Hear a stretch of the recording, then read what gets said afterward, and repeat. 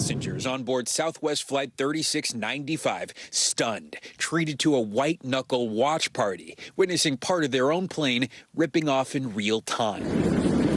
There it goes. There's the rest of it. The Boeing 737 scheduled to fly from Denver to Houston when part of the engine's cowling, or the protective cover that houses the engine, appears to peel back. Let's go ahead and declare an emergency. Got a piece of the engine cowling hanging off, apparently. The FAA issuing a statement saying, in part, the pilot reported the engine cowling fell off during takeoff and struck the wing flap. The Boeing 737-800 was towed to the gate. The FAA will investigate. It's typically due to a failure of maintenance personnel to properly secure the engine. While the plane is manufactured by Boeing, the engine is not. Right now, it's unclear what the source of the malfunction is, but Southwest has recently had a series of runway scares, including a possible engine fire on Thursday that grounded a Vegas-bound flight in Lubbock. These small incidents occur, but they're rarely catastrophic. Passengers on board reportedly okay, but stunned by an in-flight moment they won't soon forget. Steve Patterson, NBC News. Israelis and Palestinians this weekend marked 6 months since the outbreak of war. It began with the murder of more than 1,000 inside Israel on October 7th by Palestinian militants. The Israeli retaliation has killed at least 33,000 Palestinians, according to Gazan health authorities. In Jerusalem, families of Israeli hostages protested outside Parliament. For the latest, let's go to Claudio Lavanga. Good morning, Claudio. What's the latest on this war 6 months in? Good morning, Francis. Well, throughout the weekend, delegations from Hamas and Israel met once again in Cairo to try to find an agreement on that ceasefire. And at least according to an intelligence official who spoke to Al Kahira, which is this state-affiliated Egyptian news channel, the truce talks made finally some good progress. But that claim was denied in the last couple of hours by a senior Hamas official who told Al Jazeera that no progress was made on Sunday. Now, this comes as Michael Griffiths, the United Nations humanitarian chief, said that the end of this war is long overdue and called the 6 months anniversary of the beginning of this war a terrible milestone. He also put up a statement, and I quote, saying, "It is not enough for 6 months of war to be a moment of remembrance and mourning.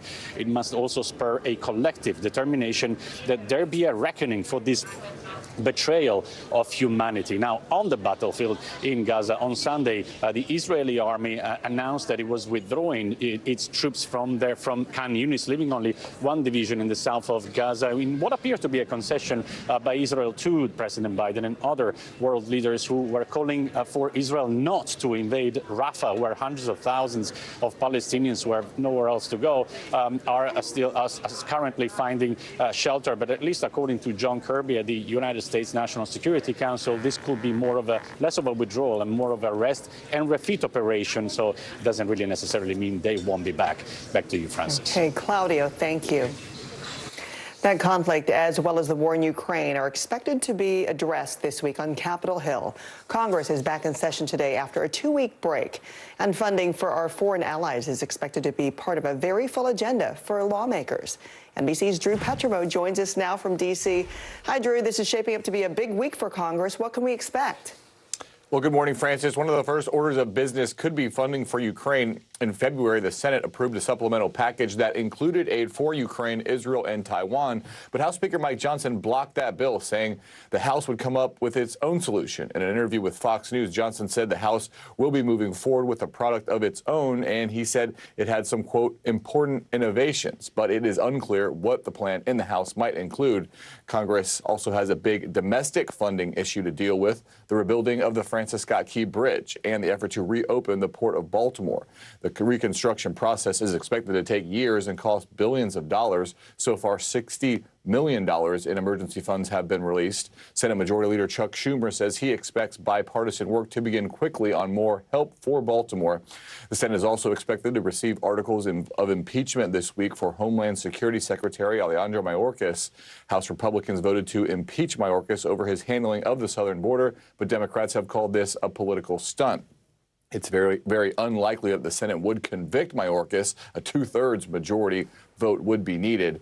It's possible the Senate could vote to dismiss the case before it actually goes to a full trial. Francis? Okay, Drew Petrimo, thank you.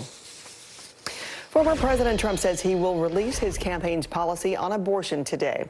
In a rambling statement on his Truth Social website, Mr. Trump previewed the announcement, saying he supports exceptions for rape and life of the mother.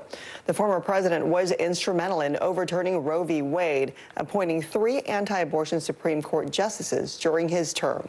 He has previously suggested he'd been in favor of a national 15-week restriction on the procedure. Now to a new update from Baltimore. Salvage crews have begun removing containers from the cargo ship that crashed into the Francis Scott Key Bridge. It's an important step toward freeing the ship that has been trapped there since March 26th.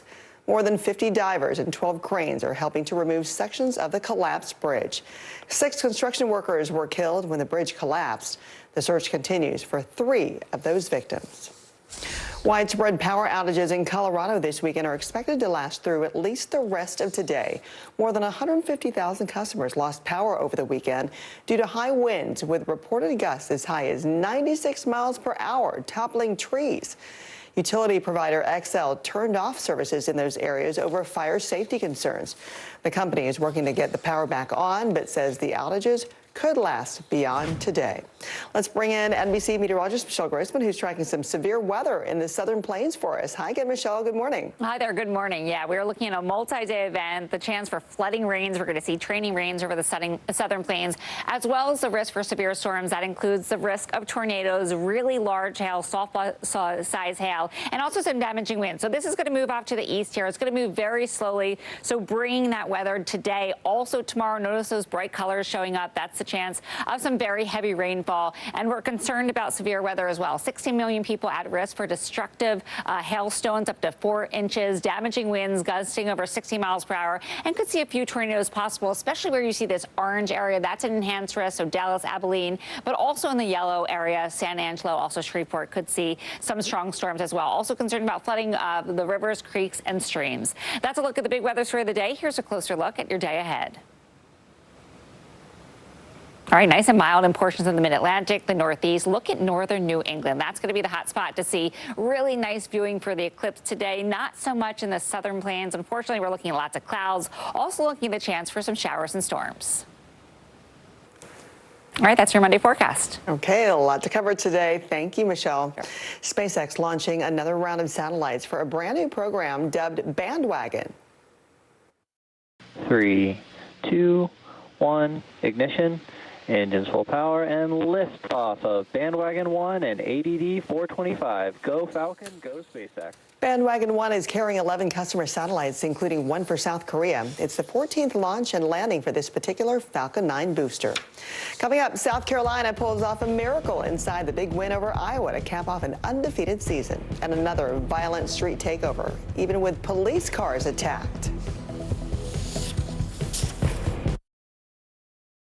Nearly a dozen hours after the eye roared ashore.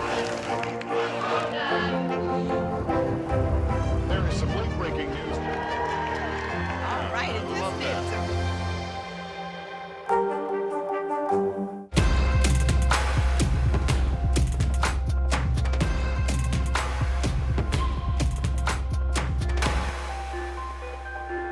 Kristen Welker hosts Meet the Press every Sunday on NBC. Good morning. Thanks for joining us. I'm Joe Fryer. And I'm Savannah Sellers. The latest developments in the war between Israel and Hamas. If you do have points or you have miles, is now a good time to use them. The first woman on a lunar mission. What was it like to get that news? Morning News Now, streaming weekdays at 7. News for the generation of now is NBC News Now. Live from studio. Mornings are full of possibility and energy. And how you get set for the day ahead matters. Take charge of those first hours. It's about getting caught up. And really, it's about getting ahead. And that's what drives us every morning.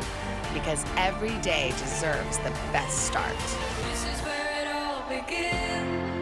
News lives in the now. The front lines are still very active. This is like quicksand, and officials say an entire town is cut off. This close to actually understand why people had to jump in the ocean. News for the generation of now is NBC News Now. Good morning begins with hope and optimism, a chance to start fresh. We want to welcome you in to share a moment that brightens your day, because every day deserves the best start. Kristen Welker hosts Meet the Press every Sunday on NBC.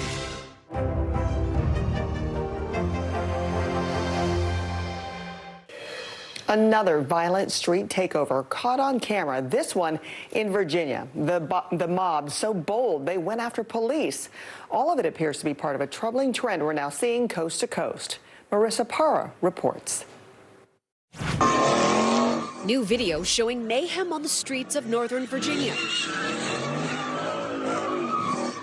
Cars doing donuts, surrounded by a mob at this street takeover. Some seen hanging out the car window, waving their guns. I've got a huge crowd. They're hitting my car. Fairfax County Police just releasing this dash cam video of the out-of-control mob from 1 week ago. Swarming this police cruiser, the officer trapped inside. I believe that they fully intended to drag her out of that car. One driver hitting a different officer with his car before speeding off. I just got hit by a car. The officer survived, and Fairfax police arrested the person they say did it, among others. There's nothing neighborly about what they do. They do donuts, they drive at high rates of speed. It's happening across the country in states like Florida, California, Illinois. Reckless driving is on the rise and continues to take lives. He loved me unconditionally. 20-year-old Jaden Johnson was killed in 2021 when two street racers flew through a red light and into the car he was inside of. His mom telling NBC News their family now paying the price. A part of me died. I'll never be the same person. As states like Tennessee, Florida, and Maryland advance proposed legislation that cracks down on street racing with harsher penalties and steeper fines, Fairfax police have already made several arrests, vowing there will be more. You're going to see our civil disturbance unit, because that's exactly what this is. A nationwide problem with no straightforward nationwide solution. Marissa Parra, NBC News. Still to come, South Carolina remains undefeated, winning the championship over Caitlin Clark and the Iowa Hawkeyes. Clark's reaction coming up next. Good morning begins with hope and optimism, a chance to start fresh. We want to welcome you in to share a moment that brightens your day, because every day deserves the best start. Fire has grown leaps and bounds. What you see behind me is typical. How you doing? Pretty bad. Democracy is happening now. Welcome to a big night that could help shape Republican politics for years to come. Now never stops. It comes down to turnout. Who shows up? Is it going to be that big block of independents? Now is where it counts. What are the issues that matter most to you guys? What did this debate change for you? Their number one issue is the economy. 2024. Who's your candidate? The race is on now. The countdown has begun. News for the generation of now is NBC News Now. The NBC News mobile app. Get connected to your favorite news shows. For the top stories, breaking news, and live video, download the NBC News mobile app now. Kristen Welker hosts Meet the Press every Sunday on NBC. Hey, I'm Hallie. It's good to be with you tonight.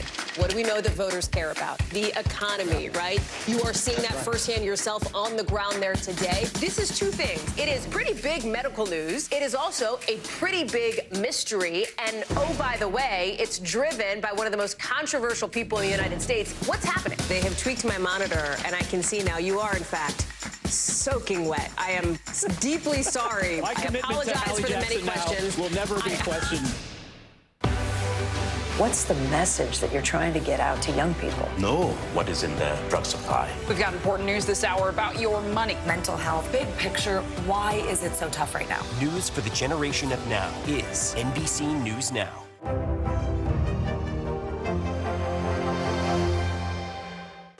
News for the generation of now is NBC News Now. Are you comfortable with the role the Supreme Court is playing in the 2024 election? Do you bear responsibility for what is happening at the border? Is it clear who's going to govern Gaza once this war is over? If it's Sunday, it's Meet the Press. the NBC News mobile app. Get connected to your favorite news shows. For the top stories, breaking news, and live video, download the NBC News mobile app now. News lives in the now. The front lines are still very active. This is like quicksand, and officials say an entire town is cut off. This close to actually understand why people had to jump in the ocean. News for the generation of now is NBC News Now. Perfection with a touch of sweet redemption. Undefeated South Carolina has won its third national championship. Yep, South Carolina has achieved perfection. The Gamecocks closed out their perfect season with a thrilling victory over Iowa, claiming their second national title in 3 years. USC center Camila Cardoso was absolutely unstoppable, finishing with 15 points and a whopping 17 rebounds. Iowa had an early 11-point lead on a huge game from the future #1 draft pick. We all know her, Caitlin Clark. She finished with 30 points and 8 rebounds, but it just wasn't enough. The Hawkeyes suffering back-to-back championship losses. To be back in this position and come out here and battle, I mean, South Carolina is just so good. Like, there's only so much you can do. Clark closes out her college career as Division I's all-time leading scorer for women's and men's basketball. And while she did not get her storybook ending, her legacy will live on, helping women's college basketball explode in popularity. So you got the men taking center stage tonight with Purdue and UConn facing off in the championship game that's at 9:20 Eastern. If you watched that game as we did as a family, Dawn Staley heard the end of the game right there on the court. I mean, she was so emotional. You felt for her. And you don't normally see tears from her. I know the reporter said that afterwards. That was really nice to see. I think she knew how important it was. Yep. And more sports. It looks like Tiger Woods will tee off at the Masters later this week. The golf legend was spotted practicing in Augusta over the weekend. If he does make the cut this year, it would be a record-breaking 24th appearance. He's won the tournament 5 times, his last one back in 2019. Woods had to withdraw during the 3rd round last year because of foot pain. So many injuries. And we just are really rooting for him. We feel like that time is ticking by, you know, and we just hope that he does well. He gets in that zone, that Tiger zone. Yeah. When we come back, the 3-month winless Powerball streak finally comes to an end, and your chance to snag a brand new flavor of Sunchip that, like the Eclipse, will only be around for minutes. The NBC News mobile app. Get connected to your favorite news shows. For the top stories, breaking news, and live video, download the NBC News mobile app now. Hey, I'm Hallie. It's good to be with you tonight. What do we know that voters care about? The economy, right? You are seeing that firsthand yourself on the ground there today. This is 2 things. It is pretty big medical news. It is also a pretty big mystery. And oh, by the way, it's driven by one of the most controversial people in the United States. What's happening? They have tweaked my monitor, and I can see now you are, in fact, soaking wet. I am deeply sorry. My I commitment apologize to Hallie for the many Jackson now questions. will never be questioned. News lives in the now. Look at this. You can't even see anything anymore. Let's break down what we know. You gotta see this. News for the generation of now is NBC News Now. From inside Iran, from Israel, from Florida. Part of our continued reporting. Is it safe? Everybody good? Women, children.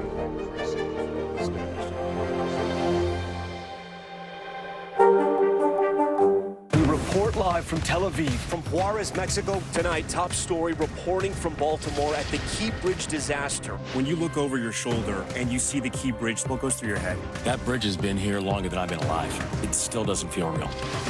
Hundreds of Israelis have gathered to demonstrate. What do the people in Gaza, do you think, what do they need most? A place where Palestinians and Israelis have found common ground. Every night, it's your news playlist. Top Story with Tom Yamas. Streaming weeknights at 7 on NBC News Now.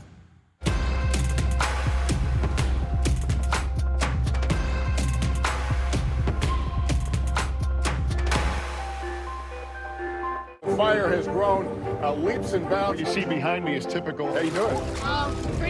Pretty bad. What's the message that you're trying to get out to young people? Know what is in the drug supply. We've got important news this hour about your money. Mental health, big picture, why is it so tough right now? News for the generation of now is NBC News Now.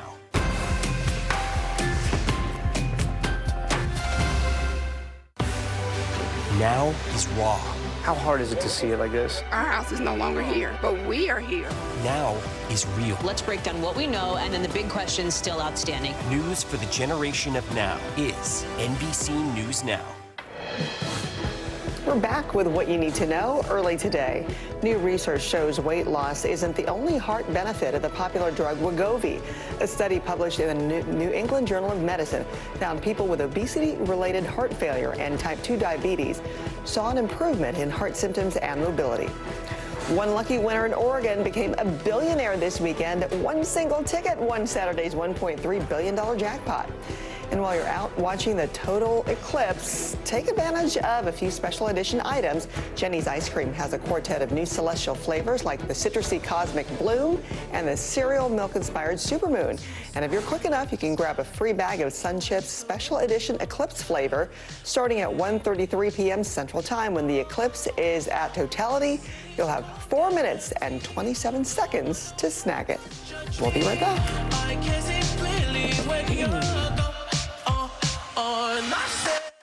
Nearly a dozen hours after the eye roared ashore.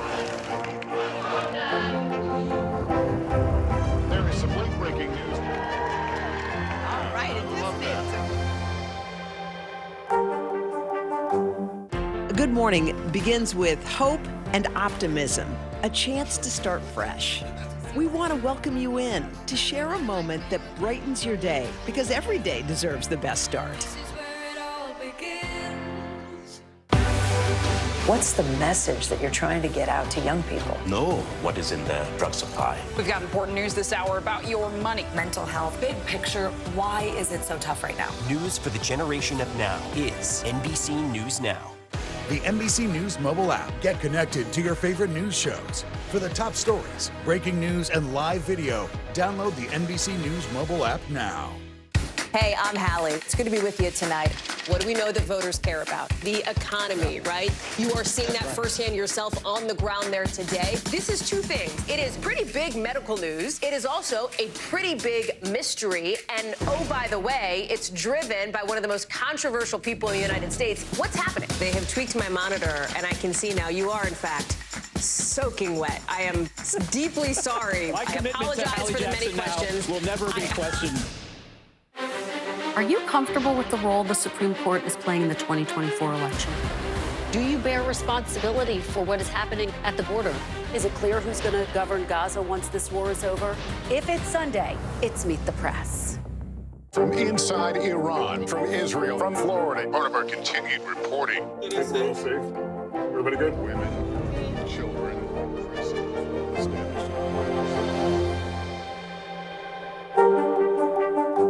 Kristen Welker hosts Meet the Press every Sunday on NBC.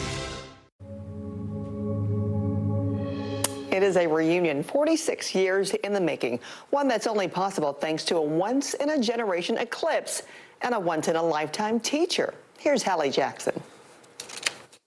It's so good to see you. They're all grown up now. How are you? I am so happy to see you. But to his former students, Fritz Killian. Mr. Moriarty. You animal. So are you. Pat Moriarty will always be Mr. Moriarty, their former earth science teacher at Spry Junior High in Rochester. That's where, in his first year teaching in 1978, he flagged his students about an eclipse way down the road in 2024, inviting them all back to watch together. I said, hey, why don't you circle this April 8th, 2024 eclipse? And you know what? We're going to get together on that. And you said that in 1978? 78. And my kids looked at me like I was crazy. He did the same thing every year for the next 16 years, every class. Then, some 4 decades later, posted a reminder online. Yeah, good to see you too. That's when this happened. Rick Mintz, class of 79. Chuck O'Brien, class of 1982. Andrea Malafew, class of 1988. One by one, they showed up. Rick Mintz. Oh, Rick. Holy cow, Rick. How you doing, buddy? You look different, man. Yeah. Dozens, just for the pre-party. How many of you haven't seen Mr. Moriarty, Pat, since you left high school? Wow. You came back just for this? More than 100 of Moriarty's former students are expected to join him at his house from Rochester and beyond. Way beyond. Some flying in from Boston, Austin, and Detroit. Did your surgeon think you were crazy for postponing your knee surgery for this party? Yes, he did. He tried to convince me that my knee was more important, but he doesn't know Mr. Moriarty.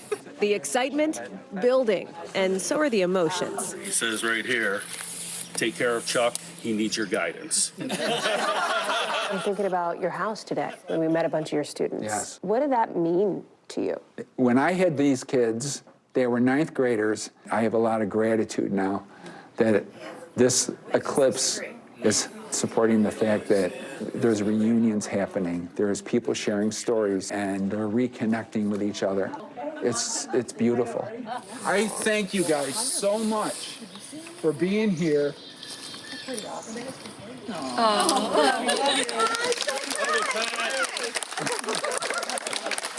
And our thanks to Hallie for sharing that story. That is so cool. The coolest high school reunion. It's amazing all these stories coming out of this total eclipse. Solar eclipse. Hope you have a great story to share too. Thanks for watching Early Today. I'm Frances Rivera.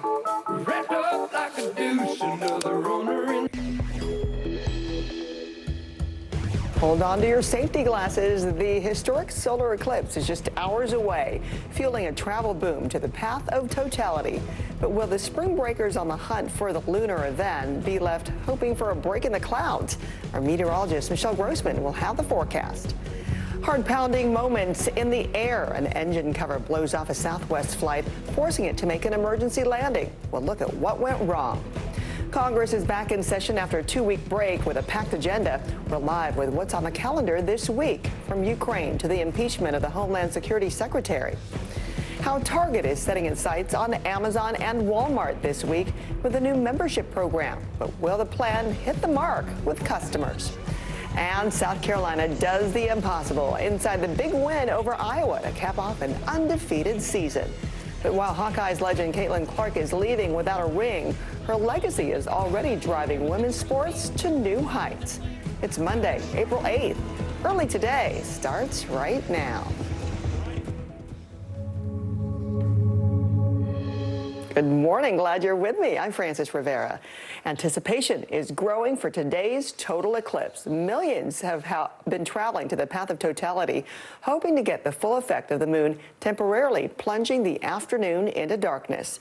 The very rare event is uniting people of all backgrounds and ages.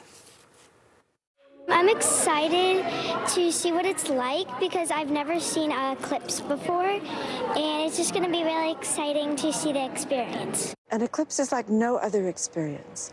It ties us to the universe in a way that we almost never get to experience. About 31 million people live in the path of totality, with millions more traveling to these areas. Some cities have declared states of emergency ahead of today over concerns about supply shortages and travel chaos. Coming up, NBC's Jay Gray will join us with a live update from Texas in one of the cities that will see the eclipse first today. But for now, how will the weather be for the eclipse? Meteorologist Michelle Grossman joins us now with that forecast. Hi, Michelle. Good morning. Hi, Frances. Good morning. And it's all about location, location, location today, because some of us seeing really good forecasts, some of us not so much. So let's start around the clock here, because we're looking at the northern plains. Clouds, rain, snow, not the greatest weather there. Plains to the Midwest, just a few clouds. The southern plains, the Gulf Coast, not looking great either to the Great Lakes. We're looking at mostly cloudy skies. The East Coast, mostly sunny. At times we could see some high clouds moving in, but there's that path of totality, and we are looking at the chance for some storms in the southern plains. That's probably, unfortunately, going to be the worst spot. So we're looking at Morgan Chesky being Caryville, Texas, looking at 80%. Al Roker, our friend, and Priscilla Thompson looking at 60% in Dallas. We're going to watch that one very, very closely. As we head off to the north, we're looking at portions of Bloomington, Indiana, 50%, 30% in Little Rock. That's where our Chase Kane is going to be. And then as we head further to the north, this is the place to be in portions of northern New England, looking so good where Kate Snow is going to be. She is the lucky one who got this assignment, because we're looking at portions of Maine, 0% cloud cover. Back to you. Okay, we'll share our stories after. Yeah. Michelle, thank you.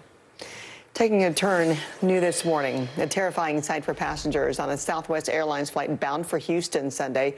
These videos appear to show the protective cover that houses the engine peeling back and falling off. It struck the wing flap on the Boeing 737. The aircraft returned safely to Denver, and no one was injured. Right now, it's unclear what the source of the malfunction was, but Southwest has recently had a series of runway scares, including a possible engine fire that grounded a flight on Thursday. The Federal Aviation Administration has launched an investigation into this most recent incident. Israelis and Palestinians this weekend marked 6 months since the outbreak of war. It began with the murder of more than 1,000 inside Israel on October 7th by Palestinian militants. The Israeli retaliation has killed at least 33,000 Palestinians, according to Gazan health authorities. In Jerusalem, families of Israeli hostages protested outside Parliament. Let's go to NBC's Claudio Lavanga. Good morning, Claudio. What is the latest of the war 6 months in?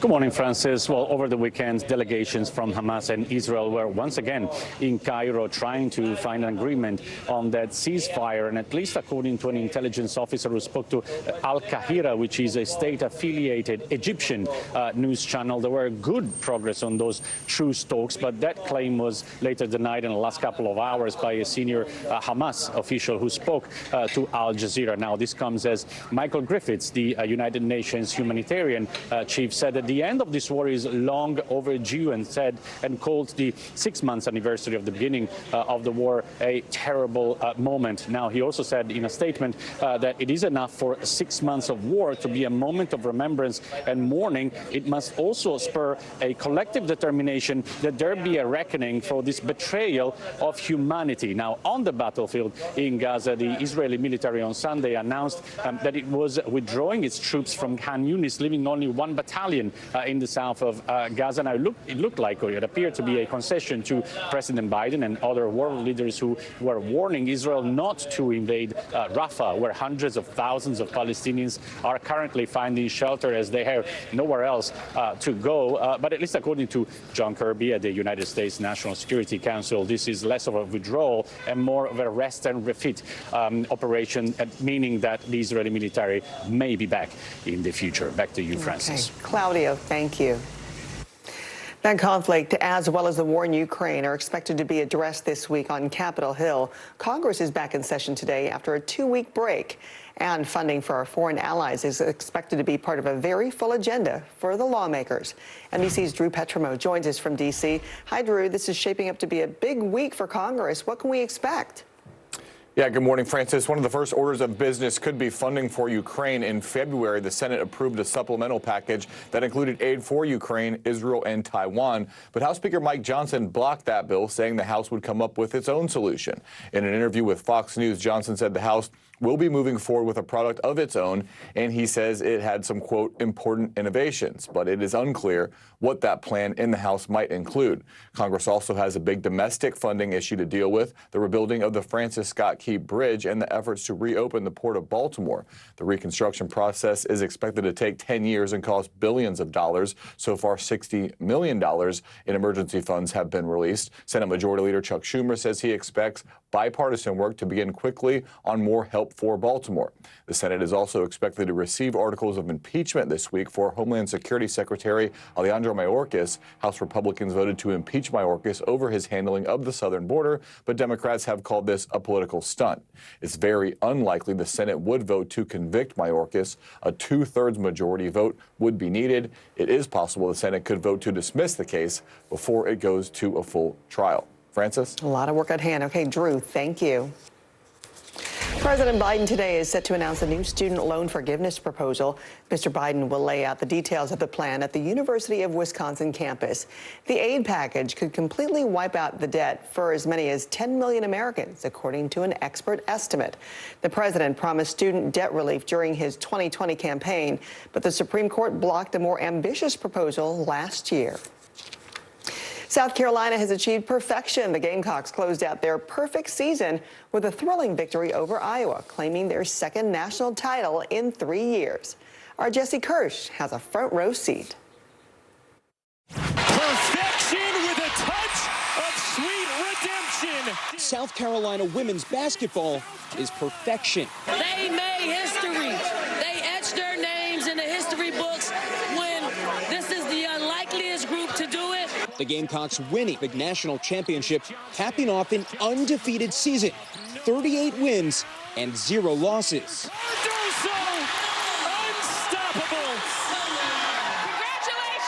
The win, South Carolina's 3rd women's tournament title, and redemption after losing to Iowa in last year's Final Four. I'm just so proud of our team, and it feels great. It hasn't sunk in yet, man. For Iowa, this marks back-to-back championship losses for a women's program that has never won the tournament. To be back in this position and come out here and battle, I mean, South Carolina is just so good. Like, there's only so much you can do. We'll put up a 3 here. For Caitlin Clark, a title would have been a legacy-cementing finale to her collegiate career, which has been filled with crowning achievements. She's Division I's all-time leading scorer for women and men, helping women's college basketball explode in popularity. Iowa's Elite Eight matchup became the most watched women's college basketball game ever. Then the team's Friday Final Four win shattered the record again. She has made such an impact on everybody's lives. The championship expected to reach even more people thanks to Clark's stardom and her formidable opponents.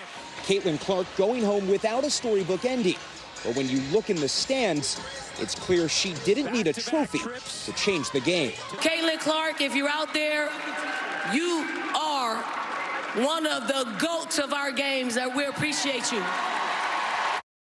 She is. Thanks to Jesse for that report. Okay, severe weather threats are moving into the southern plains this morning. Let's check back in with NBC meteorologist Michelle Grossman tracking potential hazards ahead. Hi again, Michelle. Hi, Francis. Yeah, this is going to be a multi-day event. Multi-day event because we're looking at the chance for some really flooding rains, also the chance for severe storms, not only today but also tomorrow. 16 million Americans under the risk for severe storms. That would be later on this afternoon into the evening hours. Very large hail, 4 inches or greater. What does that mean? About softball-size hail, so that can cause damage on its own. Damaging winds up to 60 miles per hour, and a few tornadoes are possible as well, especially where you see this orange area, Dallas, also Abilene, and also within this yellow shading as well. San Angelo, Shreveport, San Antonio could see some very strong storms as we head throughout the later part of this Monday. Flooding rains today, also tomorrow, because we're looking at heavy rain up to 8 inches in some spots. So we could see the rivers, the creeks, the stream rising. We do have a flood watch for El Dorado, Shreveport, Tyler, and also Lufkin. That's a look at the big weather story of the day. Here's a closer look at your day ahead. All right, enjoy the weather in portions of northern New England. Great viewing weather for the eclipse. Temperatures not bad, too, in the 50s and 60s. The spot that will be not so well for the viewing in the eclipse will be the southern plains. We're looking at the chance for some storms and showers. All right, that's your Monday forecast. Okay, certainly got a lot to watch today, Michelle. Yeah. Thank you. Sure. Coming up, our Jay Gray joins us live with how the eclipse is already eclipsing expectations for small businesses. But first, targeting the competition. How Target is taking the fight to Amazon this week. NBC News Daily is #1 for afternoon news across all of television. I'm Morgan Radford. I'm Vicki Wynn. I'm Kate Snow. And I'm Zinklea Samwat. What's happening around the world? Israel's military is building up there along the border. And what matters here at home? New numbers are out today showing more encouraging signs for our economy. Let's zero in on exercise. We know we're supposed to be doing it. What does it do for our health? What needs to change for social media to be a safer place? NBC News Daily, weekdays from 12 to 4 on NBC News Now. Nearly a dozen hours after the eye roared ashore. There is some late breaking news. All right, it just is.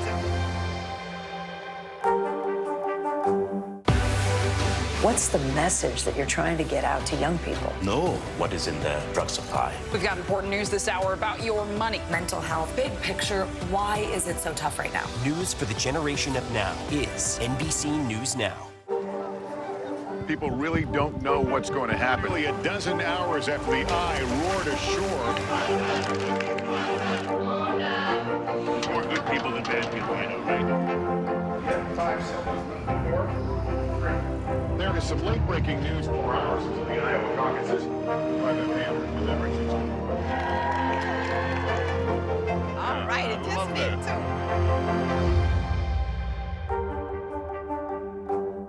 Hey, I'm I'm Hallie. It's good to be with you tonight.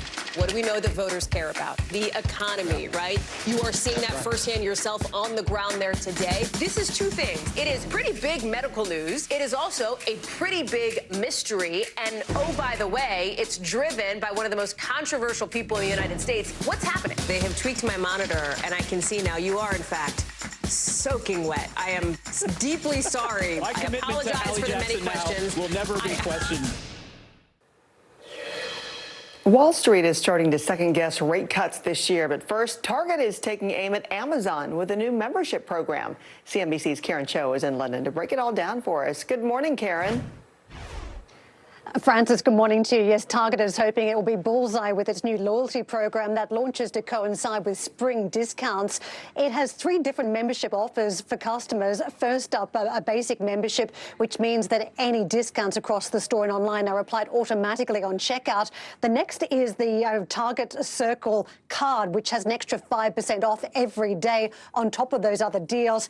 And then there's the Target Circle 360. This is the paid membership that it's launching. So typically costs about $99 per year, although for a short few weeks it will be priced at $49.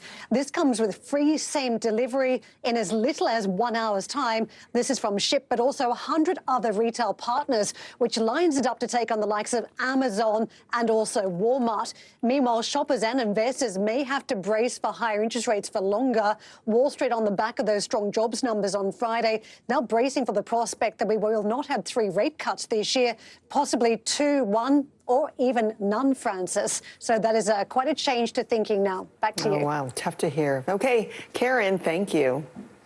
Coming up, it was a primate face-off at the movies this weekend. And our Jay Gray is in the path of totality with a look at what months of preparations and plans has led up to.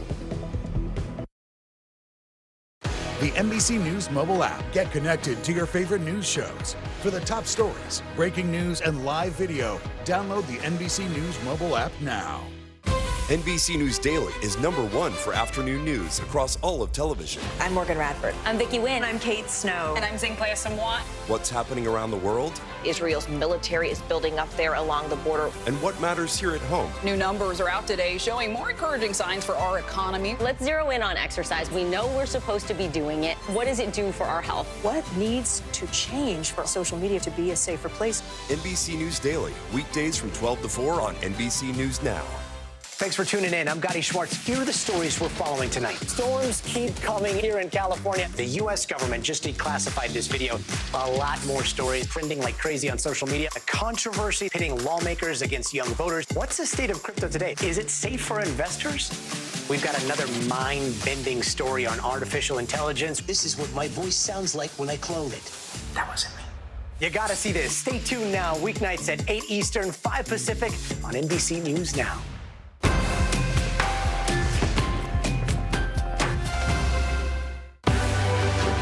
News lives in the now. It's coming at us every second from all over the world. We have a full team. News is more now than ever. Just outside of the Israeli military headquarters, they're asking that the hostages, demanding that the hostages be released. Now is raw. This tunnel just goes on and on and on. Now is real. This is it. We get to see democracy in action for the very first time in the 2024 race. Now is constant. Morning News Now, we're breaking news. NBC News special report. You gotta see this. The future is now. News for the generation of now is NBC News Now. The NBC News mobile app. Get connected to your favorite news shows. For the top stories, breaking news, and live video, download the NBC News mobile app now. News lives in the now. Look at this. You can't even see anything anymore. Let's break down what we know. You gotta see this. News for the generation of now is NBC News Now.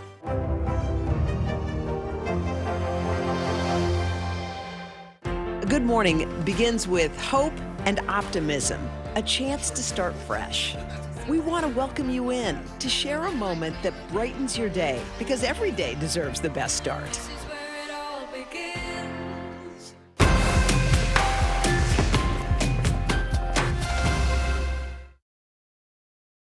During these celestial events, the sun, earth, and moon are in sync, creating solar eclipses.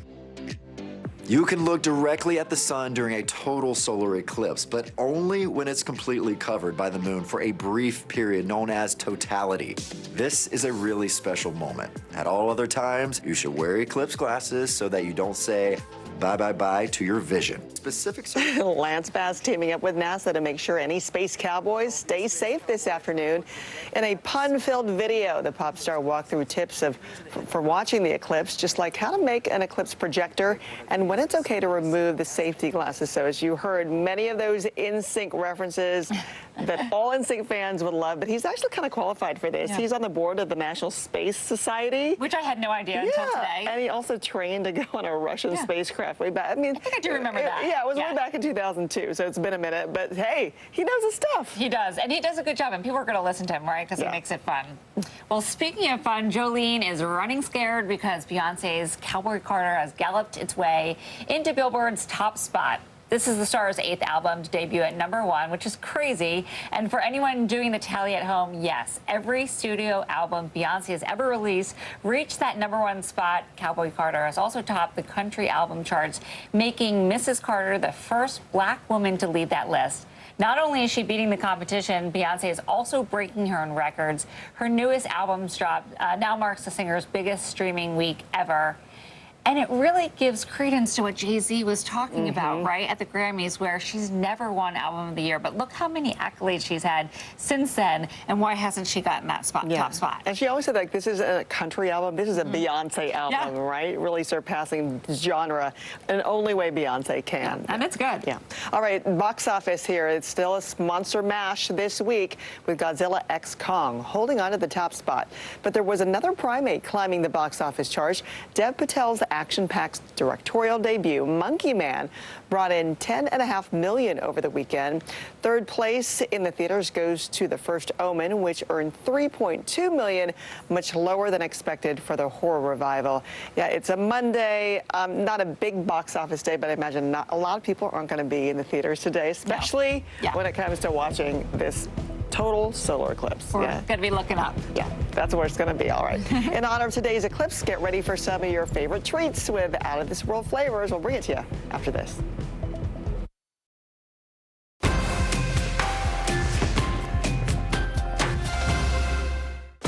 News for the generation of now is NBC News Now. We report live from Tel Aviv, from Juarez, Mexico. Tonight, top story reporting from Baltimore at the Key Bridge disaster. When you look over your shoulder and you see the Key Bridge, what goes through your head? That bridge has been here longer than I've been alive. It still doesn't feel real. Hundreds of Israelis have gathered to demonstrate. What do the people in Gaza, do you think, what do they need most? A place where Palestinians and Israelis have found common ground. Every night, it's your news playlist. Top Story with Tom Llamas, streaming weeknights at 7 on NBC News Now. What's the message that you're trying to get out to young people? Know what is in the drug supply. We've got important news this hour about your money. Mental health, big picture, why is it so tough right now? News for the generation of now is NBC News Now. Are you comfortable with the role the Supreme Court is playing in the 2024 election? Do you bear responsibility for what is happening at the border? Is it clear who's going to govern Gaza once this war is over? If it's Sunday, it's Meet the Press. Democracy is happening now. Welcome to a big night that could help shape Republican politics for years to come.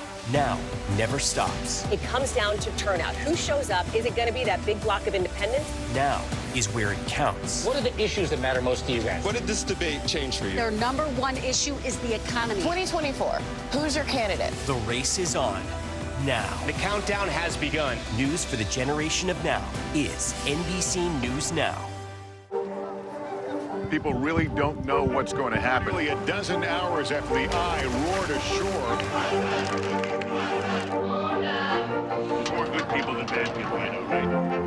Yeah, 5 seconds. 4, 3. There is some late-breaking news 4 hours into the Iowa caucuses by the Hammer deliberative.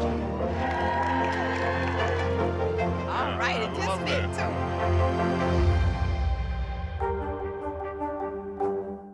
News for the generation of now is NBC News Now.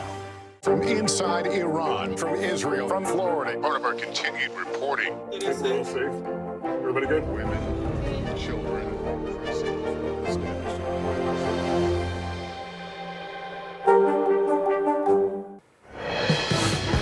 And we're back with what you need to know early today. New research shows weight loss isn't the only heart benefit of the popular drug Wegovy. A study published in the New England Journal of Medicine found that people with obesity-related heart failure and type 2 diabetes saw an improvement in heart symptoms and mobility after taking the drug. One lucky winner in Oregon became a billionaire this weekend. A single ticket won Saturday's $1.3 billion jackpot, the fourth largest in Powerball jackpot history. The jackpot now resets to $20 million. SpaceX launching another round of satellites for a brand new program dubbed Bandwagon. Bandwagon 1 is carrying 11 customer satellites, including one for South Korea. It's the 14th launch and landing for this particular Falcon 9 booster. And while you're out watching today's solar eclipse, take advantage of a few special edition items. Jenny's Ice Cream has a quartet of new celestial flavors like this citrusy Cosmic Bloom and the cereal milk-inspired Supermoon. And if you're quick enough, and we're talking about you got to be really quick, you can grab a free bag of SunChips Special Edition Eclipse flavor. This starts at 1:33 p.m. Central Time when the eclipse is at totality. So this is what we talk about when we say quick. You'll only have 4 minutes and 27 seconds to snag it. It's supposed to be really good, so hopefully you'll be able to try it. Early today, we'll be right back.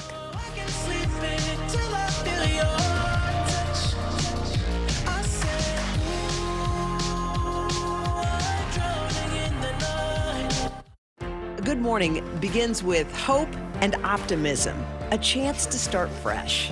We want to welcome you in to share a moment that brightens your day, because every day deserves the best start.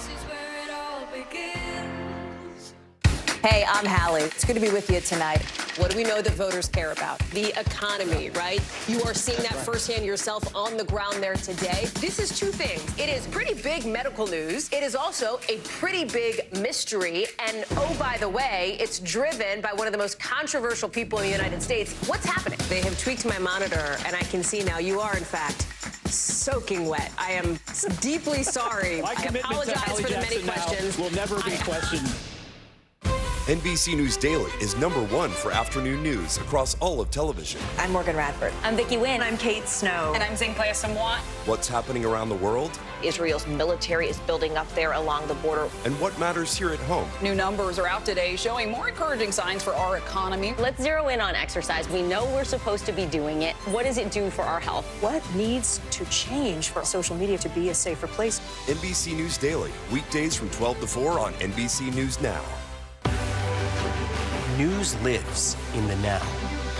It's coming at us every second from all over the world. We have a full team. News is more now than ever. Just outside of the Israeli military headquarters, they're asking that the hostages, demanding that the hostages be released. Now is raw. This tunnel just goes on and on and on. Now is real.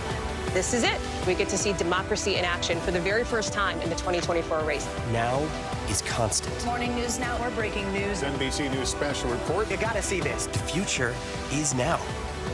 News for the generation of now is NBC News Now.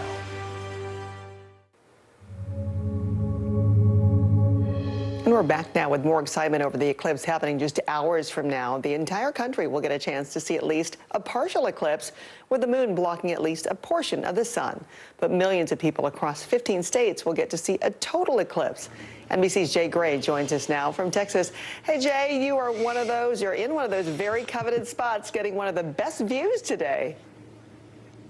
Yeah, Francis, look, we are just hours away from this astronomical drama playing out here in Junction, Texas, the heart of the hill country in Texas. Of course, in every drama, there is a villain, that role being played by the forecast, which could bring, unfortunately, some heavy cloud cover. The eclipse begins its U.S. journey in Texas and in the heart of the hill country. History getting a proper Lone Star welcome. Riding and roping, picking and grinning. A washers tournament and sipping eclipse wine from a Texas vineyard. The TexClip Festival, turning the eclipse into a 3-day celebration. For those that are coming for the eclipse, we wanted to give them something to do while they're here. Games, goods, even local royalty gathering outside the county courthouse. Eclipse chasers coming from across the country and around the world, hoping for that rare glimpse of the moon aligning with the sun, completely blocking its powerful rays. It's incredible. It's something you remember your whole life. The path of totality moves from the Pacific to the Atlantic across 15 states, home to more than 31 million. But forecasters warn a big part of that path could be covered in clouds. The Imaginarium Museum in San Francisco, teaming with NASA, will stream the event live across the globe. And after 2 years of research and planning, their telescopes and cameras are surrounded by bluebonnets and hay bales, betting on clear skies in Junction. We studied the weather maps, we talked to weather folks, and it turns out this is the best place in the United States in terms of weather. Everyone along the path of the eclipse hoping they'll be left in the dark in just a few hours. And we're in pitch dark right now. Of course, that's going to change in a few hours as well. And look, I'm looking up right now. You can still see some of the stars here, Francis, so that's good news. And the forecast has been getting a bit better over the last day or so. If it all goes off, the partial eclipse here starts around 12:14 Central Time. We move into totality around 1:32 with more than 3 full minutes of total darkness. Fingers crossed, Francis. Sure thing. And I say everything is bigger in Texas, especially with celebrations when it comes to this Texclips. Jay, thank you. Thanks for watching early today. Happy, safe viewing. I'm Francis Rivera. See you tomorrow. Wrapped up like a noose, another.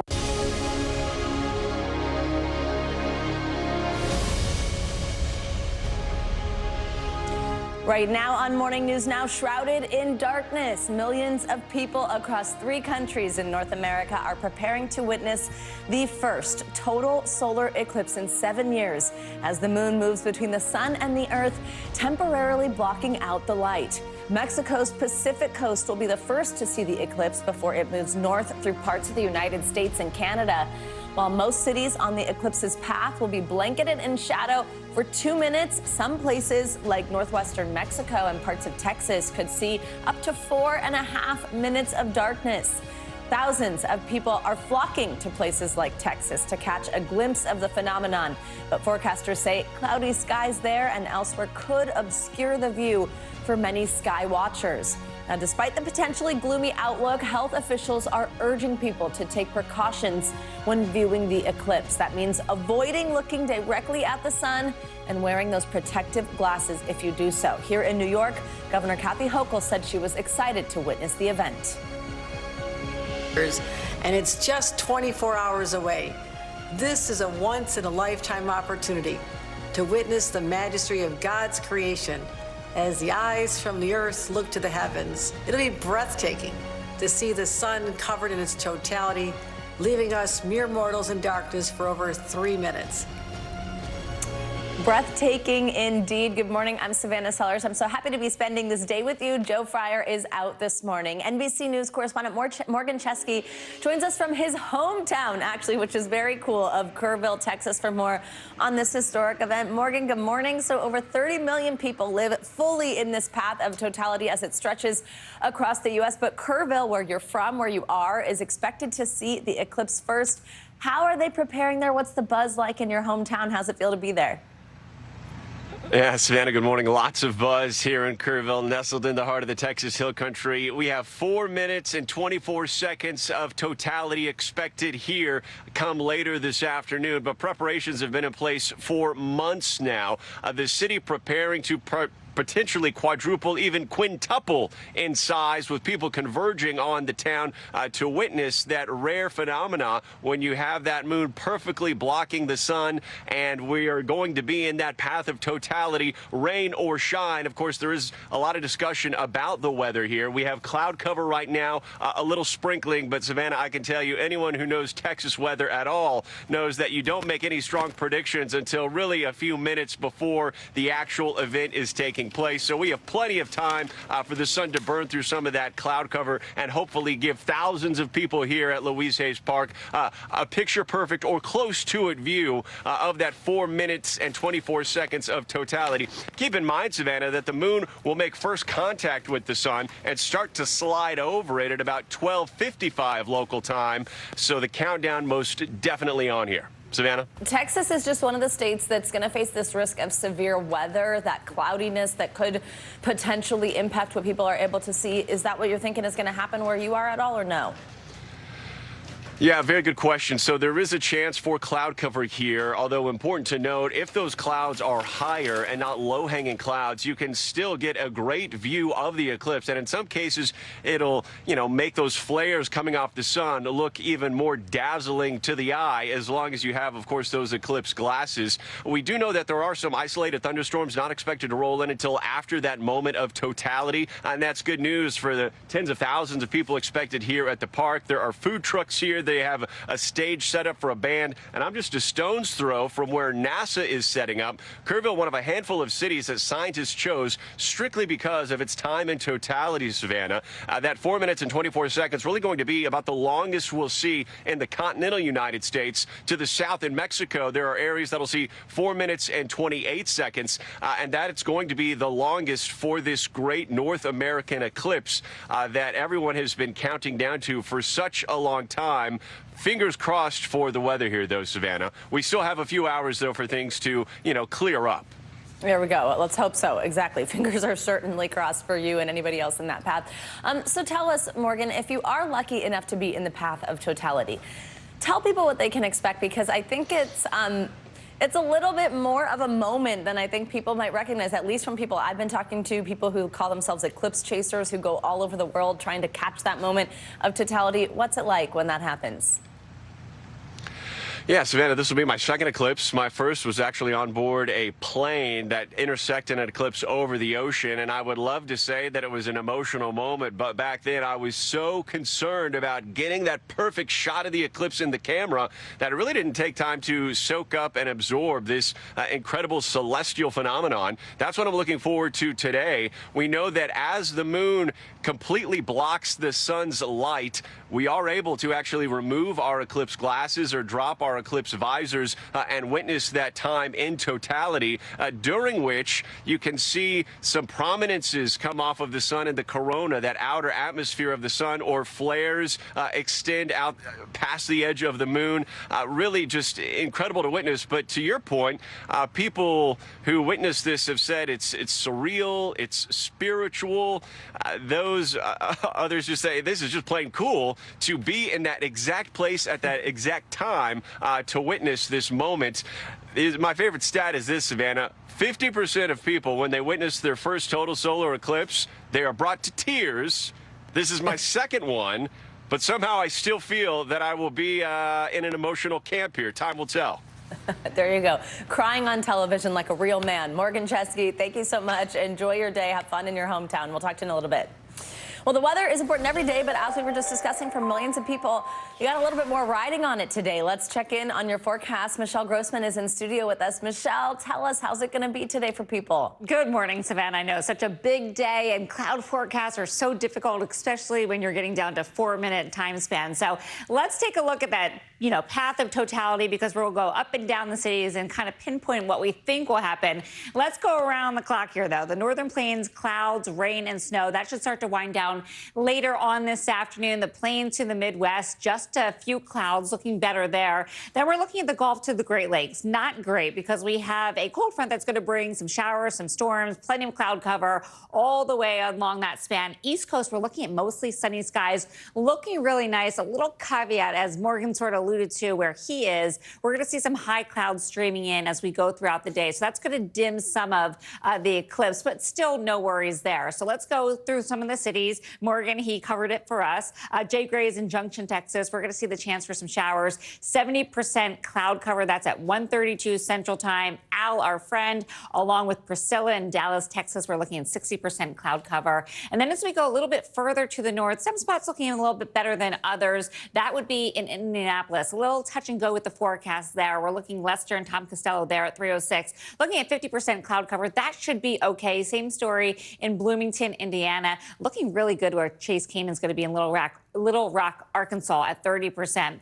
And then we have some dicey forecasts in portions of New York, Brockport, where Ryan Nobles is going to be 80% cloud cover, 40% in Cleveland with Jesse Kirsch, and also Chris Jansen. Cleveland had an epic weekend with the women's basketball tournament as well. Then we're looking at Kate Snow. Kate Snow got the best spot to be because she's looking at 0% cloud cover will be perfect in northern New England. Temperatures are going to be nice in the 60s, so a really nice viewing area there. That's going to be right around 332. So let's take a look at what happens during an eclipse, because it really is so interesting. And it really, like Morgan said, some feel spiritual, kind of shows you how vast the universe is. But temperatures may drop during the eclipse as it gets dark. Could drop 10 degrees in some spots. Also, dropping temperatures could decrease cloud cover. So that would be good news, at least for some of that 4-minute time period. Relative humidity increases and reduced solar radiation can cause winds to come. So there's, stories that the animals can feel it, that we can feel that difference. So it will be really fun as we go throughout the afternoon hours. But we do need to talk about the severe risk also, because I want you to give a heads up here. You need your tornado plan in place.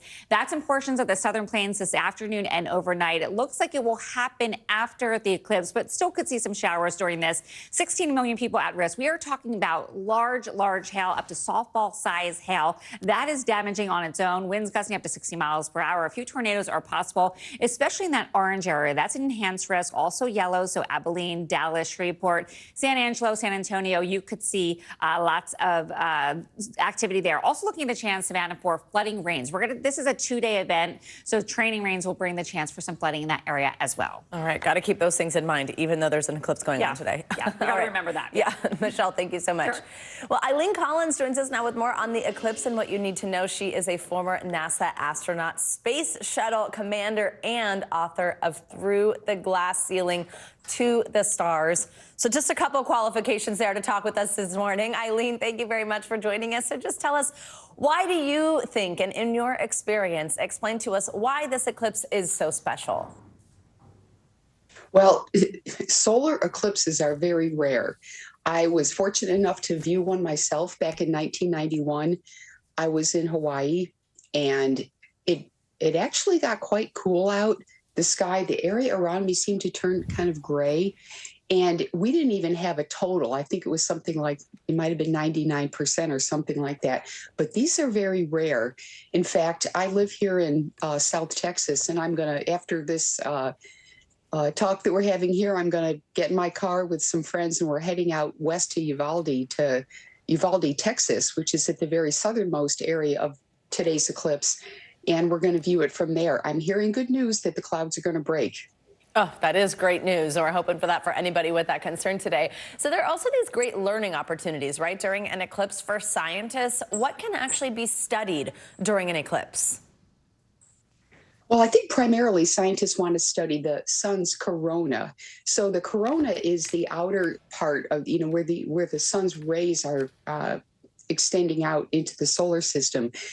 And this is a rare opportunity. So the scientists will not only be studying from the ground, but NASA is going to launch some sounding rockets out of Wallops, which is an area, a NASA center in Virginia. I think they're going to launch, several of these. And the key thing for them is to get above the atmosphere, because they can get a much clearer view without the, obviously getting above the clouds, but also getting above any humidity or atmosphere. So it's so important for us to understand the sun. I mean, obviously every day the sun rises and it gives us heat, it gives us light, our crops grow, and we have to have the sun, obviously, in our everyday life, but the sun changes. It's in a cycle. And there's short cycles and there's long cycles. And this gives the NASA scientists an opportunity to study that. Oh, one other thing, even during the partial eclipse, they can see sunspots a little bit better than they could see without the eclipse. So this is a great opportunity. And I know scientists around the country are going to be traveling to the eclipse to do these studies. So cool. Eileen, there's also a crew of astronauts on the International Space Station right now. Tell us their experience. What does this look like for astronauts in space versus how we see the eclipse here on Earth?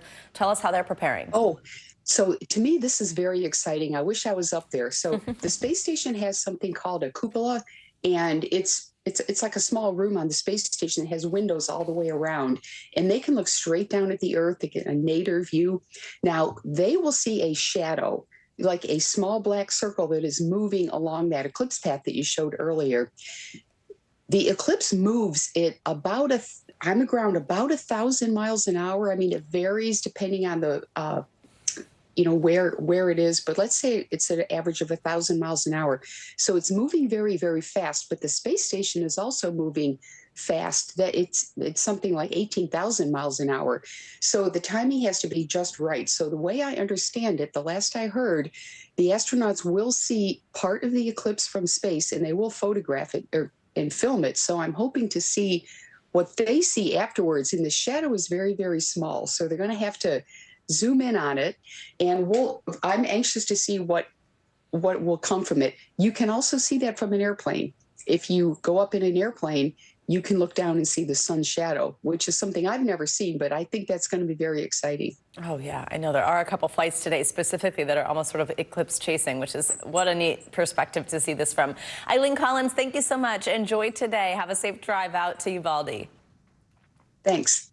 Well, for more on how to stay safe during the eclipse, we are now joined by Dr. Sarah Klebanoff, an optometrist at Studio Optics here in New York. In fact, right in our building here at 30 Rock. Good morning. Thank you so much for joining us. So millions of people, right, are going to be looking up at the skies this afternoon, trying to see this eclipse.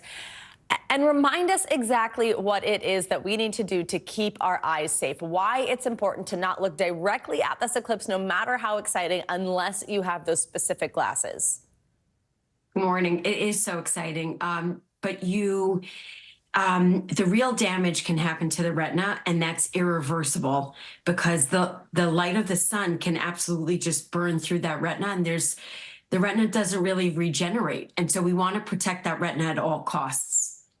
And if you are in the path of totality, you can actually take these glasses off once there is that moment of totality. Is that right?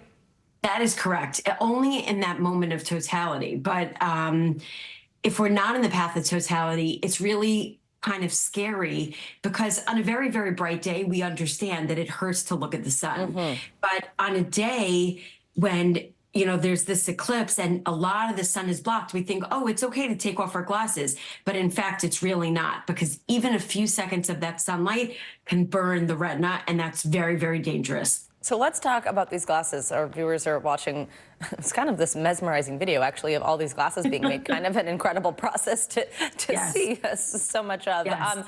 Tell us exactly what the right ones look like, because there are, Yes. Unfortunately, knockoffs and things like that out there that actually you might think, hey, great, I got these things on. They're actually not offering the proper protection at all. How can you make sure that you've got the right ones? Right. So first of all, they're really, really dark. When you put them on, you actually can almost see nothing, which is kind of crazy. But the second thing that you're going to look for is something that says ISO on it. And, that's the international board that governs this. But the other thing is somebody can just write that on a pair of glasses. So just get them from a reputable source. That's really the most important thing.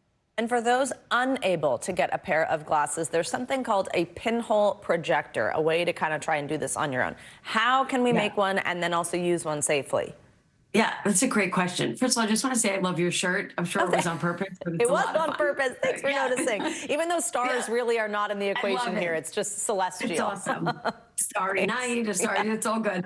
And so that's a really good question. That's called indirect viewing. And what that is essentially you take you can look on YouTube. There's about 1 million videos.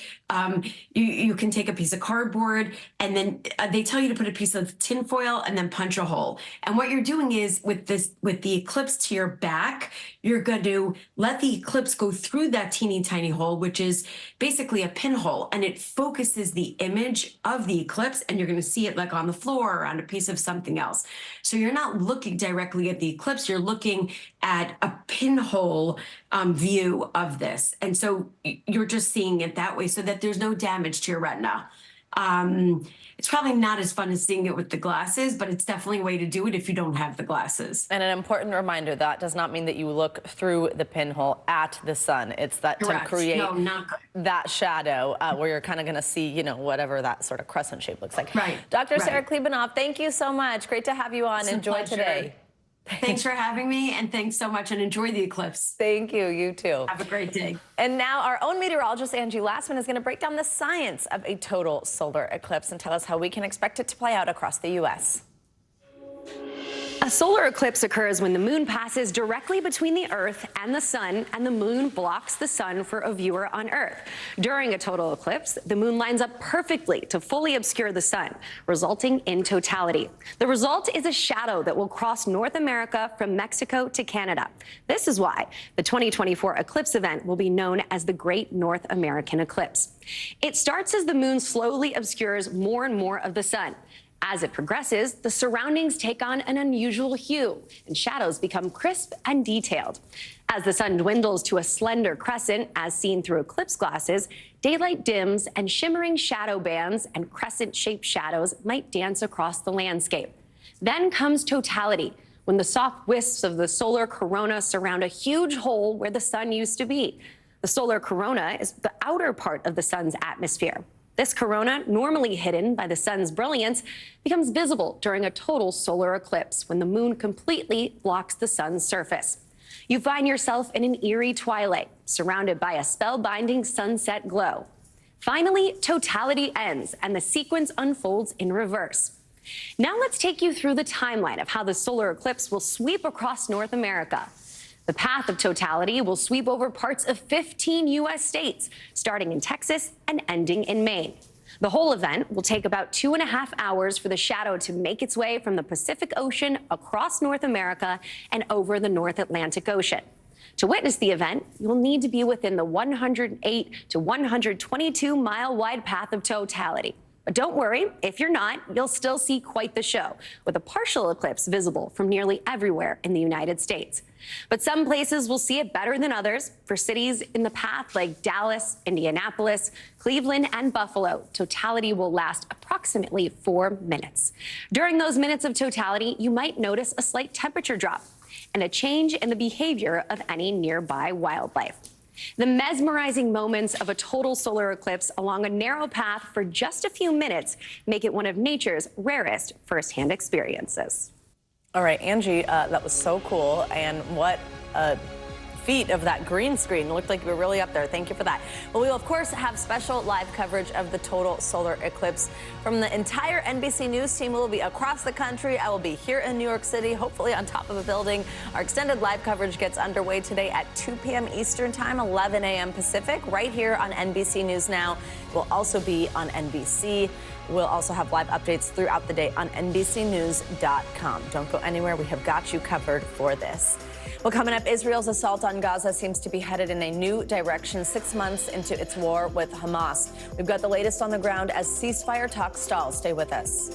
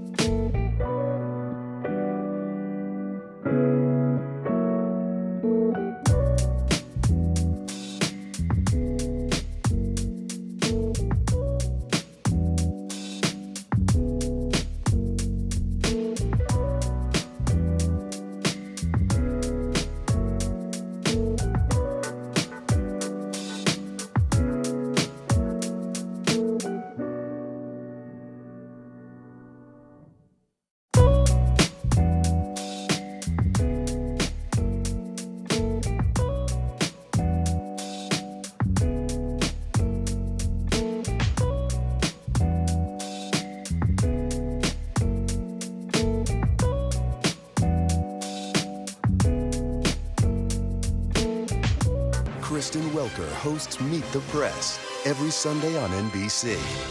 Fire has grown leaps and bounds. You see behind me is typical. How you doing? Pretty bad. We report live from Tel Aviv, from Juarez, Mexico. Top story reporting from Baltimore. Every weeknight, it's your news playlist. Top Story with Tom Llamas, streaming weeknights at 7 on NBC News Now. Welcome back on Capitol Hill this morning. Lawmakers will return after a 2-week recess with quite a bit on their to-do list, from the fight over funding for Ukraine and Israel to Marjorie Taylor Greene's push to oust fellow Republican House Speaker Mike Johnson. We've got a lot of ground to cover. Let's bring in NBC News Capitol Hill correspondent Ali Vitale. She is here to break it all down. Ali, great to see you. Great job anchoring, by the way, this weekend. Caught some of that. You're fantastic. Thank you for joining us early on a Monday morning. So we've got a lot to watch for this week. Let's start with Israel, which we were just talking about. Some Democrats are pushing for military aid to be halted, while others want it to be conditional. Yeah. This has been the sticking point for quite some time now. What can we expect today?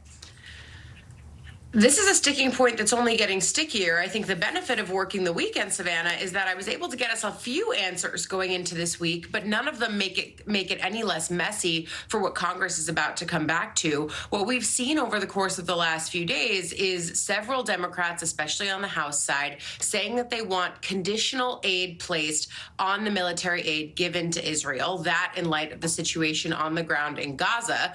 Even some of those members, though, including Speaker Emerita Nancy Pelosi, but also Senator Chris Coons, both of whom had publicly waded into the waters on at least considering the idea of contingency on military aid, then walked it back and basically said, you know what, the Biden administration is going to handle this the way that they're going to handle this. We don't think that aid should be conditional, at least not right now, but we are aware that the situation on the ground in Gaza is very dire. Look, all of this paints a picture, Savannah, of the fact that Israel aid is one of those things that it could get a vote, but this is not going to be one of those regular party line things where you see all Republicans and all Democrats lining up behind each other. It's going to be really messy. There's a lot of splintering within the Democratic Party, especially over this issue right now. Absolutely. And then let's also talk Ukraine, right? Military aid there as well. Speaker Mike Johnson has suggested the House could take up the issue, but given how divided Republicans have been on sending more resources to Ukraine as well, just like we discussed with Israel, does this have enough support to pass?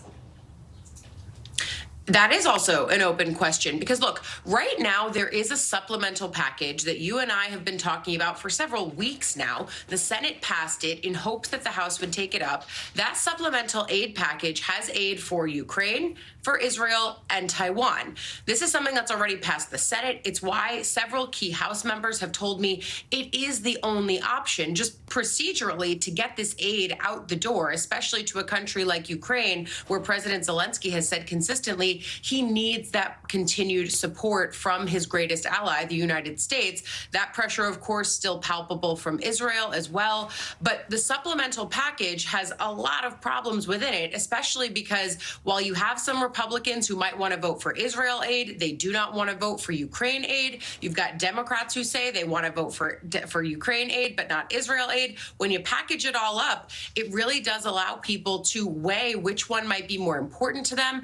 And it's why we're expecting it to be a very messy party line vote if that is the thing that is voted on. And I say if because Speaker Mike Johnson, well aware of the fact that his conference is very mad at him for a myriad number of reasons, he is aware of the fact that he may have to just move on these piece by piece. But if he brings up a Ukraine aid vote, that could trigger that old motion to vacate, which frankly, every lawmaker I know is quietly living in fear of right now. And most reporters, I have to say as well, that's something that's looming over all of this. It's not just a funding fight. It's also the question of, does Mike Johnson keep his job? You don't want to sleep at the Capitol, Ali, as we watch votes happen over and over. You know, and I over do again. love sleeping at the Capitol, and I basically pay rent there now, but no. Ali Vitale, thank you so much. Well, Sunday marked 6 months since Hamas militants launched their attack on Israel, killing more than 1,200 people and taking hundreds more hostage. Since then, Gazans have paid a heavy price as Israel continues towards its stated goal of eliminating Hamas from the region. According to the health ministry in Gaza, more than 33,000 people have been killed in the Palestinian enclave. Millions have been displaced and are now facing starvation, famine, and illness. Frustrations over the conflict are growing. Over the weekend, tens of thousands took to the streets of Tel Aviv to demand Netanyahu's resignation and the return of the hostages. Israeli military officials announced they are pulling troops from southern Gaza to carry out new operations, including a planned ground assault in Rafah. International leaders are sounding the alarm, urging for an end to this war and a plan to rebuild a decimated Gaza. NBC News correspondent Hala Garani joins me now from Tel Aviv with the latest. Hala, good morning. Thank you for being here. So when this war began, Prime Minister Netanyahu had pretty broad public and international support when it came to holding Hamas accountable for the October 7th attack. How has that support changed over the last 6 months, maybe even just the last week or so? Where do Israel relations stand right now with some of its closest allies?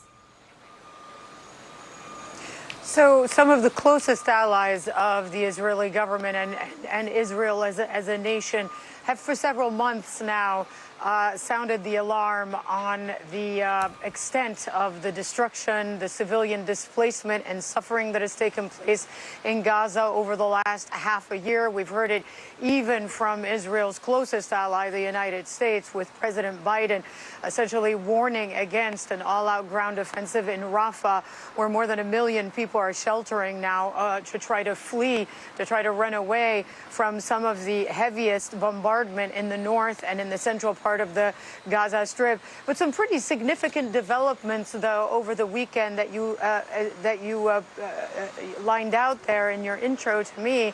The Israeli military is withdrawing some of its forces from the south, concentrating them in the north. They're saying that they will still be conducting targeted operations in the south. They certainly will still be using air power. Those American-supplied 2,000 bombs will still be used. Those have been linked to mass civilian casualties. So that will still be taking place. But one has to wonder if after the pretty tense conversation that took place between President Biden and Benjamin Netanyahu a few days ago, there seems to be some sort of course change coming from the Israeli government. We're also keeping our eye on talks that are taking place in Cairo. They've broken up now. There are conflicting reports about whether or not we can expect a breakthrough. Egyptian media are quoting some of the participants as saying, we're pretty close, though Hamas representatives have left saying that they don't believe that they're any closer to a deal, that the two positions, the two parties are still very far apart. And I should mention one other very important thing. After that phone call between Mr. Biden and Benjamin Netanyahu, there was a promise to open the Erez crossing in the north to allow more aid into the northern part of the Strip, where aid groups are saying that people there are near famine, are in near famine conditions. That has not happened. 3 or 4 days later, we're still keeping our eye on that. And the ministry in charge of facilitating those aid deliveries and the opening of that crossing are not giving us any details about when that is likely to happen. Savannah. And Hala, when you mentioned negotiations and where we're at, is there any hope of hostages being released soon? So that's all tied into the hostage release, the ceasefire, all of those things go together. So once a ceasefire is agreed upon, there will be room, there will be oxygen and space for a hostage negotiation operation to take place, similar to the one our viewers may remember that took place last November, that led to the release of mainly women and younger hostages. So that is the hope. But the other aspect of that is to allow for more aid in, not just food, medical supplies, humanitarian organizations. You'll remember after the World Central Kitchen strike that killed 7 of their workers, many humanitarian organizations suspended their operations, and that has really put a lot of pressure on local groups to distribute the small amount of food supplies that they have. Savannah. All right, Hala Garani, thank you so much for joining us. Coming up, it is lights out for parts of North America. We're continuing our build-up of today's total solar eclipse with a look at how Texas is preparing for the phenomenon. That's up next.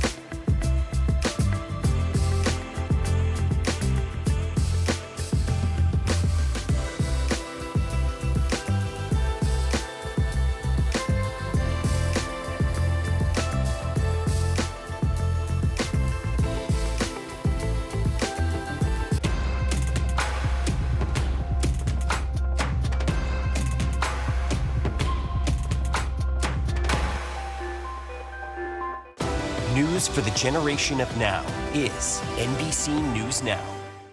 Good morning begins with hope and optimism, a chance to start fresh.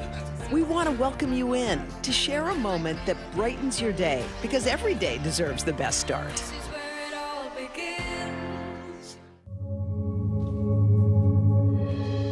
We are back now with the latest on the countdown to the total eclipse. While more than 31 million people across the U.S. are in the path of totality, there may be no better place to see what's called this astronomical conjunction between the sun, moon, and Earth than in Junction, Texas. That's where NBC News correspondent Jay Gray is this morning. He joins us with more on this historic day. Jay, good morning. Savannah, good morning to you. And you're right. We're in the Texas Hill Country right now, where this astronomical drama is expected to play out in the next several hours here. Of course, if you've got a drama, you've got to have a villain. And playing that role right now is the forecast, because we could see some heavy clouds. The eclipse begins its U.S. journey in Texas, and in the heart of the Hill Country, history getting a proper Lone Star welcome. Riding and roping, picking and grinning, a washers tournament, and sipping eclipse wine from a Texas vineyard.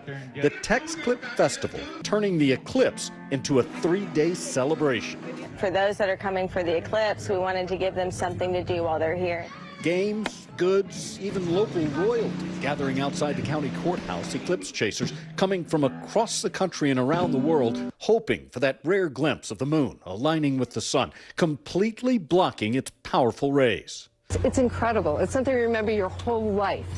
The path of totality moves from the Pacific to the Atlantic across 15 states, home to more than 31 million. But forecasters warn a big part of that path could be covered in clouds. The Exploratorium Museum in San Francisco, teaming with NASA, will stream the event live across the globe. And after 2 years of research and planning, their telescopes and cameras are surrounded by bluebonnets and hay bales, betting on clear skies in Junction. We studied the weather maps, we talked to weather folks, and it turns out this is the best place in the United States in terms of weather. Everyone along the path of the eclipse hoping they'll be left in the dark in just a few hours.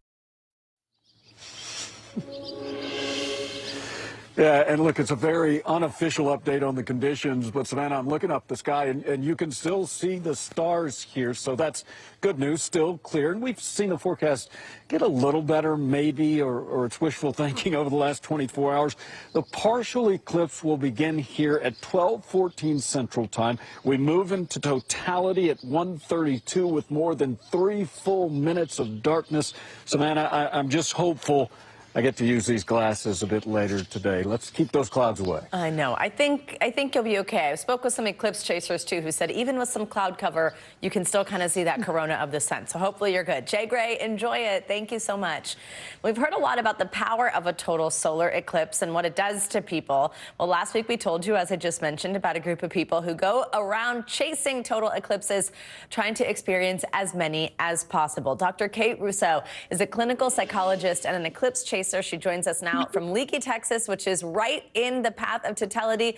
Good morning, doctor. Thank you so much for joining us. So I understand you've experienced 10 total eclipses, and actually, interestingly, a couple of them blocked by clouds, which we'd probably want to hear about today just to understand what that's like, since many people may experience that. First, I just have to ask, what is so powerful about a total eclipse? Well, I've actually seen 13 total solar eclipses over a period of about 24 years. Yeah. They really are the most amazing, remarkable, truly amazing experiences you can have. It's a fully immersive event. So it's not something that we just see, you know, like a supermoon, you step outside and have a look. It's actually something that's very immersive. And I say that it happens above you, around you, and within you, because there's so much to see. The visuals are amazing. You know, when you see the moon completely blocking the sun, you see the outer corona. We understand the significance of the scale of the universe.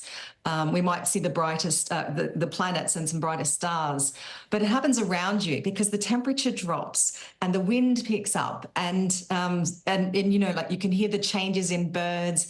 and our shadows become eerie, the light changes. And then in those moments before totality, it's just like someone puts a dimmer switch down over a period of a minute or so, because things happen so rapidly and it gets quite dark. And that incoming shadow puts the hair on the back of your neck standing up. And I always get goosebumps because it's like this ominous thing coming towards you. And then you've in totality. And here in, I'm going to be in Garner State Park in Texas.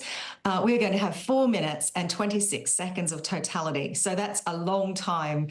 And then as soon as it's over, we actually are left with this really strong feeling of, like, when is the next one? Because it really does change the way we think about the world. We feel insignificant. We feel part of something greater.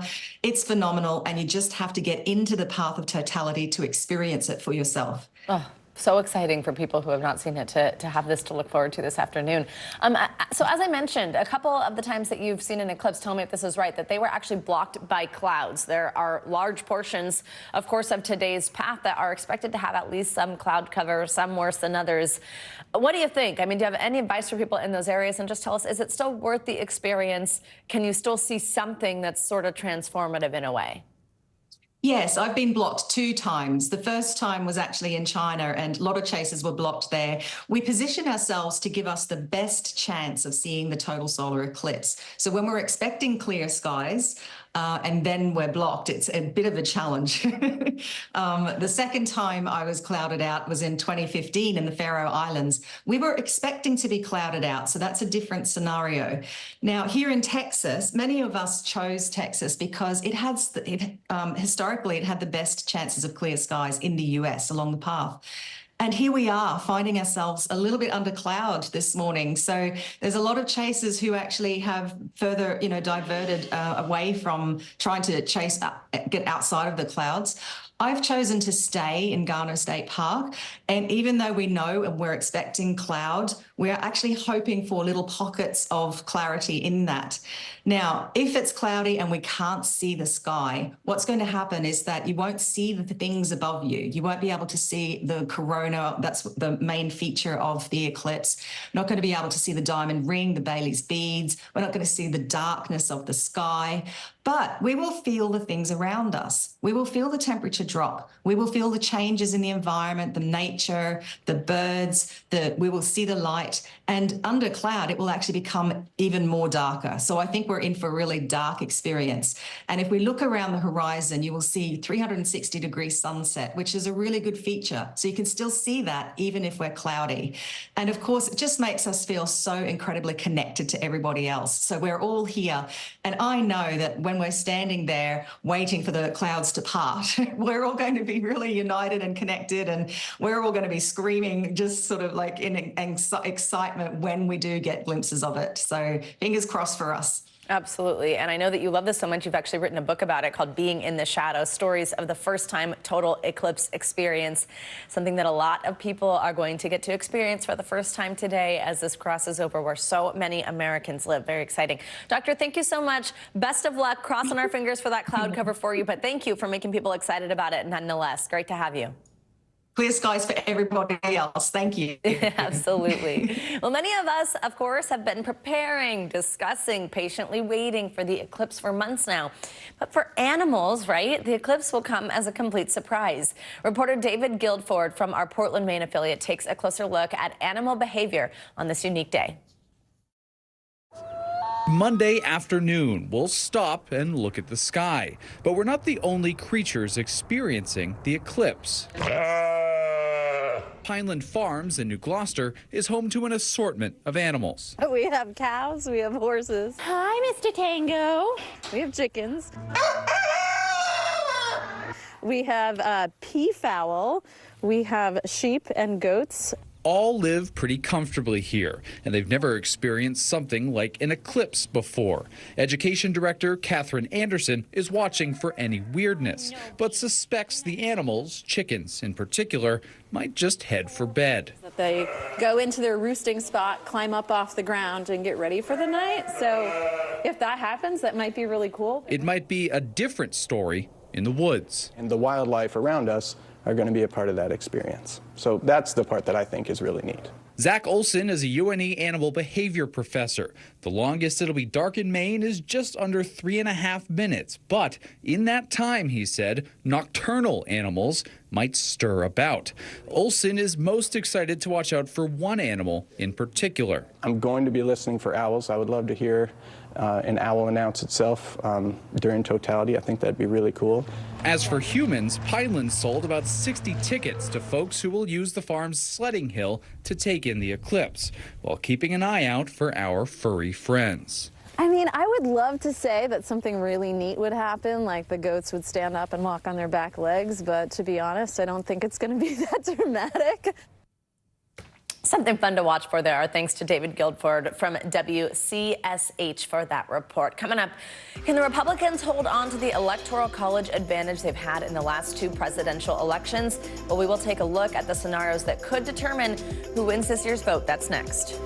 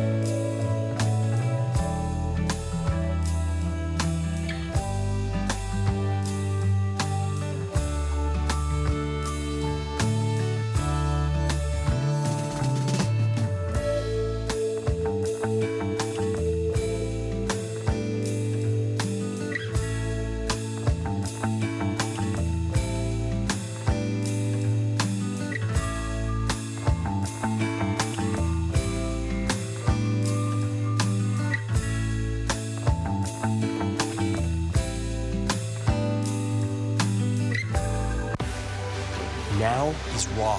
How hard is it to see it like this? Our house is no longer here, but we are here. Now is real. Let's break down what we know and then the big questions still outstanding. News for the generation of now is NBC News Now. Are you comfortable with the role the Supreme Court is playing in the 2024 election? Do you bear responsibility for what is happening at the border? Is it clear who's going to govern Gaza once this war is over? If it's Sunday, it's Meet the Press. Welcome back. It's been 20 years since the last time a Republican candidate for president won the popular vote, but the GOP has maintained an electoral college advantage in the last 2 elections, and that could play a major role in how close the upcoming election might be.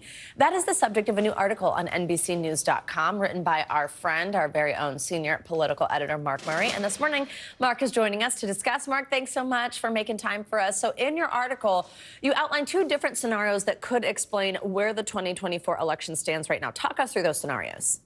Yeah, Savannah, scenario number 1 is essentially all the poll numbers that you and I have been talking about. But this is essentially a 50-50 race between President Biden and former President Donald Trump. In the battlegrounds and the national polls, that this is essentially a coin flip.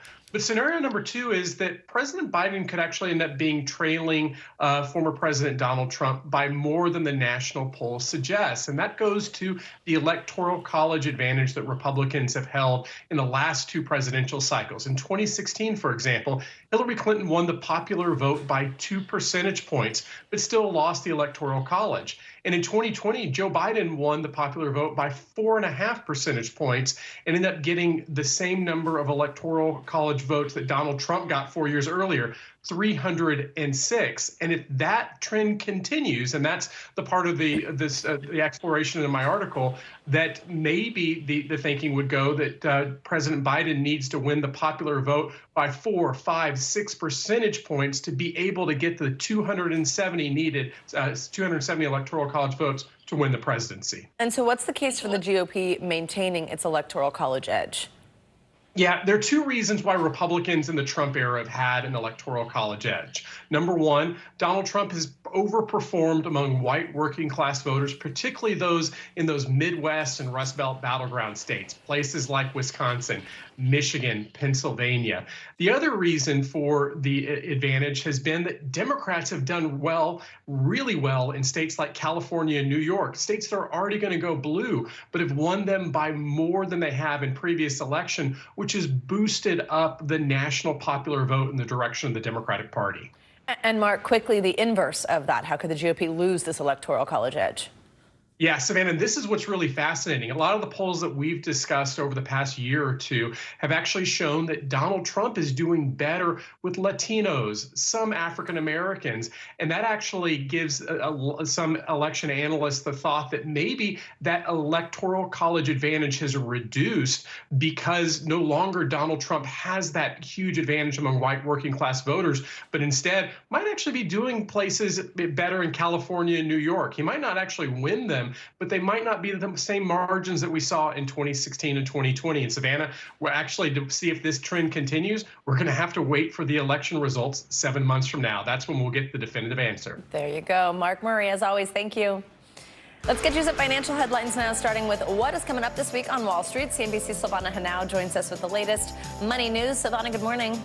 Hey, Savannah, good morning to you. Well, Wall Street is looking to break out as the markets come off a losing week, with the Dow suffering its worst performance since March of last year. Now, in focus this week for investors, we got a pair of key reports on inflation with consumer and producer prices.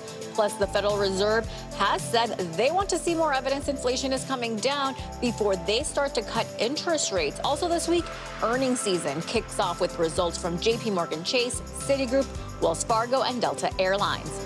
Lawmakers have struck a bipartisan deal on a data privacy bill that would restrict what information tech companies can collect from consumers. It also would give Americans the power to prevent their data from being sold to third parties. The agreement between Democratic Senator Maria Cantwell, who chairs the Commerce Committee, and Representative Kathy McMorris Rogers, the Republican chair of the House Energy and Commerce Committee, would also require firms to disclose if users' data has been transferred to a foreign adversary. And Mark Zuckerberg is now richer than Elon Musk for the first time since 2020. Musk falling to a fourth place on the Bloomberg Billionaires Index after Reuters reported Tesla canceled plans for a less expensive car, sending the stock lower. Tesla also reporting its first year-over-year decline in deliveries in 4 years. Zuckerberg has added nearly $60 billion to his fortune as Meta stock is at record highs. He now trails only LVMH CEO Bernard Arnault and Amazon founder Jeff Bezos. Savannah, how about that? There you go. Silvana, thank you so much. You got it. Coming up, perfect season, perfect team. The South Carolina Gamecocks take home their third NCAA championship, beating the Iowa Hawkeyes in an epic game, wrapping up an undefeated season. We've got the details up next.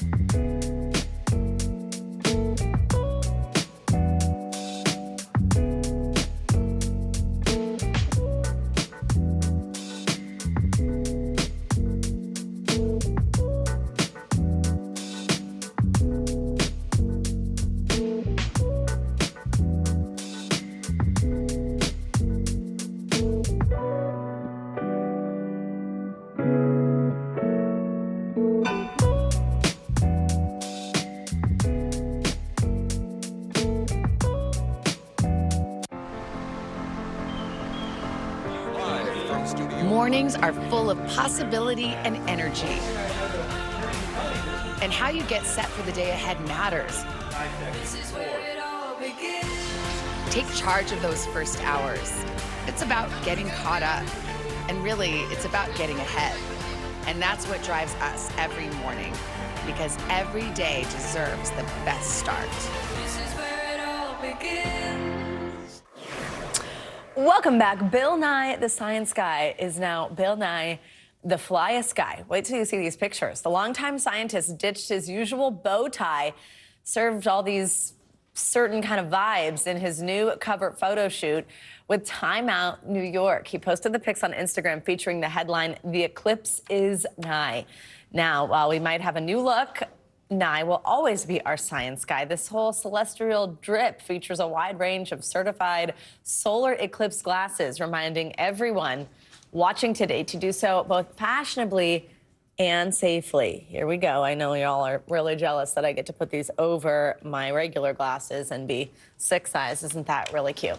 Make sure you've got those if you're going to look. Well, after one of the biggest years in women's college basketball history, the University of South Carolina Gamecocks are now the queens of the dance. The team capped off a perfect, undefeated season in Cleveland last night, besting Caitlin Clark and the Iowa Hawkeyes in a thrilling March Madness championship matchup. This is now South Carolina's second title in just the past 3 seasons. This morning, we've got Kavitha Davidson with us. She is a sports writer and the co-author of Loving Sports When They Don't Love You Back, Dilemmas of the Modern Fan. Kavitha, always wonderful to have you with us. Thank you for joining us this morning. So this is this big-time rematch, right? Fans are really looking forward to. One South Carolina player even called it a revenge tour after Iowa defeated the Gamecocks last year in the Final Four. Walk us through this historic season for the national champs. Yeah, I mean, South Carolina has just been absolutely dominant. And if you look at what they've been able to do, they lost all of their starters from last year.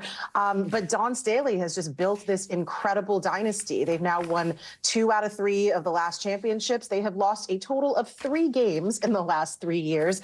And the way they really kill you is with their depth. You know, they have so much scoring spread out. In yesterday's game, they had 9 players with double-digit minutes. Their bench outscored Iowa's by 37-0. And, you know, Raven Johnson on her own little revenge tour after last year being waved off by Caitlin Clark, really coming in and shutting down Caitlin Clark after Clark came out firing with 18 points in the first quarter. It was an incredible game. It was incredible for the sport. And, you know, congratulations to South Carolina, who has just been doing, they've just been doing this all year. Absolutely. So let's talk Caitlin Clark. So her college career ends with this painful loss, back-to-back finals, but she, of course, is expected to be the top pick in the upcoming WNBA draft, even broke some records yesterday with her scoring. Walk us through just her legacy, no matter whether she won yesterday, doesn't win yesterday. What just stands out to you, and what's the future for Caitlin Clark? Yeah, I mean, look, Caitlin Clark, all of the accolades are there. She's obviously the greatest scorer the sport has ever seen. And what she's really been able to do for the sport, being the face, garnering national consciousness. You know, Dawn Staley yesterday after the game thanked her for lifting up the sport. But I think those of us who have followed women's basketball, Caitlin Clark included, will be the first to point out that the talent has always been there and the superstars have always been there. But what hasn't been there is the access. And now that these games and these athletes are being featured and put on television, someone like Caitlin Clark was able to capture national attention, and that will be her legacy. Let's talk about the men's, of course, final tonight. Excitement's not over quite yet. So Purdue and UConn, 2 fan favorites. What can we expect when they tip off tonight? Yeah, I actually see a lot of similarities between these 2 teams than in the women's game. You have UConn, who is so dominant and so deep. You know, they've won 11 straight tournament games by double digits. And then over on Purdue, you have one of the greatest college players we've ever seen in Zach Edey. This is going to come down to a battle of the big men. Edey for Purdue versus Donovan Clingan in UConn. And Clingan, you know, again, just he can dominate down low so well, but UConn also surrounds him with players who are all perimeter threats. UConn is 5-0 in title games, and this is only Purdue's second. I do think this will be closer than most people think, but, you know, I have my money on UConn. Hey, Kavitha, by the way, just with the excitement that we saw around women's basketball this year, the viewership records, by the way, that we saw broken, men's or women's, by some of these games this season, do you think that next year we could see the women's final actually in prime time? I think, a lot of people after yesterday's game were calling for this game to have been played at 6 p.m. Eastern instead of 3. I think that makes a lot of sense. Those are some of the programming decisions that women's sports have been fighting for years, frankly. But as you see, when these games are on in prime time, people watch. 14.2 million people tuned in to watch the Final Four. So I do think there's a hope that that some better decisions on the primetime timing of the national championship game will come next year. Absolutely. Kavitha Davidson, thank you so much. Been fun to talk with you through this. That's going to do it for this hour of Morning News Now. Stay with us, though. The news continues right now.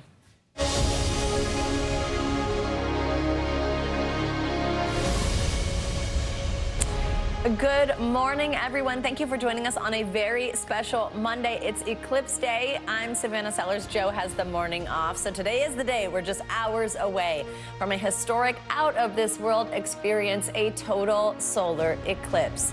31 million people in 15 states are directly in what's called the path of totality. They'll get the best view, and 150 million people are within just 200 miles of that. But as we've been reporting for weeks, even more Americans are packing up and heading out this morning, part of this eclipse travel boom. It's bringing big crowds and a whole lot of tourism cash to the big cities as well as those small towns along the path. Massive celebrations, parties, even weddings are on tap for this once-in-a-lifetime solar showing. And of course, NASA will be keeping a close eye on it all, chasing the eclipse down with high-altitude planes looking to study objects like asteroids that could be orbiting the sun. We have team coverage this morning of everything, and I mean everything you need to know. And we, of course, will tell you how you can keep yourself safe when that daylight darkness hits. Make sure these glasses you've hopefully got by now are the right ones that you actually need. Well, we've got NBC News senior correspondent Tom Costello kicking it all off for us this morning in Indianapolis, Indiana. Yeah, good morning from the Indianapolis Motor Speedway. They are expecting 50,000 people here today, 29 countries, all 50 states, and NASA officially calling this one of their viewing sites, Purdue University, one of the sponsors. It's going to be a phenomenal day. Right now, we're expecting 70 degrees, blue skies, and at the moment, we don't have a cloud in the skies, and the excitement, as you would expect, is building. Oh, my God! Look at it. If you've ever experienced a total eclipse, oh my gosh! Look at the ray structure. It's something you never forget. What a great memory it is. Oh my gosh. I've seen like a moon, the sun. In 2017, we watched from Charleston, South Carolina. It was just the most spectacular thing I've ever seen in my life. Did it live up to expectations? Absolutely amazing. Now the sun, the moon, and Earth are again coming into alignment. And here's what's really cool. The sun's outer atmosphere, the corona, will briefly shine through. Those bubbling, shooting streams of plasma are 400 times hotter than the sun itself. You don't really appreciate how much the sun is truly the lord of our solar system, how big on the sky it really is until you get to see that corona. The eclipse allows scientists to study the corona. Perfect timing because the sun is now at an 11-year peak. It can help them predict future magnetic storms, which can disrupt power grids, communications, and satellites. And what we're trying to understand is space weather and that constant outflow from the sun of weather that affects us here on Earth and throughout the solar system. For NASA, a teaching moment. Viewing any part of the sun without protection, even for a short amount of time, can cause serious eye damage. 31 million people live within the path of totality. 150 million live within 200 miles. Newton Chu and his family have come to Indy from Hawaii. Since 1991, they've seen 3 eclipses. I think it is a little emotional. I mean, there are people that, you feel that sometimes a little tear in your eye that you're witnessing just some phenomena of nature. Along the path, police expect highway gridlock. We were told to compare it to like 30 Super Bowls letting out at the exact same time. Pennsylvania State Trooper Captain Kirk, yes, that's his real name, Captain Kirk Reese. Don't stop on the highway to view the eclipse. Don't stop in the roadways. Turn your headlights on. Be safe. Yeah, bottom line, don't stop on the road to watch the eclipse. Listen, this may be a once-in-a-lifetime opportunity because the next total eclipse doesn't come to the United States until 2044. Good news is that we've got, like I said, good weather here in Indianapolis today. So get your glasses ready. Guys, back to you. Yeah, all right. You are lucky with that weather. Tom, thank you so much. Enjoy. Well, Russellville, Arkansas was ranked by NASA as one of the best places in the U.S. to watch the eclipse. That's where our friend Mike Massimino is this morning. He's a former NASA astronaut and senior advisor for space programs at the Intrepid Museum. Mike, good morning. I see that big smile on your face. I know you are excited today. So people are coming from all over to exactly where you are in Arkansas for the eclipse. What are you expecting to see there, and how are you feeling? Are you as excited as us mere mortals who have never been up to space are? Yeah, Savannah, I'm really excited. You know, in space, you get to see some really cool things. I got to see the sun in the black sky and the stars above the atmosphere, and look back at the planet and look at it rotating. And this is a reminder that today is a reminder of those things, that we are part of this cosmic dance, this ballet that exists between the sun and the moon and the stars and the rest of the solar system. We're going to see an amazing thing today, the eclipse right here in Russellville, the total eclipse. So I'm very excited about that. A lot of people are excited around here. They've come from all over the world, really, to Russellville, Arkansas. They've rolled out the red carpet here, so NASA will be here as well, and I'm looking forward to seeing everyone's reaction, not just to see the eclipse, but to see everyone so excited about what's going to be happening today. Yeah, I got to say, I like the Russellville branding. It's like a little I Heart New York inspired behind you there. Got to step and repeat the whole thing. They're ready to go. Mike, so of course, something we've been talking a lot about here, which is kind of a bummer, is that in some parts of this path of totality, in many cases, a place where people may have traveled from far to actually be and see the eclipse, the weather might not cooperate in the way that we'd hope, be pretty cloudy up there. What does that mean that people will actually be able to see if they are under cloudy skies? You know, last time this happened, 2017, I was in Charleston. I think that's where Tom said he was. And I don't remember seeing much because it was overcast. So if you have overcast skies, it does obscure what's going on up there. And you can't see through it. But hopefully here in Russellville, it looks like the weather's going to be really good and cooperate, so we'll be able to see it. But even if that happens, even if there are clouds in your area and you can't see it, it's still something to enjoy. It'll still get dark. You'll feel a temperature change. It'll get cooler. Animals will react in different ways, and people are still together to celebrate this and to enjoy what's happening. So I think even if the clouds don't cooperate with us, wherever you are, I think you can still enjoy it. But let's hope for really good weather here. It's going to. I think it's there. I don't want to jinx anything, but right now we're very hopeful we're going to have a great show here in Russellville. And we're going to check in and get that forecast for everybody in just a moment. I think something else, right, that's kind of cool, even if you can't really see it, is presumably wherever you are, even under cloudy skies, there's going to be a huge group of people gathered together, kind of have this experience together, be chasing something together. What do you think that element adds for people today? You know, you've traveled somewhere that you don't live. You're going to be with a group of people all experiencing something together.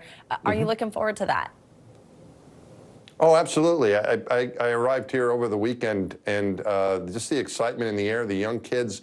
I don't know if I'm spoiling anything for the teachers, but there's no school today here in Russellville, for example. The students are actually in school watching the eclipse. So it is really a chance for us all to share something. There are very few things that we can all share together, particularly here in this case of the eclipse. If wherever you are, and you may not be in the line of totality, but you may get partial eclipse where you are. For example, in New York, a high percentage of the eclipse, and that's still something to get together and enjoy. So I think this is one of these days where we, almost like a national holiday, where we should take a time out and pay tribute and remember what's going on here. That this is a great science day, something to learn for everybody, and a way something we can all share. So I think we're all on common ground here today. There you go. You're hearing that straight from an astronaut who knows what he's talking about. Mike Massimino, thank you so much. Enjoy the day. Well, Pleasure, the East Savannah. Coast, great talking with you. As always, the East Coast is looking pretty clear, but let's talk about those cloudy skies. Where might that impact what people are able to see? Let's get a check on your Morning News Now weather with Michelle Grossman here in studio. Hey, Michelle. Hey, Savannah, and it's all about location, location, location, because some people have really great forecasts and some not so others. So Mike kind of touched upon these points when the eclipse does happen in terms of the weather. Weather is all about balance. Mother Nature wants to be in balance just like we do. So when the temperatures drop, we'll see the humidity increasing. We'll also see the winds going down just to sort of balance it out. Once the atmosphere sort of balances out, then things become calm. So it's going to be cool to feel that, just calm, the stillness, that spirituality that people are talking about as we're all experiencing this together. So let's talk about the weather in certain cities across the totality. Notice these percentages. These are decreasing as you go, as expected, away from the 100% totality. So as we go up and down, we're looking at the southern plains. That's going to be a place where we are looking at the chance for some clouds, some low clouds. High clouds tend to be thinner. They're going to filter out some of that sunshine or some of what you're seeing, the flares around it. It's the low clouds that we're worried about. So from the Gulf to the Great Lakes, that's where we're seeing a cold front kind of bringing some rain, bringing some clouds. We're going to watch that very closely. Just a few clouds from the plains to the Midwest. The northern plains, we're looking at leftover clouds, leftover rain and snow from the weekend. That's going to continue into the later part of today. And the East Coast looking mostly sunny, but we'll see the clouds increasing throughout the day along the East Coast. And that's where we're going to see the high clouds, the ones that will filter out. So looking at a few cities across this line here, we're looking at Austin and Dallas, mostly cloudy skies. Austin, you could be seeing some showers when you're seeing the eclipse at around 1:36 Central Time. Little Rock, we're looking at 30%. Same story in portions of southeastern Missouri, Indianapolis. That's going to be a tricky forecast along with Cleveland. I know Chris Jansen is in Cleveland today, and we're looking at mostly cloudy skies, if not partly cloudy. So we'll look at that 4-minute time period. Hopefully the clouds will be dissipating at that point. 80% in Buffalo. The place to be will be in northern New England because we're looking at lots of sunshine there, clear skies. Let's end into here because I do want to mention this too. This is a big story as well as the eclipse. Of course, that's a big story too. We're looking at the chance for severe weather in portions of the southern plains, and that includes softball-size hail and a few tornadoes. And look at that, right along the path of totality in some places where a lot of people might travel there, not be used to that type of weather. So important to keep in mind. Yeah.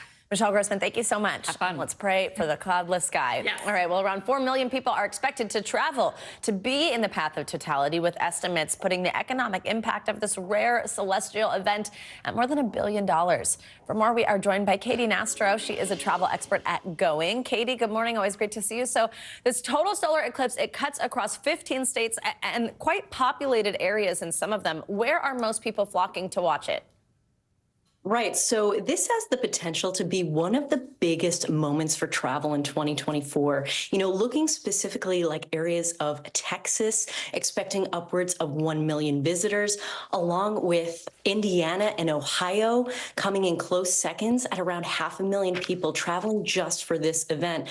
But like we just saw on the weather forecast, it's appearing that the areas of the Northeast that weren't exactly the hot spots to begin with for traveling due to the eclipse, it's looking like one of the best areas to be able to view it due to the sunnier weather. And the eclipse is also, in terms of talking about travel, coinciding with spring break.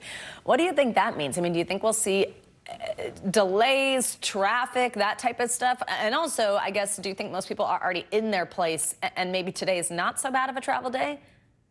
Right. So, we actually have been monitoring TSA security numbers throughout the weekend, and we saw a big shift sort of coming into today. So we don't anticipate, of course, airports are going to be busy, but it's really that after effect. The eclipse only takes place for a short period of time, but then, everyone looks to leave at the same moment. So if you are heading out right after, you're going to expect longer lines, especially when it comes to traffic. So, get your car gassed up and potentially wait a little bit longer after the fact so you can sort of avoid that massive rush.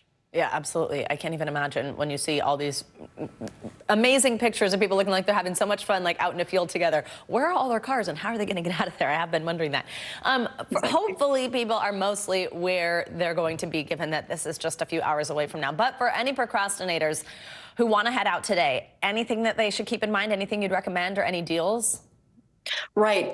Last minute flights are always pretty pricey, but last minute eclipse flights coupled with some spring breakers in there are certainly more expensive. So your best bet at this point might be to get in areas that are just outside of the path and then possibly drive in. So, heading to Chicago versus Indianapolis and then driving into the path, or even staying in areas again that are only supposed to get about 80% coverage. So areas of New York, which is still pretty significant and definitely worth viewing. I also think if you haven't made your plans at this point, Not sure how much help we can provide you, but Katie Nastro, thank you for doing so, and enjoy the eclipse. Thanks, you too. And even if you are not in an area that's going to experience this total eclipse, it doesn't mean that you can't still participate in the excitement of the day like us here in New York City. NBC News correspondent George Solis is aboard the USS Intrepid. That is right here in New York City off the western side of Manhattan. George, good morning. So even if you aren't in this path of totality, what will we experience during today's eclipse? Hey, good morning, Savannah. Yeah, how cool is this, right? We're watching history happen where history has already been made. We, yes, are not in the total path of totality here, but that doesn't mean we're not going to have fun. Here at the Intrepid and the museum, we're expecting some 6,000 people to watch this cosmic ballet, this cosmic confluence of this solar eclipse. And we do have our glasses handy. The people here will have their glasses handy. It is going to be an awesome time. And right now, I can tell you, Savannah, weather looking pretty good, even for that 90% partial eclipse. I know, that's so exciting. The weather's well.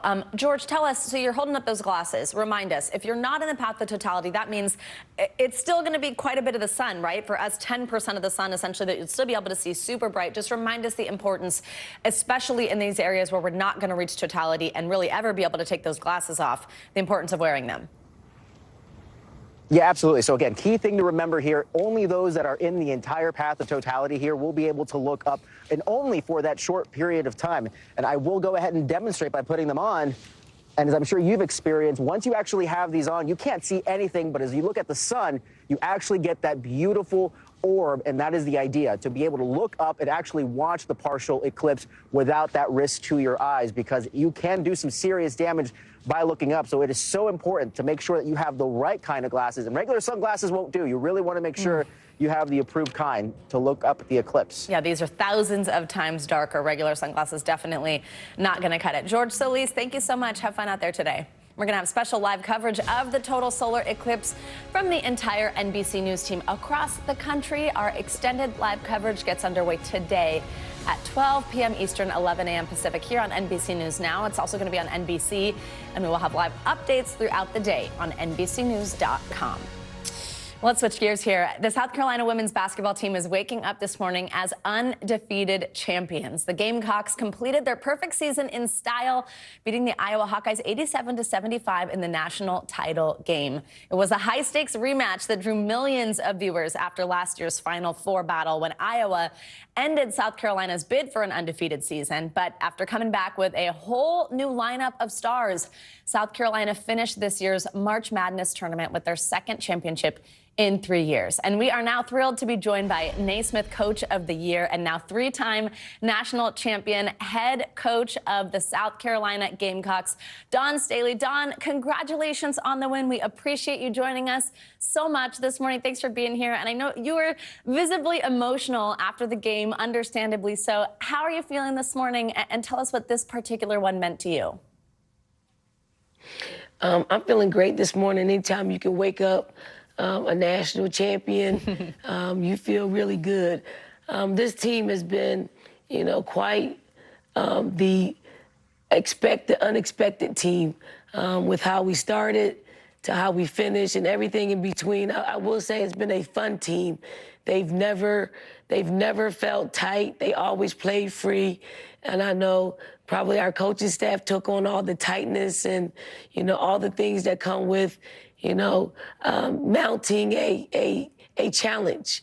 But super cool experience all season long. I really, really enjoyed this team, not because of the success that they had throughout the season, but the way they developed into a team. It happened so organically that they grew to love each other. They grew to hold each other accountable. They grew to not wanting to lose, and it never happened.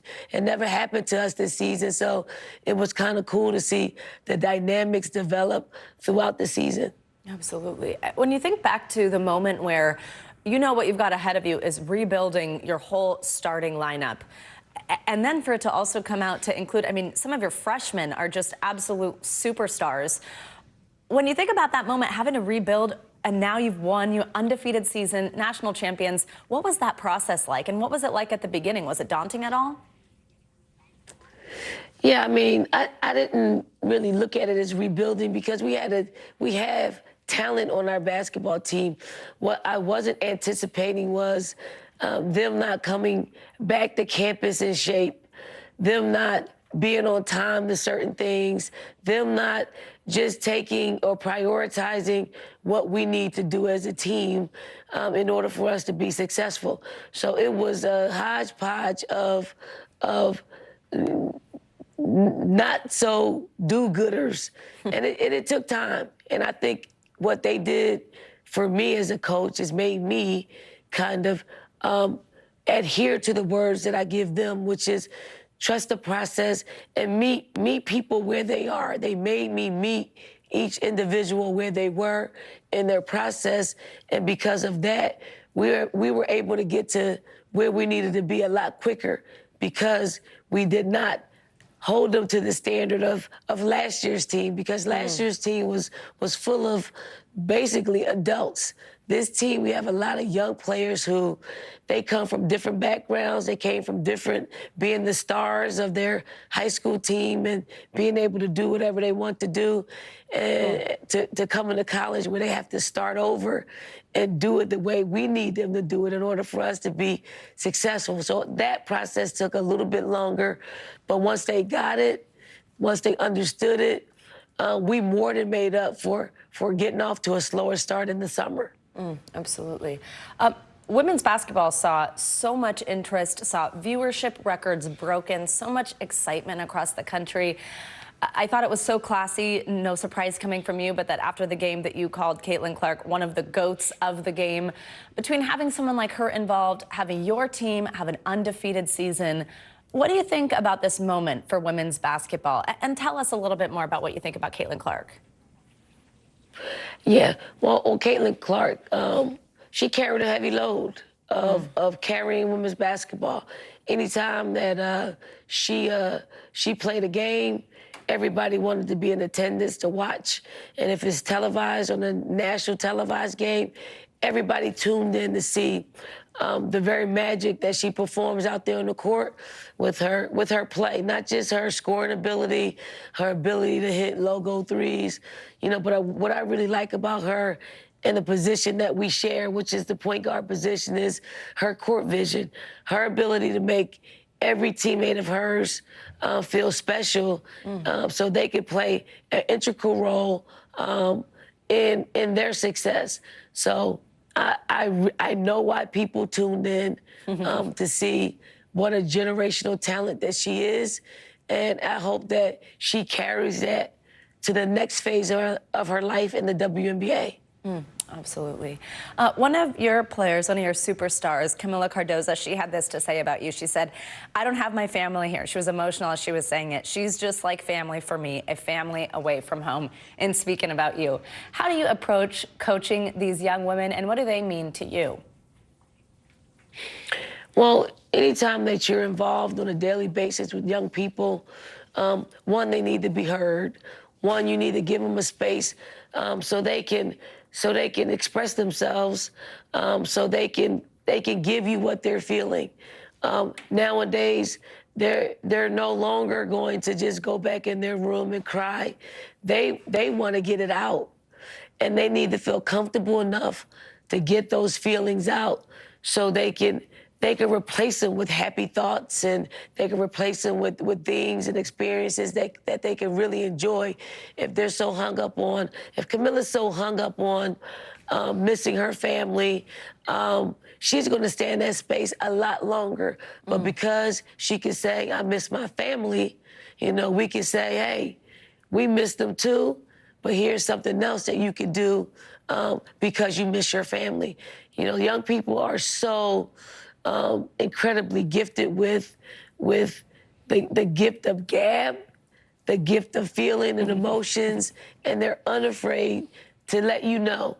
And I think it's super cool that Camila feels comfortable enough to pull down her layers and give us all of her so we can give her all of us. Well, they love you. Your girls sure do love you, and it's clear to see why. Dawn Staley, thank you so much. Congratulations. Again, we so appreciate you joining us on A Big Morning. Thank you. We've got much more to come here on this hour of Morning News Now. including some pretty alarming new video showing part of a Southwest Airlines plane peeling off after takeoff. The fallout over that latest mid-air scare in just a moment. First, though, Israel's military now pulling forces out of southern Gaza. Why the sudden shift in strategy? We're on the ground in Tel Aviv this morning as protests flare over those remaining hostages 6 months into the war. Stay with us.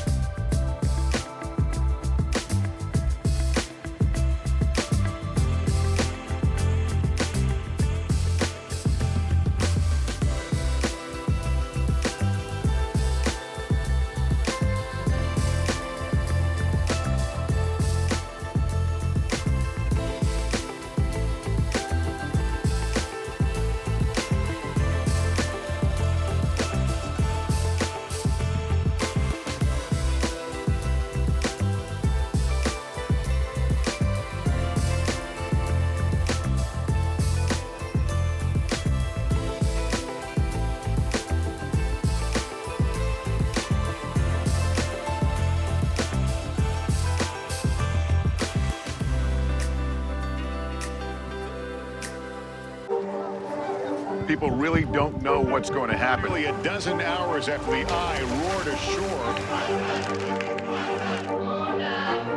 More good people than bad people, I know, right? There is some late-breaking news. 4 hours into the Iowa caucuses.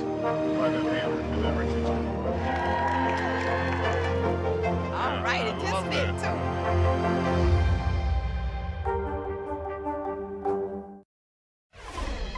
We are back with the latest on the ground in Gaza, where Israeli forces have begun the process of withdrawing troops from the south to carry out new operations in the north. It comes following a weekend of renewed protests against Prime Minister Netanyahu and his failure to bring home the remaining hostages taken by Hamas militants 6 months ago.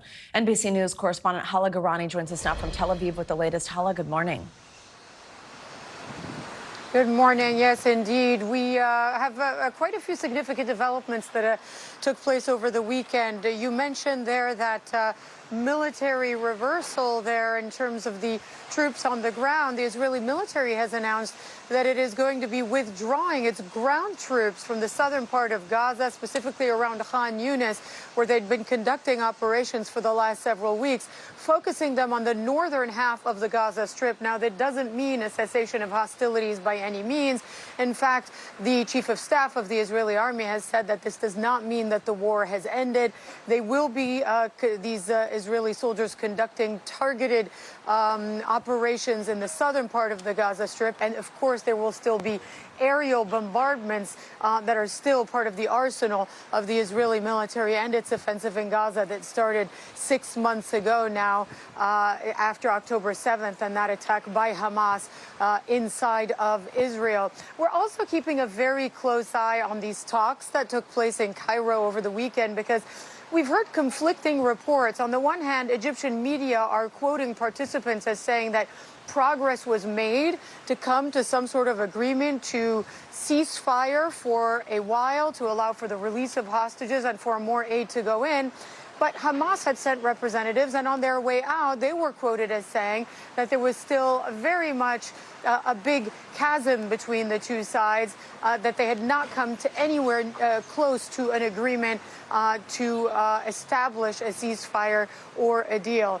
And all of this is happening against the backdrop of a continued devastation in the Gaza Strip. Many families who were driven out of the south by the military operation returned to find homes destroyed and unlivable. Savannah. All right, Hala Garani, thank you so much.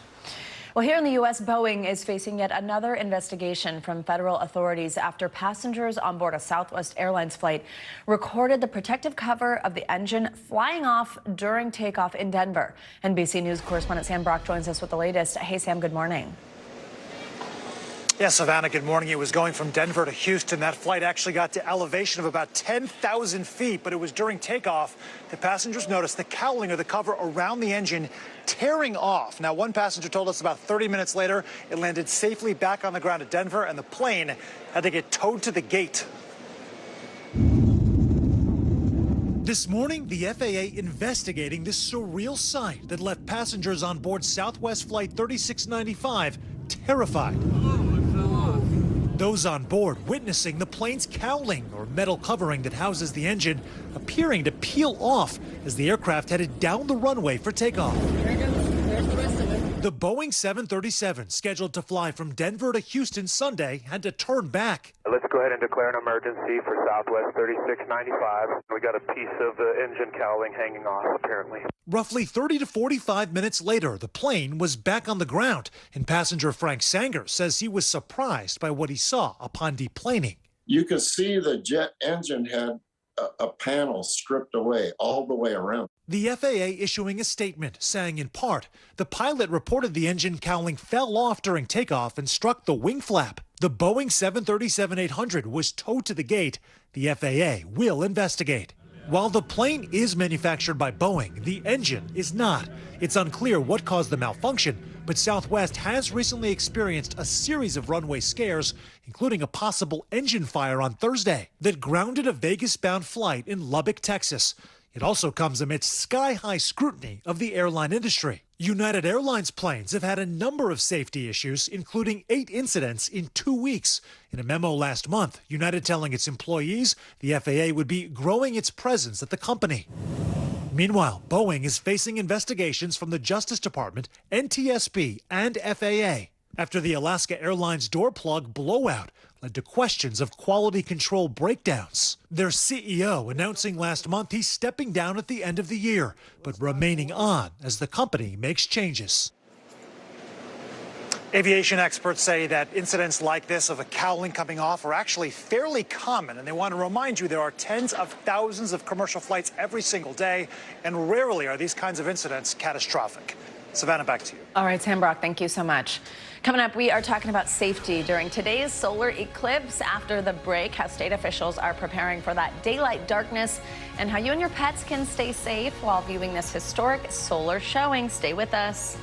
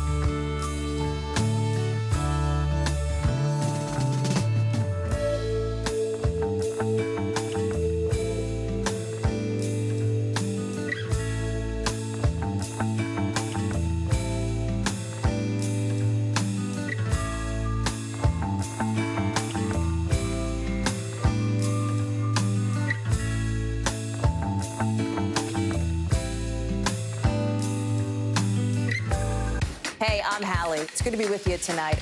What do we know that voters care about? The economy, right? You are seeing that firsthand yourself on the ground there today. This is two things. It is pretty big medical news. It is also a pretty big mystery. And oh, by the way, it's driven by one of the most controversial people in the United States. What's happening? They have tweaked my monitor, and I can see now you are, in fact, soaking wet. I am deeply sorry. I apologize for the many questions. Will never be questioned. Welcome back. Let's get back to the total solar eclipse happening just hours from now, the main event. And as things go dark, officials in multiple states are warning of the potential impact the eclipse may have on people and animals, importantly. NBC News correspondent Morgan Chesky is in his hometown of Kerrville, Texas, with tips on how to keep your family and your pets safe. Hey, Morgan, good morning. Hey, Savannah, good morning. The countdown officially upon us here. Thousands expected to converge on Kerrville, and really the time is running out to get those eclipse glasses to make sure you can witness this celestial spectacle in all its glory. But today, experts are pointing out we might not be the only ones witnessing this for the first time. It could be our pets' first time as well, and that's why they have some great tips for the hours ahead. This morning, the stage is set for the greatest show on Earth as communities along the coveted path of totality count down to today's total solar eclipse. I think it's going to be awesome. While the main event will only last for about 4 minutes and change, many cities like Kerrville, Texas, have been preparing for years. You were looking at potentially multiplying the town by 10. Possibly. That influx of eclipse chasers now has officials in dozens of states telling residents to be ready. That's going to mean a substantial increase in traffic volumes. Pack your patience along with snacks and water, and make sure you have a full tank of gas. And if you happen to be on the road when the sun and moon align, transportation officials say drivers should expect heavy traffic and sudden stops. Be on the lookout for distracted pedestrians and keep those emergency lanes clear. Safety first, eclipse second. For those lucky enough to get a glimpse of the astronomical event, it's critical to make sure you have the proper protective eyewear. The Better Business Bureau recently issuing a warning about fake eclipse glasses. To spot the difference, make sure your lenses have a curved reflective design in the front. And look for the correct ISO certification logo on the inside. Not this one, seen on some fakes. Verifying how good these glasses are and who you're buying them from is really important. As for our four-legged friends, experts say pets will probably be unfazed. Still, to mitigate stress levels during the eclipse, experts suggest keep your animals away from large crowds. And while it's unlikely they'll look directly into the sun, remember, a pet's eyes can be just as easily damaged as a human's. At the Dallas Zoo, animals will be watched closely for any strange behavior.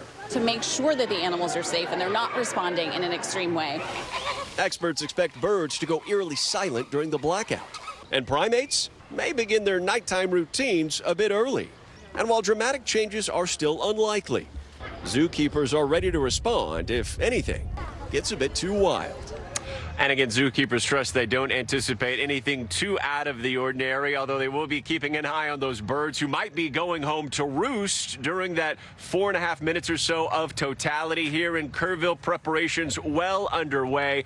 Tens of thousands expected to witness this here, Savannah. The mayor of the city saying people need to be in place by 10 a.m. in order to secure the best spot. I just took a quick lap around, ran into a casual astrophysicist from Georgia. A lot of people hoping and praying that the skies open up here in Kerrville. Savannah? I'm hoping and praying and crossing fingers, toes, all the things for y'all as well. Morgan Chesky, enjoy. Thank you so much. Let's keep our eclipse coverage going with NBC News correspondent Jesse Kirsch. He joins us live at the Great Lakes Science Center in Cleveland, Ohio, with a look at how the country is celebrating this big event. People even getting married during this event. Jesse, good morning. Hey, Savannah, good morning. Lots of creativity going into this one. We are expecting this big moment to eclipse the size of 2017's American Celestial event. NASA says millions more people live across a wider path of totality, including here in Cleveland. This is one of NASA's official watch party events, and we're expecting around 30,000 people to be out here. So many of us are going to be taking in those moments of totality, but for some, that's going to involve more than just looking up. An out-of-this-world spectacle. You don't want to miss this once-in-a-lifetime total solar eclipse. Calls for a massive celebration. So I've been waiting for this for years, so it's amazing. And when the total solar eclipse sweeps across North America this afternoon, clever cosmic spectators have dreamed up nearly everything under the sun. This is my solar observatory explained. People coming from all over the world to enjoy watch parties throughout the U.S. I'm from France. We started planning just after Christmas. I'm so stoked, like on a level beyond what you could even imagine. In Cleveland, an estimated tens of thousands will rock out from the Rock and Roll Hall of Fame to the Cleveland Guardians ballpark. Ohio is the heart of it all. In Arkansas, Little Rock Zoo is ready to go, holding a special tailgate party. And in places like Buffalo and Rochester, New York, families are coming from far and wide for giant events like the Rock the Eclipse Festival. But if you want a different perspective, like from the slopes, mountain resorts from Vermont to Ohio are all in, like Mad River with its Ski the Eclipse event. If you'd rather watch from the water, cities like New York and Chicago with partial totality have eclipse-themed cruises. For those hoping to fly a little closer to the sun, Delta's taking passengers on sold-out flights following the path of eclipse totality. What could be cooler than seeing this happen at 30,000 feet? But perhaps the ultimate way to ring in history? A total eclipse of the heart. Couples are planning to marry at various group weddings across the country. Over 100 couples are expected to elope at the eclipse in Tiffin, Ohio, pledging their total devotion to each other in totality. I came from home from a work event and told Bart that I set a wedding date, and he said, "You did what?"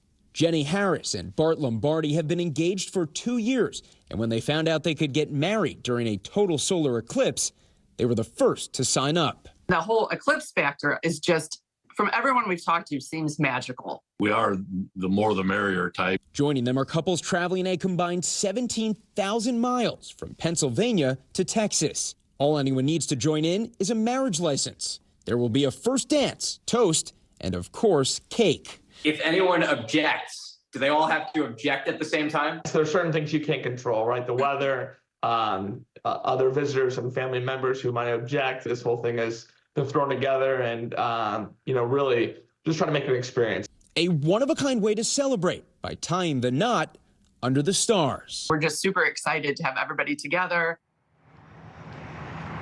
Here's a fun fact for you.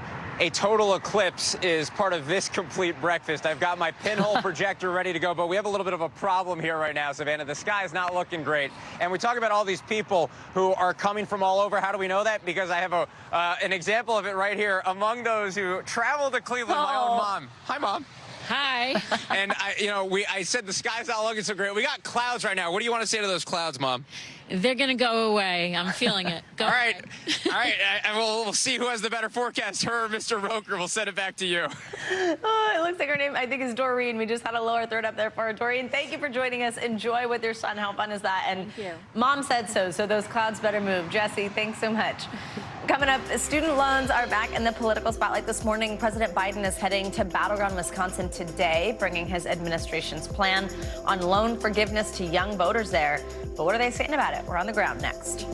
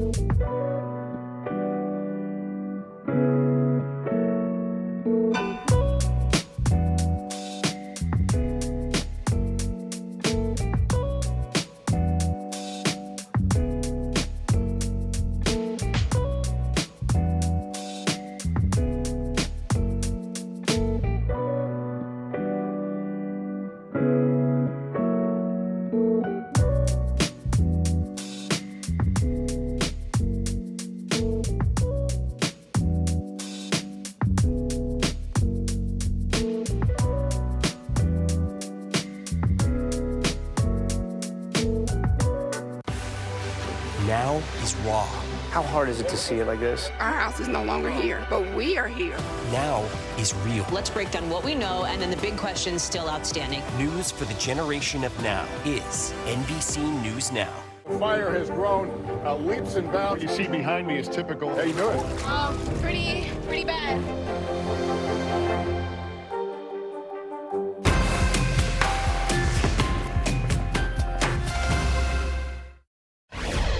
Welcome back. President Biden is heading to Madison, Wisconsin this afternoon to discuss his administration's new efforts to deliver debt relief for Americans with federal student loans. So last year, the Supreme Court struck down the administration's attempt to eliminate up to $20,000 for millions of borrowers. The High Court said the president did not have the authority to cancel such a large amount of debt without authorization from Congress. With the election now less than 7 months away, voters are speaking out about President Biden's efforts to eliminate student loan debt.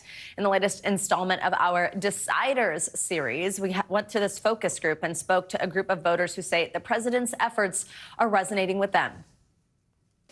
Well, for me, it comes down to this whole thing with student loans. Who can name at least one thing President Biden has achieved while in office? Something that President Biden himself would say is an achievement. Todd? Student loan reduction. Andrea? Yeah, student loan forgiveness. Mary? Student loan forgiveness. Anybody has anything you like about President Biden? Student loan forgiveness. I was going to say the same thing as Michelle. Student loan forgiveness. Okay, hold on a second. So if President Biden comes through with student loan forgiveness, you might vote for him. Mm-hmm. Okay. So literally it's that kind of thought process. Yes, because as of now, it's nothing. He's not doing nothing for me personally to where I feel like I want to give him my vote again. For more on the Biden administration's new attempt at student loan forgiveness, we are joined by Mark Kantrowitz. He's a student loan expert and the author of the book, How to Appeal for More College Financial Aid, The Secrets to Negotiating a Better Financial Aid Offer and Getting More Financial Aid in the First Place. Good morning. Thank you so much for joining us this morning, Mark. So there are more than 43 million Americans with federal student loans, accounting for more than $1.6 trillion. Who benefits the most from this new relief plan? Well, one aspect of the relief plan may benefit about half of all borrowers, and that's borrowers whose debt exceeds the amount they originally received, and that can exceed more than half. And what do you make of hearing how important this is to so many voters? I mean, the fact that kind of one of the only things that they see as an achievement of our current president being this potential to actually drop this student loan debt, be free of it. What do you think that means for young voters as we head into an election? Well, I mean, student loans affect not just young voters, but also people who retired with student loan debt. So it cuts across many parts of the voter population. And while in aggregate, it doesn't have a very big impact on the economy, it does have a very big impact on individuals' personal economies. I mean, we're talking a few $100s a month that's being taken out of the typical borrower's budget. Absolutely. I want to also bring in NBC News White House correspondent Aaron Gilchrist to shed some more light on exactly how this plan will work and tell us what we could hear next. Because, Aaron, as we mentioned in the setup a moment ago, when President Biden announced his first attempt to cancel student loan debt, lawsuits soon followed, ultimately ending up in the Supreme Court, where they said he didn't really have the authority to do this. What's different here? I mean, does he, according to them, have the authority to do this? What types of challenges could we see around this? Yeah, so the White House does think that this time around, what they've presented or what they will present today when the president speaks in Madison, Wisconsin, will be a plan that will stand up to legal scrutiny.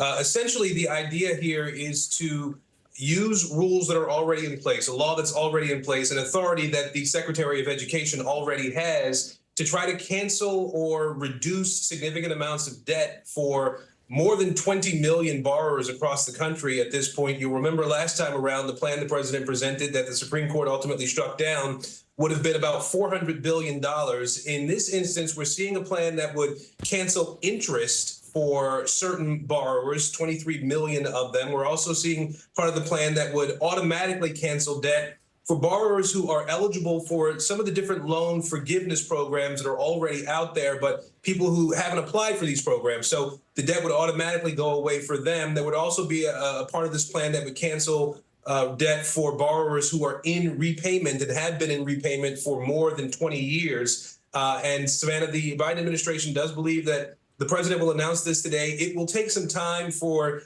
a final rule to be made. This is being done through what's called the rulemaking process at the Department of Education. And so it won't be an instant change for borrowers, but it is something that the Biden White House believes will ultimately be good for people who are dealing with tremendous amounts of student loan debt. And to be perfectly honest, Savannah, it would be good for the president going into the election coming up, where this would impact young voters and potentially through some parts of this plan would impact Black and Latino voters in a significant way, all groups that the president needs to win in November. Yes, certainly a political play as well there, as you smartly laid out. Aaron Gilchrist and Mark Kentrowitz, thank you both very much for joining us. Now let's get into some other financial headlines for you. This morning, Spotify is tapping into the AI game space to help spice up your playlist. CNBC's Silvana Henao joins us with that and more. Money News, Silvana, good morning.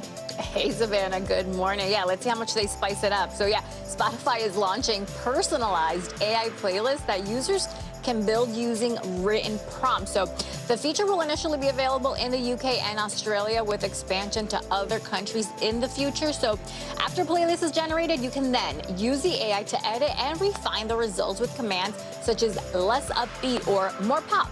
You can also swipe left to remove a song from the playlist. Lime, that's the e-bike and scooter startup backed by Uber, plans to invest more than $50 million this year to expand its global network. Bloomberg reports the company will add more than 30,000 new bikes across North America, Europe, and Australia. Lime is expanding as its rivals are struggling to stay afloat. Last year, Bird went bankrupt, while reports say Lyft, which owns City Bike, is looking for a partner or a potential sale. And Beyonce tops the Billboard charts again. Her new album, Cowboy Carter, debuting at #1 on the Billboard 200 and on the top country albums chart. It's the 8th time Beyonce had a solo album top the charts, breaking the previous record for a female artist set by herself with Renaissance in 2022, Savannah. I had to drive to a shoot this weekend. I was really deep in that album, loving it. Silvana, especially the one with Miley Cyrus. What a great song. Silvana. Great song, yes. Right? Thank you so much. Yes. Well, we have some breaking news this morning on an issue that could have a major impact on this year's general election. Former President Donald Trump has just revealed his position on abortion rights, having held several different views over the years. In a post on Truth Social, Trump said that abortion laws should be determined by each state. He said in part that people should, quote, do what's right for their families. Trump's position is in contrast to some of his allies within the Republican Party who have called for a national ban on abortion. Well, coming up, March Madness isn't over yet. After the break, we've got a full rundown of last night's historic women's matchup as we look ahead to the men who take the court later tonight. Stay with us.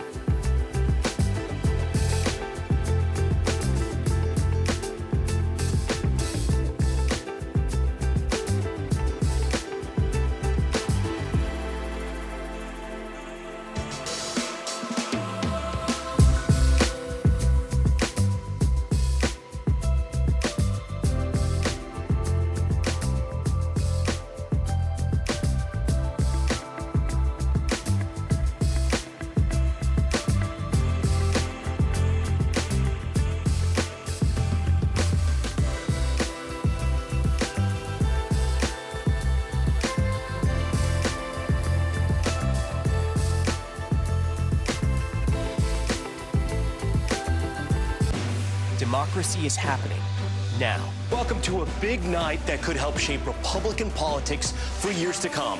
Now never stops. It comes down to turnout. Who shows up? Is it going to be that big block of independents? Now is where it counts. What are the issues that matter most to you guys? What did this debate change for you? Their number one issue is the economy. 2024, who's your candidate? The race is on now. The countdown has begun. News for the generation of now is NBC News Now. Welcome back. Actress and comedian Kristen Wiig, returned to Studio 8H over the weekend, hosting SNL for the 5th time since leaving the cast back in 2012. That means she is now part of the exclusive Five-Timers Club. However, former SNL writer Paula Pell joked that they pass out the coveted Five-Timers jackets like free maxi pads, so maybe it's not that exclusive. Well, just to prove that, Wiig was joined on stage by stars like Matt Damon, Paul Rudd, Martin Short, and Ryan Gosling. They were all wearing the jackets, but most of them have not actually hosted 5 times. So there's the joke there. It's not all. During the show, the Palm Royale star brought back Aunt Linda. The classic angry middle-aged film critic returned to the set with some questionable hot takes for the first time in 14 years. She is just too good. It was so much fun to see her back. Even her promos before the show started, I thought were some of the funniest I've seen all season. There you go. Well, after March Madness to remember, this year's tournament wraps up tonight with 2 of the top seeds on the men's side, UConn and Purdue, going head-to-head for their chance to be national champions. But on Sunday, just yesterday, it was the women's turn, with the game's biggest star, Caitlin Clark, unable to lead Iowa past an undefeated South Carolina team who made history with their impressive win. NBC News correspondent Jesse Kirsch is pulling double duty because he's in Cleveland, where we've got Eclipse drama, we've got basketball drama, and he's here with more on all the action. Jesse, good morning.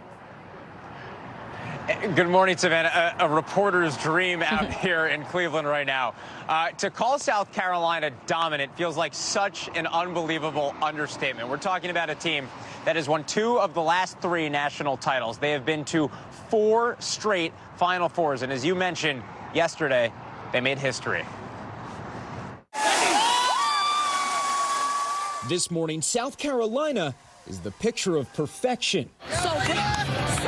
The Gamecocks toppling Iowa Sunday, becoming undefeated national champions. Perfection with a touch of sweet redemption.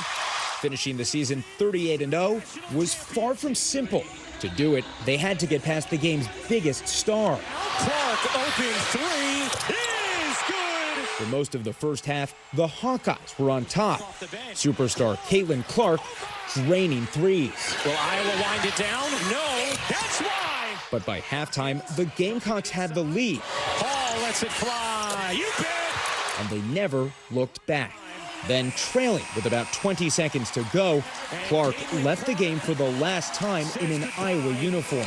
I'm so proud of my teammates. I'm so proud of this program. There's going to be tears. It is sad that this is all over. Clark posting this goodbye on her Instagram as she moves on to the WNBA with so much to celebrate. She broke the all-time Division I scoring record for women and men, helping women's college basketball achieve skyrocketing popularity. Gamecocks coach Dawn Staley honoring Clark. I want to personally thank Caitlin Clark for lifting up our sport. Staley taking in the moment, emotional after the game, supported by her players, just as the team members have supported each other throughout the tournament. We're unselfish people, and that's how we win it. Under Armour celebrating the perfect season and the Empire State Building lighting up in South Carolina's honor. Just the 10th time in women's tournament history that a team has run the table. And as they celebrate, eyes turn to tonight's men's tournament final, with 1 seeds UConn and Purdue battling for a title in Glendale, Arizona. The reigning champion Huskies trying for back-to-back titles. If you are still not convinced of how good that women's South Carolina team is, they went undefeated, finished a perfect season as national champions, and they did it with an entirely new starting lineup compared to last year, Savannah. Yeah, incredible. When we just had Coach Staley on with us, she was just so fantastic to get to hear her talk about the building process this year. Also, Jesse, I'm going to apologize before I do this to you, but I am just going to say, you know, it's shocking, really, that you're not going to be on the court tonight. Oh, man, you know, I was not given advance notice of this. I want to be on the record. I have made some shots before. The layup again. Hold on. It's just... Oh, God. Look at that form, though, the wrist. But, I mean, you know. I don't know. I think there was a I'm not breeze sure the in there. form's helping yet. All right, Jesse Kirsch, we appreciate you playing along. You know, you had too good of a day today. This is just because I'm jealous. That's all. Jesse Kirsch. You had to ruin it. Thank you so much. And that's going to do it for this hour of Morning News Now. But the news continues right now.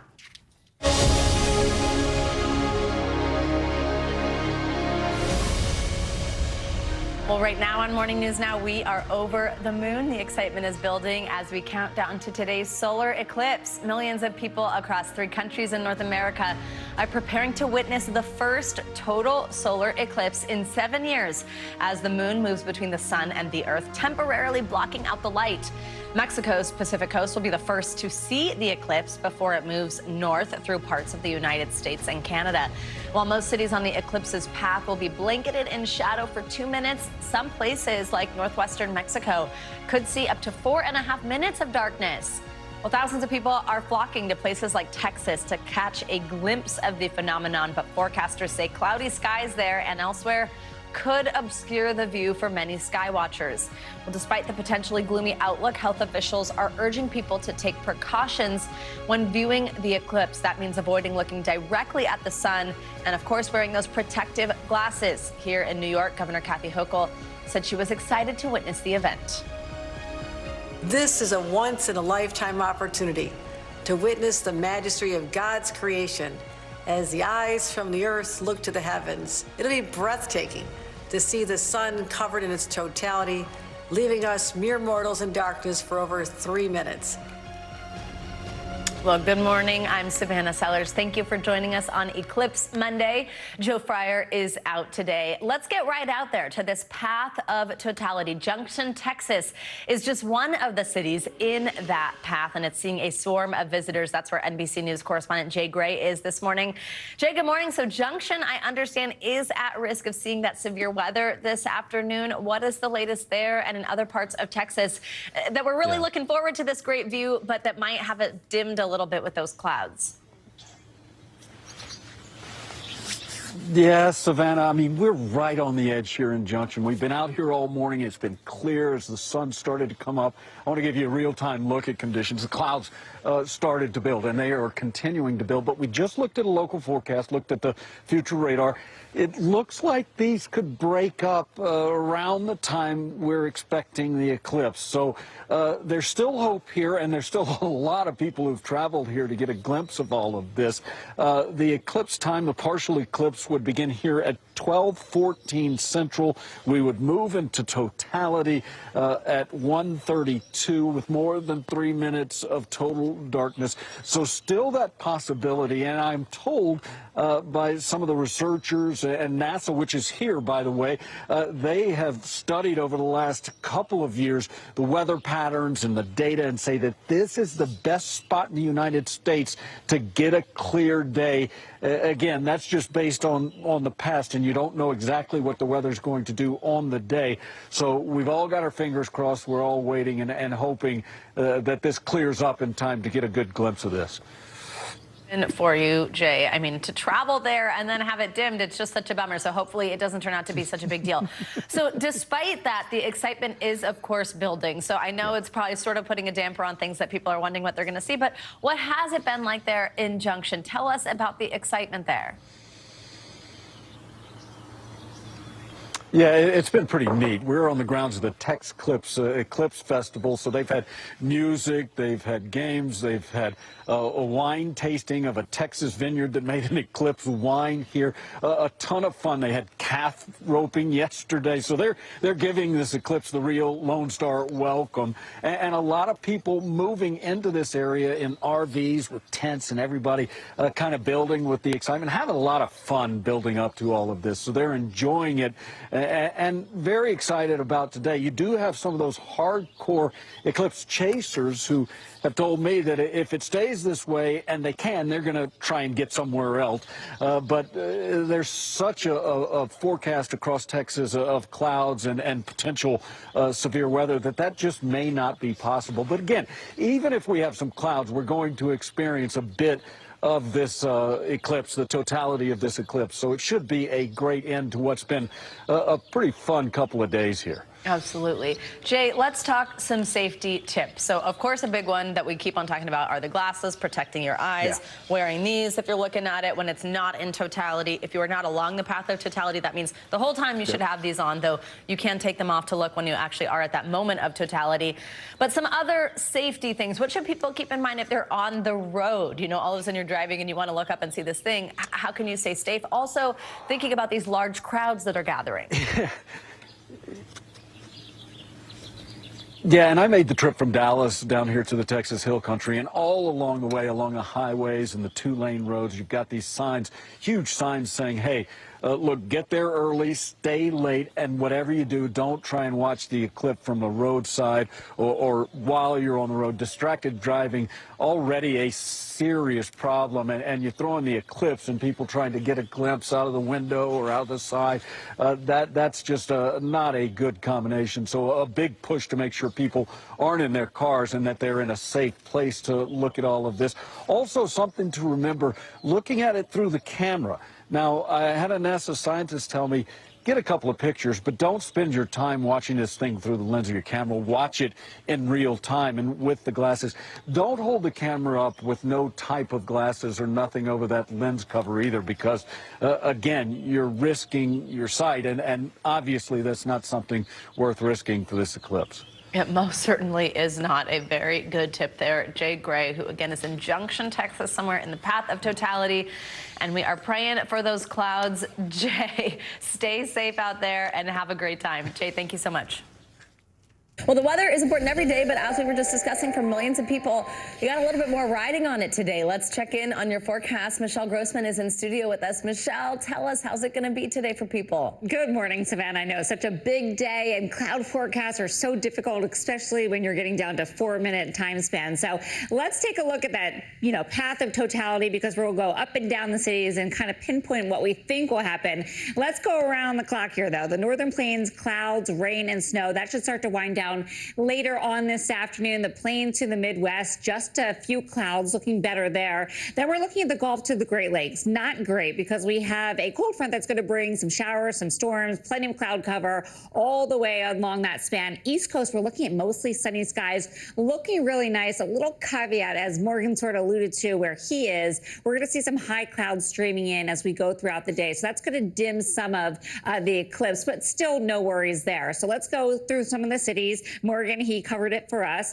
Jay Gray is in Junction, Texas. We're going to see the chance for some showers. 70% cloud cover. That's at 1:32 Central Time. Al, our friend, along with Priscilla in Dallas, Texas, we're looking at 60% cloud cover. And then as we go a little bit further to the north, some spots looking a little bit better than others. That would be in Indianapolis. A little touch and go with the forecast there. We're looking Lester and Tom Costello there at 306. Looking at 50% cloud cover. That should be okay. Same story in Bloomington, Indiana. Looking really good where Chase Canyon's going to be in Little Rock, Arkansas at 30%. And then we have some dicey forecasts in portions of New York, Brockport, where Ryan Nobles is going to be 80% cloud cover, 40% in Cleveland with Jesse Kirsch, and also Chris Jansen. Cleveland had an epic weekend with the women's basketball tournament as well. Then we're looking at Kate Snow. Kate Snow got the best spot to be, because she's looking at 0% cloud cover, will be perfect in northern New England. Temperatures are going to be nice in the 60s, so a really nice viewing area there. That's going to be right around 3:32.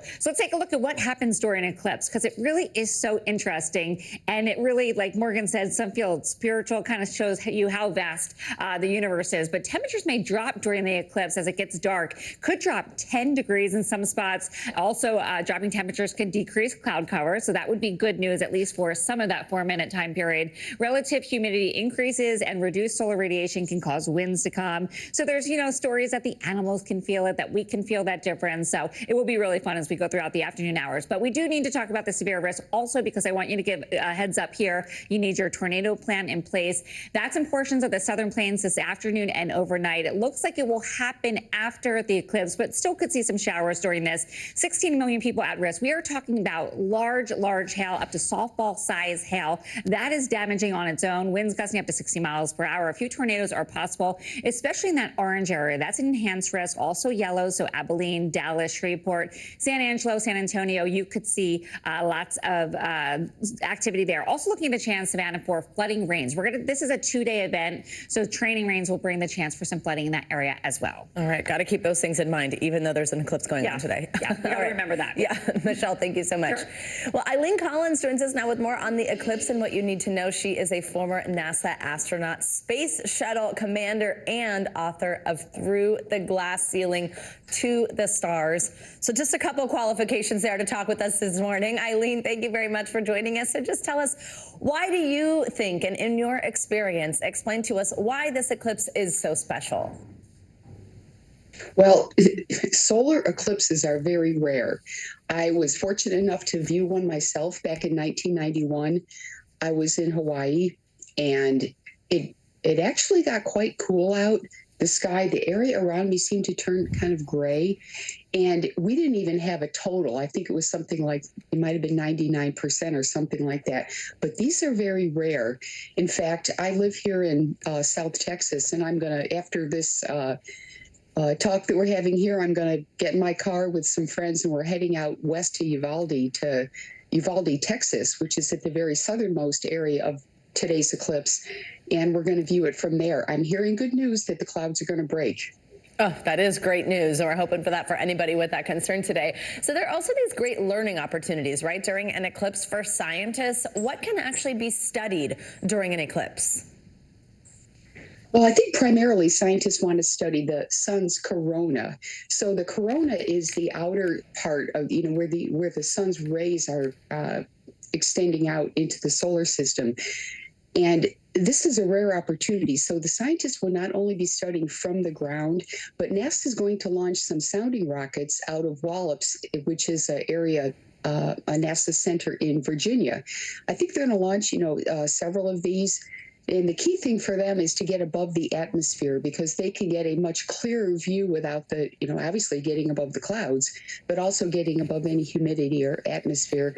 So it's so important for us to understand the sun. I mean, obviously every day the sun rises and it gives us heat, it gives us light, our crops grow, and we have to have the sun, obviously, in our everyday life, but the sun changes. It's in a cycle, and there's short cycles and there's long cycles, and this gives the NASA scientists an opportunity to study that. Oh, one other thing, even during the partial eclipse, they can see sunspots a little bit better than they could see without the eclipse. So this is a great opportunity, and I know scientists around the country are going to be traveling to the eclipse to do these studies.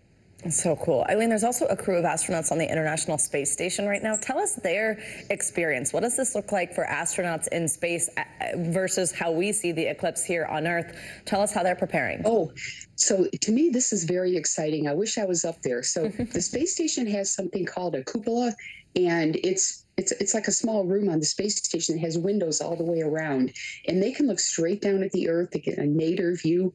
Now, they will see a shadow, like a small black circle that is moving along that eclipse path that you showed earlier. The eclipse moves at about on the ground about 1,000 miles an hour. I mean, it varies depending on the where it is, but let's say it's at an average of 1,000 miles an hour. So it's moving very, very fast, but the space station is also moving fast. That it's something like 18,000 miles an hour. So the timing has to be just right. So the way I understand it, the last I heard, the astronauts will see part of the eclipse from space, and they will photograph it and film it. So I'm hoping to see what they see afterwards. And the shadow is very, very small. So they're going to have to zoom in on it, and I'm anxious to see what what will come from it. You can also see that from an airplane. If you go up in an airplane, you can look down and see the sun's shadow, which is something I've never seen, but I think that's going to be very exciting. Oh, yeah. I know there are a couple flights today specifically that are almost sort of eclipse chasing, which is what a neat perspective to see this from. Eileen Collins, thank you so much. Enjoy today. Have a safe drive out to Uvalde. Thanks.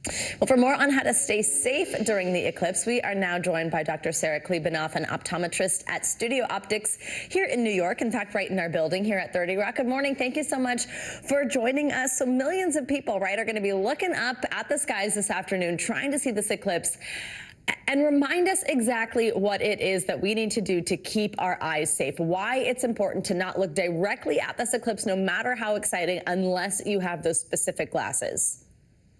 Good morning. It is so exciting, but the real damage can happen to the retina, and that's irreversible because the light of the sun can absolutely just burn through that retina, and the retina doesn't really regenerate, and so we want to protect that retina at all costs. And if you are in the path of totality, you can actually take these glasses off once there is that moment of totality. Is that right?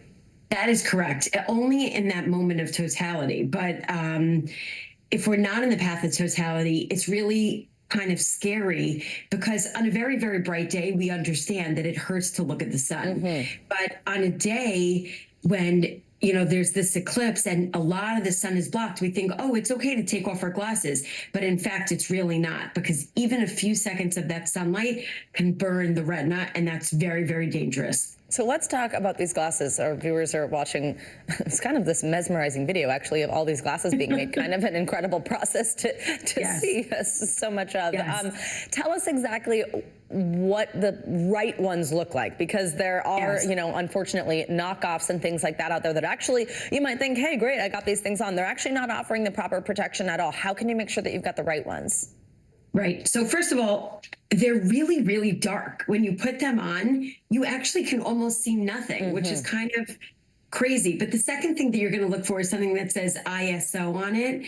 And, that's the international board that governs this. But the other thing is, somebody can just write that on a pair of glasses. So just get them from a reputable source. That's really the most important thing. And for those unable to get a pair of glasses, there's something called a pinhole projector, a way to kind of try and do this on your own. How can we make one and then also use one safely? Yeah, that's a great question. First of all, I just want to say I love your shirt. I'm sure it was on purpose. But it was on purpose. Thanks for noticing. Even though stars really are not in the equation here, it's just celestial. It's awesome. Starry night, it's all good. And so that's a really good question. That's called indirect viewing. And what that is essentially you take you can look on YouTube. There's about 1 million videos. You can take a piece of cardboard, and then they tell you to put a piece of tinfoil and then punch a hole. And what you're doing is with the eclipse to your back, you're going to let the eclipse go through that teeny tiny hole, which is basically a pinhole, and it focuses the image of the eclipse, and you're going to see it like on the floor or on a piece of something else. So you're not looking directly at the eclipse, you're looking at a pinhole view of this. And so you're just seeing it that way so that there's no damage to your retina. It's probably not as fun as seeing it with the glasses, but it's definitely a way to do it if you don't have the glasses. And an important reminder, that does not mean that you look through the pinhole at the sun. It's that Correct. To create that shadow where you're kind of going to see, whatever that sort of crescent shape looks like. Right. Dr. Sarah Klebanoff, thank you so much. Great to have you on. Enjoy today. Thanks for having me, and thanks so much, and enjoy the eclipse. Thank you. You too. Have a great day. And now our own meteorologist, Angie Lassman, is going to break down the science of a total solar eclipse and tell us how we can expect it to play out across the U.S. A solar eclipse occurs when the moon passes directly between the Earth and the sun, and the moon blocks the sun for a viewer on Earth. During a total eclipse, the moon lines up perfectly to fully obscure the sun, resulting in totality. The result is a shadow that will cross North America from Mexico to Canada. This is why the 2024 eclipse event will be known as the Great North American Eclipse. It starts as the moon slowly obscures more and more of the sun. As it progresses, the surroundings take on an unusual hue, and shadows become crisp and detailed. As the sun dwindles to a slender crescent, as seen through eclipse glasses, daylight dims and shimmering shadow bands and crescent-shaped shadows might dance across the landscape. Then comes totality, when the soft wisps of the solar corona surround a huge hole where the sun used to be. The solar corona is the outer part of the sun's atmosphere. This corona, normally hidden by the sun's brilliance, becomes visible during a total solar eclipse when the moon completely blocks the sun's surface. You find yourself in an eerie twilight, surrounded by a spellbinding sunset glow. Finally, totality ends and the sequence unfolds in reverse. Now let's take you through the timeline of how the solar eclipse will sweep across North America. The path of totality will sweep over parts of 15 U.S. states, starting in Texas and ending in Maine. The whole event will take about 2.5 hours for the shadow to make its way from the Pacific Ocean across North America and over the North Atlantic Ocean. To witness the event, you will need to be within the 108 to 122 mile wide path of totality. But don't worry, if you're not, you'll still see quite the show, with a partial eclipse visible from nearly everywhere in the United States. But some places will see it better than others. For cities in the path like Dallas, Indianapolis, Cleveland, and Buffalo, totality will last approximately 4 minutes. During those minutes of totality, you might notice a slight temperature drop and a change in the behavior of any nearby wildlife. The mesmerizing moments of a total solar eclipse along a narrow path for just a few minutes make it one of nature's rarest firsthand experiences. All right, Angie, that was so cool. And what a feat of that green screen. It looked like you were really up there. Thank you for that. Well, we will, of course, have special live coverage of the total solar eclipse from the entire NBC News team. We'll be across the country. I will be here in New York City, hopefully on top of a building. Our extended live coverage gets underway today at 2 p.m. Eastern Time, 11 a.m. Pacific, right here on NBC News Now. We'll also be on NBC. We'll also have live updates throughout the day on NBCnews.com. Don't go anywhere. We have got you covered for this. Well, coming up, Israel's assault on Gaza seems to be headed in a new direction 6 months into its war with Hamas. We've got the latest on the ground as ceasefire talks stall. Stay with us. Good morning. Thanks for joining us. I'm Joe Fryer. And I'm Savannah Sellers. The latest developments in the war between Israel and Hamas. If you do have points or you have miles, is now a good time to use them. The first woman on a lunar mission. What was it like to get that news? Morning News Now, streaming weekdays at 7. The NBC News mobile app. Get connected to your favorite news shows. For the top stories, breaking news, and live video, download the NBC News mobile app now. People really don't know what's going to happen. Nearly a dozen hours after the eye roared ashore. More good people than bad people, I know, right? Yeah, 5 seconds. 4, 3. There is some late-breaking news. 4 hours into the Iowa caucuses. All right, it just me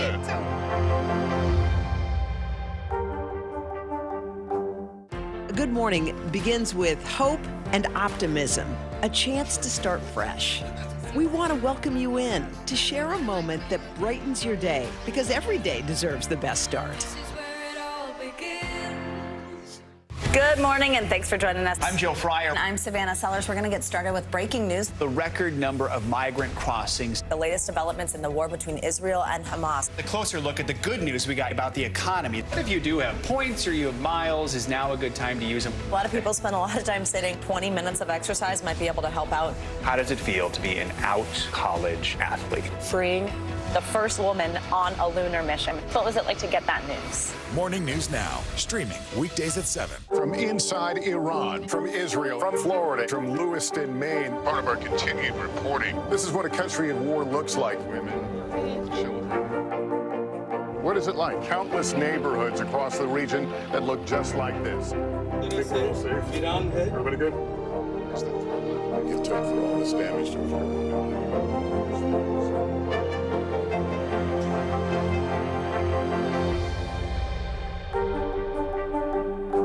Report live from Tel Aviv, from Juarez, Mexico. Tonight, top story reporting from Baltimore at the Key Bridge disaster. When you look over your shoulder and you see the Key Bridge, what goes through your head? That bridge has been here longer than I've been alive.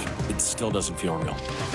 Hundreds of Israelis have gathered to demonstrate. What do the people in Gaza, do you think, what do they need most? A place where Palestinians and Israelis have found common ground. Every night, it's your news playlist. Top Story with Tom Llamas, streaming weeknights at 7 on NBC News Now. The fire has grown leaps and bounds. You see behind me is typical. How you doing? Pretty bad.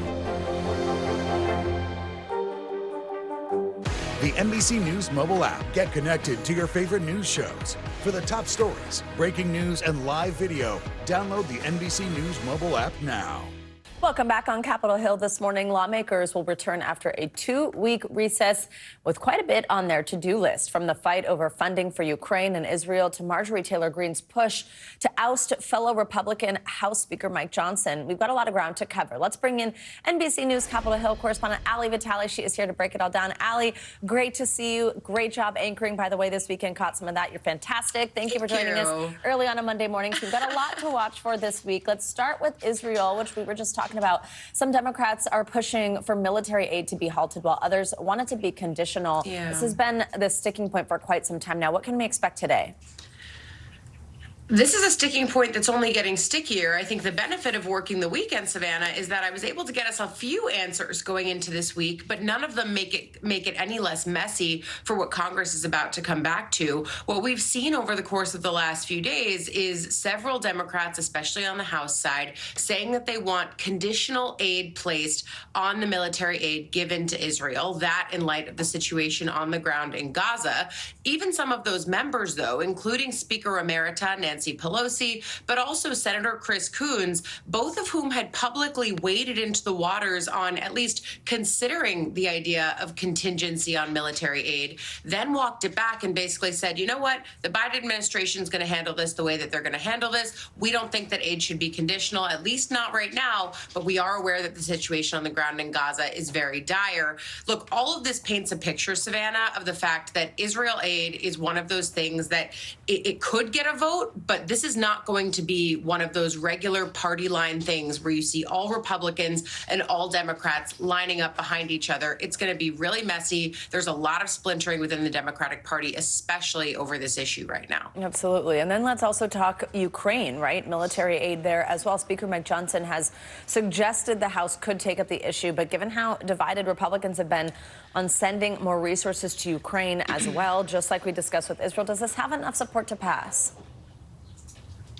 That is also an open question because, look, right now there is a supplemental package that you and I have been talking about for several weeks now. The Senate passed it in hopes that the House would take it up. That supplemental aid package has aid for Ukraine, for Israel, and Taiwan. This is something that's already passed the Senate. It's why several key House members have told me it is the only option, just procedurally, to get this aid out the door, especially to a country like Ukraine, where President Zelensky has said consistently he needs that continued support from his greatest ally, the United States. That pressure, of course, still palpable from Israel as well. But the supplemental package has a lot of problems within it, especially because while you have some Republicans who might want to vote for Israel aid, they do not want to vote for Ukraine aid. You've got Democrats who say they want to vote for Ukraine aid, but not Israel aid. When you package it all up, it really does allow people to weigh which one might be more important to them.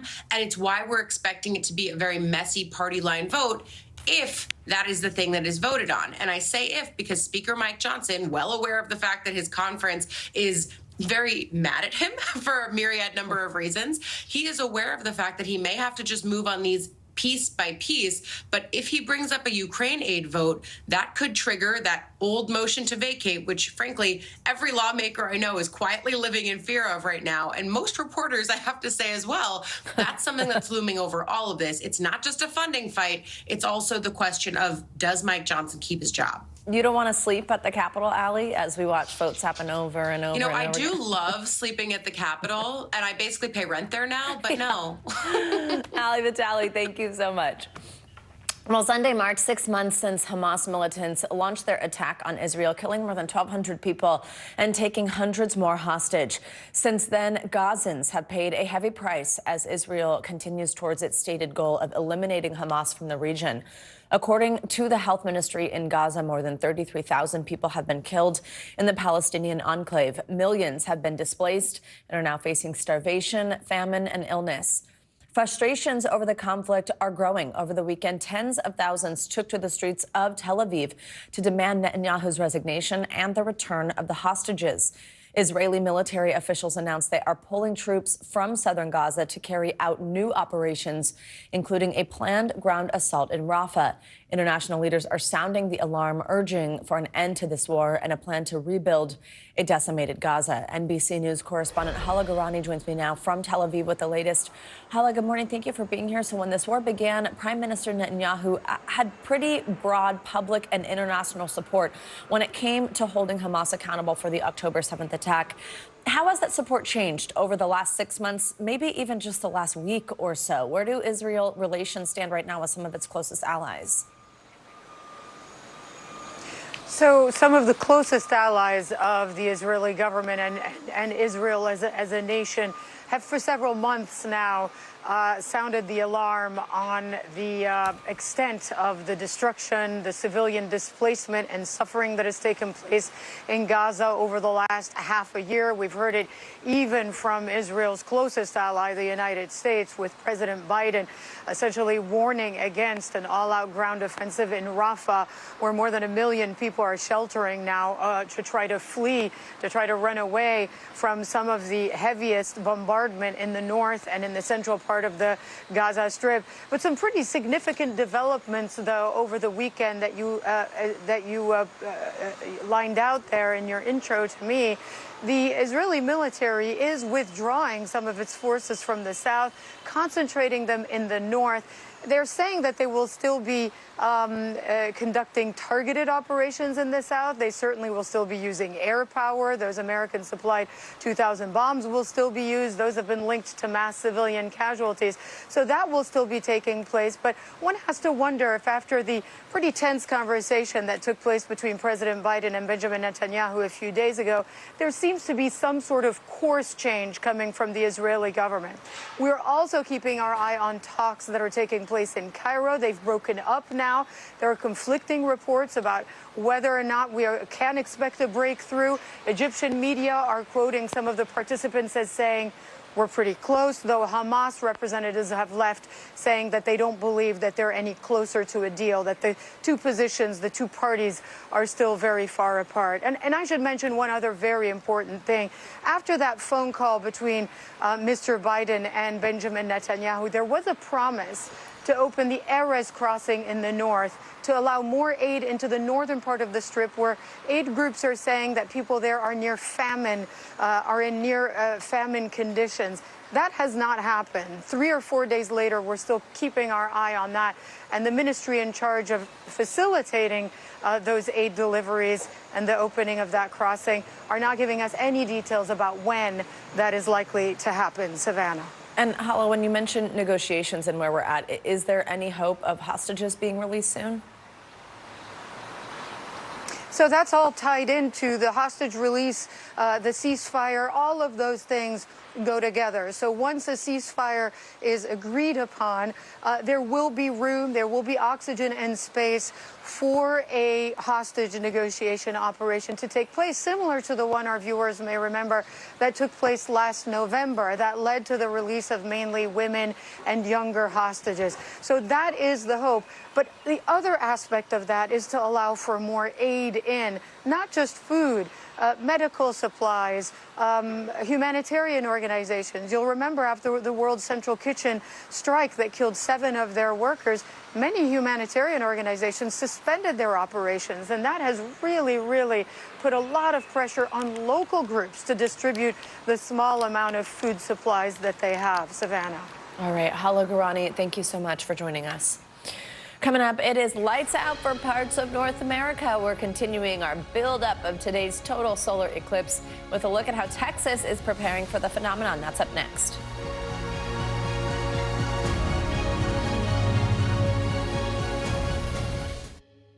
Good morning. Thanks for joining us. I'm Joe Fryer. I'm Savannah Sellers. The latest developments in the war between Israel and Hamas. If you do have points or you have miles, is now a good time to use them. The first woman on a lunar mission. What was it like to get that news? Morning News Now, streaming weekdays at 7. Good morning begins with hope and optimism, a chance to start fresh. We want to welcome you in to share a moment that brightens your day, because every day deserves the best start. We're talking possibly 1 trillion galaxies. Yes. That is a number that is just so hard to compute. Whether it's the moon, whether it's Mars, it feels like we're on the cusp of something big. Thanks for tuning in. I'm Gotti Schwartz. Here are the stories we're following tonight. Storms keep coming here in California. The U.S. government just declassified this video. A lot more stories trending like crazy on social media. A controversy pitting lawmakers against young voters. What's the state of crypto today? Is it safe for investors? We've got another mind-bending story on artificial intelligence. This is what my voice sounds like when I clone it. That wasn't me. You gotta see this. Stay tuned now. Weeknights at 8 Eastern, 5 Pacific on NBC News Now. Fire has grown leaps and bounds. You see behind me is typical. How you doing? Pretty bad. The NBC News mobile app. Get connected to your favorite news shows. For the top stories, breaking news, and live video, download the NBC News mobile app now. From inside Iran, from Israel, from Florida. Part of our continued reporting. It is safe. Everybody good? Women, children, established.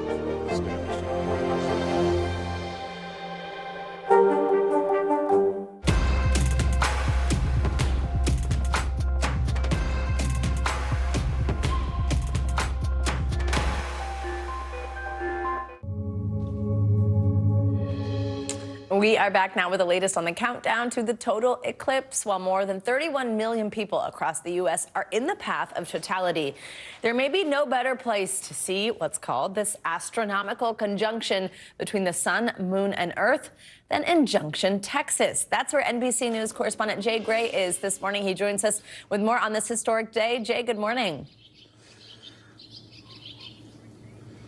Savannah, good morning to you. And you're right. We're in the Texas Hill Country right now, where this astronomical drama is expected to play out in the next several hours here. Of course, if you've got a drama, you've got to have a villain. And playing that role right now is the forecast, because we could see some heavy clouds.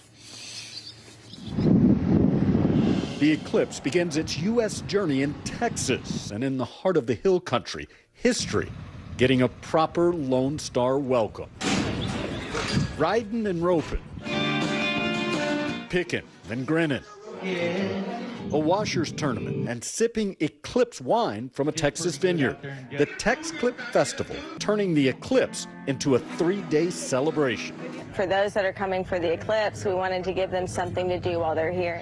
Games, goods, even local royalty gathering outside the county courthouse. Eclipse chasers coming from across the country and around the world, hoping for that rare glimpse of the moon aligning with the sun, completely blocking its powerful rays. It's incredible. It's something you remember your whole life. The path of totality moves from the Pacific to the Atlantic across 15 states, home to more than 31 million. But forecasters warn a big part of that path could be covered in clouds. The Exploratorium Museum in San Francisco, teaming with NASA, will stream the event live across the globe. And after 2 years of research and planning, their telescopes and cameras are surrounded by bluebonnets and hay bales, betting on clear skies in Junction. We studied the weather maps, we talked to weather folks, and it turns out this is the best place in the United States in terms of weather. Everyone along the path of the eclipse hoping they'll be left in the dark in just a few hours. Yeah, and look, it's a very unofficial update on the conditions, but Savannah, I'm looking up the sky, and you can still see the stars here, so that's good news, still clear. And we've seen the forecast get a little better, maybe, or it's wishful thinking over the last 24 hours. The partial eclipse will begin here at 12:14 Central Time. We move into totality at 1:32 with more than 3 full minutes of darkness. Savannah, I'm just hopeful I get to use these glasses a bit later today. Let's keep those clouds away. I know. I think you'll be okay. I spoke with some eclipse chasers, too, who said even with some cloud cover, you can still kind of see that corona of the sun. So hopefully you're good. Jay Gray, enjoy it. Thank you so much. We've heard a lot about the power of a total solar eclipse and what it does to people. Well, last week we told you, as I just mentioned, about a group of people who go around chasing total eclipses, trying to experience as many as possible. Dr. Kate Russo is a clinical psychologist and an eclipse chaser. She joins us now from Leakey, Texas, which is right in the path of totality. Good morning, doctor. Thank you so much for joining us. So I understand you've experienced 10 total eclipses, and actually, interestingly, a couple of them blocked by clouds, which we'd probably want to hear about today just to understand what that's like, since many people may experience that. First, I just have to ask, what is so powerful about a total eclipse? Well, I've actually seen 13 total solar eclipses over a period of about 24 years. Yeah. They really are the most amazing, remarkable, truly amazing experiences you can have. It's a fully immersive event. So it's not something that we just see, you know, like a supermoon, you step outside and have a look. It's actually something that's very immersive. And I say that it happens above you, around you, and within you, because there's so much to see. The visuals are amazing. You know, when you see the moon completely blocking the sun, you see the outer corona. We understand the significance of the scale of the universe. We might see the brightest, the planets and some brighter stars, but it happens around you because the temperature drops and the wind picks up, and you know, like you can hear the changes in birds, and our shadows become eerie, the light changes. And then in those moments before totality, it's just like someone puts a dimmer switch down over a period of a minute or so, because things happen so rapidly and it gets quite dark. And that incoming shadow puts the hair on the back of your neck standing up. And I always get goosebumps because it's like this ominous thing coming towards you. And then you've in totality. And here in, I'm going to be in Garner State Park in Texas. We're going to have 4 minutes and 26 seconds of totality. So that's a long time. And then as soon as it's over, we actually are left with this really strong feeling of, you know, like, when is the next one? Because it really does change the way we think about the world. We feel insignificant. We feel part of something greater. It's phenomenal. And you just have to get into the path of totality to experience it for yourself. Oh. So exciting for people who have not seen it to have this to look forward to this afternoon. So as I mentioned, a couple of the times that you've seen an eclipse, tell me if this is right, that they were actually blocked by clouds. There are large portions, of course, of today's path that are expected to have at least some cloud cover, some worse than others. What do you think? I mean, do you have any advice for people in those areas? And just tell us, is it still worth the experience? Can you still see something that's sort of transformative in a way? Yes, I've been blocked 2 times. The first time was actually in China, and a lot of chasers were blocked there. We position ourselves to give us the best chance of seeing the total solar eclipse. So when we're expecting clear skies, and then we're blocked, it's a bit of a challenge. The second time I was clouded out was in 2015 in the Faroe Islands. We were expecting to be clouded out, so that's a different scenario. Now, here in Texas, many of us chose Texas because historically it had the best chances of clear skies in the US along the path. And here we are finding ourselves a little bit under cloud this morning. So there's a lot of chasers who actually have further, you know, diverted away from trying to get outside of the clouds. I've chosen to stay in Garner State Park. And even though we know and we're expecting cloud, we're actually hoping for little pockets of clarity in that. Now, if it's cloudy and we can't see the sky, what's going to happen is that you won't see the things above you. You won't be able to see the corona. That's the main feature of the eclipse. Not going to be able to see the diamond ring, the Bailey's beads. We're not going to see the darkness of the sky. But we will feel the things around us. We will feel the temperature drop. We will feel the changes in the environment, the nature, the birds, we will see the light. And under cloud, it will actually become even more darker. So I think we're in for a really dark experience. And if we look around the horizon, you will see 360-degree sunset, which is a really good feature. So you can still see that even if we're cloudy. And of course, it just makes us feel so incredibly connected to everybody else. So we're all here.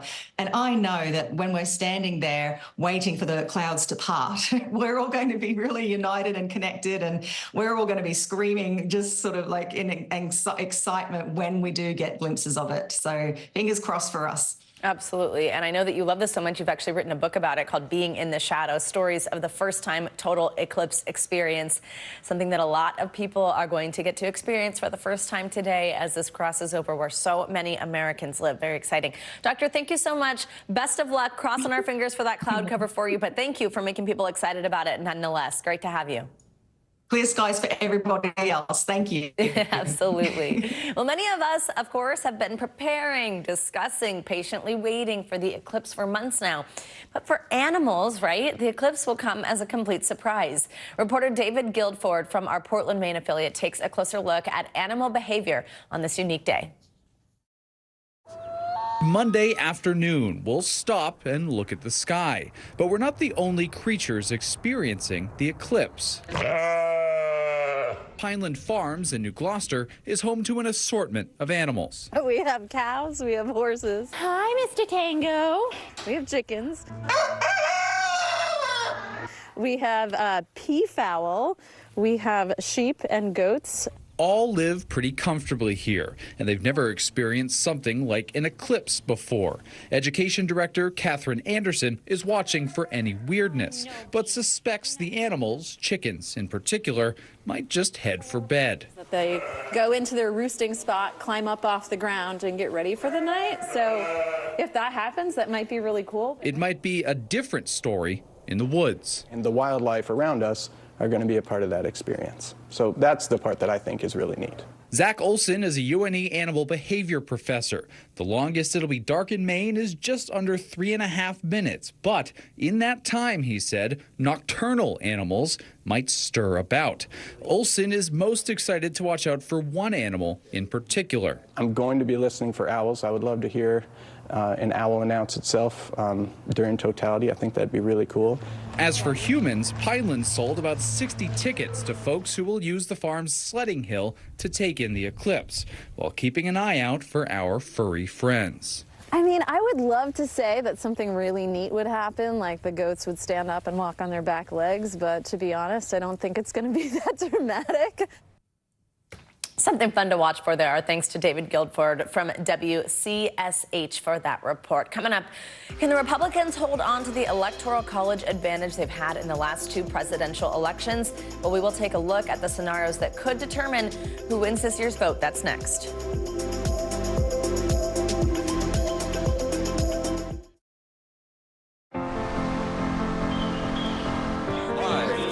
Mornings are full of possibility and energy.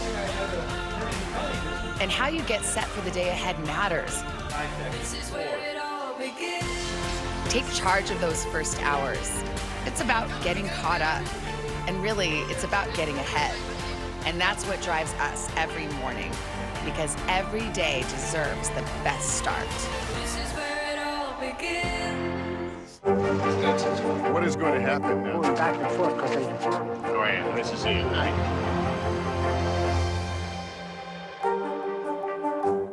Good Morning begins with hope and optimism, a chance to start fresh. We want to welcome you in to share a moment that brightens your day, because every day deserves the best start. The NBC News mobile app. Get connected to your favorite news shows. For the top stories, breaking news, and live video, download the NBC News mobile app now. Hey, I'm Hallie. It's good to be with you tonight. What do we know that voters care about? The economy, right? You are seeing that firsthand yourself on the ground there today. This is 2 things. It is pretty big medical news. It is also a pretty big mystery. And oh, by the way, it's driven by one of the most controversial people in the United States. What's happening? They have tweaked my monitor, and I can see now you are, in fact, soaking wet. I am deeply sorry. My commitment to apologize Hallie for the many Jackson now questions. will never be questioned.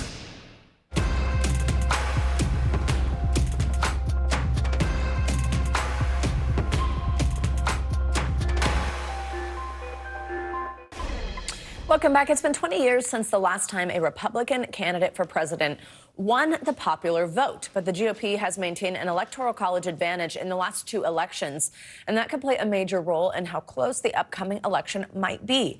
That is the subject of a new article on NBCNews.com written by our friend, our very own senior political editor, Mark Murray. And this morning, Mark is joining us to discuss. Mark, thanks so much for making time for us. So in your article, you outline 2 different scenarios that could explain where the 2024 election stands right now. Talk us through those scenarios.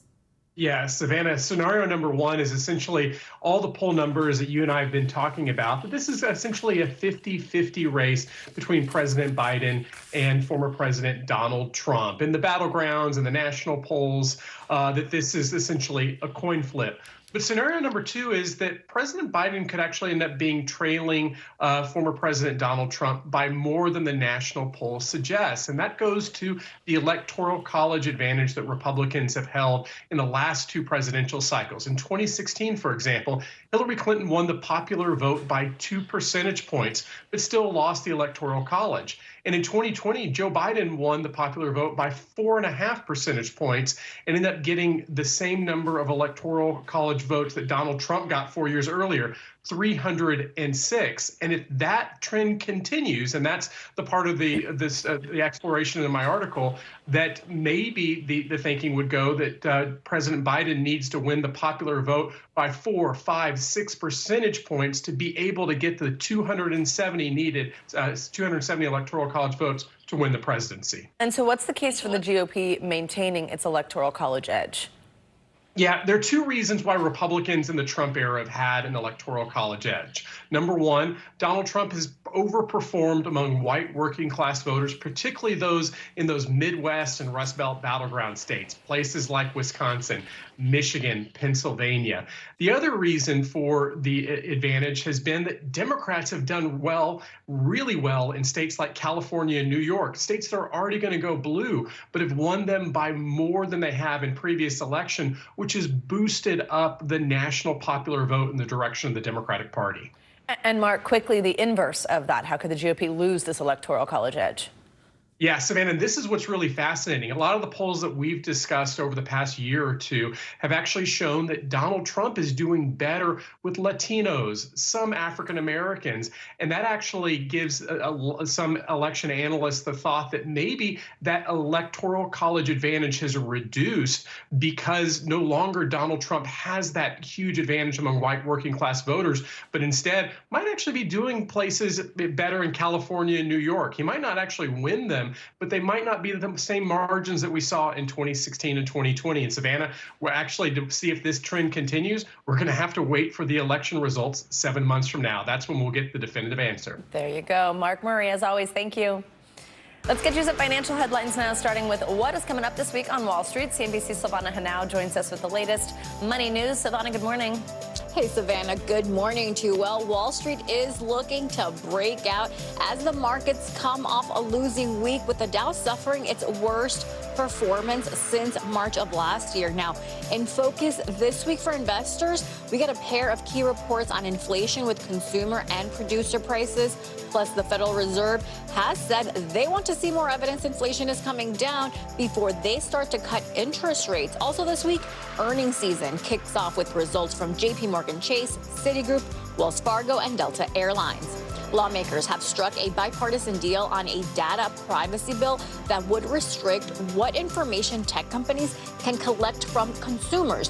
It also would give Americans the power to prevent their data from being sold to third parties. The agreement between Democratic Senator Maria Cantwell, who chairs the Commerce Committee, and Representative Kathy McMorris Rogers, the Republican chair of the House Energy and Commerce Committee, would also require firms to disclose if users' data has been transferred to a foreign adversary. And Mark Zuckerberg is now richer than Elon Musk for the first time since 2020. Musk falling to a 4th place on the Bloomberg Billionaires Index after Reuters reported Tesla canceled plans for a less expensive car, sending the stock lower. Tesla also reporting its first year-over-year decline in deliveries in 4 years. Zuckerberg has added nearly $60 billion to his fortune as Meta stock is at record highs.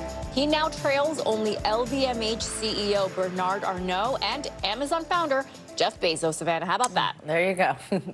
Solana, thank you so much. You got it. Coming up, perfect season, perfect team. The South Carolina Gamecocks take home their third NCAA championship, beating the Iowa Hawkeyes in an epic game, wrapping up an undefeated season. We've got the details up next. Still to come in the Channel 2 News. Well, the waters are certainly receding now. Still too close to call. Lester Holt reporting from Ground Zero, as it's being referred to. It is, in fact, a taste of freedom. The Haitian people know a little something about resiliency. What's the biggest risk right now? Some of the troops who have been proud. I want to welcome you to the first presidential debate. In fact, we've been told we can't go any farther. You with some resilient folks. Let me get a hint.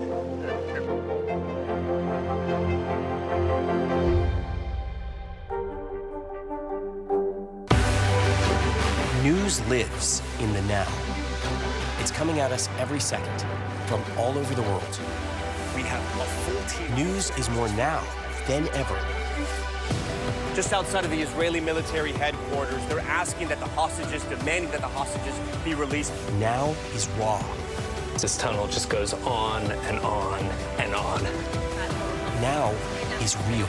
This is it. We get to see democracy in action for the very first time in the 2024 race. Now is constant. Morning News Now, we're breaking news. NBC News special report. You gotta see this. The future is now.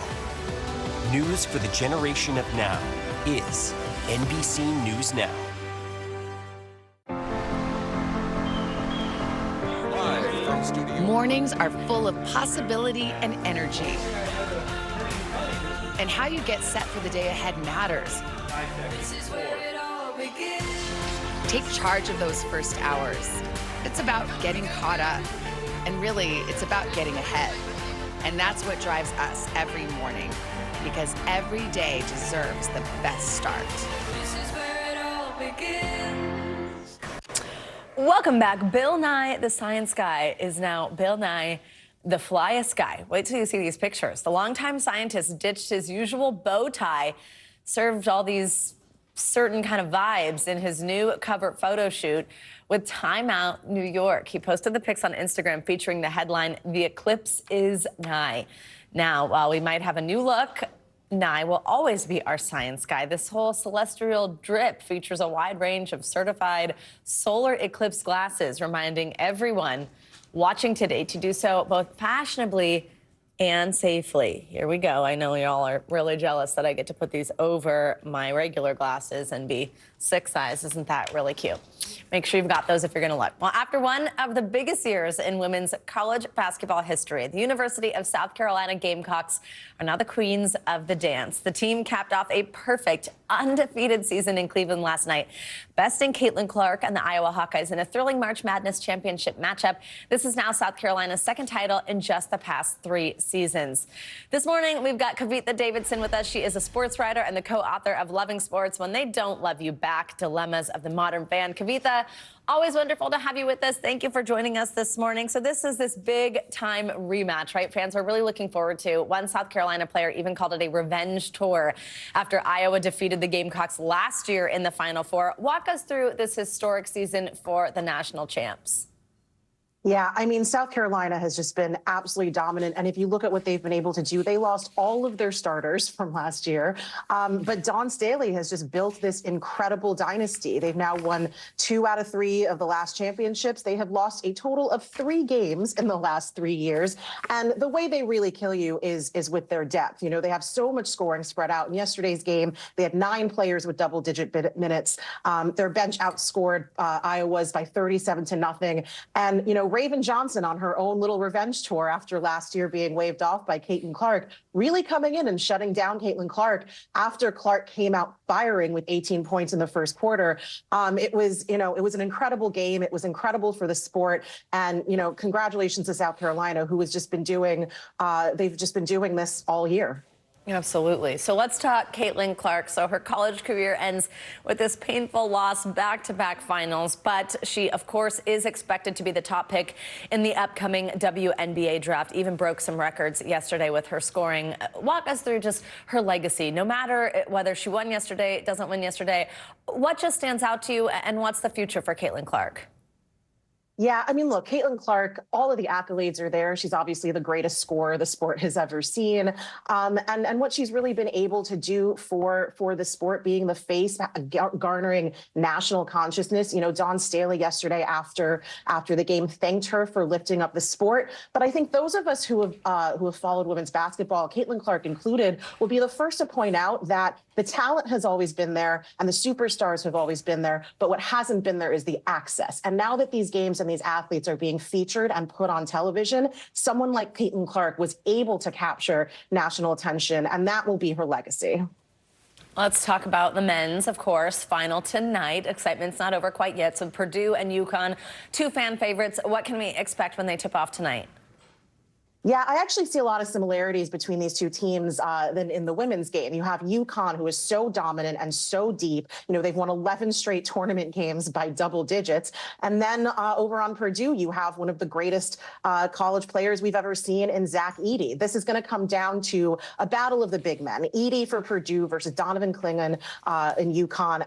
And Clingan, you know, again, just he can dominate down low so well, but UConn also surrounds him with players who are all perimeter threats. UConn is 5-0 in title games, and this is only Purdue's second. I do think this will be closer than most people think, but you know, I have my money on UConn. Hey, Kavitha, by the way, just with the excitement that we saw around women's basketball this year, the viewership records, by the way, that we saw broken, men's or women's, by some of these games this season, do you think that next year we could see the women's final actually in prime time? I think, you know, a lot of people after yesterday's game were calling for this game to have been played at 6 p.m. Eastern instead of 3. I think that makes a lot of sense. Those are some of the programming decisions that women's sports have been fighting for years, frankly. But as you see, when these games are on in prime time, people watch. You know, 14.2 million people tuned in to watch the Final Four. So I do think that there's a hope that that some better decisions on the prime time timing of the national championship game will come next year. Absolutely. Kavitha Davidson, thank you so much. Been fun to talk with you through this. That's going to do it for this hour of Morning News Now. Stay with us, though. The news continues right now. Well, today is the day. We are now just hours away from a historic out-of-this-world experience, a total solar eclipse. 31 million people in 15 states are directly in the path of totality, as it's called. They'll get the best view, and 150 million people are within just 200 miles of it. But as we've been reporting for weeks, even more Americans are packing up and heading out this morning, all part of an eclipse travel boom that's bringing big crowds and a whole lot of tourism cash to the big cities, but also those small towns along its path. There's massive celebrations, parties, even weddings on tap for this once-in-a-lifetime solar showing. And also NASA's keeping a close eye on it all, chasing the eclipse down with high-altitude planes looking to study objects like asteroids that could be orbiting the sun. We've got team coverage this morning of everything, and I do mean everything you need to know. And of course, we're going to let you know how you can keep yourself safe when that daylight darkness hits.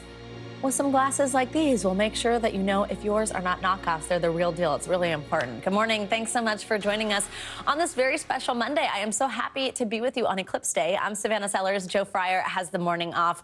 We're going to get right to NBC News correspondent Priscilla Thompson. She is in Dallas, one of the biggest cities along this path of totality. She joins us now with the very latest. Priscilla, good morning. So you are in Dallas, was considered to be one of the prime viewing locations, and like I said, one of the largest cities along this whole massive stretch of the United States that's going to see this. But I know there's been some weather concerns there. Tell us the latest and what the mood is like. Yeah, Savannah. So the city is still abuzz despite the clouds hanging overhead. We're here at the Perot Museum where crews are still working to put the final touches on all of the booths that are going to be offering science activities for the kids. They've also got food trucks up and down this area. They've got some more in another area. And so there's going to be lots of things for folks to do. Picnic tables, a big stage where they're going to be playing music. And so they are still making a big event, a big festival out of it, even though the day is a little bit gloomier than we might have expected. And we've been speaking to folks who have been coming in from all over the world throughout the weekend. Everyone here still so excited to be here and experience this once-in-a-lifetime, once-in-a-generation moment. Savannah? And Priscilla, tell us what types of preps officials are making there. We know maybe some road closures, things like that for people to stay safe, but also be in the right spot to actually see this thing. Yes, exactly. So here in Dallas, the police department is actually going to be doing rolling closures of some of the exits off of major highways that lead into the downtown area. And that is because they want to prevent the traffic pileups that we have seen in some previous eclipses. And in fact, there's a major highway right there, one of the ones where we're going to see some of those exits close. Texas Department of Transportation is also warning people not to stop on the highway when they notice this eclipse happening. That's something else we've seen in the past where there are just cars stopped, people getting out of their cars on the highway. They also don't want folks pulling over to the shoulder, urging them to actually pull into a rest station, pull into an appropriate spot if you want to watch the eclipse. And they've also been warning residents and locals here throughout the week about just stocking up on supplies, food, water. You don't want to be stuck in your car for hours without food or water should you get stuck in some of the traffic chaos that we might be seeing here. Savannah? Absolutely. Some of those safety tips super important to keep in mind. Priscilla, quickly tell us, where are you going to be? What's it going to be like where you are for this?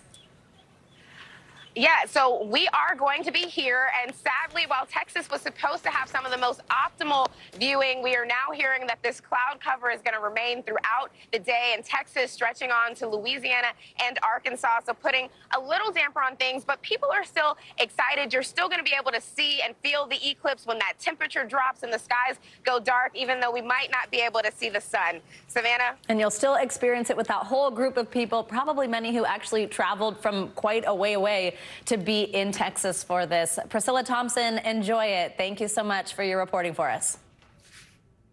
Well, Russellville, Arkansas was ranked by NASA as one of the best places in the U.S. to watch the eclipse. That's where our friend Mike Massimino is this morning. He's a former NASA astronaut and senior advisor for space programs at the Intrepid Museum. Mike, good morning. I see that big smile on your face. I know you are excited today. So people are coming from all over to exactly where you are in Arkansas for the eclipse. What are you expecting to see there, and how are you feeling? Are you as excited as us mere mortals who have never been up to space are?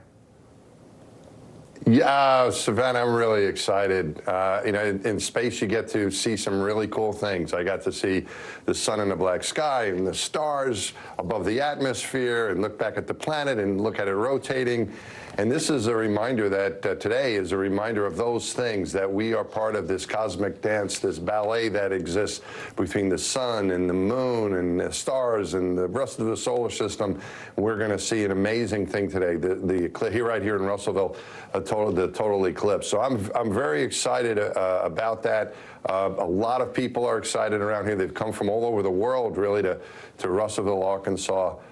They've rolled out the red carpet here, so NASA will be here as well, and I'm looking forward to seeing everyone's reaction, not just to see the eclipse, but to see everyone so excited about what's going to be happening today. Yeah, I got to say, like the Russellville branding, it's like a little I Heart New York inspired behind you there. Got to step and repeat the whole thing. They're ready to go. Mike, so of course, something we've been talking a lot about here, which is kind of a bummer, is that in some parts of this path of totality, in many cases, a place where people may have traveled from far to actually be and see the eclipse, the weather might not cooperate in the way that we'd hope, be pretty cloudy up there. What does that mean that people will actually be able to see if they are under cloudy skies? You know, last time this happened, 2017, I was in Charleston. I think that's where Tom said he was. And I don't remember seeing much because it was overcast. So if you have overcast skies, it does obscure what's going on up there. And you can't see through it. But hopefully here in Russellville, it looks like the weather's going to be really good and cooperate, so we'll be able to see it. But even if that happens, even if there are clouds in your area and you can't see it, it's still something to enjoy. It'll still get dark. You'll feel a temperature change. It'll get cooler. Animals will react in different ways, and people are still together to celebrate this and to enjoy what's happening. So I think even if the clouds don't cooperate with us, wherever you are, I think you can still enjoy it. But let's hope for really good weather here. It's going to. I think it's there. I don't want to jinx anything, but right now we're very hopeful we're going to have a great show here in Russellville. And we're going to check in and get that forecast for everybody in just a moment. I think something else, right, that's kind of cool, even if you can't really see it, is presumably wherever you are, even under cloudy skies, there's going to be a huge group of people gathered together, kind of have this experience together, be chasing something together. What do you think that element adds for people today? today. You know, you've traveled somewhere that you don't live. You're going to be with a group of people all experiencing something together. Are you looking forward to that? Oh, absolutely. I arrived here over the weekend, and just the excitement in the air, the young kids.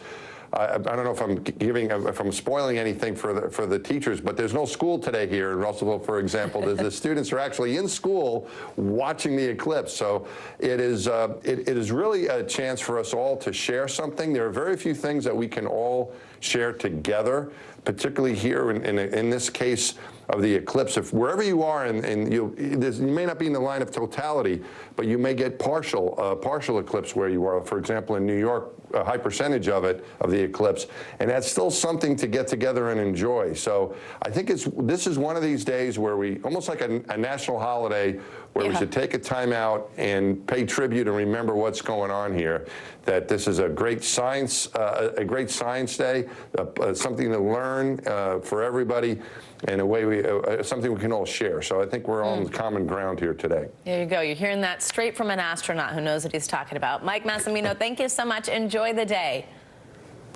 Well, Pleasure, the East Savannah. Coast, Great talking with you. as always, the East Coast is looking pretty clear, but let's talk about those cloudy skies. Where might that impact what people are able to see? Let's get a check on your Morning News Now weather with Michelle Grossman here in studio. Hey, Michelle. Hey, Savannah, and it's all about location, location, location, because some people have really great forecasts and some not so others. So Mike kind of touched upon these points when the eclipse does happen in terms of the weather. Weather is all about balance. Mother Nature wants to be in balance just like we do. So when the temperatures drop, we'll see the humidity increasing. We'll also see the winds going down just to sort of balance it out. Once the atmosphere sort of balances out, then things become calm. So it's going to be cool to feel that, you know, just calm, the stillness, that spirituality that people are talking about as we're all experiencing this together. So let's talk about the weather in certain cities across the totality. Notice these percentages. These are decreasing as you go, as expected, away from the 100% totality. So as we go up and down, we're looking at the southern plains. That's going to be a place where we are looking at the chance for some clouds, some low clouds. High clouds tend to be thinner. They're going to filter out some of that sunshine or some of what you're seeing, the flares around it. It's the low clouds that we're worried about. So from the Gulf to the Great Lakes, that's where we're seeing a cold front kind of bringing some rain, bringing some clouds. We're going to watch that very closely. Just a few clouds from the plains to the Midwest. The northern plains, we're looking at leftover clouds, leftover rain and snow from the weekend. That's going to continue into the later part of today. And the East Coast looking mostly sunny, but we'll see the clouds increasing throughout the day along the East Coast. And that's where we're going to see the high clouds, the ones that will filter out. So looking at a few cities across this line here, we're looking at Austin and Dallas, mostly cloudy skies. Austin, you could be seeing some showers when you're seeing the eclipse at around 1:36 Central Time. Little Rock, we're looking at 30%. Same story in portions of southeastern Missouri, Indianapolis. That's going to be a tricky forecast along with Cleveland. I know Chris Jansen is in Cleveland today, and we're looking at mostly cloudy skies, if not partly cloudy. So we'll look at that 4-minute time period. Hopefully the clouds will be dissipating at that point. 80% in Buffalo. The place to be will be in northern New England because we're looking at lots of sunshine there, clear skies. Let's get into here because I do want to mention this too. This is a big story as well as the eclipse. Of course, that's a big story too. We're looking at the chance for severe weather in portions of the southern plains, and that includes softball-size hail and a few tornadoes. And look at that, right along the path of totality in some places where a lot of people might travel there, not be used to that type of weather. So important to keep in mind. Yeah. Michelle Grossman, thank you so much. Have fun. Let's pray for the cloudless sky. Yes. All right, well, around 4 million people are expected to travel to be in the path of totality, with estimates putting the economic impact of this rare celestial event at more than $1 billion. For more, we are joined by Katie Nastro. She is a travel expert at Going. Katie, good morning. Always great to see you. So this total solar eclipse, it cuts across 15 states and quite populated areas in some of them. Where are most people flocking to watch it? Right. So this has the potential to be one of the biggest moments for travel in 2024. You know, looking specifically like areas of Texas, expecting upwards of 1 million visitors, along with Indiana and Ohio coming in close seconds at around 500,000 people traveling just for this event. But like we just saw on the weather forecast, it's appearing that the areas of the Northeast that weren't exactly the hot spots to begin with for traveling due to the eclipse, it's looking like one of the best areas to be able to view it due to the sunnier weather. And the eclipse is also, I mean, in terms of talking about travel, coinciding with spring break. What do you think that means? I mean, do you think we'll see delays, traffic, that type of stuff? And also, I guess, do you think most people are already in their place and maybe today is not so bad of a travel day? Right. So, we actually have been monitoring TSA security numbers throughout the weekend, and we saw a big shift sort of coming into today. So we don't anticipate, of course, airports are going to be busy, but it's really that after effect. The eclipse only takes place for a short period of time, but then, everyone looks to leave at the same moment. So if you are heading out right after, you're going to expect longer lines, especially when it comes to traffic. So, get your car gassed up and potentially wait a little bit longer after the fact so you can sort of avoid that massive rush. Yeah, absolutely. I can't even imagine when you see all these amazing pictures of people looking like they're having so much fun, like out in a field together. Where are all their cars and how are they going to get out of there? I have been wondering that. Hopefully people are mostly where they're going to be, given that this is just a few hours away from now. But for any procrastinators who want to head out today, anything that they should keep in mind, anything you'd recommend or any deals? Right. Last minute flights are always pretty pricey, but last minute eclipse flights coupled with some spring breakers in there are certainly more expensive. So your best bet at this point might be to get in areas that are just outside of the path and then possibly drive in. So, heading to Chicago versus Indianapolis and then driving into the path, or even staying in areas again that are only supposed to get about 80% coverage. So areas of New York, which is still pretty significant and definitely worth viewing. I also think if you haven't made your plans at this point, not sure how much help we can provide you, but Katie Nastro, thank you for doing so and enjoy the eclipse. Thanks, you too. And even if you are not in an area that's going to experience this total eclipse, it doesn't mean that you can't still participate in the excitement of the day like us here in New York City. NBC News correspondent George Solis is aboard the USS Intrepid. That is right here in New York City off the western side of Manhattan. George, good morning. So even if you aren't in this path of totality, what will we experience during today's eclipse?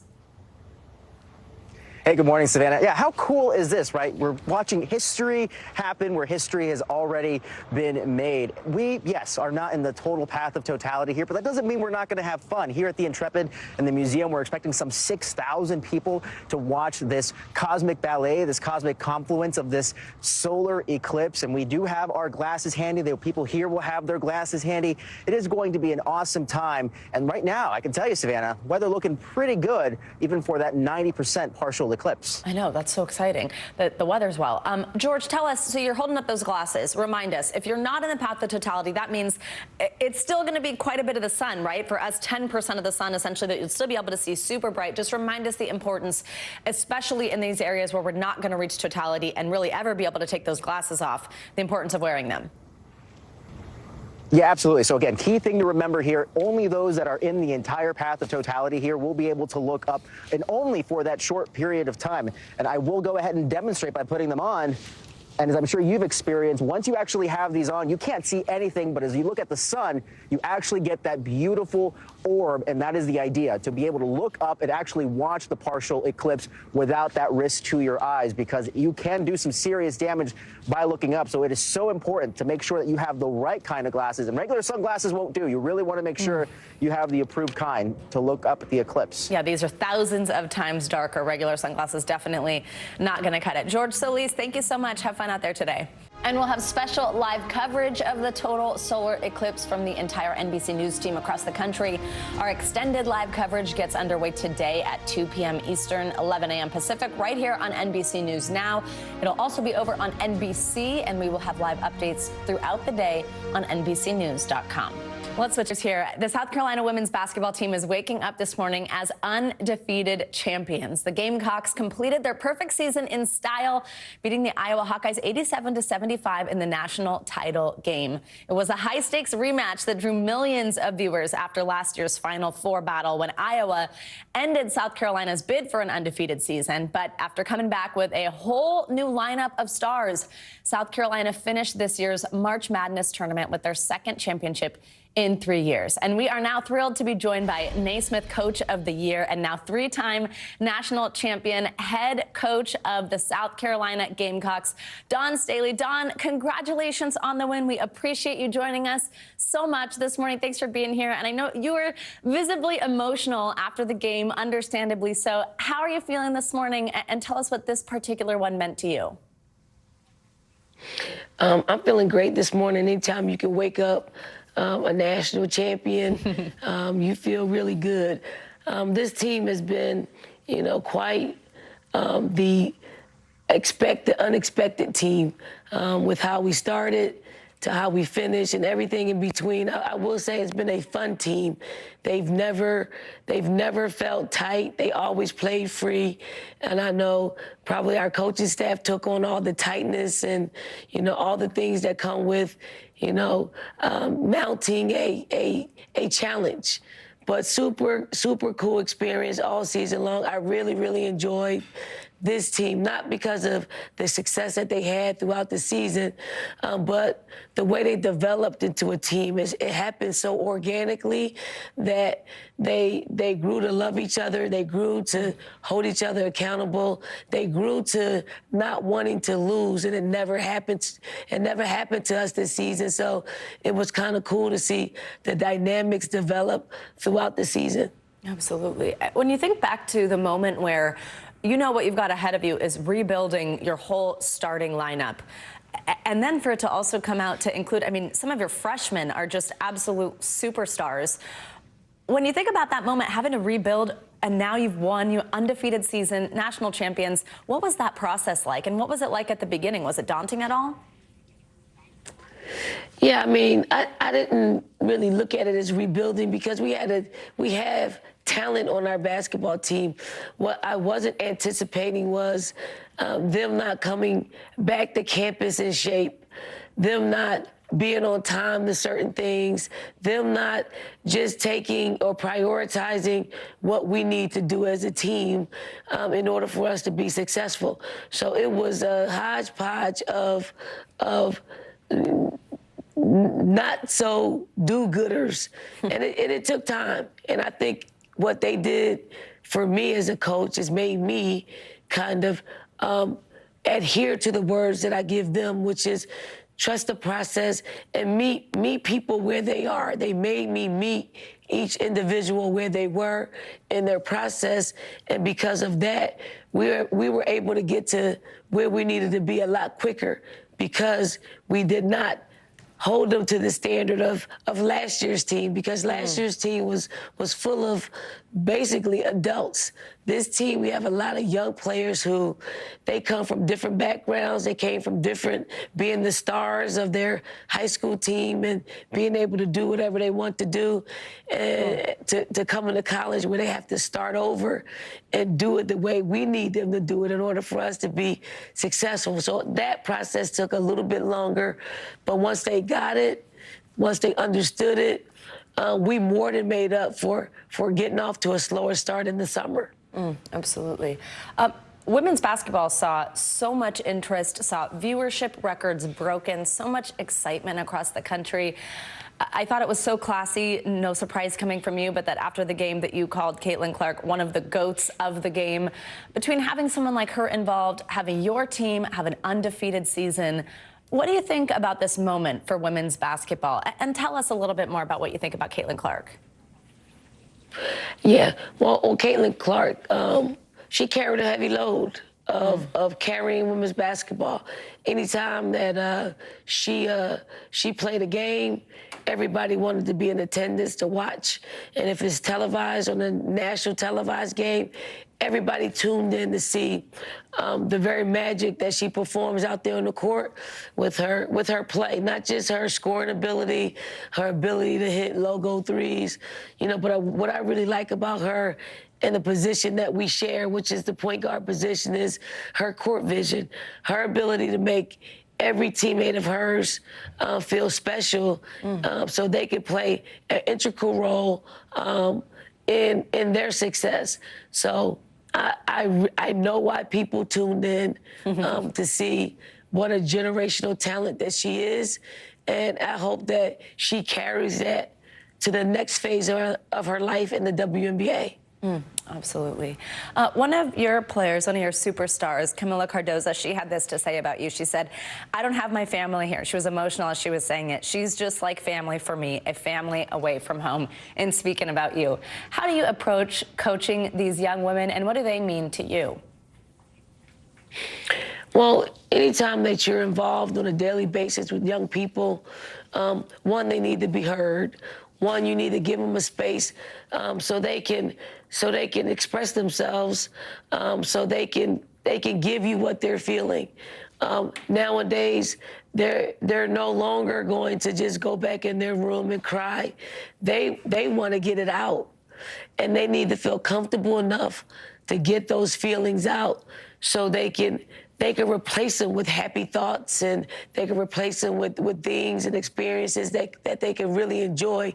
If they're so hung up on, if Camila's so hung up on missing her family, she's going to stay in that space a lot longer. But because she can say, "I miss my family," we can say, "Hey, we miss them too, but here's something else that you can do because you miss your family." Young people are so incredibly gifted with the gift of gab, the gift of feeling and emotions, and they're unafraid to let you know. And I think it's super cool that Camila feels comfortable enough to pull down her layers and give us all of her so we can give her all of us. Well, they love you. Your girls sure do love you, and it's clear to see why. Dawn Staley, thank you so much. Congratulations. Again, we so appreciate you joining us on A Big Morning. Thank you.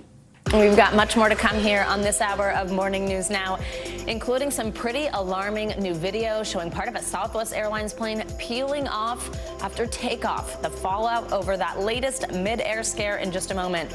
First, though, Israel's military now pulling forces out of southern Gaza. Why the sudden shift in strategy? We're on the ground in Tel Aviv this morning as protests flare over those remaining hostages 6 months into the war. Stay with us.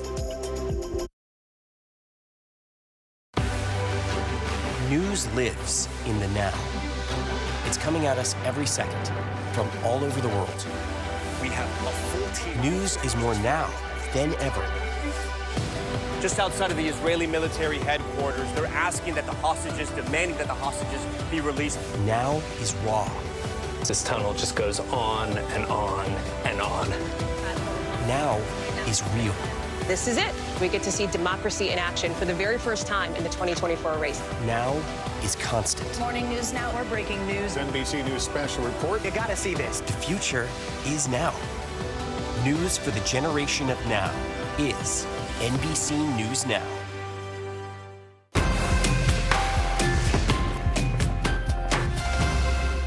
We report live from Tel Aviv, from Juarez, Mexico. Top story reporting from Baltimore. Every weeknight, it's your news playlist. Top Story with Tom Yamas, streaming weeknights at 7 on NBC News Now. Live from studio. Mornings are full of possibility and energy. And how you get set for the day ahead matters. Take charge of those first hours. It's about getting caught up. And really, it's about getting ahead. And that's what drives us every morning. Because every day deserves the best start. This is where it all begins.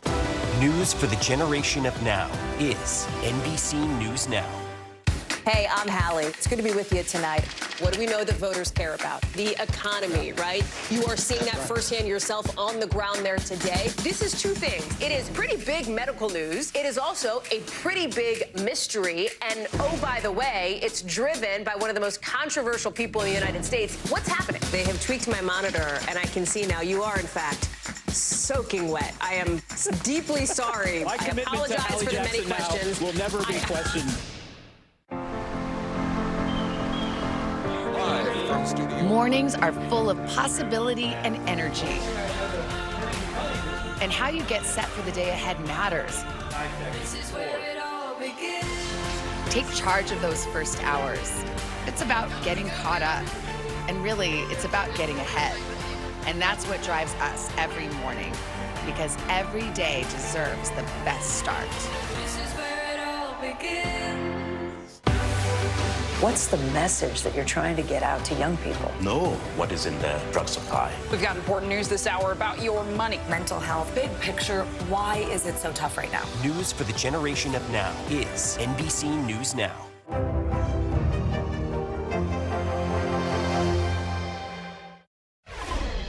We are back with the latest on the ground in Gaza, where Israeli forces have begun the process of withdrawing troops from the south to carry out new operations in the north. It comes following a weekend of renewed protests against Prime Minister Netanyahu and his failure to bring home the remaining hostages taken by Hamas militants 6 months ago.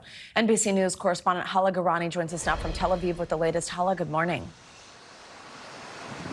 Good morning. Yes, indeed. We have quite a few significant developments that took place over the weekend. You mentioned there that military reversal there in terms of the troops on the ground. The Israeli military has announced that it is going to be withdrawing its ground troops from the southern part of Gaza, specifically around Khan Yunis, where they'd been conducting operations for the last several weeks, focusing them on the northern half of the Gaza Strip. Now, that doesn't mean a cessation of hostilities by any means. In fact, the chief of staff of the Israeli army has said that this does not mean that the war has ended.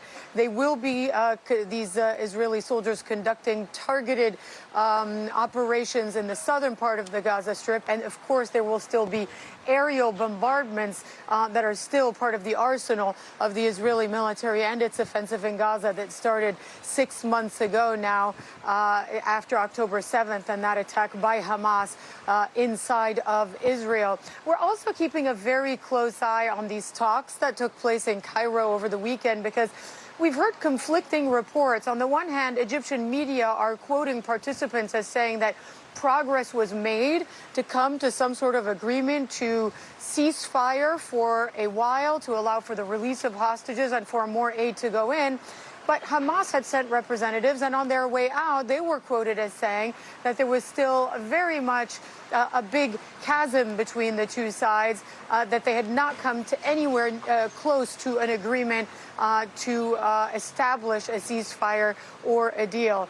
And all of this is happening against the backdrop of a continued devastation in the Gaza Strip. Many families who were driven out of the south by the military operation returned to find homes destroyed and unlivable. Savannah. All right, Hala Garani, thank you so much. Well, here in the U.S., Boeing is facing yet another investigation from federal authorities after passengers on board a Southwest Airlines flight recorded the protective cover of the engine flying off during takeoff in Denver.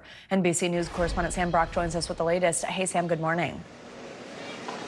Yes, Savannah, good morning. It was going from Denver to Houston. That flight actually got to elevation of about 10,000 feet, but it was during takeoff that passengers noticed the cowling of the cover around the engine tearing off. Now, one passenger told us about 30 minutes later, it landed safely back on the ground at Denver, and the plane had to get towed to the gate. This morning, the FAA investigating this surreal sight that left passengers on board Southwest Flight 3695 terrified. Those on board witnessing the plane's cowling, or metal covering that houses the engine, appearing to peel off as the aircraft headed down the runway for takeoff.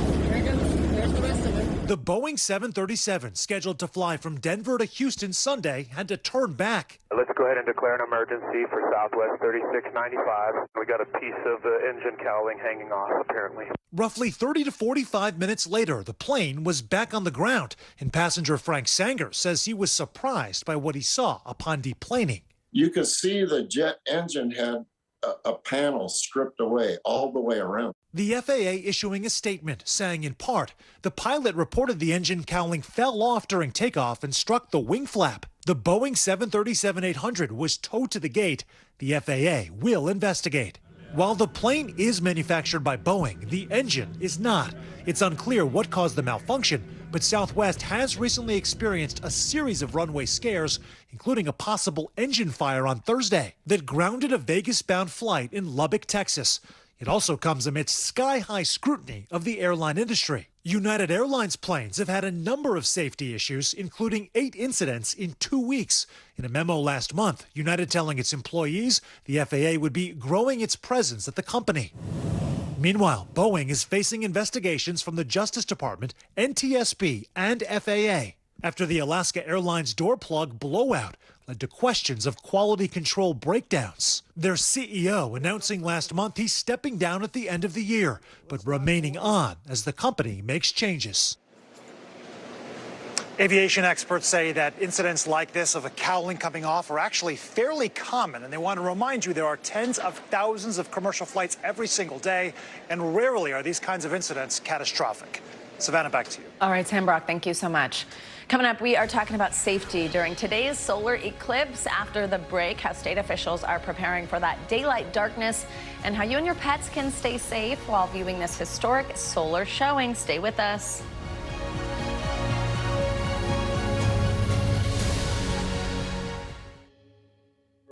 Kristen Welker hosts Meet the Press every Sunday on NBC. Thanks for tuning in. I'm Gotti Schwartz. Here are the stories we're following tonight. Storms keep coming here in California. The U.S. government just declassified this video. A lot more stories trending like crazy on social media. A controversy pitting lawmakers against young voters. What's the state of crypto today? Is it safe for investors? We've got another mind-bending story on artificial intelligence. This is what my voice sounds like when I clone it. That wasn't me. You gotta see this. Stay tuned now. Weeknights at 8 Eastern, 5 Pacific on NBC News Now. News for the generation of now is NBC News Now.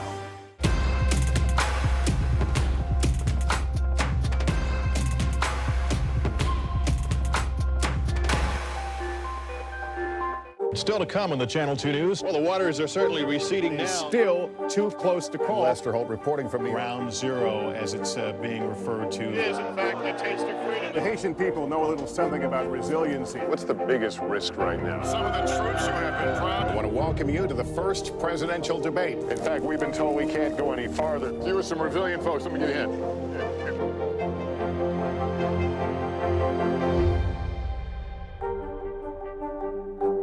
Good morning, and thanks for joining us. I'm Joe Fryer. And I'm Savannah Sellers. We're going to get started with breaking news. The record number of migrant crossings. The latest developments in the war between Israel and Hamas. A closer look at the good news we got about the economy. If you do have points or you have miles, is now a good time to use them. A lot of people spend a lot of time sitting. 20 minutes of exercise might be able to help out. How does it feel to be an out-college athlete? Freeing the first woman on a lunar mission. What was it like to get that news? Morning News Now, streaming weekdays at 7.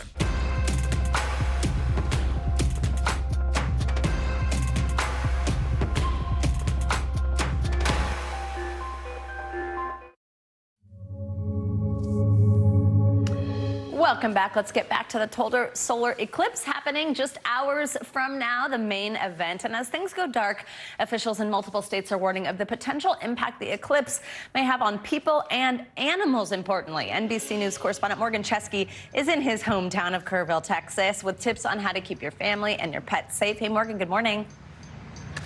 Hey, Savannah, good morning. The countdown officially upon us here. Thousands expected to converge on Kerrville, and really the time is running out to get those eclipse glasses to make sure you can witness this celestial spectacle in all its glory. But today, experts are pointing out we might not be the only ones witnessing this for the first time. It could be our pets' first time as well, and that's why they have some great tips for the hours ahead. This morning, the stage is set for the greatest show on Earth as communities along the coveted path of totality count down to today's total solar eclipse. I think it's going to be awesome. While the main event will only last for about 4 minutes and change, many cities like Kerrville, Texas, have been preparing for years. You were looking at potentially multiplying the town by 10. Possibly. That influx of eclipse chasers now has officials in dozens of states telling residents to be ready. That's going to mean a substantial increase in traffic volumes. Pack your patience along with snacks and water, and make sure you have a full tank of gas. And if you happen to be on the road when the sun and moon align, transportation officials say drivers should expect heavy traffic and sudden stops. Be on the lookout for distracted pedestrians and keep those emergency lanes clear. Safety first, eclipse second. For those lucky enough to get a glimpse of the astronomical event, it's critical to make sure you have the proper protective eyewear. The Better Business Bureau recently issuing a warning about fake eclipse glasses. To spot the difference, make sure your lenses have a curved reflective design in the front.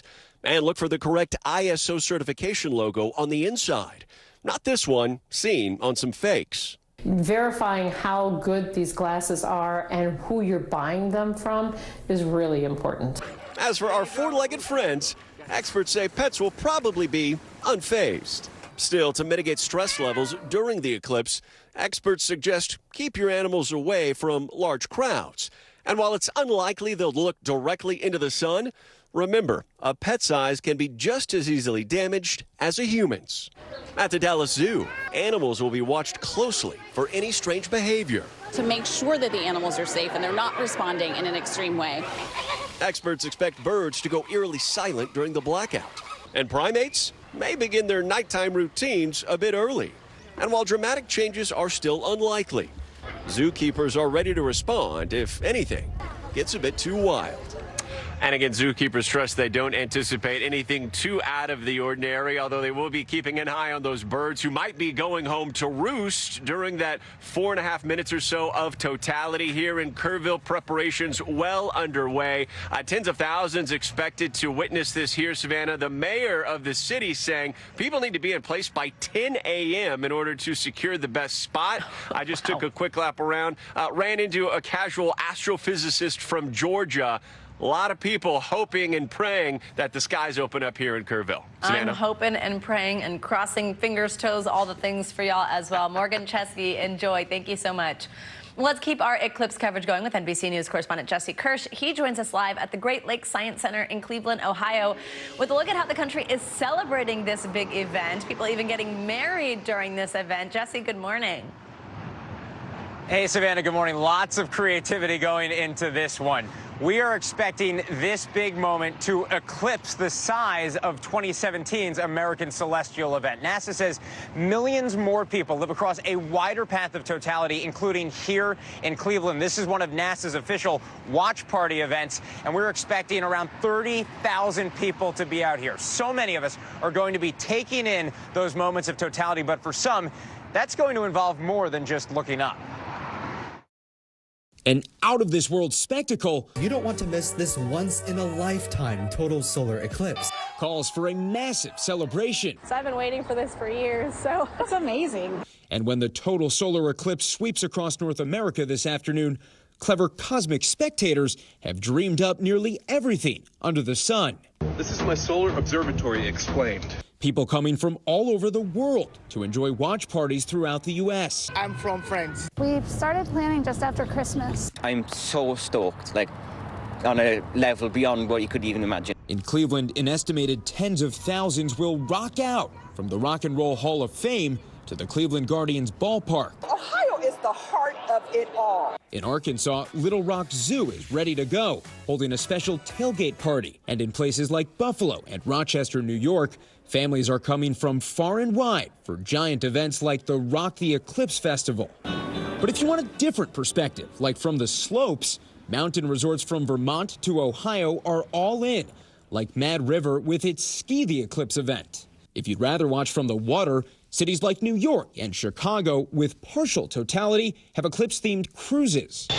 For those hoping to fly a little closer to the sun, Delta's taking passengers on sold-out flights following the path of eclipse totality. What could be cooler than seeing this happen at 30,000 feet? But perhaps the ultimate way to ring in history? A total eclipse of the heart. Couples are planning to marry at various group weddings across the country. Over 100 couples are expected to elope at the eclipse in Tiffin, Ohio, pledging their total devotion to each other in totality. I came from home from a work event and told Bart that I set a wedding date, and he said, "You did what?" Jenny Harris and Bart Lombardi have been engaged for 2 years, and when they found out they could get married during a total solar eclipse, they were the first to sign up. The whole eclipse factor is just, from everyone we've talked to, seems magical. We are the more the merrier type. Joining them are couples traveling a combined 17,000 miles from Pennsylvania to Texas. All anyone needs to join in is a marriage license. There will be a first dance, toast, and of course, cake. If anyone objects Do they all have to object at the same time? So there's certain things you can't control, right? The weather, other visitors and family members who might object. This whole thing has been thrown together and, really just trying to make it an experience. A one-of-a-kind way to celebrate by tying the knot under the stars. We're just super excited to have everybody together. Here's a fun fact for you. A total eclipse is part of this complete breakfast. I've got my pinhole projector ready to go, but we have a little bit of a problem here right now, Savannah. The sky is not looking great. And we talk about all these people who are coming from all over. How do we know that? Because I have an example of it right here. Among those who travel to Cleveland, my own mom. Hi, Mom. Hi. And I said the sky's not looking so great. We got clouds right now. What do you want to say to those clouds, Mom? They're going to go away. I'm feeling it. Go All right. All right. We'll see who has the better forecast. Her or Mr. Roker. We'll send it back to you. Oh, it looks like her name, I think, is Doreen. We just had a lower third up there for her. Doreen, thank you for joining us. Enjoy with your son. How fun is that? And thank you. Mom said so those clouds better move. Jesse, thanks so much. Coming up, student loans are back in the political spotlight this morning. President Biden is heading to Battleground, Wisconsin today, bringing his administration's plan on loan forgiveness to young voters there. But what are they saying about it? We're on the ground next.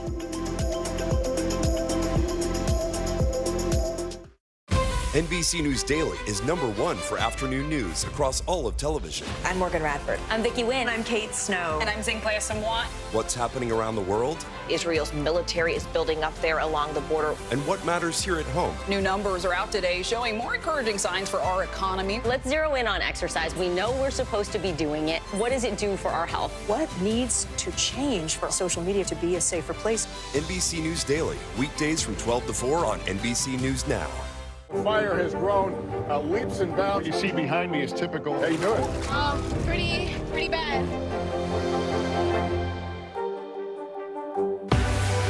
What's the message that you're trying to get out to young people? Know what is in the drug supply. We've got important news this hour about your money. Mental health, big picture, why is it so tough right now? News for the generation of now is NBC News Now.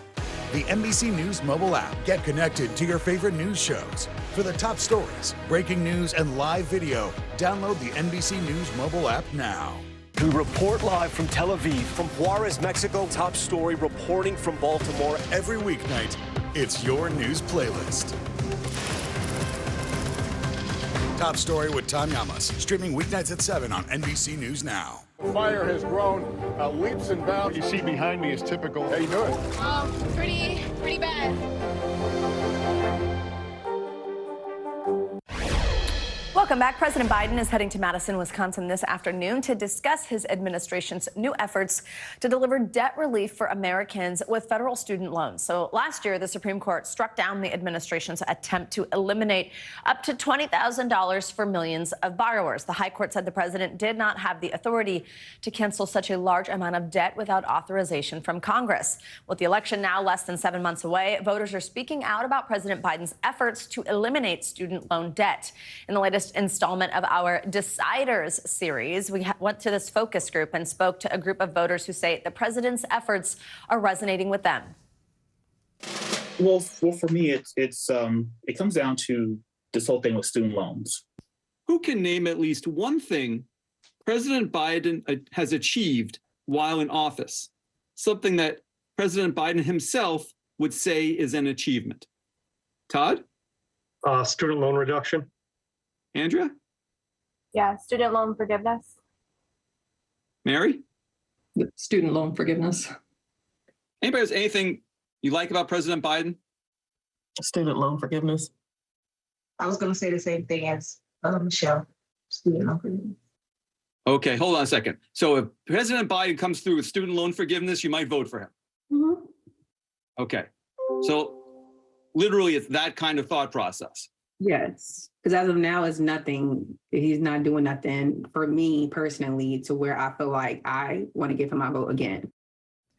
For more on the Biden administration's new attempt at student loan forgiveness, we are joined by Mark Kantrowitz. He's a student loan expert and the author of the book, How to Appeal for More College Financial Aid, The Secrets to Negotiating a Better Financial Aid Offer and Getting More Financial Aid in the First Place. Good morning. Thank you so much for joining us this morning, Mark. So there are more than 43 million Americans with federal student loans, accounting for more than $1.6 trillion. Who benefits the most from this new relief plan? Well, one aspect of the relief plan may benefit about half of all borrowers, and that's borrowers whose debt exceeds the amount they originally received, and that can exceed more than half. And what do you make of hearing how important this is to so many voters? I mean, the fact that kind of one of the only things that they see as an achievement of our current president being this potential to actually drop this student loan debt, be free of it. What do you think that means for young voters as we head into an election? Well, I mean, student loans affect not just young voters, but also people who retired with student loan debt. So it cuts across many parts of the voter population.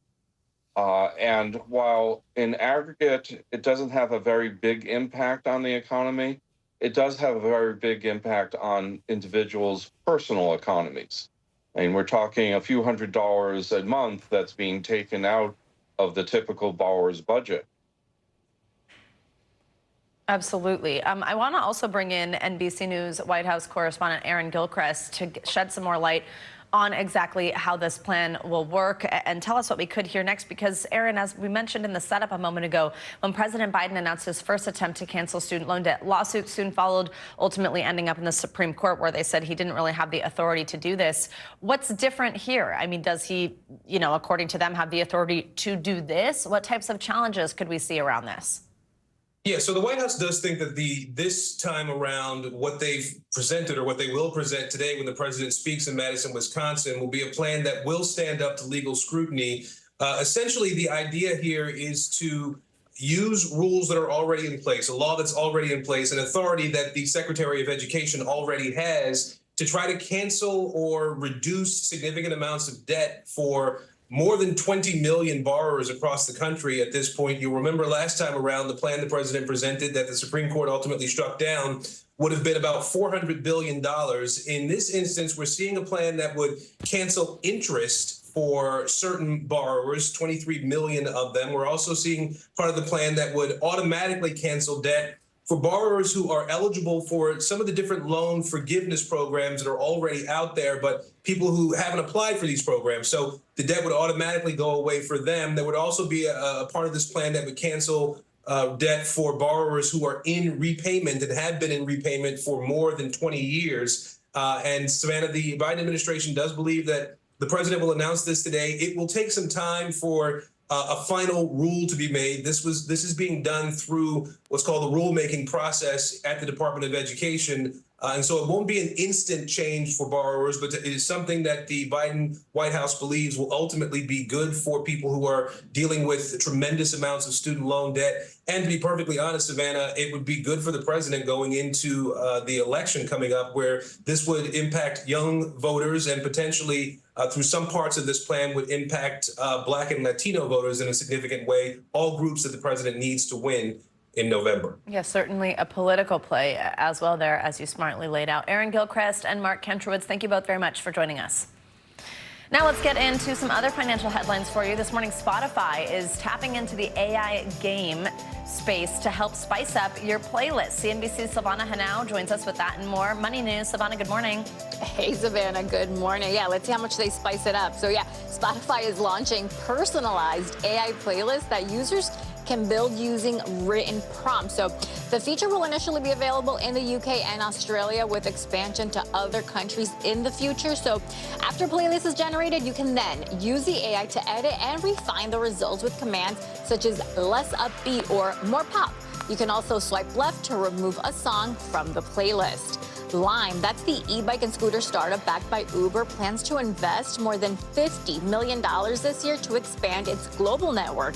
Bloomberg reports the company will add more than 30,000 new bikes across North America, Europe, and Australia. Lime is expanding as its rivals are struggling to stay afloat. Last year, Bird went bankrupt, while reports say Lyft, which owns City Bike, is looking for a partner or a potential sale. And Beyonce tops the Billboard charts again.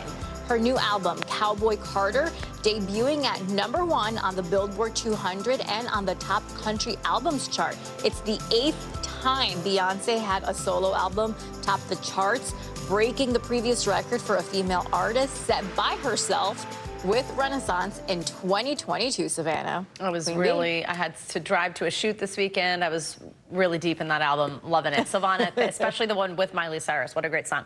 Savannah. Great song, yes. Right? Thank you so much. Yes. Well, we have some breaking news this morning on an issue that could have a major impact on this year's general election. Former President Donald Trump has just revealed his position on abortion rights, having held several different views over the years. In a post on Truth Social, Trump said that abortion laws should be determined by each state. He said in part that people should, quote, do what's right for their families. Trump's position is in contrast to some of his allies within the Republican Party who have called for a national ban on abortion. Well, coming up, March Madness isn't over yet. After the break, we've got a full rundown of last night's historic women's matchup as we look ahead to the men who take the court later tonight. Stay with us.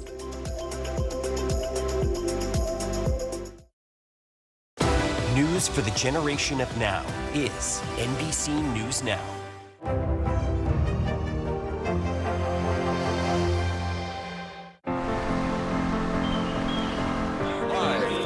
Mornings are full of possibility and energy. And how you get set for the day ahead matters. Take charge of those first hours. It's about getting caught up. And really, it's about getting ahead. And that's what drives us every morning, because every day deserves the best start. This is where it all begins. News lives in the now. Look at this. You can't even see anything anymore. Let's break down what we know. You gotta see this. News for the generation of now is NBC News Now. The NBC News mobile app. Get connected to your favorite news shows. For the top stories, breaking news, and live video, download the NBC News mobile app now. We're talking possibly 1 trillion galaxies. Yes. That is a number that is just so hard to compute. Whether it's the moon, whether it's Mars, it feels like we're on the cusp of something big. Thanks for tuning in. I'm Gotti Schwartz. Here are the stories we're following tonight. Storms keep coming here in California. The U.S. government just declassified this video. A lot more stories trending like crazy on social media. A controversy pitting lawmakers against young voters. What's the state of crypto today? Is it safe for investors? We've got another mind-bending story on artificial intelligence. This is what my voice sounds like when I clone it. That wasn't me. You gotta see this. Stay tuned now. Weeknights at 8 Eastern, 5 Pacific on NBC News Now. What is going to happen now? Going back and forth because Oh, yeah, this is it, right?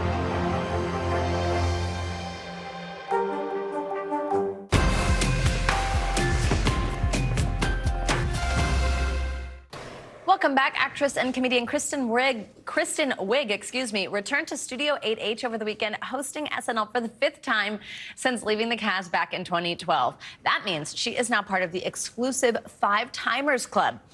However, former SNL writer Paula Pell joked that they pass out the coveted 5-Timers jackets like free maxi pads, so maybe it's not that exclusive. Well, just to prove that, Wiig was joined on stage by stars like Matt Damon, Paul Rudd, Martin Short, and Ryan Gosling. They were all wearing the jackets, but most of them have not actually hosted 5 times. So there's the joke there. It's not all. During the show, the Palm Royale star brought back Aunt Linda. The classic angry middle-aged film critic returned to the set with some questionable hot takes for the first time in 14 years. She is just too good. It was so much fun to see her back. Even her promos before the show started, I thought were some of the funniest I've seen all season. There you go. Well, after March Madness, to remember, this year's tournament wraps up tonight with 2 of the top seeds on the men's side, UConn and Purdue, going head-to-head for their chance to be national champions. But on Sunday, just yesterday, it was the women's turn, with the game's biggest star, Caitlin Clark, unable to lead Iowa past an undefeated South Carolina team who made history with their impressive win. NBC News correspondent Jesse Kirsch is pulling double duty because he's in Cleveland where we've got eclipse drama, we've got basketball drama, and he's here with more on all the action. Jesse, good morning. Good morning, Savannah. A reporter's dream out here in Cleveland right now. To call South Carolina dominant feels like such an unbelievable understatement. We're talking about a team that has won 2 of the last 3 national titles. They have been to 4 straight Final Fours. And as you mentioned yesterday, they made history. This morning, South Carolina is the picture of perfection. The Gamecocks toppling Iowa Sunday, becoming undefeated national champions. Perfection with a touch of sweet redemption.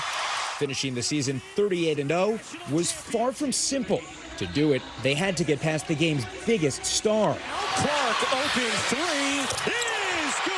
For most of the first half, the Hawkeyes were on top. Superstar Caitlin Clark draining threes. Will Iowa wind it down? No, that's why. But by halftime, the Gamecocks had the lead. Paul lets it fly. You bet. And they never looked back. Then, trailing with about 20 seconds to go, Clark left the game for the last time in an Iowa uniform. I'm so proud of my teammates. I'm so proud of this program. There's going to be tears. It is sad that this is all over. Clark posting this goodbye on her Instagram as she moves on to the WNBA with so much to celebrate. She broke the all-time Division I scoring record for women and men, helping women's college basketball achieve skyrocketing popularity. Gamecocks coach Dawn Staley honoring Clark. I want to personally thank Caitlin Clark for lifting up our sport. Staley taking in the moment, emotional after the game, supported by her players, just as the team members have supported each other throughout the tournament. We're unselfish people, and that's how we win it. Under Armour celebrating the perfect season and the Empire State Building lighting up in South Carolina's honor. Just the 10th time in women's tournament history that a team has run the table. And as they celebrate, eyes turn to tonight's men's tournament final, with 1 seeds UConn and Purdue battling for a title in Glendale, Arizona. The reigning champion Huskies trying for back-to-back titles. If you are still not convinced of how good that women's South Carolina team is, they went undefeated, finished a perfect season as national champions, and they did it with an entirely new starting lineup compared to last year, Savannah. Yeah, incredible. When we just had Coach Staley on with us, she was just so fantastic to get to hear her talk about the building process this year. Also, Jesse, I'm going to apologize before I do this to you, but I am just going to say, it's shocking, really, that you're not going to be on the court tonight. Oh, man, I was not given advance notice of this. I want to be on the record. I have made some shots before. The layup again. Hold on. It's just... Oh, God. Look at that form, though, the wrist. But, I mean, you know. I don't know. I think there was a breeze I'm not sure the in there. form's helping yet. All right, Jesse Kirsch, we appreciate you playing along. You had too good of a day today. This is just because I'm jealous. That's all. Jesse Kirsch. You had to ruin it. Thank you so much. And that's going to do it for this hour of Morning News Now. But the news continues right now. Well, today is the day. We are now just hours away from a historic out-of-this-world experience, a total solar eclipse. 31 million people in 15 states are directly in the path of totality, as it's called. They'll get the best view, and 150 million people are within just 200 miles of it. But as we've been reporting for weeks, even more Americans are packing up and heading out this morning, all part of an eclipse travel boom that's bringing big crowds and a whole lot of tourism cash to the big cities, but also those small towns along its path. There's massive celebrations, parties, even weddings on tap for this once-in-a-lifetime solar showing. And also NASA's keeping a close eye on it all, chasing the eclipse down with high-altitude planes looking to study objects like asteroids that could be orbiting the sun. We've got team coverage this morning of everything, and I do mean everything you need to know. And of course, we're going to let you know how you can keep yourself safe when that daylight darkness hits. with some glasses like these. We'll make sure that you know if yours are not knockoffs, they're the real deal. It's really important. Good morning. Thanks so much for joining us on this very special Monday. I am so happy to be with you on Eclipse Day. I'm Savannah Sellers. Joe Fryer has the morning off. We're going to get right to NBC News correspondent Priscilla Thompson. She is in Dallas, one of the biggest cities along this path of totality. She joins us now with the very latest. Priscilla, good morning. So you are in Dallas, was considered to be one of the prime viewing locations, and like I said, one of the largest cities along this whole massive stretch of the United States that's going to see this. But I know there's been some weather concerns there. Tell us the latest and what the mood is like. Yeah, Savannah. So the city is still abuzz despite the clouds hanging overhead. We're here at the Perot Museum where crews are still working to put the final touches on all of the booths that are going to be offering science activities for the kids. They've also got food trucks up and down this area. They've got some more in another area. And so there's going to be lots of things for folks to do. Picnic tables, a big stage where they're going to be playing music. And so they are still making a big event, a big festival out of it, even though the day is a little bit gloomier than we might have expected. And we've been speaking to folks who have been coming in from all over the world throughout the weekend. Everyone here still so excited to be here and experience this once in a lifetime, once in a generation moment. Savannah? And Priscilla, tell us what types of preps officials are making there. We know maybe some road closures, things like that for people to stay safe, but also be in the right spot to actually see this thing. Yes, exactly. So here in Dallas, the police department is actually going to be doing rolling closures of some of the exits off of major highways that lead into the downtown area. And that is because they want to prevent the traffic pileups that we have seen in some previous eclipses. And in fact, there's a major highway right there, one of the ones where we're going to see some of those exits close. Texas Department of Transportation is also warning people not to stop on the highway when they notice this eclipse happening. That's something else we've seen in the past where there are just cars stopped, people getting out of their cars on the highway. They also don't want folks pulling over to the shoulder, urging them to actually pull into a rest station, pull into an appropriate spot if you want to watch the eclipse. And they've also been warning residents and locals here throughout the week about just stocking up on supplies, food, water. You don't want to be stuck in your car for hours without food or water should you get stuck in some of the traffic chaos that we might be seeing here. Savannah? Absolutely. Some of those safety tips super important to keep in mind. Priscilla, quickly tell us, where are you going to be? What's it going to be like where you are for this? Yeah, so we are going to be here, and sadly, while Texas was supposed to have some of the most optimal viewing, we are now hearing that this cloud cover is going to remain throughout the day in Texas, stretching on to Louisiana and Arkansas, so putting a little damper on things, but people are still excited. You're still going to be able to see and feel the eclipse when that temperature drops and the skies go dark, even though we might not be able to see the sun. Savannah? And you'll still experience it with that whole group of people, probably many who actually traveled from quite a way away to be in Texas for this. Priscilla Thompson, enjoy it. Thank you so much for your reporting for us. Well, Russellville, Arkansas was ranked by NASA as one of the best places in the U.S. to watch the eclipse. That's where our friend Mike Massimino is this morning. He's a former NASA astronaut and senior advisor for space programs at the Intrepid Museum. Mike, good morning. I see that big smile on your face. I know you are excited today. So people are coming from all over to exactly where you are in Arkansas for the eclipse. What are you expecting to see there, and how are you feeling? Are you as excited as us mere mortals who have never been up to space are? Yeah, Savannah, I'm really excited. In space, you get to see some really cool things. I got to see the sun in the black sky and the stars above the atmosphere and look back at the planet and look at it rotating. And this is a reminder that today is a reminder of those things, that we are part of this cosmic dance, this ballet that exists between the sun and the moon and the stars and the rest of the solar system. We're going to see an amazing thing today, right here in Russellville, the total eclipse. So I'm very excited about that. A lot of people are excited around here. They've come from all over the world, really, to Russellville, Arkansas. They've rolled out the red carpet here, so NASA will be here as well, and I'm looking forward to seeing everyone's reaction, not just to see the eclipse, but to see everyone so excited about what's going to be happening today. Yeah, I got to say, like the Russellville branding, it's like a little I Heart New York inspired behind you there. Got to step and repeat the whole thing. They're ready to go. Mike, so of course, something we've been talking a lot about here, which is kind of a bummer, is that in some parts of this path of totality, in many cases, a place where people may have traveled from far to actually be and see the eclipse, the weather might not cooperate in the way that we'd hope, be pretty cloudy up there. What does that mean that people will actually be able to see if they are under cloudy skies?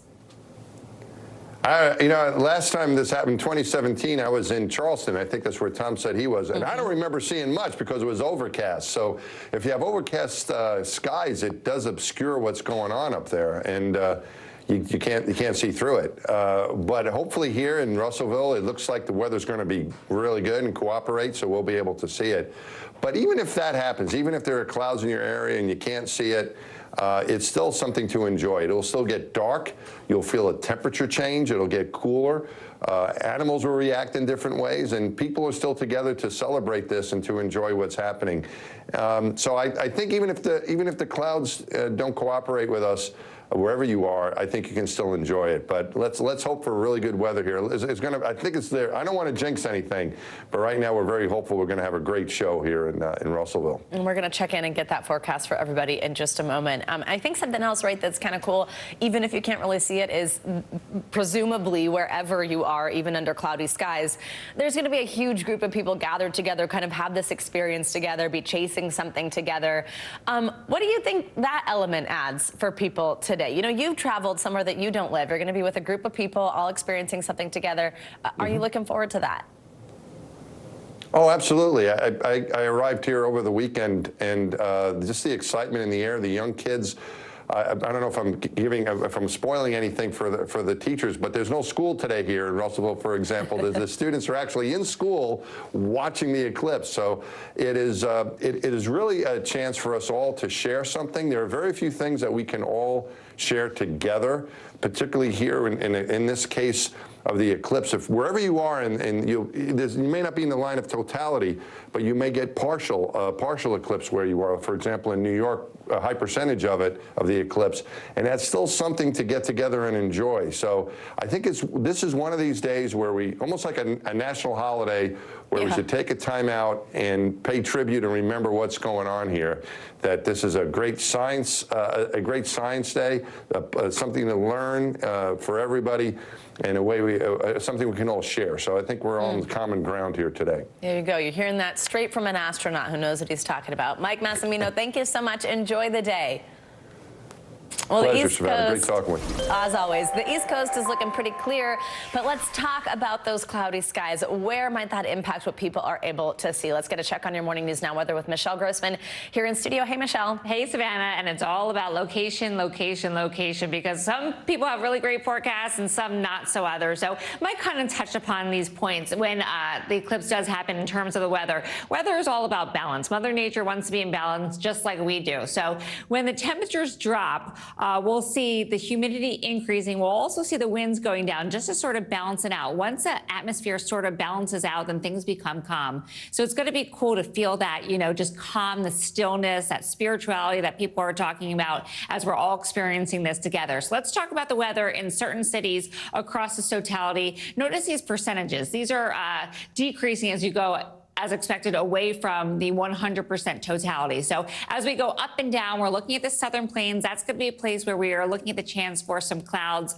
some low clouds. High clouds tend to be thinner. They're going to filter out some of that sunshine or some of what you're seeing, the flares around it. It's the low clouds that we're worried about. So from the Gulf to the Great Lakes, that's where we're seeing a cold front kind of bringing some rain, bringing some clouds. We're going to watch that very closely. Just a few clouds from the plains to the Midwest. The northern plains, we're looking at leftover clouds, leftover rain and snow from the weekend. That's going to continue into the later part of today. And the East Coast looking mostly sunny, but we'll see the clouds increasing throughout the day along the East Coast. And that's where we're going to see the high clouds, the ones that will filter out. So looking at a few cities across this line here, we're looking at Austin and Dallas, mostly cloudy skies. Austin, you could be seeing some showers when you're seeing the eclipse at around 1:36 Central Time. Little Rock, we're looking at 30%. Same story in portions of southeastern Missouri, Indianapolis. That's going to be a tricky forecast forecast along with Cleveland. I know Chris Jansen is in Cleveland today, and we're looking at mostly cloudy skies, if not partly cloudy. So we'll look at that 4-minute time period. Hopefully the clouds will be dissipating at that point. 80% in Buffalo. The place to be will be in northern New England because we're looking at lots of sunshine there, clear skies. Let's get into here because I do want to mention this too. This is a big story as well as the eclipse. Of course, that's a big story too. We're looking at the chance for severe weather in portions of the southern plains, and that includes softball-size hail and a few tornadoes. And look at that, right along the path of totality in some places where a lot of people might travel there, not be used to that type of weather. So important to keep in mind. Yeah. Michelle Grossman, thank you so much. Have fun. Let's pray for the cloudless sky. Yes. All right, well, around 4 million people are expected to travel to be in the path of totality, with estimates putting the economic impact of this rare celestial event at more than $1 billion. For more, we are joined by Katie Nastro. She is a travel expert at Going. Katie, good morning. Always great to see you. So this total solar eclipse, it cuts across 15 states and quite populated areas in some of them. Where are most people flocking to watch it? Right. So this has the potential to be one of the biggest moments for travel in 2024. You know, looking specifically like areas of Texas, expecting upwards of 1 million visitors, along with Indiana and Ohio coming in close seconds at around 500,000 people traveling just for this event. But like we just saw on the weather forecast, it's appearing that the areas of the Northeast that weren't exactly the hot spots to begin with for traveling due to the eclipse, it's looking like one of the best areas to be able to view it due to the sunnier weather. And the eclipse is also, I mean, in terms of talking about travel, coinciding with spring break. What do you think that means? I mean, do you think we'll see delays, traffic, that type of stuff? And also, I guess, do you think most people are already in their place and maybe today is not so bad of a travel day? Right. So, you know, we actually have been monitoring TSA security numbers throughout the weekend, and we saw a big shift sort of coming into today. So we don't anticipate, you know, of course, airports are going to be busy, but it's really that after effect. You know, the eclipse only takes place for a short period of time, but then, you know, everyone looks to leave at the same moment. So if you are heading out right after, you're going to expect longer lines, especially when it comes to traffic. So, you know, get your car gassed up and potentially wait a little bit longer after the fact so you can sort of avoid that massive rush. Yeah, absolutely. I can't even imagine when you see all these amazing pictures of people looking like they're having so much fun, like out in a field together. Where are all their cars and how are they going to get out of there? I have been wondering that. Hopefully people are mostly where they're going to be, given that this is just a few hours away from now. But for any procrastinators who want to head out today, anything that they should keep in mind, anything you'd recommend or any deals? Right. You know, last minute flights are always pretty pricey, but last minute eclipse flights coupled with some spring breakers in there are certainly more expensive. So your best bet at this point might be to get in areas that are just outside of the path and then possibly drive in. So, you know, heading to Chicago versus Indianapolis and then driving into the path, or even staying in areas again that are only supposed to get about 80% coverage. So areas of New York, which is still pretty significant and definitely worth viewing. I also think if you haven't made your plans at this point, not sure how much help we can provide you, but Katie Nastro, thank you for doing so and enjoy the eclipse. Thanks, you too. And even if you are not in an area that's going to experience this total eclipse, it doesn't mean that you can't still participate in the excitement of the day like us here in New York City. NBC News correspondent George Solis is aboard the USS Intrepid. That is right here in New York City off the western side of Manhattan. George, good morning. So even if you aren't in this path of totality, what will we experience during today's eclipse?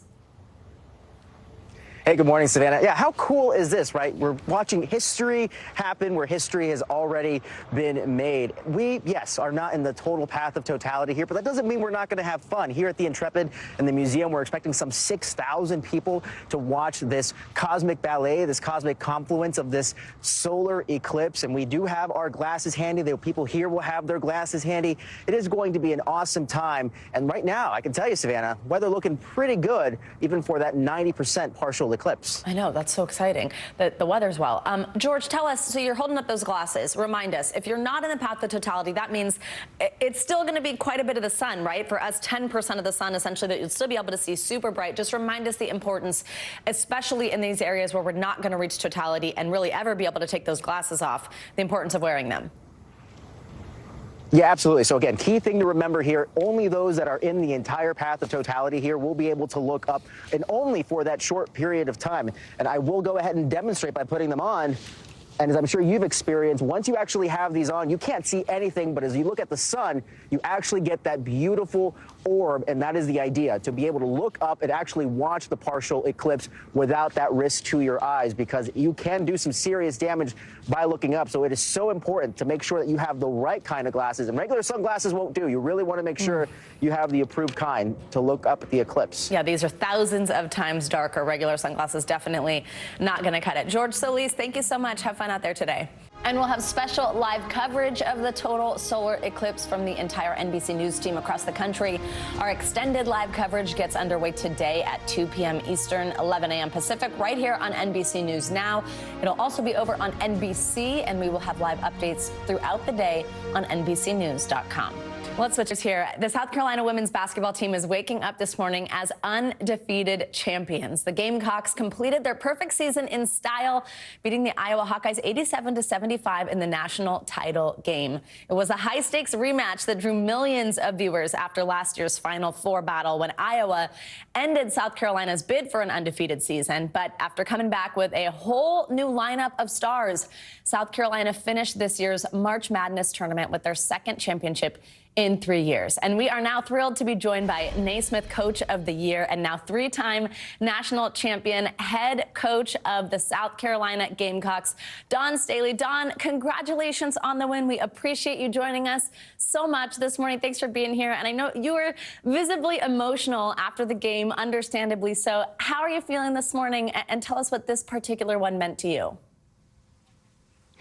I'm feeling great this morning. Anytime you can wake up a national champion, you feel really good.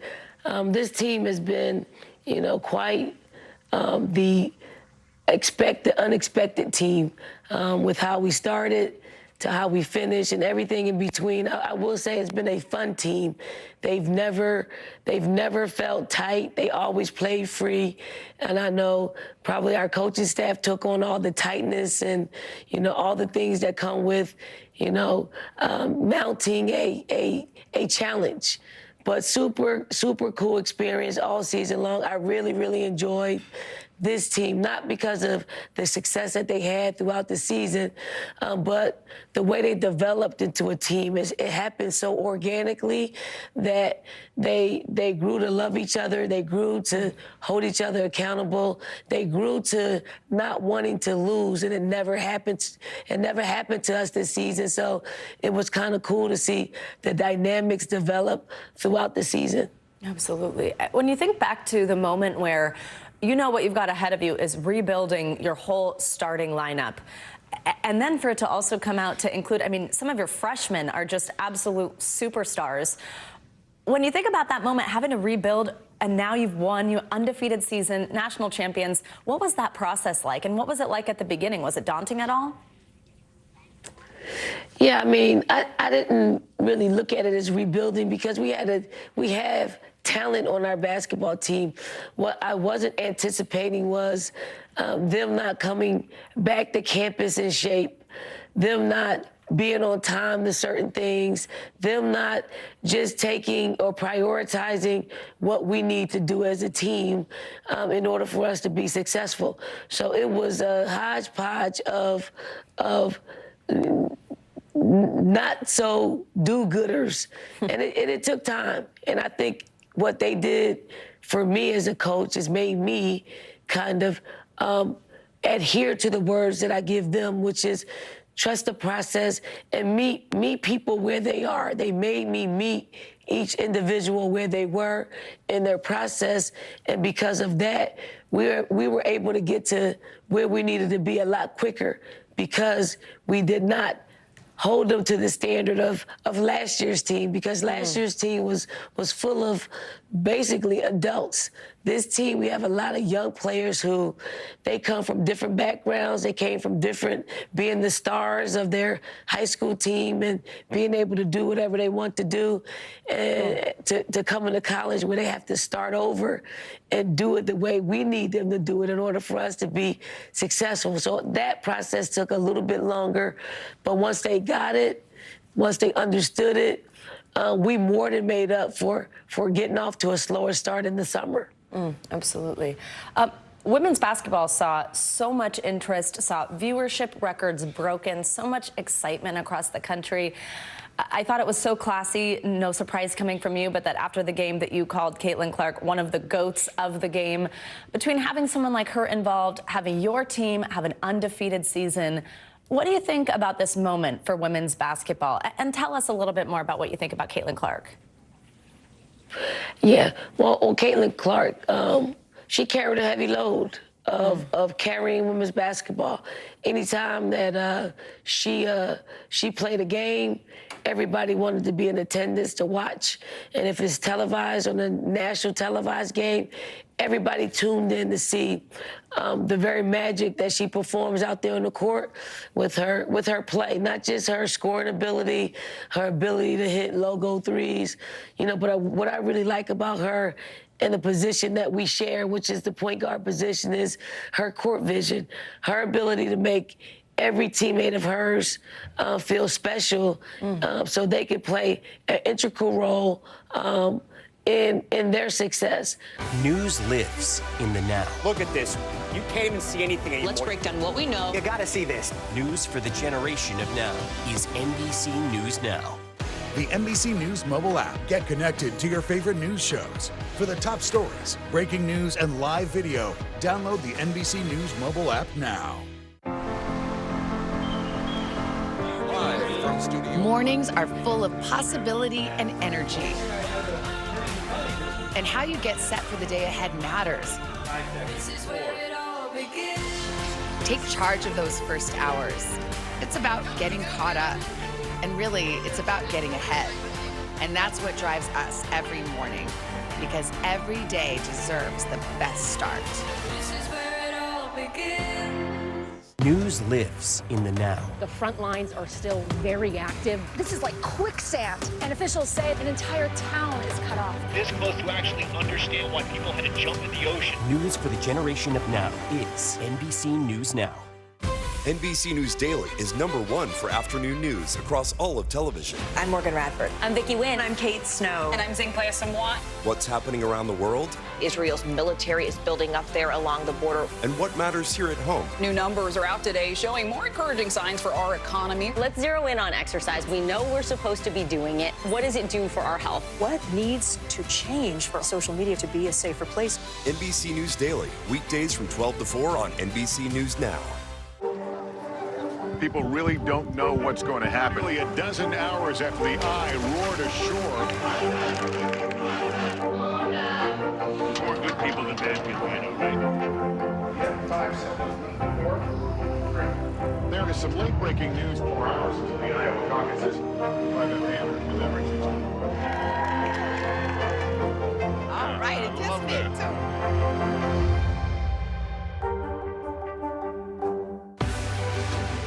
We're talking possibly a trillion galaxies. Yes. That is a number that is just so hard to compute. Whether it's the moon, whether it's Mars, it feels like we're on the cusp of something big.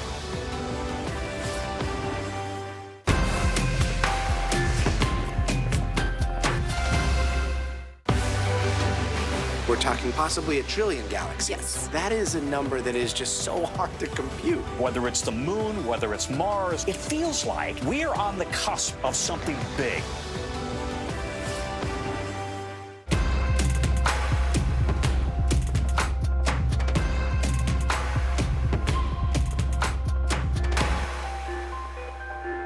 Kristen Welker hosts Meet the Press every Sunday on NBC.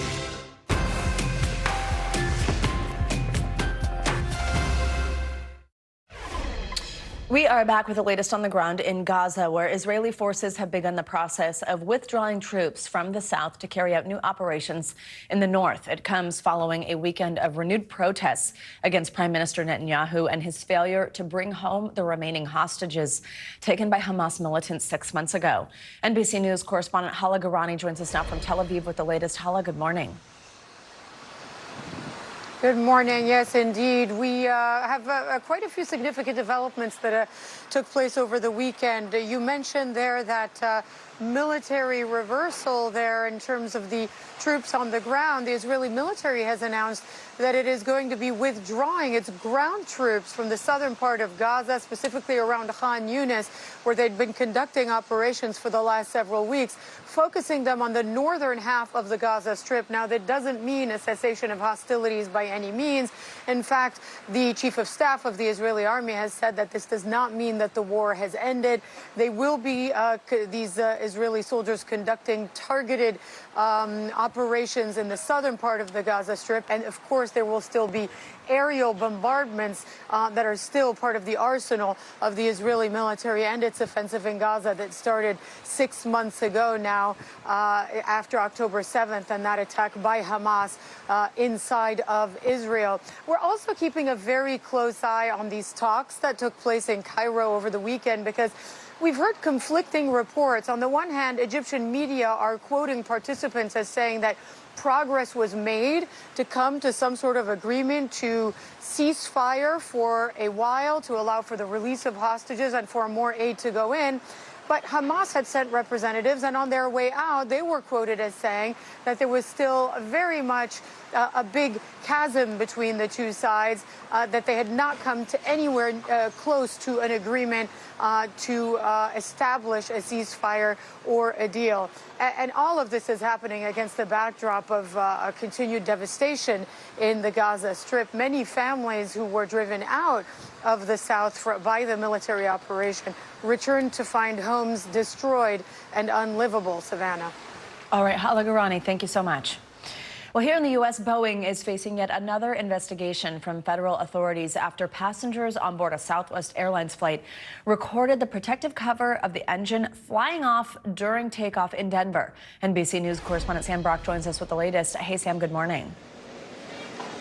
Yes, Savannah, good morning. It was going from Denver to Houston. That flight actually got to elevation of about 10,000 feet, but it was during takeoff that passengers noticed the cowling of the cover around the engine tearing off. Now, one passenger told us about 30 minutes later, it landed safely back on the ground at Denver, and the plane had to get towed to the gate. This morning, the FAA investigating this surreal sight that left passengers on board Southwest Flight 3695 terrified. Those on board witnessing the plane's cowling, or metal covering that houses the engine, appearing to peel off as the aircraft headed down the runway for takeoff. The Boeing 737, scheduled to fly from Denver to Houston Sunday, had to turn back. Let's go ahead and declare an emergency for Southwest 3695. We got a piece of the engine cowling hanging off, apparently. Roughly 30 to 45 minutes later, the plane was back on the ground, and passenger Frank Sanger says he was surprised by what he saw upon deplaning. You could see the jet engine had a panel stripped away all the way around. The FAA issuing a statement saying, in part, the pilot reported the engine cowling fell off during takeoff and struck the wing flap. The Boeing 737-800 was towed to the gate. The FAA will investigate. While the plane is manufactured by Boeing, the engine is not. It's unclear what caused the malfunction, but Southwest has recently experienced a series of runway scares, including a possible engine fire on Thursday that grounded a Vegas-bound flight in Lubbock, Texas. It also comes amidst sky-high scrutiny of the airline industry. United Airlines planes have had a number of safety issues, including 8 incidents in 2 weeks. In a memo last month, United telling its employees the FAA would be growing its presence at the company. Meanwhile, Boeing is facing investigations from the Justice Department, NTSB, and FAA after the Alaska Airlines door plug blowout led to questions of quality control breakdowns. Their CEO announcing last month he's stepping down at the end of the year, but remaining on as the company makes changes. Aviation experts say that incidents like this of a cowling coming off are actually fairly common, and they want to remind you there are tens of thousands of commercial flights every single day, and rarely are these kinds of incidents catastrophic. Savannah, back to you. All right, Sam Brock, thank you so much. Coming up, we are talking about safety during today's solar eclipse. After the break, how state officials are preparing for that daylight darkness and how you and your pets can stay safe while viewing this historic solar showing. Stay with us.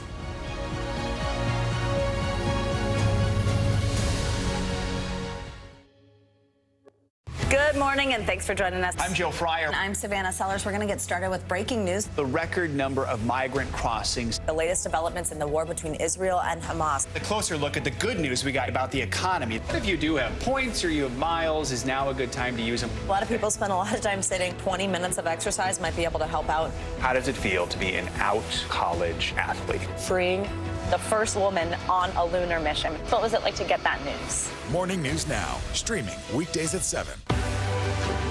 News lives in the now. It's coming at us every second from all over the world. We have a full team. News is more now than ever. Just outside of the Israeli military headquarters, they're asking that demanding that the hostages be released. Now is raw. This tunnel just goes on and on and on. Now is real. This is it. We get to see democracy in action for the very first time in the 2024 race. Now is constant. Morning News Now, we're breaking news. NBC News special report. You gotta see this. The future is now. News for the generation of now is NBC News Now.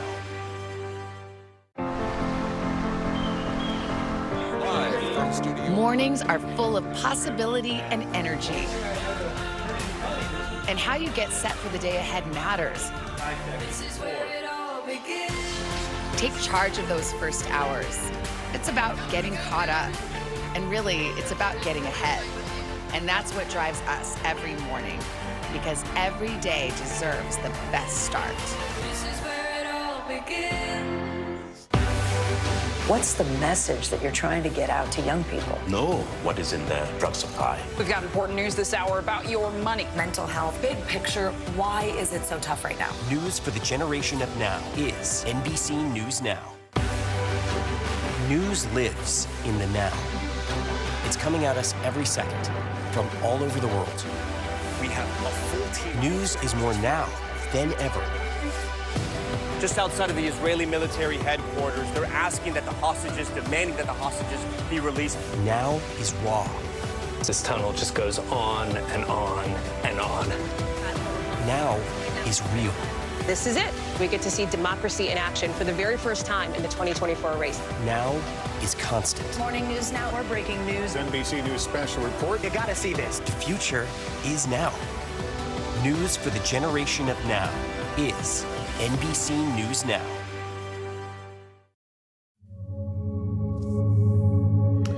Welcome back. Let's get back to the total solar eclipse happening just hours from now, the main event. And as things go dark, officials in multiple states are warning of the potential impact the eclipse may have on people and animals, importantly. NBC News correspondent Morgan Chesky is in his hometown of Kerrville, Texas, with tips on how to keep your family and your pets safe. Hey, Morgan, good morning. Hey, Savannah, good morning. The countdown officially upon us here. Thousands expected to converge on Kerrville, and really the time is running out to get those eclipse glasses to make sure you can witness this celestial spectacle in all its glory. But today, experts are pointing out we might not be the only ones witnessing this for the first time. It could be our pets' first time as well, and that's why they have some great tips for the hours ahead.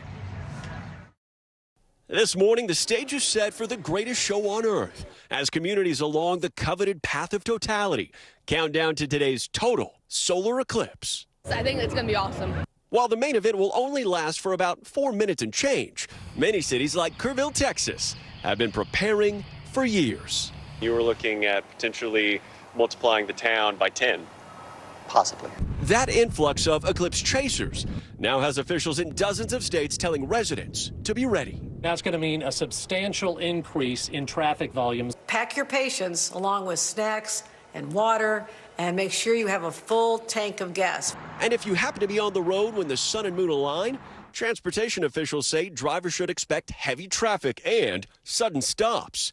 Be on the lookout for distracted pedestrians and keep those emergency lanes clear. Safety first, eclipse second. For those lucky enough to get a glimpse of the astronomical event, it's critical to make sure you have the proper protective eyewear. The Better Business Bureau recently issuing a warning about fake eclipse glasses. To spot the difference, make sure your lenses have a curved reflective design in the front. And look for the correct ISO certification logo on the inside. Not this one, seen on some fakes. Verifying how good these glasses are and who you're buying them from is really important. As for our four-legged friends, experts say pets will probably be unfazed. Still, to mitigate stress levels during the eclipse, experts suggest keep your animals away from large crowds. And while it's unlikely they'll look directly into the sun, remember, a pet's eyes can be just as easily damaged as a human's. At the Dallas Zoo, animals will be watched closely for any strange behavior. To make sure that the animals are safe and they're not responding in an extreme way. Experts expect birds to go eerily silent during the blackout. And primates may begin their nighttime routines a bit early. And while dramatic changes are still unlikely, zookeepers are ready to respond if anything gets a bit too wild. And again, zookeepers trust they don't anticipate anything too out of the ordinary, although they will be keeping an eye on those birds who might be going home to roost during that 4.5 minutes or so of totality here in Kerrville. Preparations well underway. Tens of thousands expected to witness this here, Savannah. The mayor of the city saying people need to be in place by 10 a.m. in order to secure the best spot. I just took a quick lap around, ran into a casual astrophysicist from Georgia. A lot of people hoping and praying that the skies open up here in Kerrville. Savannah? I'm hoping and praying and crossing fingers, toes, all the things for y'all as well. Morgan Chesky, enjoy. Thank you so much. Let's keep our eclipse coverage going with NBC News correspondent Jesse Kirsch. He joins us live at the Great Lakes Science Center in Cleveland, Ohio, with a look at how the country is celebrating this big event. People even getting married during this event. Jesse, good morning. Hey, Savannah, good morning. Lots of creativity going into this one.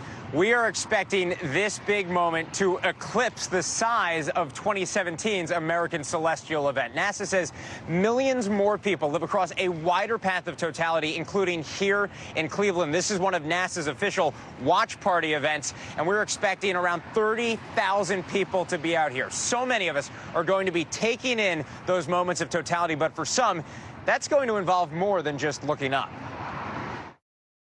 An out-of-this-world spectacle. You don't want to miss this once-in-a-lifetime total solar eclipse. Calls for a massive celebration. So I've been waiting for this for years, so it's amazing. And when the total solar eclipse sweeps across North America this afternoon, clever cosmic spectators have dreamed up nearly everything under the sun.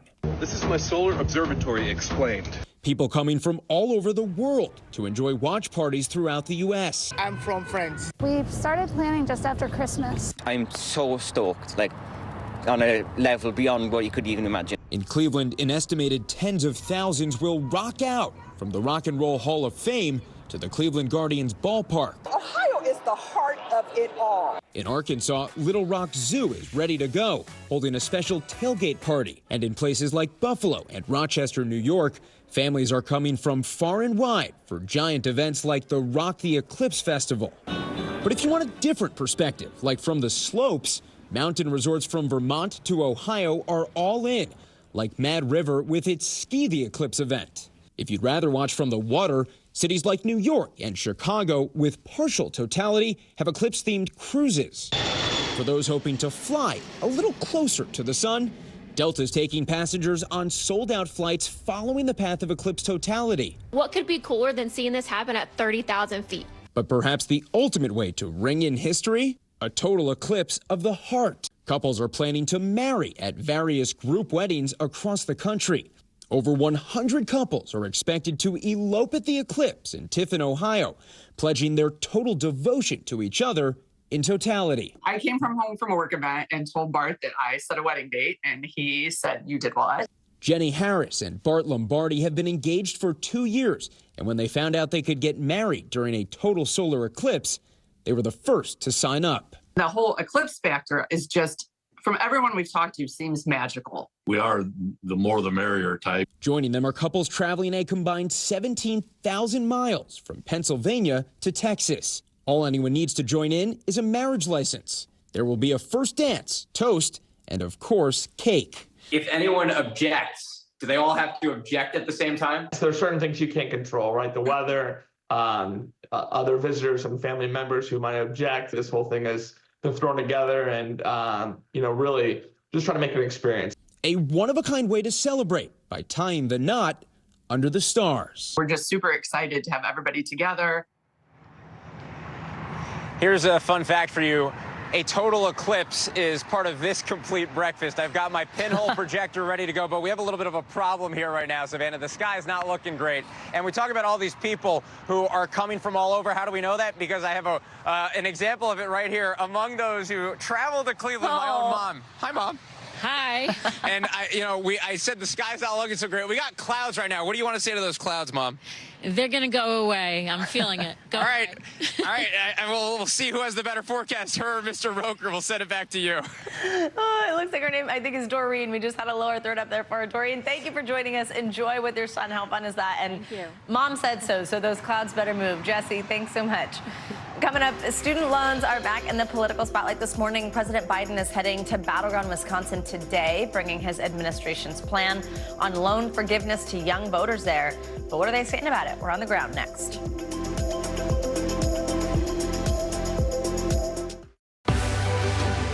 We're talking possibly 1 trillion galaxies. Yes. That is a number that is just so hard to compute. Whether it's the moon, whether it's Mars, it feels like we're on the cusp of something big.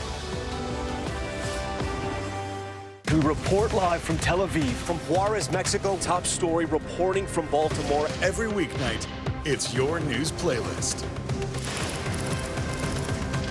Top Story with Tom Llamas, streaming weeknights at 7 on NBC News Now. We're talking possibly 1 trillion galaxies. Yes. That is a number that is just so hard to compute. Whether it's the moon, whether it's Mars, it feels like we're on the cusp of something big. Thanks for tuning in. I'm Gotti Schwartz. Here are the stories we're following tonight. Storms keep coming here in California. The U.S. government just declassified this video. A lot more stories trending like crazy on social media. A controversy pitting lawmakers against young voters. What's the state of crypto today? Is it safe for investors? We've got another mind-bending story on artificial intelligence. This is what my voice sounds like when I clone it. That wasn't me. You gotta see this. Stay tuned now. Weeknights at 8 Eastern, 5 Pacific on NBC News Now. News lives in the now. It's coming at us every second. News is more now than ever. Just outside of the Israeli military headquarters. Now is raw. This tunnel just goes on and on. Now is real. We get to see democracy in action for the very first time in the 2024 race. Now is constant. You gotta see this. Future is now. News for the generation of now is NBC News Now. From inside Iran, from Israel, from Florida, from Lewiston, Maine. Part of our continued reporting. This is what a country at war looks like. Women, children. What is it like? Countless neighborhoods across the region that look just like this. Everybody good? I get tough for all this damage to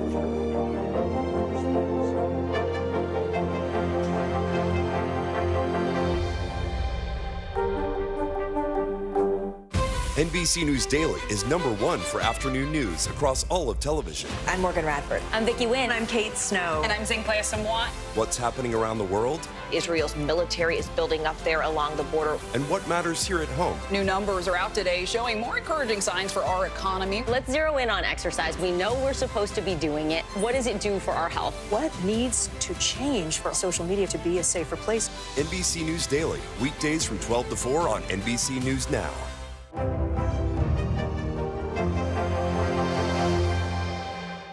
The NBC News mobile app. Get connected to your favorite news shows. For the top stories, breaking news, and live video, download the NBC News mobile app now.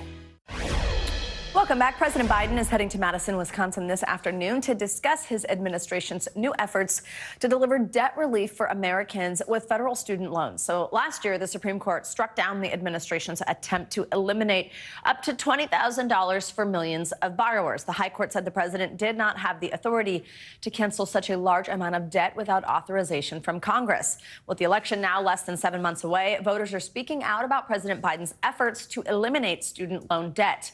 In the latest installment of our Deciders series, we went to this focus group and spoke to a group of voters who say the president's efforts are resonating with them. Well, for me, it comes down to this whole thing with student loans.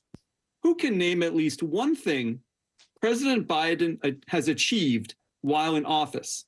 Something that President Biden himself would say is an achievement. Todd?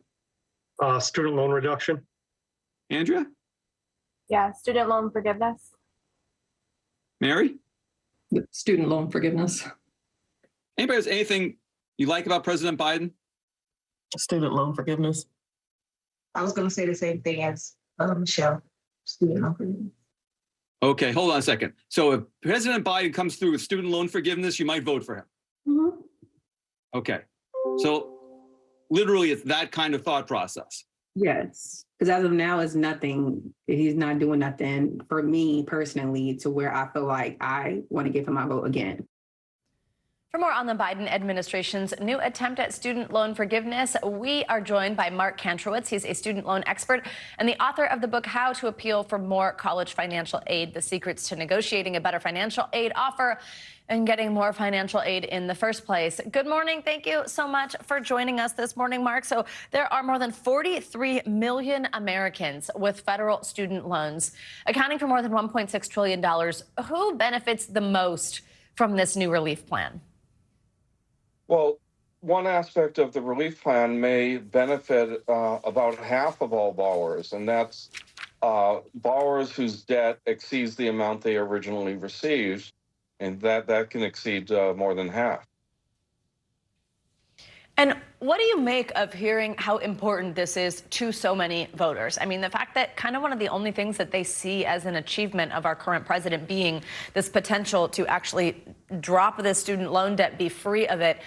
What do you think that means for young voters as we head into an election? Well, I mean, student loans affect not just young voters, but also people who retired with student loan debt. So it cuts across many parts of the voter population. And while in aggregate, it doesn't have a very big impact on the economy, it does have a very big impact on individuals' personal economies. I mean, we're talking a few $100s a month that's being taken out of the typical borrower's budget. Absolutely. I want to also bring in NBC News White House correspondent Aaron Gilchrist to shed some more light on exactly how this plan will work and tell us what we could hear next. Because, Aaron, as we mentioned in the setup a moment ago, when President Biden announced his first attempt to cancel student loan debt, lawsuits soon followed, ultimately ending up in the Supreme Court, where they said he didn't really have the authority to do this. What's different here? I mean, does he, according to them, have the authority to do this? What types of challenges could we see around this? Yeah, so the White House does think that this time around, what they've presented or what they will present today when the president speaks in Madison, Wisconsin, will be a plan that will stand up to legal scrutiny.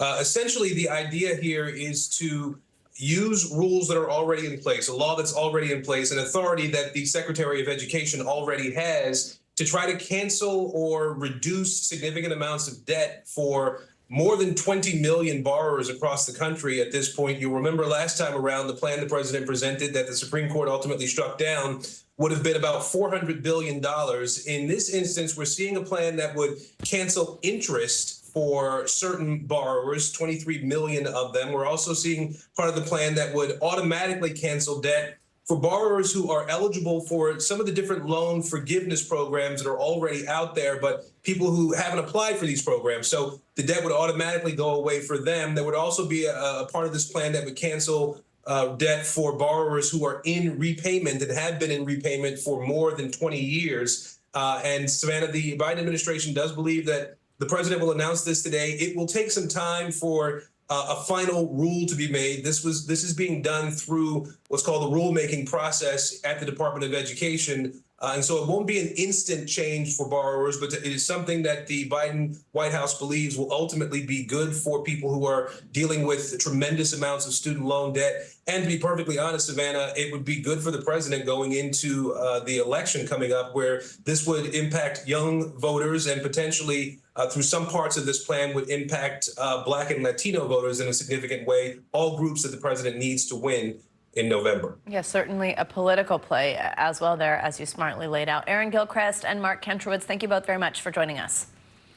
Now let's get into some other financial headlines for you. This morning, Spotify is tapping into the AI game space to help spice up your playlist. CNBC's Silvana Henao joins us with that and more. Money News. Silvana, good morning. Hey, Savannah, good morning. Yeah, let's see how much they spice it up. So yeah, Spotify is launching personalized AI playlists that users can build using written prompts. So the feature will initially be available in the UK and Australia with expansion to other countries in the future. So after a playlist is generated, you can then use the AI to edit and refine the results with commands such as less upbeat or more pop. You can also swipe left to remove a song from the playlist. Lime, that's the e-bike and scooter startup backed by Uber, plans to invest more than $50 million this year to expand its global network. Bloomberg reports the company will add more than 30,000 new bikes across North America, Europe, and Australia.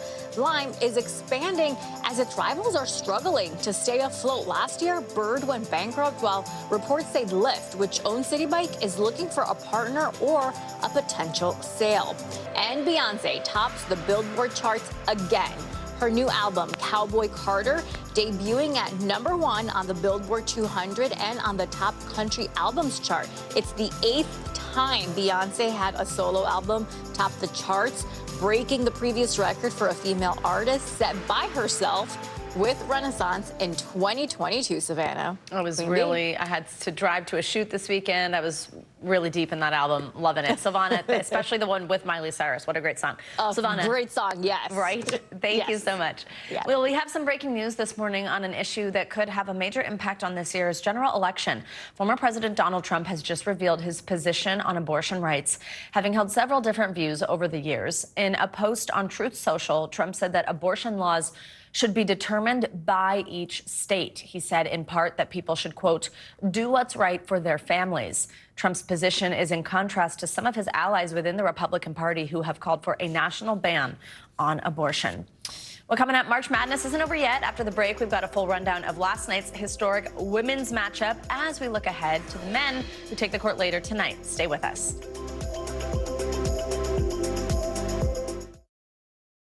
News lives in the now. Look at this. You can't even see anything anymore. Let's break down what we know. You gotta see this. News for the generation of now is NBC News Now. We report live from Tel Aviv, from Juarez, Mexico. Tonight, top story reporting from Baltimore at the Key Bridge disaster. When you look over your shoulder and you see the Key Bridge, what goes through your head? That bridge has been here longer than I've been alive. It still doesn't feel real. Hundreds of Israelis have gathered to demonstrate. What do the people in Gaza, do you think, what do they need most? A place where Palestinians and Israelis have found common ground. Every night, it's your news playlist. Top Story with Tom Llamas, streaming weeknights at 7 on NBC News Now. Nearly a dozen hours after the eye roared ashore. There is some late-breaking news. All right, it just Are you comfortable with the role the Supreme Court is playing in the 2024 election? Do you bear responsibility for what is happening at the border? Is it clear who's going to govern Gaza once this war is over? If it's Sunday, it's Meet the Press. News lives in the now. Look at this. You can't even see anything anymore. Let's break down what we know. You gotta see this. News for the generation of now is NBC News Now. Kristen Welker hosts Meet the Press every Sunday on NBC. Good morning begins with hope and optimism, a chance to start fresh. We want to welcome you in to share a moment that brightens your day, because every day deserves the best start.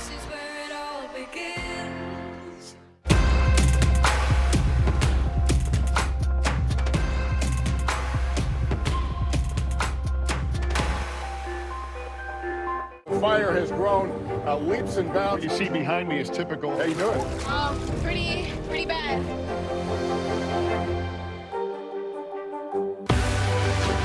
News lives in the now.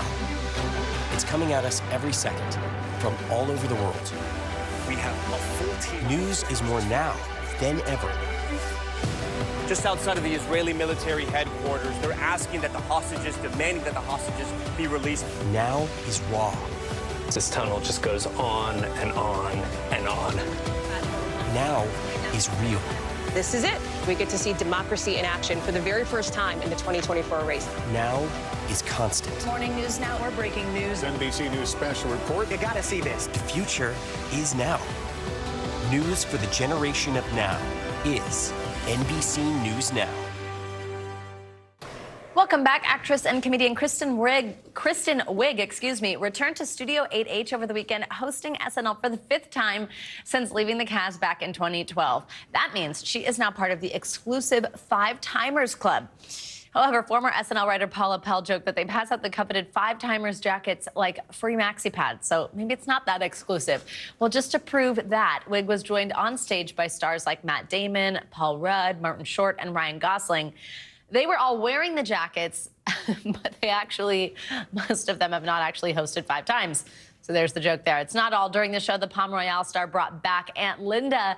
The classic angry middle-aged film critic returned to the set with some questionable hot takes for the first time in 14 years. She is just too good. It was so much fun to see her back. Even her promos before the show started, I thought were some of the funniest I've seen all season. There you go. Well, after March Madness to remember, this year's tournament wraps up tonight with 2 of the top seeds on the men's side, UConn and Purdue, going head-to-head for their chance to be national champions. But on Sunday, just yesterday, it was the women's turn, with the game's biggest star, Caitlin Clark, unable to lead Iowa past an undefeated South Carolina team who made history with their impressive win. NBC News correspondent Jesse Kirsch is pulling double duty because he's in Cleveland, where we've got Eclipse drama, we've got basketball drama, and he's here with more on all the action. Jesse, good morning. Good morning, Savannah. A reporter's dream out here in Cleveland right now. To call South Carolina dominant feels like such an unbelievable understatement. We're talking about a team that has won 2 of the last 3 national titles. They have been to 4 straight Final Fours, and as you mentioned yesterday, they made history. This morning, South Carolina is the picture of perfection. The Gamecocks toppling Iowa Sunday, becoming undefeated national champions. Perfection with a touch of sweet redemption. Finishing the season 38-0 was far from simple. To do it, they had to get past the game's biggest star. Clark open 3 is good. For most of the first half, the Hawkeyes were on top. Superstar Caitlin Clark draining threes. Will Iowa wind it down? No, that's why. But by halftime, the Gamecocks had the lead. Hall lets it fly. You bet. And they never looked back. Then, trailing with about 20 seconds to go, Clark left the game for the last time in an Iowa uniform. I'm so proud of my teammates. I'm so proud of this program. There's going to be tears. It is sad that this is all over. Clark posting this goodbye on her Instagram as she moves on to the WNBA with so much to celebrate. She broke the all-time Division I scoring record for women and men, helping women's college basketball achieve skyrocketing popularity. Gamecocks coach Dawn Staley honoring Clark. I want to personally thank Caitlin Clark for lifting up our sport. Staley taking in the moment, emotional after the game, supported by her players, just as the team members have supported each other throughout the tournament. We're unselfish people, and that's how we win it. Under Armour celebrating the perfect season, and the Empire State Building lighting up in South Carolina's honor. Just the 10th time in women's tournament history that a team has run the table. And as they celebrate, eyes turn to tonight's men's tournament final, with 1 seeds UConn and Purdue battling for a title in Glendale, Arizona. The reigning champion Huskies trying for back-to-back titles. If you are still not convinced of how good that women's South Carolina team is, they went undefeated, finished a perfect season as national champions, and they did it with an entirely new starting lineup compared to last year, Savannah. Yeah, incredible. When we just had Coach Staley on with us, she was just so fantastic to get to hear her talk about the building process this year. Also, Jesse, I'm going to apologize before I do this to you, but I am just going to say, it's shocking, really, that you're not going to be on the court tonight. Oh, man, I was not given advance notice of this. I want to be on the record. I have made some shots before. The layup again. Hold on. It's just... Oh, God. Look at that form, though, the wrist. But, I mean, you know. I don't know. I think there was a I'm breeze not sure in the form's there. helping yet. All right, Jesse Kirsch, we appreciate you playing along. You know, you had too good of a day today. We just had to, this is just because I'm jealous. That's all. Jesse Kirsch. You had to ruin it. Thank you so much. And that's going to do it for this hour of Morning News Now. Hey everyone, I'm Vicki Wynn. Good Monday to you. My co-anchor Morgan Radford is off today. We're so glad you could be with us, though. NBC News Daily starts right now.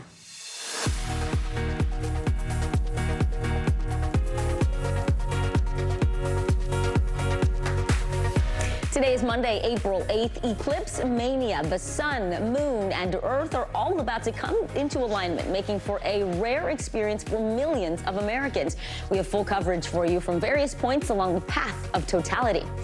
Do it yourself. It might be a little too late to get your hands on a pair of eclipse glasses before today's cosmic event. We'll talk with an astrophysicist about some safe ways you can still witness the eclipse using common household appliances. Abortion battle. Former President Trump is out with his clearest stance yet on one of the biggest issues of the 2024 election. What he is now saying about the possibility of a national ban if he's voted into the White House. Money management high schools across the country are offering classes on financial literacy, how they're teaching young people about the building blocks of balancing a budget and beyond. Welcome to NBC News Daily this Monday. We start with the countdown to today's total solar eclipse. Right now, millions of people are gathering along the so-called path of totality to watch the moon pass between the Earth and the sun, temporarily blocking out the light. This path stretches across 15 states, starting in Texas and ending in Maine. In some areas, the daytime darkness caused by the eclipse could last more than 4 minutes.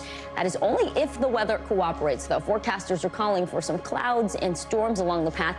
Still, that is not stopping people from trying to catch a glimpse of this awe-inspiring event as it moves over North America. Now, this is a live look at a resort town in Mexico where the crowds are waiting for their chance to see this rare cosmic event. Our correspondents are fanned out across the path of totality for this eclipse. We're going to be going to them live throughout our hour of news. But first, we head over to NBC News correspondent Morgan Chesky, standing by in Kerrville, Texas. Morgan, it is great to see you. So you're going to be one of the first people to see the eclipse here in the United States. Give us a sense of what it's like there where you are right now. Yeah, Vicki, a lot of excitement building here in Kerrville, Texas, about an hour north of San Antonio. Thousands of people have converged at this park in downtown within just the last few hours. And I have to tell you, the sun has made a few appearances and breaks through the clouds. People have those eclipse glasses ready. Some of them already putting them on, looking at it, getting in that right eclipse flow whenever that perfect path of totality passes over here at 1:32:07 local time. That's when everyone is going to be crossing fingers, hoping those clouds break for a perfect view of that total solar eclipse. But Vicki, this has been an event that this community has been planning now for the better part of the past year. They have security crews and paramedics scattered throughout the city and the county just in case congestion gets so bad from the number of eclipse tourists crossing into this town. And that is really the case that we've seen throughout the path of totality. We know that NASA, just outside of the camera here, chose Kerrville specifically because, as you mentioned, it is going to be one of the first cities to witness that path of totality. And typically, on average, Texas has better weather for eclipse viewing than those states to the north of us. So those are two big reasons that so many people have been flocking to this area. We have food trucks behind us. We've got a band that's going to be kicking off the second that totality ends. So everyone from not just all over the country here, Vicki, but all over the world. I met a couple from the Netherlands, very excited to be here, have made their way to this corner of Texas. Everyone crossing fingers. Vicki? So cool. So we know, Morgan, that Kerrville is a city of about 24,000 people on an average day, but officials there are saying well over 100,000 people could end up watching the eclipse from right where you are. Talk to us about how the city is handling and welcoming all of these guests. Yeah, well, they're trying to do the best they can. We know that there are multiple viewing areas across the community of Kerrville. This, of course, the primarily viewing spot at Louise Hayes Park downtown, right on the banks of the Guadalupe River. And we know that from a city standpoint, they were trying to make sure that congestion is at a minimum. A lot of the area's streets have been closed off to facilitate people getting to these designated spots. They were encouraging people to be in place by 10 a.m. So the time's already passed because they were anticipating so many people. And right now, everyone, there's kind of a nervous energy here, right? Because we don't know if the weather's going to play along. But, man, everyone sure hopes Mother Nature does. We have our fingers crossed for you guys as well. NBC News correspondent Morgan Chesky. Morgan, thank you so much. We want to go live now to the other end of the path of totality in Holton, Maine. NBC News Daily anchor Kate Snow has the lucky assignment of being there. Kate, if you're with me, we know that you are in one of the last cities in the U.S. that will be able to see the total eclipse today. You get a whopping, 4.5 minutes with it. Talk to us about what it's like on the ground. I already see a fun group right there gathered behind you. Yeah, you see these aliens behind me here? They're just part of the show here, Vicki. First of all, we're in Holton, Maine, as you said. We're 3 miles from the Canada border. I got to tell you something, Vicki. The sun is shining bright. No offense to Morgan Chesky, but we're going to have the really, really good weather here, I think. And I'm joined by this family. We've got mom, dad, and 5 kids. You guys are all from here in Holton, right? Tell me, you were telling me that you walked over. Yeah. You've never had anything like this in this town.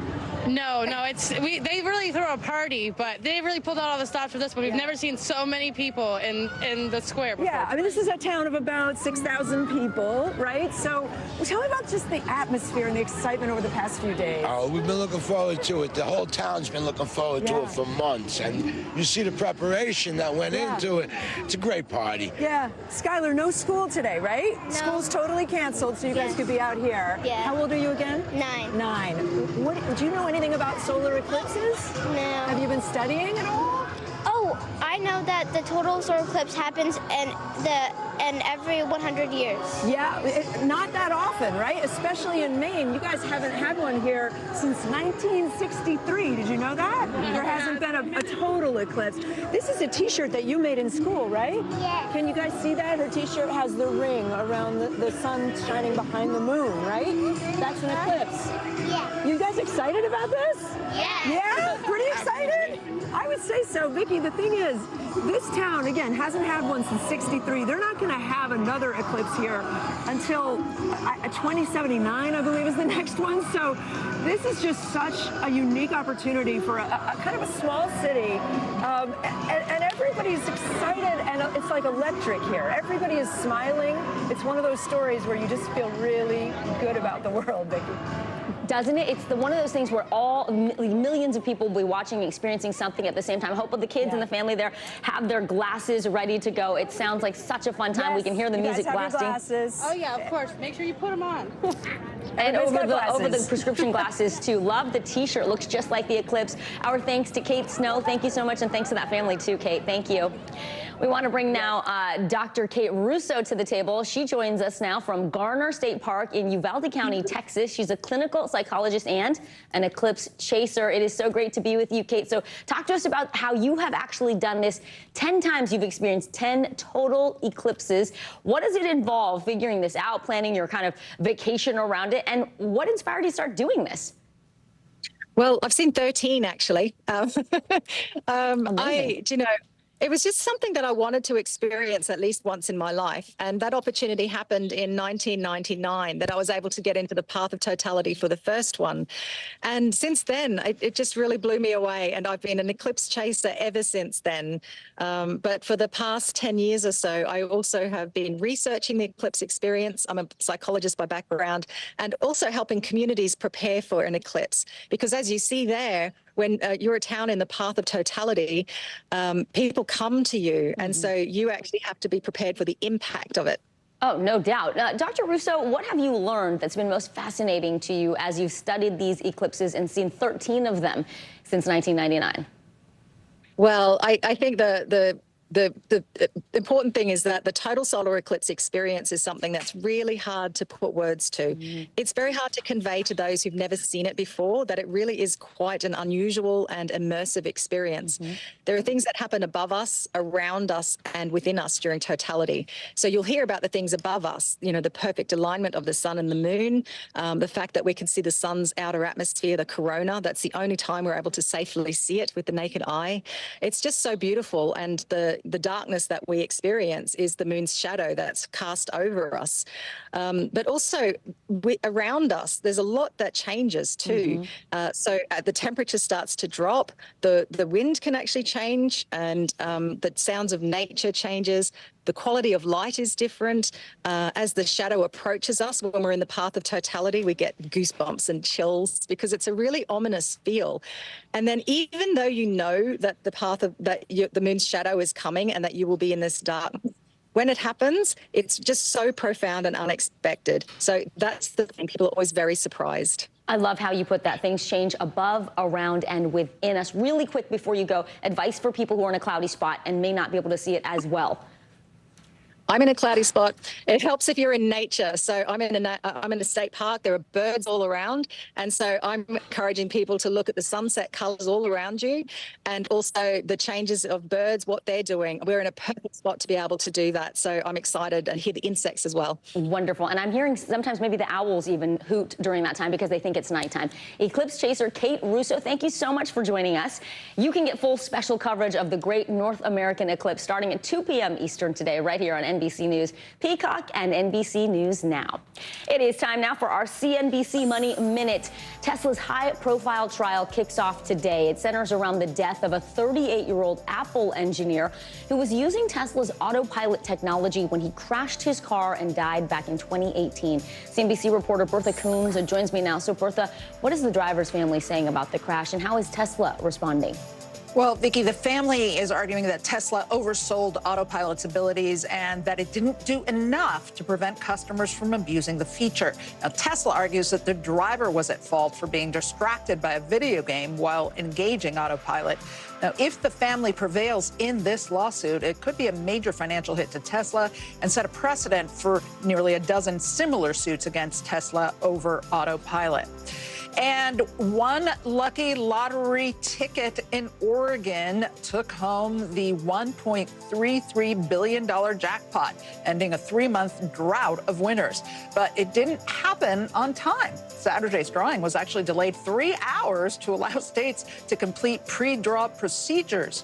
The winning ticket was the 4th largest prize in Powerball history. And if you won, I would say go out and talk to a financial advisor, set everything up before you collect. Back over to you. Perfect advice. CNBC reporter Bertha Coombs. Bertha, thank you so much. Coming up, former President Donald Trump changing his position on abortion rights again. We're going to dive into his new comments on that hot button issue next. Stay with me. You're watching NBC News Daily.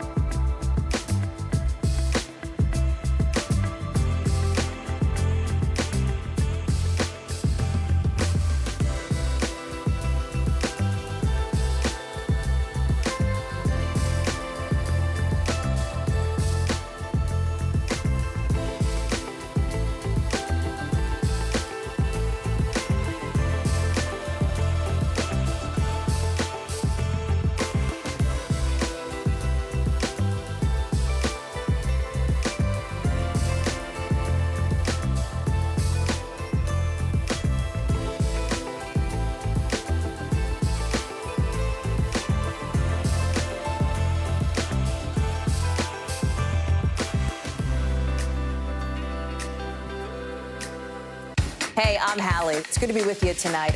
What do we know that voters care about? The economy, right? You are seeing that firsthand yourself on the ground there today. This is two things. It is pretty big medical news. It is also a pretty big mystery. And oh, by the way, it's driven by one of the most controversial people in the United States. What's happening? They have tweaked my monitor, and I can see now you are, in fact, soaking wet. I am deeply sorry. I apologize for the many questions. Will never be questioned.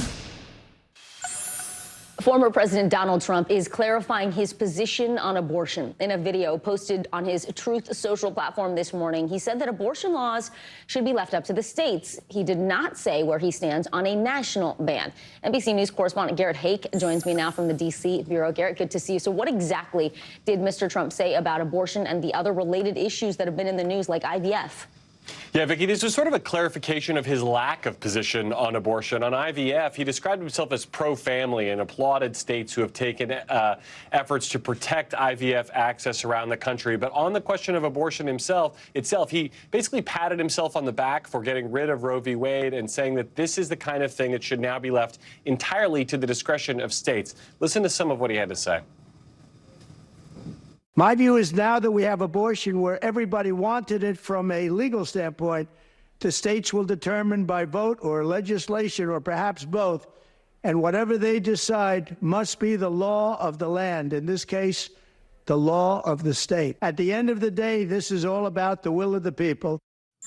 Vicki, this demands a fact check because there was not a legal consensus for getting rid of Roe v. Wade. In fact, the polling is very clear. It's the opposite. Donald Trump is in the minority position here that getting rid of Roe was a good thing. And I think what you see here is him trying to keep as much distance from the rest of the abortion issue as he possibly can politically. Garrett, President Biden zeroing in on what you just mentioned, Trump's varying stances on abortion, particularly the role he did play in overturning Roe v. Wade. Do both parties somehow see this as a winning issue for them? No, I think Republicans understand that this is a losing issue for them. It has been a losing issue every time abortion has been on the ballot since the Dobbs decision, and it's really the one issue in which Democrats consistently poll better than Republicans, including President Biden beating Donald Trump on handling of the abortion issue. That's part of the reason you see this aggressive statement from the Biden campaign, basically trying to force Donald Trump to own the end of Roe v. Wade and the idea that he's responsible for taking a right away from the American people, which is something you just don't often see. Here you see Trump again trying to put some distance between himself and some of the less popular steps certain states have taken along the way. Vicki, we have not heard the last about this issue. Oh, no, we definitely haven't. NBC News correspondent Garrett Hake. Garrett, thank you so much. Well, the FAA is investigating an incident involving a Southwest Airlines plane after the jet's engine cover peeled off during takeoff. This happened on Sunday morning during a flight from Denver to Houston. NBC News correspondent Sam Brock shows us the scary moments that caused an emergency landing. The FAA investigating this surreal sight that left passengers on board Southwest Flight 3695 terrified. Those on board witnessing the plane's cowling, or metal covering that houses the engine, appearing to peel off as the aircraft headed down the runway for takeoff.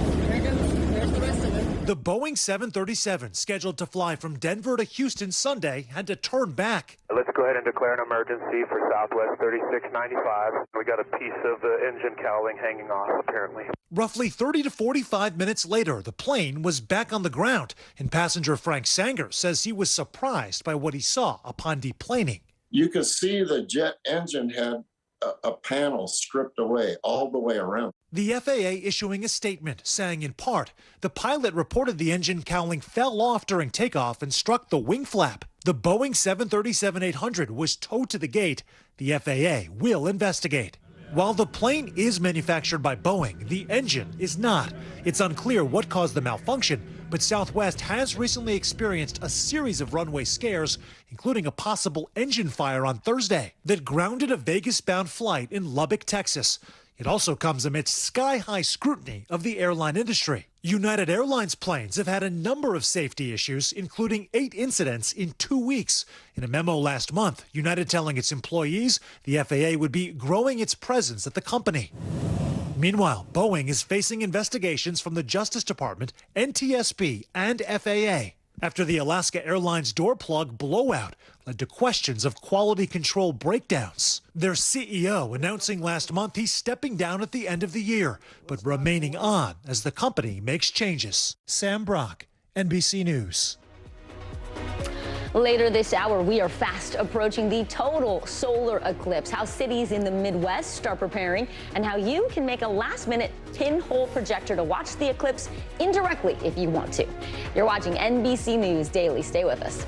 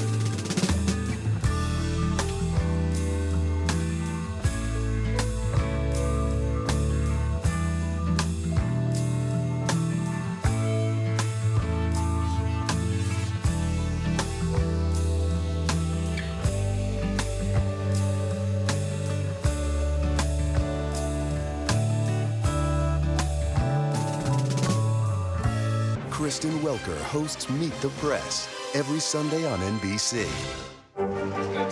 What is going to happen now? Going back and forth because they... Oh, yeah, this is it, right?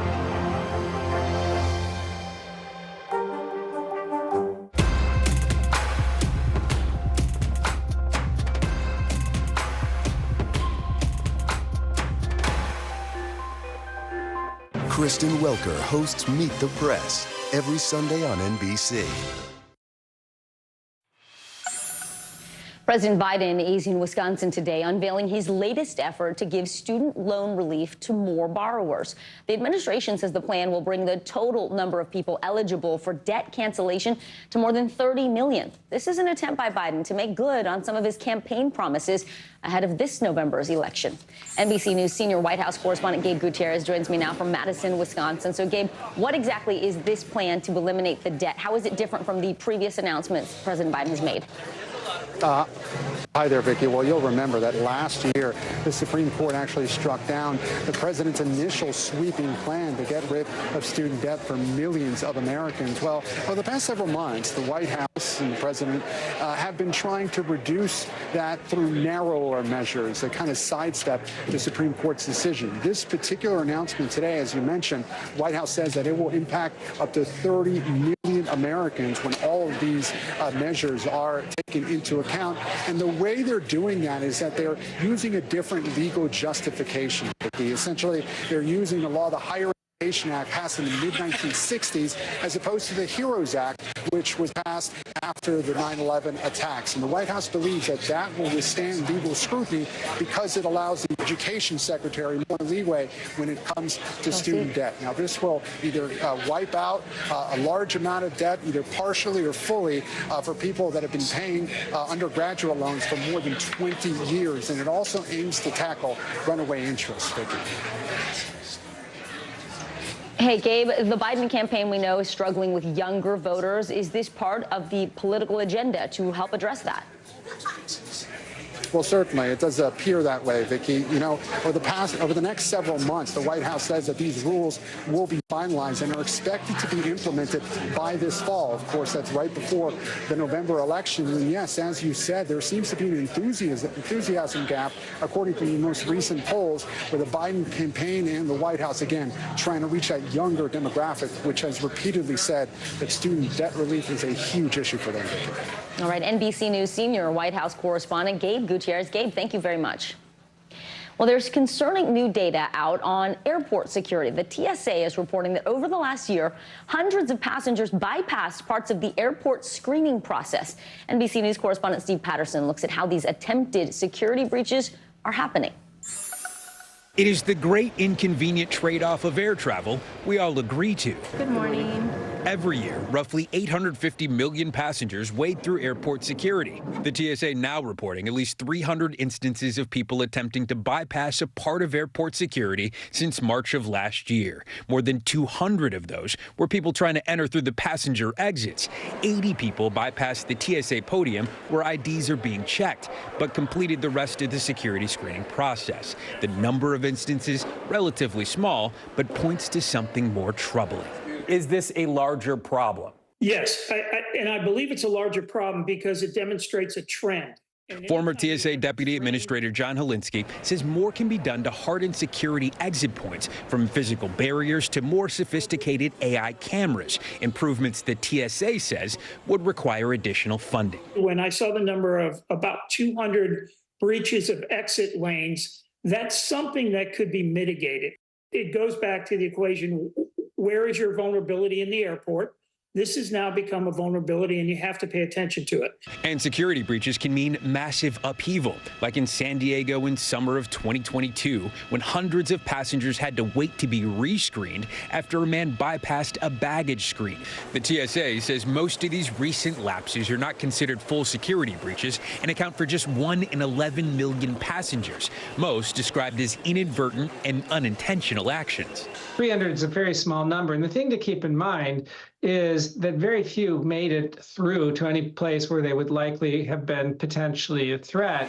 An ever-present struggle, keeping the skies safe through security on the ground. Steve Patterson, NBC News.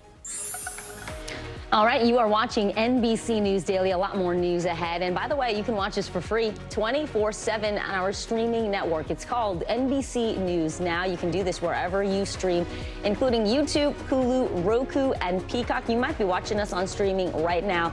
We're broadcasting as well. All the eclipse news, the headlines, and the beautiful visuals from this rare event all coming up. The news continues right after this. Stay with us.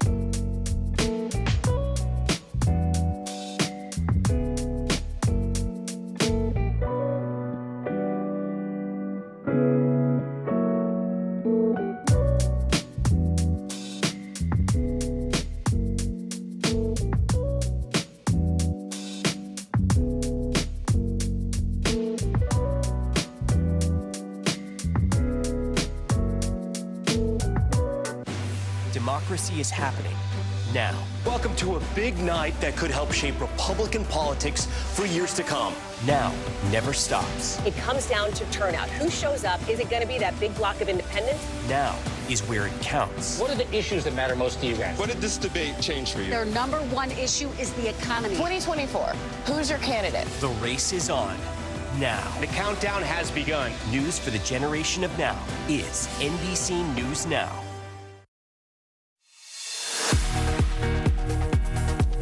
Welcome back to NBC News Daily. It is 12:30 in New Haven, Connecticut, and right here in New York City. I'm Vicki Nguyen. Actor Jonathan Majors has been sentenced to probation after being found guilty of assaulting his ex-girlfriend. He had been facing up to a year in prison, but will avoid jail time and instead pay a $250 fine and undergo a 52-week counseling program. The Creed III star was convicted of misdemeanor assault last year by a Manhattan jury. He maintains his ex was the aggressor in the incident and that he deserves a second chance. Country superstar Morgan Wallen was arrested in Nashville this weekend for throwing a chair from the rooftop of a 6-story bar. Police say the 30-year-old was booked early this morning for felony reckless endangerment and misdemeanor disorderly conduct.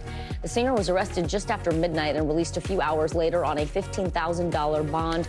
Wallen's attorney says his client is cooperating fully with authorities. And how about those Gamecocks? South Carolina rounded out their undefeated season yesterday with a win over Iowa in the women's NCAA tournament. They won with a final score of 87-75, securing their 3rd championship title. Iowa's loss ends Caitlin Clark's record-breaking college career. She plans to enter the WNBA draft this spring, widely expected to be the first pick. Back now to our top story, the total solar eclipse that is captivating the country right now. The eclipse will soon start in Mexico before making its way across the U.S. and into Canada. Millions of people will have the chance to see the moon slip between the Earth and the sun. Now, some cities along the path of totality will experience more than 4 minutes of darkness. The weather is also looking up for this rare celestial event in many states. People from around the country spent the past few days traveling to cities along the path for this big event. By the way, NASA also flying straight into the action. They're going to get a bird's eye view. They're sending 2 jet planes to take scientific measurements of the eclipse. We have our reporters all along the path. NBC News national climate reporter and meteorologist Chase Kane is standing by in one of the 2 U.S. national parks in the path of totality. First, though, we're going to head over to NBC News correspondent Maura Barrett. She is at the Indiana University Football Stadium in Bloomington. Maura, it is great to see you. Bloomington, a quintessential college town with students making up most of the population of 80,000 people. Today, we understand hundreds of thousands of folks are expected to join in, converge there in the central Indiana city. How did it prepare? What can spectators expect? What are you seeing? There is so much excitement, Vicki. We spent the day here yesterday as that stage behind me was getting set up. You can hear the music already playing as spectators are going to be coming in soon. And this is usually the football stadium. Indiana University is calling the event their Super Bowl. My producer, Lucas, and our resident climate expert, though, is calling it his Olympics, because this is going to be an absolutely phenomenal event, something that, like you said, hundreds of thousands of people traveling in to see. And here, especially in central Indiana, where clear skies ahead, the clouds actually are looking like they're being pushed off until after the eclipse is going to happen. So that's great news. I actually spoke with William Shatner, who played Captain Kirk in Star Trek. He's going to be narrating the moments leading up to totality. He talked about how magical it's going to be to see celestial bodies lining up along each other, but he also made a climate connection that I think is important to point out here. I asked him about people that are concerned, shouldn't we be focused on tackling climate here on Earth rather than going out and exploring space, exploring more? And he said, we can do both. Here's some of our conversation. Well, you can do both. I mean, it's, but you have to have a focus on the most important part, which is staying alive. I mean, what's the point of going into space? You can't come back and you were overcome by the fumes. No, we're in a dire situation. We've got to do both. We've got to clean up the environment and our curiosity and our ambition. So that's just something to think about out. We also talked about how this is going to be such an emotional, unifying experience as thousands of people all look up to the sky at the same time. Again, Shatner leading into the total eclipse while we watching from here, and then Janelle Monáe will be doing a concert to wrap it all up here in Bloomington, Vicki. Pretty star-studded out there. NBC News correspondent Maura Barrett. Maura, thank you. We want to head over now to Little Rock, Arkansas. That's where national climate reporter Chase Kane joins me live. So, Chase, we know that you are at the Nature Conservancy in Little Rock. Talk to us about why you're there instead of some of the other viewing spots in Arkansas. What will be special about that spot? Well, I mean, we have correspondents all through the eclipse path with lots of people around. We thought, let's show you something a little bit different. Let's be in nature, because nature, just like people, is going to respond to the sudden darkness that lasts for a few minutes in the middle of the day. So we're hoping that's going to be a pretty interesting experience in just a couple hours.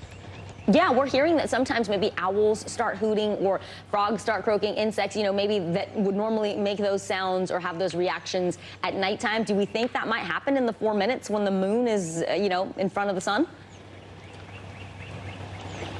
Yeah, we're hoping that the birds, the geese, the frogs maybe are going to cooperate and give us a little bit of a show. To talk about what we might expect, we have Jason Milks here with the Nature Conservancy, a forester, a wildlife ecologist. Jason, we were chatting earlier. You said there's basically 4 main categories of what nature might do during the eclipse. Talk us through that. Yeah, there's been some research to show that what we might expect can break down into 4 broad categories. One being nothing, like the animals don't care. Number 2, they might start performing some of their bedtime rituals, moving back into the roost and whatnot. A third could be anxiety, particularly prey species, unsure of whether this large shadow is prey moving on them, or some other novel approach, whether it's mating or weird noises or things of that nature. So I think it'll be interesting to see what actually plays out. Yeah, bedtime might include mating for some species. That's right. We were talking about birds, you know, might be squawking, sounding the alarm essentially to the forest of like, hey, why is it dark all of a sudden? This isn't right.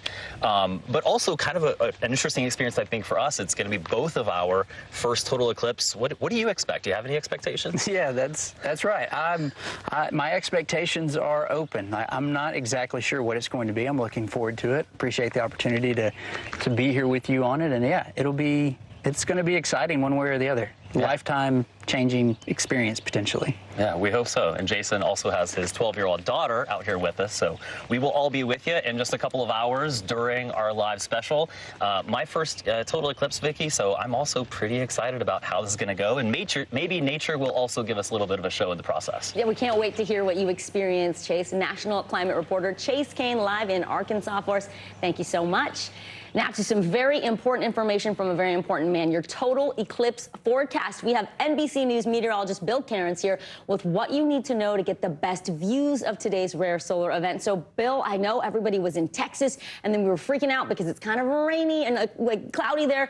What does it look like today in the moment that matters? Yeah, we're less than 2 hours, so people don't have many more minutes left to reposition themselves. So let you get into all along. We were most concerned with Texas because we knew the moisture was going to be present. There was going to be a lot of clouds. So what we're looking at here is all the white is where the clouds are. So we've been watching Dallas closely. They've been cloudy all morning long, currently cloudy. If you look to the south here, these little white lines, these are cumulus clouds that are streaming northwards. It's starting to break up a little bit. So we're still hopeful maybe Dallas can at least get some breaks out of this. Not so lucky. Austin, San Antonio over to Del Rio just locked in the clouds here. Further to the north, once you get from about Little Rock northwards, it looks perfect. No problems. These are high, thin clouds. You'll be able to see it right through the eclipse through it. This is a pretty cool feature. You notice this bright white disappearing near Paducah. That was fog on the Ohio River earlier today. You're going to be clear. There's many traffic jams right now south of St. Louis heading into Illinois because St. Louis is not in the totality. So a lot of people are driving south into the clear skies. Indianapolis is great. We've been worried about this deck of clouds. It's going to ruin it for some people.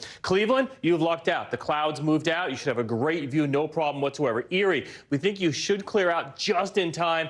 I don't know, Buffalo, you're going to get there or not. You got about 2 hours from now, 2.5 hours. It's going to be close. Rochester to Brockport, heading over towards Syracuse. You're going to be locked in the clouds. Watertown. But for everyone that chose northern New England, Vicki, we said it was going to be great. It is going to be a picture-perfect blue skies from Maine, New Hampshire, and northern Vermont. That's the place to be. I know our Kate Snow couldn't be in a better spot, right? 0% chance of clouds. Selfishly, New York City. What are we going to see here, Bill? Just some high, thin clouds. It won't get as dark as people think. Even if you're in 90%, extent, it's not really that noticeable. But you'll look cool with the glasses on, though. Oh, can't wait. All right, Bill Cairns, as always, thank you so much. We are staying on this eclipse news. We have astrophysicist K.E. Savick-Ford with us now. She's a professor at the City University of New York and a research associate at the American Museum of Natural History. We're so glad to have you here. Thank you so much. So, K.E., let's talk a little bit about the dangers here. We want to remind people how important it is to have these special glasses. I think sometimes people are surprised. They put them on and they're like, wait, I can't actually see anything. That's the whole point. Exactly. If you put your solar protective glasses on and you can see anything through them that is not the sun, then you have probably got counterfeits and you should not use them. Okay. And it is really important if you are anywhere that is outside of totality, outside of the moment of totality, right, you want to be wearing eye protection to look at the sun. And sunglasses are not enough. Absolutely not. And also you don't want to rely on the clouds, right? We were just talking about the weather forecast, and there may be places where it might be kind of dim, but it's not dim enough. Okay. You got to be careful. This is your vision, and it is potentially a permanent kind of damage that you can do to your eyes. So we're just a couple of hours out. I know that some stores may still have these glasses physically, you know, in the store, but a lot of places have sold out. Libraries have run out. Museums have run out. What can you do to still experience the solar eclipse if you don't have some of these glasses? Well, you've got a lot of options, actually. I've got a couple here. Probably most folks have one of these. A colander, yeah. Use this for making your dinner tonight, but first you're going to be able to use it to look at the solar eclipse. So what you want to do is figure out where the sun is and put your back to the sun. Okay. This is not going to protect your eyes. You don't look through it. Don't look through it. That's not going to help. What you want to do is take your colander and use it to project a shadow on the ground. And you'll be able to see all of these little individual holes are going to project these little pinholes on the ground. And so you'll see this crescent shape, and you'll be able to watch that change as the eclipse progresses. That's so simple. You don't even have to make anything. No DIY involved. Very easy. What about the tea here that you brought in? All right. So I've got this box. It doesn't have to be this box. They did not pay me for this one, but, you know, this is our family's preferred tea. But any box will do, or any piece of opaque cardboard. And what I've done is I've poked a very tiny hole. I don't know if you can actually even see it. Yeah, I see it. It's like a little pinhole. Little pinhole, and that's exactly what you need. You can use a thumbtack, whatever you got. And again, you're going to take that hole and you're going to put your back to the sun, and you're going to put the hole towards the sun, and you're going to look at where that is projected. So on my tea box, I would kind of like do this, and I can look up and I'll be able to see an image projected on the interior of the box. And so those are basically your options. Use projection. Depending on where you are, depending on, you know, obviously in the Northeast, the trees haven't entirely leafed out yet, but if you're a little bit further south and you've got a lot of leafy trees, the trees themselves make these little pinhole effects as well. And so you might not even need any extra equipment. You just go out and look. And what are you all doing at the Museum of Natural History to celebrate this event? Well, actually, yeah. So if you're in New York City and you're looking for a place to go look, the museum is going to have a big event out on the terrace. There's going to be people. We're going to have spare glasses. We're going to have lots of astronomers sharing their knowledge. So go and enjoy. Yeah, absolutely. Try to make some time to get outside. It is sort of an awe-inspiring experience. 100%. Right. Professor K.E. Savick-Ford, thank you so much for your time. We really appreciate you, Dr. Ford. And we will have full special coverage of the Great North American Eclipse. It's starting at 2 p.m. Eastern today, right here on NBC News. You can also watch us on Peacock and NBC News Now, wherever you stream. Stay with us. Up next, the long-term benefits of giving high school students the gift of financial literacy. We're going to see how several cities are working to set the next generation up for success. You're watching NBC News Daily.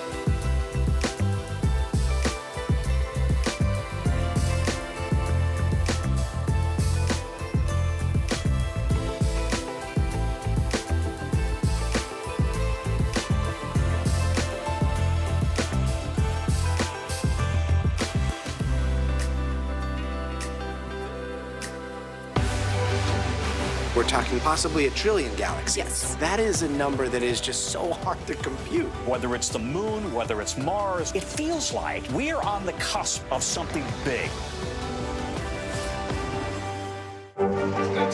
What is going to happen now? Going back and forth because Go ahead. This is it, right?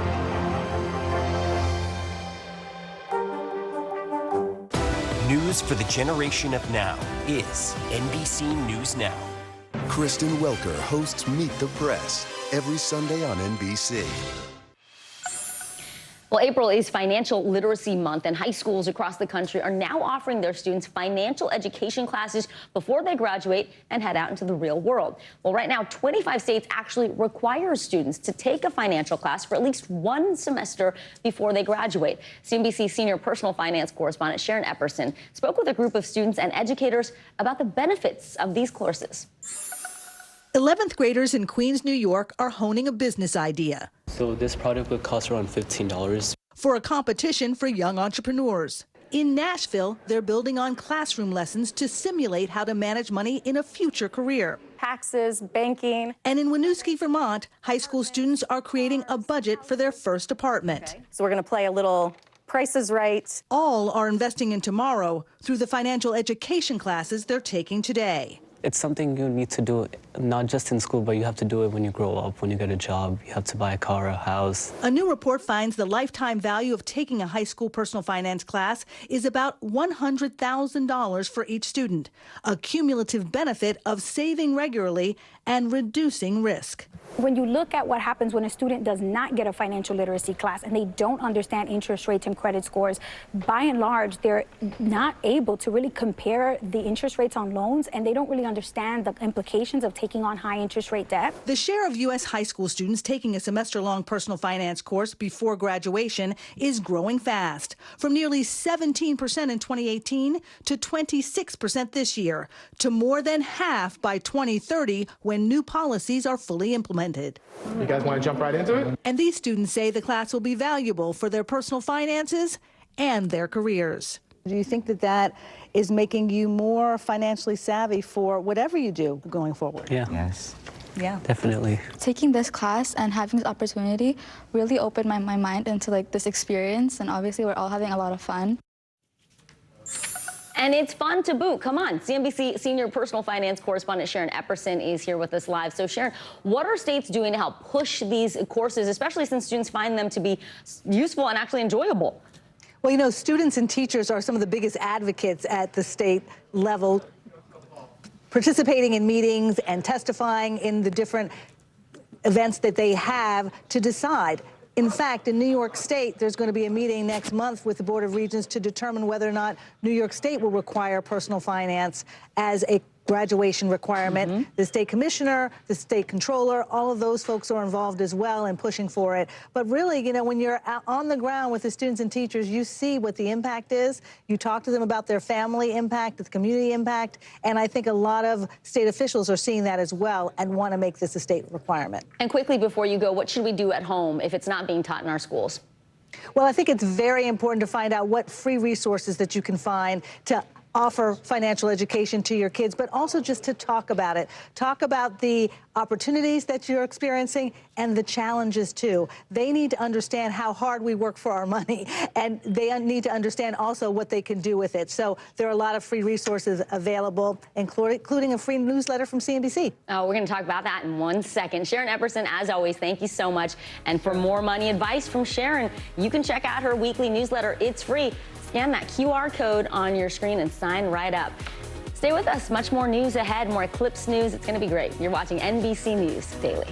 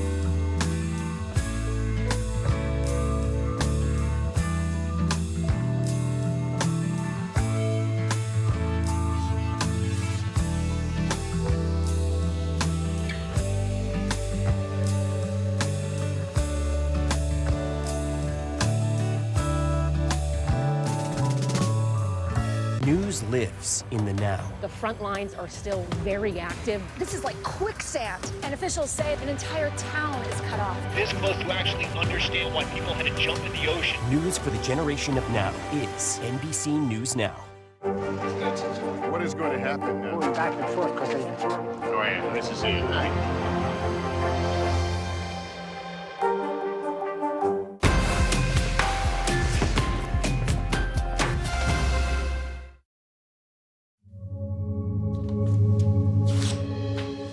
While humans across the country, including this one, are getting excited for the solar eclipse today, for every other species on Earth, it'll come as a surprise. David Guildford from our NBC affiliate WCSH stopped by one farm in Maine to look at how animals might react and which changes in behavior you can look out for.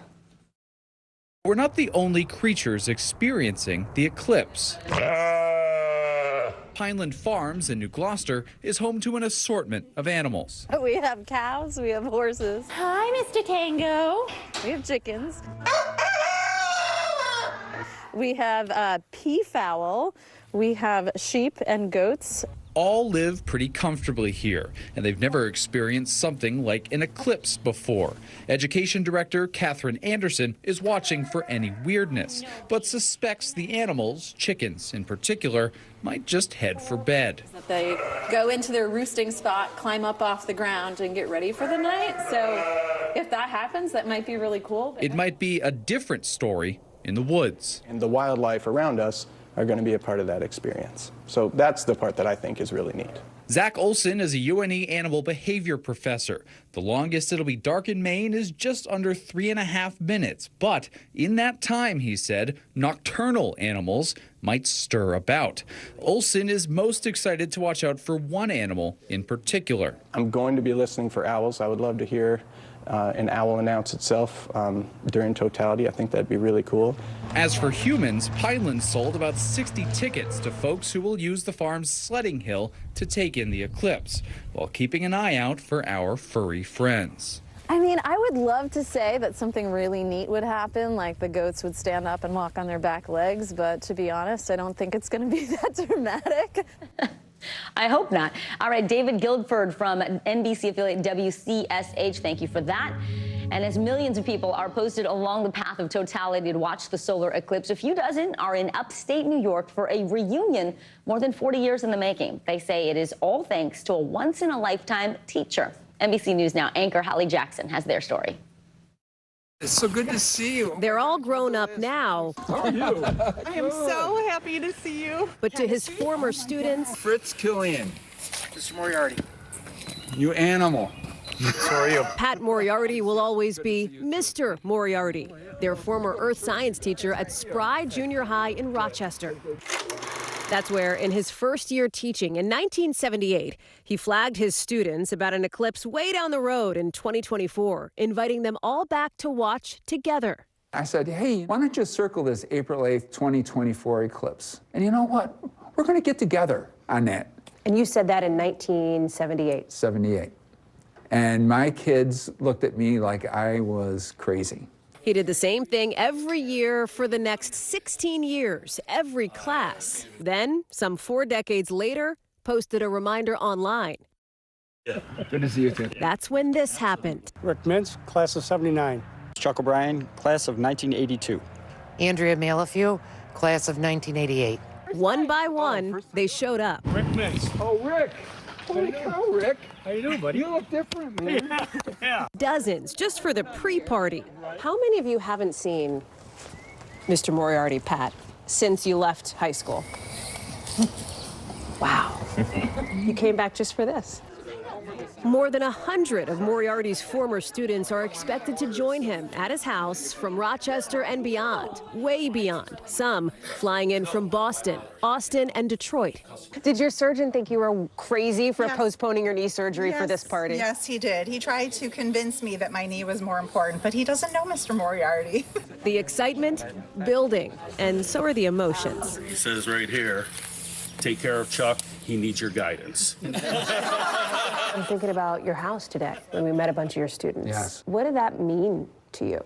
When I had these kids, they were 9th graders. I have a lot of gratitude now that This eclipse is supporting the fact that there's reunions happening, there's people sharing stories, and they're reconnecting with each other. It's beautiful. I thank you guys so much for being here.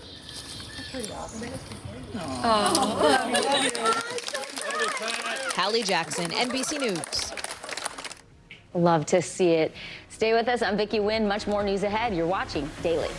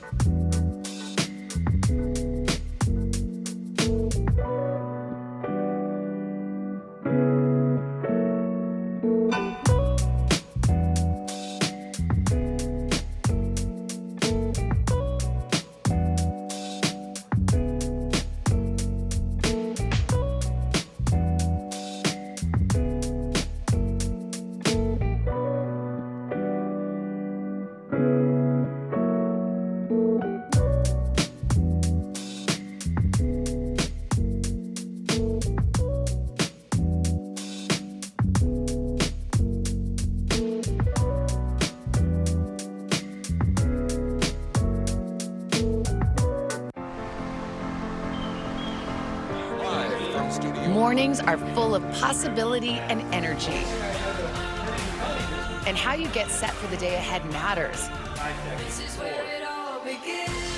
Take charge of those first hours. It's about getting caught up. And really, it's about getting ahead. And that's what drives us every morning. Because every day deserves the best start. This is where it all begins. Hey everyone, good Monday. So glad you could be with us. I'm Vicki Nguyen. NBC News Daily starts right now.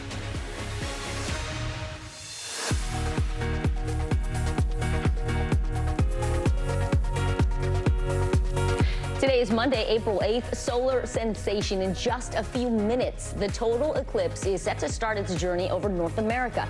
We're live on the ground in several cities where crowds are now gathering for this rare event.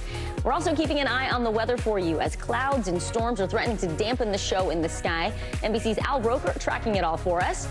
Reproductive rights. Former President Donald Trump now insisting that abortion laws be left to the states. What he said about a potential nationwide ban on the procedure and how President Biden is responding.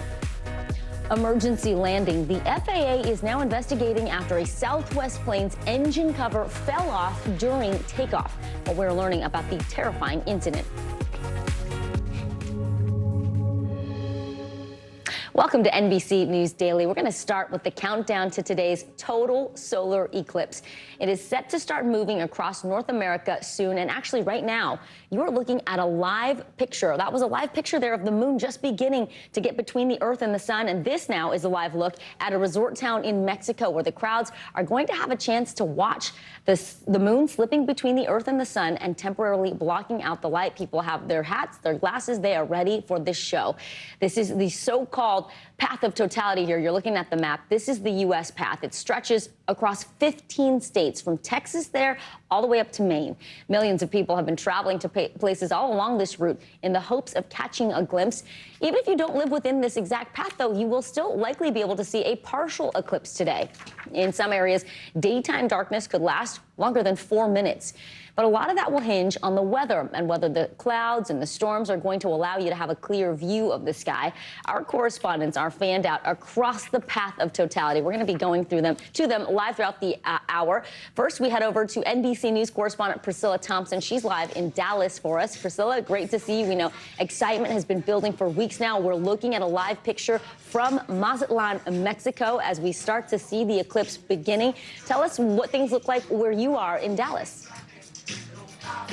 Yeah, Vicki, I have some breaking news here for you in Dallas. If you look up at the sky, you can see that the sun is coming out here. Woo. And that is great news because we were told it would not be optimal viewing with those clouds. So folks here are hoping that the sun will continue to peek through, especially the 7,000 people who are here at the Perot Museum. But until that happens, there's lots for folks to stay busy with. They've got food trucks here. They've got these nice blow-up bounce houses for the kids. So folks here are having a good time, and I have to show you my favorite thing so far, and that is the food. I have found the Galaxy popcorn. It is a black caramel with cheddar cheese and a little bit of hot Cheeto dust. So you've got the sun, the moon, the blackout. You got it all there. So folks and myself having a great time here as we wait for the moment of totality. Listen, Vicki? You've been showing us all the food, the merch, everything everyone's doing to capitalize on this rare celestial event, Priscilla. We love to see it. We've got the countdown clock on our screen, an hour, 24 minutes till the folks there start to see the eclipse. Talk about the safety measures. Remind people about the special glasses everybody ought to be wearing, and also what to do if you already have prescription glasses. What do you do in that case? Yeah, so everybody has got a pair of these special glasses that they should be wearing when they tilt their heads up to the sky to look at the sun. And I know there are going to be some folks who will want to snap a photo on their iPhone. And I actually just learned this a few days ago, but it can actually damage your phone lens if you point it at the sun for an extended period of time. So experts say that you actually want to put a filter over your lens. Nice. So glasses on, filter on if you're going to try to snap that photo. But hopefully folks will just keep the phones down and try to enjoy it live in person. Vicki? Perfect, Priscilla. Yes, just like you put it over the lens of your camera, you put it over the lens if you're wearing glasses as well. All great advice. NBC News correspondent Priscilla Thompson live in Dallas. And we're now going to go from Dallas to Houlton, Maine. That is where we find NBC News Daily anchor Kate Snow with a plum assignment. Kate, we know Houlton's small town, one of the last U.S. cities that's going to see this total eclipse. Talk to us about who you've got there standing by you and what it's been like, the atmosphere there in that small town. Yeah, I just have to tell you, it is electric here right now, Vicki. I mean, we are in Aroostook County, which is northern Maine, right? Everybody here in Maine calls it just the county. It is so big where we are, but we're really far north. We're 3 miles from Canada. And with me here is Mark Horvath, who's an astronomer, happens to be a local as well. Mark, I want you to tell your story that you were telling me. You moved here in 2015 with your husband, and he was from here. And you didn't even realize that there would be this eclipse until you kind of looked it up. Tell me what happened. So when we were deciding where we wanted to settle down, we were moving out of Manhattan. Yeah. And we decided we're going to come back to Houlton. He was going to be here with his family. Hometown. So I decided to find out what I was getting into. And I'm kind of looking through, as I do, figuring out the latitude, longitude, what I could do with a telescope. And there's this eclipse. And I said, hey, we should do this as an eclipse. It's like made for you, It's Mark. in 9 years. And he looks at me and says, yeah, okay, fine. Let's talk again in a few years. Right. So 3 years ago, you were telling me you started to register, oh my gosh, this is close. It's coming in 3 years. Right. We need to, as a town, really get organized. So you helped organize everything behind us here, which is food trucks and events and all kinds of things, and kids everywhere, thousands of visitors. Tell me about what the planning was like. So it involved a lot of people. It involved Chris Anderson, who runs one of the local businesses around here. It involved Jane Torres, who runs the Chamber of Commerce. It involved the town council. There's a lot of people that got involved. A group event. And we started planning. We wanted it to be something that the town participated in, but it wasn't funded by the town council per se. Right. So we got a lot of business people together, and we began to realize it's good for business. It's good for business. it's good for the town, and it's an amazing event. This is a town of about 6,000 people, just to set the scene for folks. And we have bright sunshine, Mark. So you've got people coming in. I've met several people this morning who came from Texas, where Priscilla Thompson was, because they want the best view of the eclipse. Are we going to have a pretty stellar view? We could not ask for better weather than this. This is perfect eclipse weather. And why is that? Because it's clear, there's not a lot of haze, there's not a lot of distortion. We have an unobstructed view of the sun. There is no concern that storm clouds will come in. Yeah. It is perfectly clear and blue. I had a total eclipse in Aruba, and that was also perfect. This looks like the sky did in Aruba when we did that. Amazing. Mark, you've been to 3 full total eclipses, solar eclipses before. So this will be your first in your hometown. First year? And probably last. It doesn't happen again until 2079. Yes. Yeah. May 1st. And Vicki, did you see these glasses behind us here? Everybody's coming to take their pictures. Those are actual eclipse glasses that you could look through. Oh, what? Giant glasses that you could look through during the eclipse. They've got them pointed right at the part of the sky where the sun will be. So cool, right? Yes, They've I thought thought of that was a everything here in prop. Holton, Maine. I thought that was a prop. Man, they've thought of everything there in Holton, Maine. Thank you so much, and how fun he did the planning. It's turned out amazing, that event. We can't wait to hear more from you, Kate. Thank you. Yeah, we're in a great spot. Thanks, Vicki. All right, we're going to bring in a former NASA astronaut now, Garrett Reisman. Garrett, it's a pleasure to have you with us today. We're looking right below you and I. There are live pictures now from Mazatlan, Mexico, where the eclipse has begun, and we're starting to see, there it is, the crescent there taking place as the moon passes between the Earth and the sun. Talk to us about why this eclipse sort of feels like a bigger deal than the ones in the past. It seems like more people are able to see this one.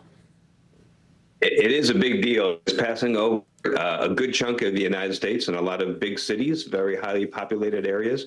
It's a longer eclipse than what we had back in 2017. It's about 50% longer. This one's going to last a little bit over 4 minutes, where back in 2017, it was about 2.5 minutes. Yeah, back in 2017, I got to see it in California. Part of it was like about 70%. But let's talk about the next one coming in 2044 and 2045.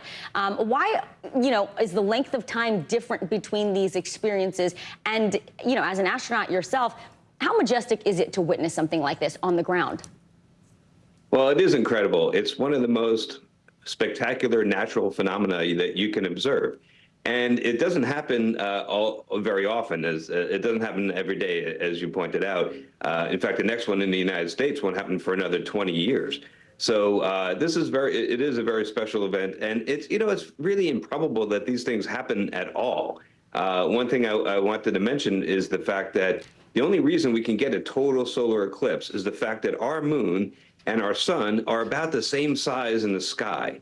And so the moon is about 400 times smaller than the sun, but it's about 400 times closer to the Earth than the sun. That is totally random. It didn't have to be that way. There's no reason for that. We just got very, very lucky. And so the moon is the perfect size to just cover up all of the sun, but not too much, so we can actually see the corona, the atmosphere of the sun, when we have a total eclipse like this. It's really a miraculous thing. Absolutely, Garrett. While I have you, today's eclipse is happening during a period of what's called heightened solar activity. What exactly does that mean, and how does it play a role here? Well, right, there's a solar cycle that's about 11 years long, and we're at a maximum right now. So that's when the greatest number of sunspots occur, where there's the most amount of solar activity. And so what that means is that during today's eclipse, you might see things like prominences, which are large arcs of plasma that come off the side of the sun and loop back around. And you might see even a coronal mass ejection, which is very rare, but it's possible you can even see one of those happen during the eclipse, because right now the sun's at its height of activity. All right, that's what everyone will be watching for. Former NASA astronaut Garrett Reisman, thank you so much for being with NBC News Daily today. We appreciate you. And just a reminder, you can get full special coverage of the Great North American Eclipse starting at 2 p.m. Eastern today, right here on NBC, Peacock, and NBC News Now, wherever you stream. Take us with you. Turning now to our CNBC Money Minute. Anticipation and excitement for today's eclipse could have a major economic impact as well. A new report shows the eclipse could generate as much as $6 billion for the U.S. economy. This is according to financial analysis firm The Perryman Group. CNBC senior markets correspondent Dom Chu joins us now. So, Dom, businesses along the path of totality, they've been getting ready for this spike in visitors for weeks, months, and years in some cases. What are tourists spending money on?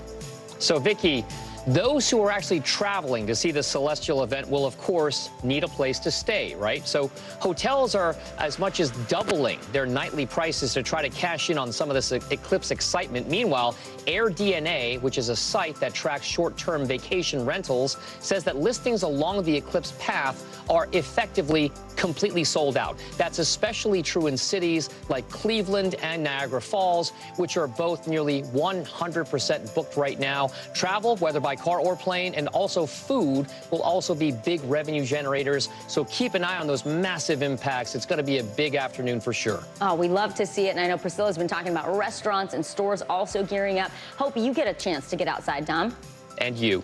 All right. Thank you so much, Dominic Chu, as always. Coming up, a big policy change coming from former President Donald Trump, what he is now saying about his stance on abortion rights and how it has changed over the years. That's next. Stay with us. You're watching NBC News Daily.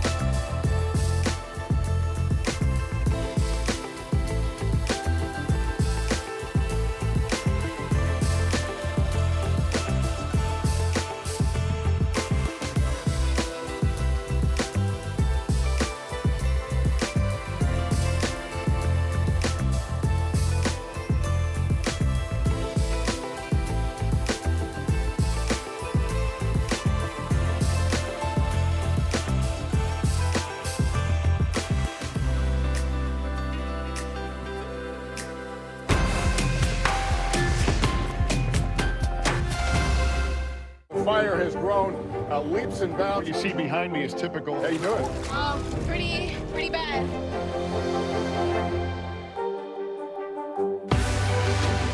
We're talking possibly 1 trillion galaxies. Yes. That is a number that is just so hard to compute. Whether it's the moon, whether it's Mars, it feels like we're on the cusp of something big.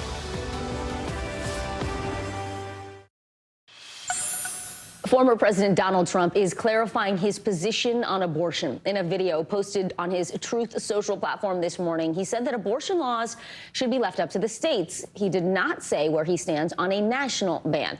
NBC News correspondent Garrett Hake joins me now from the D.C. Bureau. Garrett, good to see you. So what exactly did Mr. Trump say about abortion and the other related issues that have been in the news, like IVF? Yeah, Vicki, this was sort of a clarification of his lack of position on abortion. On IVF, he described himself as pro-family and applauded states who have taken efforts to protect IVF access around the country. But on the question of abortion itself, he basically patted himself on the back for getting rid of Roe v. Wade and saying that this is the kind of thing that should now be left entirely to the discretion of states. Listen to some of what he had to say. My view is now that we have abortion where everybody wanted it from a legal standpoint, the states will determine by vote or legislation or perhaps both, and whatever they decide must be the law of the land, in this case, the law of the state. At the end of the day, this is all about the will of the people. Vicki, this demands a fact check because there was not a legal consensus for getting rid of Roe v. Wade. In fact, the polling is very clear. It's the opposite. Donald Trump is in the minority position here that getting rid of Roe was a good thing. And I think what you see here is him trying to keep as much distance from the rest of the abortion issue as he possibly can politically. Garrett, President Biden zeroing in on what you just mentioned, Trump's varying stances on abortion, particularly the role he did play in overturning Roe v. Wade. Do both parties somehow see this as a winning issue for them? No, I think Republicans understand that this is a losing issue for them. It has been a losing issue every time abortion has been on the ballot since the Dobbs decision, and it's really the one issue in which Democrats consistently poll better than Republicans, including President Biden beating Donald Trump on handling of the abortion issue. That's part of the reason you see this aggressive statement from the Biden campaign, basically trying to force Donald Trump to own the end of Roe v. Wade and the idea that he's responsible for taking a right away from the American people, which is something you just don't often see. Here you see Trump again trying to put some distance between himself and some of the less popular steps certain states have taken along the way. Vicki, we have not heard the last about this issue. Oh, no, we definitely haven't. NBC News correspondent Garrett, thank you so much. Well, the FAA is investigating an incident involving a Southwest Airlines plane after the jet's engine cover peeled off during takeoff. This happened on Sunday morning during a flight from Denver to Houston. NBC News correspondent Sam Brock shows us the scary moments that caused an emergency landing. The FAA investigating this surreal sight that left passengers on board Southwest Flight 3695 terrified. Those on board witnessing the plane's cowling, or metal covering that houses the engine, appearing to peel off as the aircraft headed down the runway for takeoff.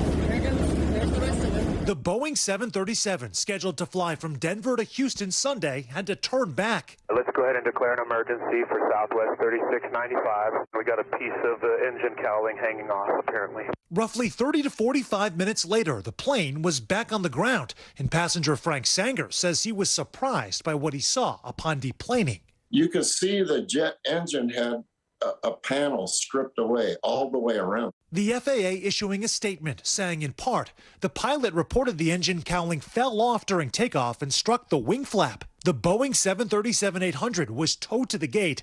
The FAA will investigate. While the plane is manufactured by Boeing, the engine is not. It's unclear what caused the malfunction, but Southwest has recently experienced a series of runway scares, including a possible engine fire on Thursday that grounded a Vegas-bound flight in Lubbock, Texas. It also comes amidst sky-high scrutiny of the airline industry. United Airlines planes have had a number of safety issues, including 8 incidents in 2 weeks. In a memo last month, United telling its employees the FAA would be growing its presence at the company. Meanwhile, Boeing is facing investigations from the Justice Department, NTSB, and FAA after the Alaska Airlines door plug blowout led to questions of quality control breakdowns. Their CEO announcing last month he's stepping down at the end of the year, but remaining on as the company makes changes. Sam Brock, NBC News. Later this hour, we are fast approaching the total solar eclipse, how cities in the Midwest start preparing, and how you can make a last-minute pinhole projector to watch the eclipse indirectly if you want to. You're watching NBC News Daily. Stay with us.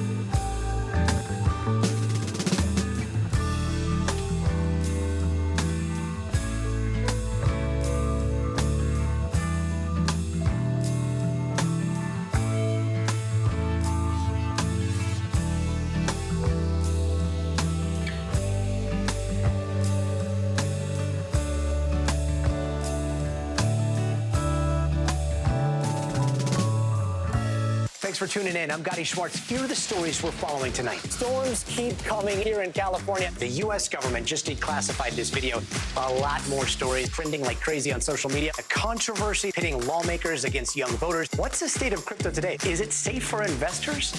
We've got another mind-bending story on artificial intelligence. This is what my voice sounds like when I clone it. That wasn't me. You gotta see this. Stay tuned now, weeknights at 8 Eastern, 5 Pacific on NBC News Now. President Biden is in Wisconsin today, unveiling his latest effort to give student loan relief to more borrowers. The administration says the plan will bring the total number of people eligible for debt cancellation to more than 30 million. This is an attempt by Biden to make good on some of his campaign promises ahead of this November's election. NBC News senior White House correspondent Gabe Gutierrez joins me now from Madison, Wisconsin. So, Gabe, what exactly is this plan to eliminate the debt? How is it different from the previous announcements President Biden has made? Hi there, Vicki. Well, you'll remember that last year, the Supreme Court actually struck down the president's initial sweeping plan to get rid of student debt for millions of Americans. Well, over the past several months, the White House and the president have been trying to reduce that through narrower measures that kind of sidestep the Supreme Court's decision. This particular announcement today, as you mentioned, White House says that it will impact up to 30 million Americans when all of these measures are taken into account. And the way they're doing that is that they're using a different legal justification. Essentially, they're using the law, the Higher Education Act, passed in the mid-1960s, as opposed to the HEROES Act, which was passed after the 9/11 attacks. And the White House believes that that will withstand legal scrutiny because it allows the Education Secretary more leeway when it comes to student debt. Now, this will either wipe out a large amount of debt, either partially or fully, for people that have been paying undergraduate loans for more than 20 years. And it also aims to tackle runaway interest. Hey, Gabe, the Biden campaign, we know, is struggling with younger voters. Is this part of the political agenda to help address that? Well, certainly. It does appear that way, Vicki. You know, over the next several months, the White House says that these rules will be finalized and are expected to be implemented by this fall. Of course, that's right before the November election. And yes, as you said, there seems to be an enthusiasm gap, according to the most recent polls, with the Biden campaign and the White House, again, trying to reach that younger demographic, which has repeatedly said that student debt relief is a huge issue for them. All right, NBC News senior White House correspondent Gabe Gutierrez. Gabe, thank you very much. Well, there's concerning new data out on airport security. The TSA is reporting that over the last year, hundreds of passengers bypassed parts of the airport screening process. NBC News correspondent Steve Patterson looks at how these attempted security breaches are happening. It is the great inconvenient trade-off of air travel we all agree to. Good morning. Every year, roughly 850 million passengers wade through airport security. The TSA now reporting at least 300 instances of people attempting to bypass a part of airport security since March of last year. More than 200 of those were people trying to enter through the passenger exits. 80 people bypassed the TSA podium where IDs are being checked, but completed the rest of the security screening process. The number of instances relatively small, but points to something more troubling. Is this a larger problem? Yes, and I believe it's a larger problem because it demonstrates a trend. Former TSA Deputy Administrator John Helinski says more can be done to harden security exit points, from physical barriers to more sophisticated AI cameras, improvements that TSA says would require additional funding. When I saw the number of about 200 breaches of exit lanes, that's something that could be mitigated. It goes back to the equation, where is your vulnerability in the airport? This has now become a vulnerability, and you have to pay attention to it. And security breaches can mean massive upheaval, like in San Diego in summer of 2022, when hundreds of passengers had to wait to be rescreened after a man bypassed a baggage screen. The TSA says most of these recent lapses are not considered full security breaches and account for just 1 in 11 million passengers, most described as inadvertent and unintentional actions. 300 is a very small number, and the thing to keep in mind is that very few made it through to any place where they would likely have been potentially a threat. An ever-present struggle keeping the skies safe through security on the ground. Steve Patterson, NBC News.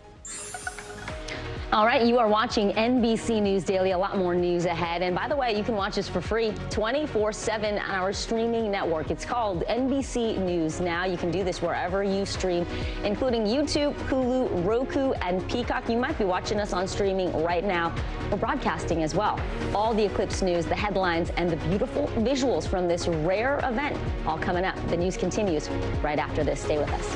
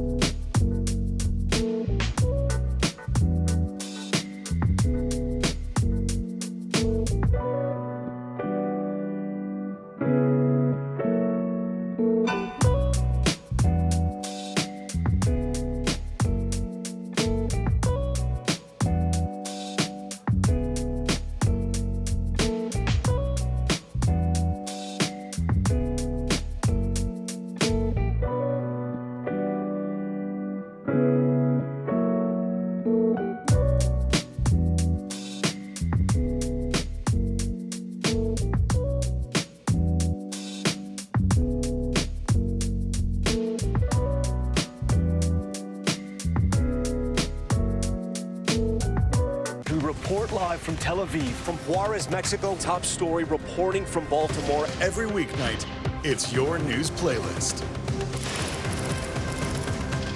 Top Story with Tom Llamas, streaming weeknights at 7 on NBC News Now. Fire has grown leaps and bounds. You see behind me is typical. How you doing? Pretty bad. Kristen Welker hosts Meet the Press every Sunday on NBC.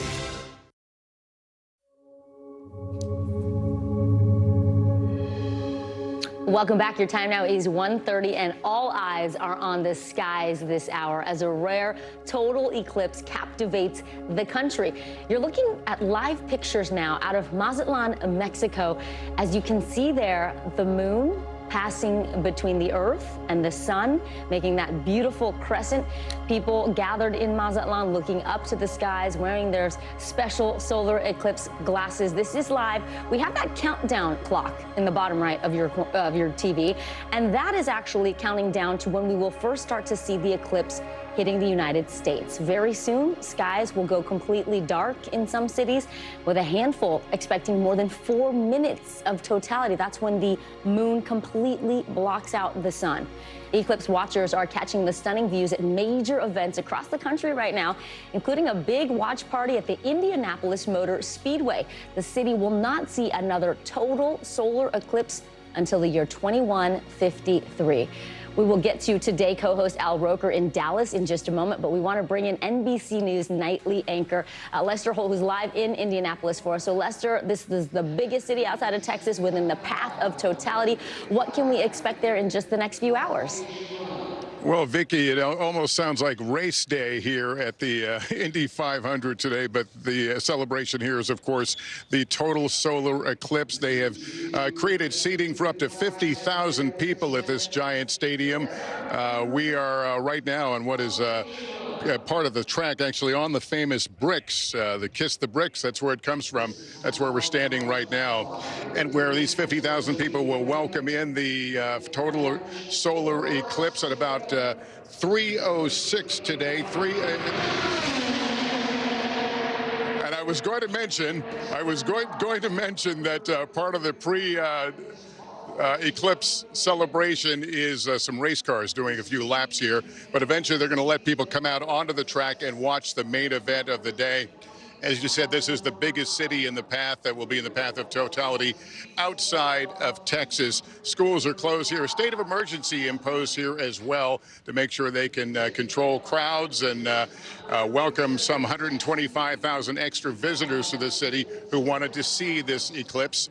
It's been a little bit of a guessing game as to the weather, but the forecasts have been pretty solid. Here we go again. Wow, that even sounds fast. But clearly, we've all been keeping an eye on the weather. Forecasters have been pretty consistent that we would have sunshine here in Indianapolis, and they were not wrong, as we've got a bright, sunny day, soon to be interrupted by a solar eclipse. Vicki. Lester, the Speedway putting its stamp on this event as well. Obviously, you can't have an eclipse viewing party without a few cars zooming by.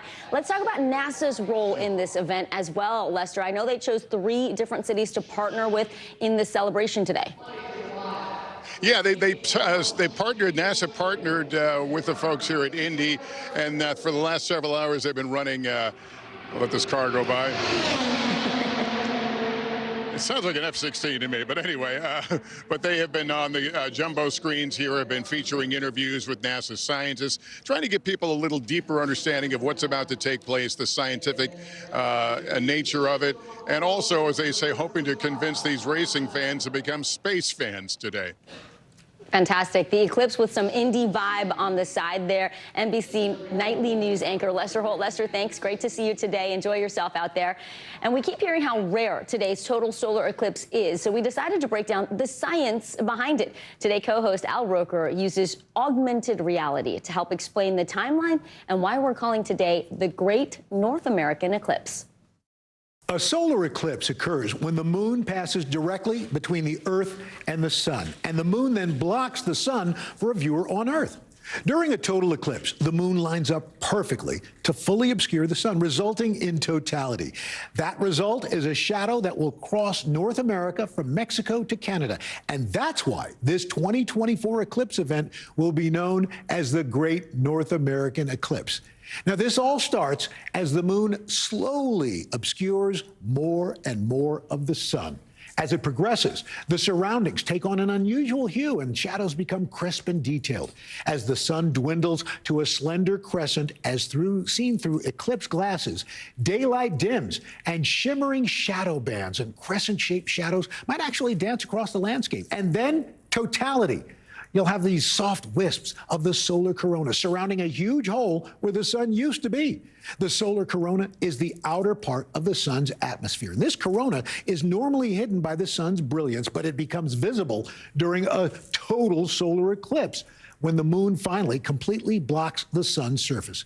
You'll find yourself in an eerie twilight, surrounded by a spellbinding sunset glow. And then finally, totality ends, and the sequence unfolds in reverse. Now, we're going to take you through the timeline of how the solar eclipse is going to sweep across North America. The path of totality moving over parts of 15 U.S. states, starting down in Texas, then ending in Maine. The whole event taking about 2.5 hours for that shadow to make its way from the Pacific Ocean across North America and then over and out to the North Atlantic Ocean. Now, to witness the event, you're going to need to be within the 108 to 122 mile wide path of totality. But don't worry, even if you're not, you're still going to see quite the show with a partial eclipse visible from nearly everywhere in the United States. But some folks are going to see it a little better than others. If you're in cities like Dallas, Indianapolis, Cleveland, and Buffalo, totality will last just about 4 minutes. During those minutes of totality, you might actually notice a slight temperature drop, and you may even see a little difference in behavior from some nearby wildlife. The mesmerizing moments of a total solar eclipse along a narrow path for just a few minutes makes it one of nature's rarest firsthand experiences. Okay, now we're going to blow your mind, because we take Al from augmented reality to Al in real reality in Dallas, where he's watching the eclipse. Al, it is so great to see you. That was an awesome explanation. How does it look there? How's the weather holding up in Dallas right now? Well, you know, we had some low clouds earlier, Vicki, and I'm telling you, Al, we need you to hold the mic. We can't hear you. I got the mic here. I was putting my glasses on, and we're starting to see the tiniest sliver of the moon coming in front of the sun. It's pretty cool. I got to tell you, Vic, here in Dallas, last time they had a solar eclipse, it was 1878. Wow. They smoked glass so that they could look at the sun. And in fact, one of our camera guys, they've set up, Ray Farmer set up a camera that's going to be shooting up to the sun from our Dallas location. This is the biggest city in the country to be able to be in the path of totality. We've got 7,000 people here at the Perot Museum of Nature and Science. Big party going on back here. We're going to get some kids in here as well. They are estimating about 400,000 people in downtown Dallas to watch all this. And that's going to pump in about $420 million into the local economy here. And people are really anxious to see it. And the reason for that, Vic, the very next total solar eclipse for Dallas, almost 300 years from now. So is it going to be a bit? And the next total eclipse for the U.S. is going to be 2044. So I'm going to be very close to a Smucker's jar by that point. So I am hoping for plenty of sunshine. And everybody here along the plaza is lined up. They've got their glasses on. They're ready to take part. It's really exciting here, Vicki. That's going to be epic. Smucker's meets Al and the eclipse. Let me ask you this, because 2017 we had one, and I think it was like 12 million people could see it then. This time, 31.6 million people in America are expected to be able to see this eclipse, almost 3 times as many. You've witnessed so many weather phenomena and, things happening out in nature, Al. What is so special about a total solar eclipse? Everybody's together. Everybody's looking up together. Doesn't matter who you are, rich, poor, black, white, whatever. We're all united. In fact, if you take a look at the map, we've got to look at the eclipse weather, and you can see that it's looking pretty good. And people, whether it's cloudy or a little cloudy or bright sunshine, you're going to be able to say you were here for the great North American eclipse in 2024. And that's really exciting. And our visible satellite shows that a lot of places that were expecting some clouds starting to clear up. Cleveland was expecting clouds, starting to clear up. Dallas, we were looking at clouds, starting to clear up. So things are getting better. Vicki, this is an exciting moment for us. Al Roker, as always, a pleasure to have you on NBC News Daily. Thank you so much, and enjoy the eclipse from your perch there in Dallas. We're going to head over to George Solis, who is joining me here from right outside in New York City. George, it's good to see you. We know that New York isn't actually in the path of totality, but we're going to see like a 95, 97% eclipse, which is pretty spectacular. How does it look outside? How are the clouds right now? Yeah, I'll tell you, when I was in grade school, 90% is still pretty darn good, and people are very excited here in New York City for that chance to watch the partial eclipse. We're on board the historic USS Intrepid to watch another historic event take place, and behind me you can start seeing some of those crowds starting to gather to get their best prime spot to watch this cosmic ballet.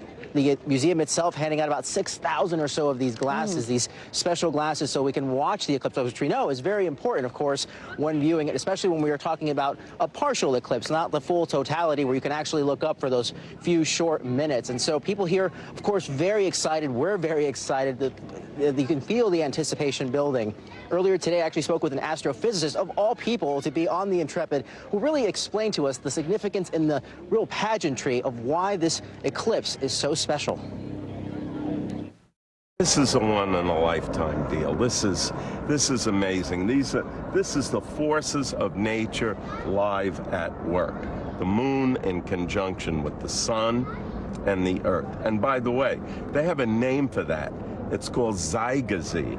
Z-Y-G-Y-S-Y. That is a real word. I would not want to spell that. If you played it in Scrabble, you get 25 points.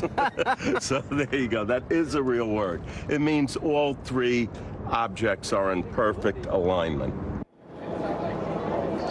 It's so poetic. I mean, for most of us, I think just singing Total Eclipse of the Heart will suffice to really explain what this moment feels like. But of course, again, we're just a few hours away. I think Al mentioned it. The cloud cover is disappearing. Here in New York City, I mean, you can see that sun is shining. And every time that I have tested these out, they work just as they intend to. Can't see anything else around me, but as I look up, perfect sun, perfect viewing for this solar eclipse, this once-in-a-lifetime event that we're all super and very ready to witness, Vicki. We're so excited on the Intrepid there, George Solis with the glasses and the new Scrabble word, zygocy. When those three things line up, the Earth, the Moon, the Sun. I got a little lesson right there from you. Thank you so much, George. Appreciate it. We want to go north now to NBC News Daily anchor Kate Snow. She's been perched in Houlton, Maine for us. A great assignment. Pretty much kind of like the best place to see the very last part of the eclipse. You know, your last people in the U.S. to see it. We know that you all have been preparing there for years, frankly, right? What are you seeing and hearing? And I can't believe they set up those giant glasses that actually work. I know you saw those a little earlier, but right now I've moved a little farther away, Vicki, because I want to show you that there are folks here with some pretty serious gear, right? Telescopes. These are amateur astronomers who, some of them have seen solar eclipses before, and they just keep returning over and over. I want to introduce you to a couple of people, if I can, Vicki, as we back up here. So over here's Kaushik. Kaushik, I met earlier because we were talking about your journey just to get here to Houlton, Maine, and wanting to be where there is bright sunshine. You were actually in Austin. You had flown there. Yeah, I live in Seattle. Live in Seattle. Yep. You go to Austin. I flew to Austin. And then the weather forecast. Yep. And then it was cloudy forecast. So I was like searching for a new place to go to. And then Maine was the first choice because a lot of social media chatter was pointing to Maine. Pointing to Maine. So I flew to Boston and then I drove 6 hours from Boston to Maine. Yeah. Okay, that's a lot of work. Why is it so important to you to see it in a clear sky? I think in the clear sky, you get to see the prominences or the solar flares, even with the naked eye in some cases. So that is very interesting to see. Like when you have very clear sky, you get to see the Bailey's beads with naked eye too, that I'm told. So Bailey's beads, people may not know what that is, but it's a feature on the sun. Yeah. So it's like the crusts and the valleys on the surface of the moon, and the sun rays are passing through it. Sorry, on the moon. Yeah, you know way more than I do. So that causes the Bailey's beads. Yeah. So here you are, and I love this, Vicki. He's got like a kind of jury-rigged filter that you made out of an eclipse glasses. Correct. Yeah. It is one cutout of the eclipse glass, one half, and then this is the bottom portion of a beer cup.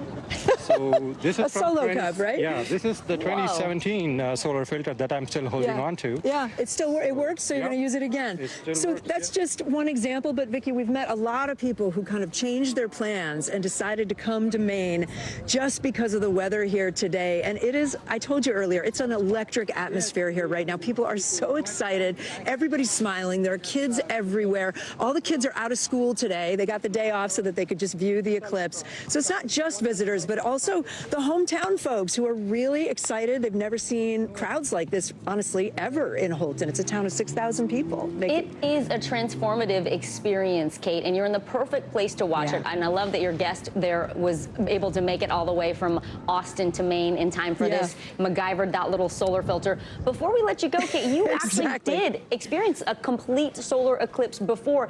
Talk to us about what that experience was like for you personally.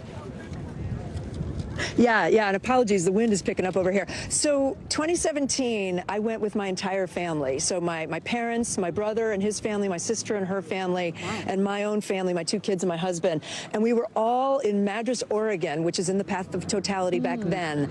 And all I can say is it was life-changing. It was awe-inspiring. It was this moment of humanity, but also the universe and just sort of everything stopping and being still.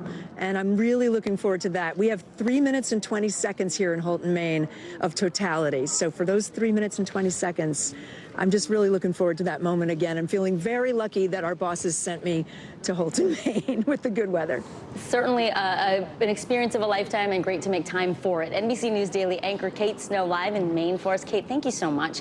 And here on set with me now, astrophysicist K.E. Savick-Ford. She's a professor at City University of New York and a research associate at the American Museum of Natural History. It is so good to have you back with me, Dr. Ford. So I know that some people are rushing out to get these glasses. Some stores have sold out. They're not able to get them at the library or the local school. So what are some of your tips for other ways that we can indirectly experience the solar eclipse today? So, Vicki, there's lots of options if you don't have glasses. If you are in totality, at the moment of totality, it is actually safe to look directly at the sun. So I want to be very careful about that, right? Only in totality. For everyone else, which is most of us, we're going to have some kind of partial eclipse, and you can use projection. And the easiest thing that you can probably do, you can probably fish one of these out of your cabinet, and this basic has colander, a basic nothing colander. Nothing fancy about it. It's just something with holes in it, basically, is what you need. And so what you're going to do with this is you're going to put your back to the sun, okay? So looking through these holes is not safe. That's not going to help you. But if you put your back to the sun and you use the colander to cast shadows on the ground, all of those little holes are going to make their own individual holes, their own individual images of that crescent-shaped sun. And so you can just watch that move along as the just on the ground, progresses. right? Like the sun is behind you, shining through the colander and casting those crescent-shaped shadows on the ground. And as I watch you hold up the colander, I feel like you could even do it if you had a piece of foil and poked a bunch of holes in a piece of foil. Absolutely. Or you could poke one hole, or you could poke a piece of paper. So if you want, there's some beautiful images from 2017 that I've seen, and I was actually also got to experience totality. And so there's, you know, there's kind of this nice effect where you have like just lots and lots of little crescents all over the ground, and that's really cool. But if you want to really like watch the whole thing and just see it as its own singular event as it's crossing along, then you just need something with one pinhole in it. And that's what you have with this box. Tell us about that. Yep, exactly. So anything that's got some opaque, anything, cardboard, cereal foil, box. You have a tea box. Cereal box. I have a tea box. You just want to poke a little hole in it. And you're going to take that hole, and this is really important again, you point the hole at the sun, and your back is to the sun. So you are looking at the projection of the sun through the hole. Got it. Don't look through the hole. Got it. And then you're seeing, so show me how you would do it. You would actually put the box over your head. Kind of like put the box over your head and look through it, and you'll see something projected onto the box, which could be cleaner depending on what your ground looks like, right? So yeah. Got it. And if you want some directions, you can Google pinhole projector to find different ways to craft it. I've seen people make them out of shoe boxes, out of cereal boxes. We did one with like a big box you could put over your head, and it is very cool to see. It's fun even if you are watching and you have the glasses to do this with your kids, and there's still time to make that. What else should people be watching for? Or if they're in a cloudy location, what are different ways to sort of experience the eclipse? Sure. So when the total eclipse happens, things around you are going to react. So the natural world is going to notice. And so there's a lot of possibilities for what animals might do. For example, you can look for different behaviors with your eyes. You can also listen for different behaviors with your ears. Some of the birds may stop singing. Nighttime birds may start. Insects, these sorts of things. The weather, right, the temperature itself, you'll notice that there's less sun. And so just like when the sun goes down, it'll be a little bit chilly potentially. And that's actually something that you can experience even if it happens to be cloudy in your area. When totality hits, you will notice the decrease in the brightness.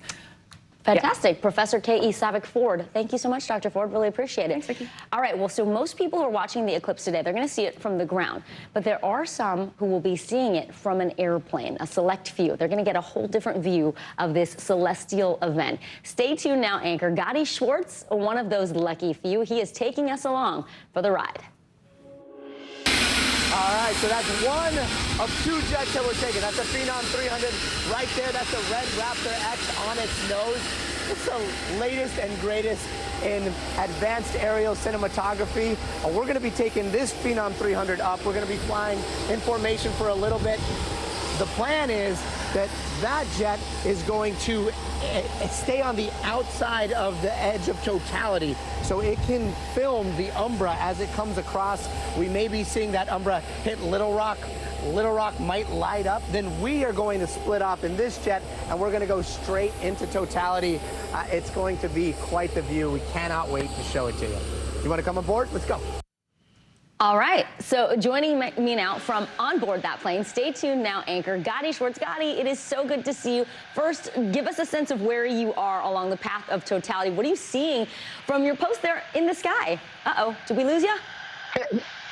Yeah, the connection might be given out right now. We are on board one of those two jets. Can you hear me okay? Yes, we're good. We're going to continue to...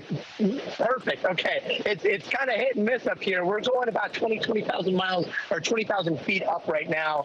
We are with the company V-Speed, and we are cruising right now. You can see quite a bit of clouds down there, but where we're at, we're anticipating a perfect viewing platform.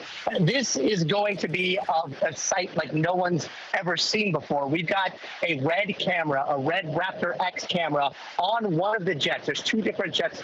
We're flying into totality. The other jet with that red camera is going to be on the outside of the path of totality, looking down at the Umbra. The Umbra will be 115 miles across that shadow. And so we'll be able to see this wide view of something like 400 or 500 miles, and then that shadow right in the middle as the eclipse passes over at something like 1,600 miles an hour. Right now, we're going about 300 miles an hour, so it'll happen pretty quick, but it's just a reminder of how fast the moon is moving above us. Vicki?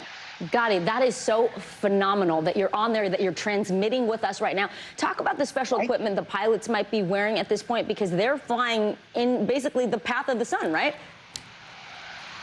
That's right. Well, we're good. We've all got our trusty shades on. You throw these on, though, and you can't see anything at all. So these will only come out when we look up at the sun.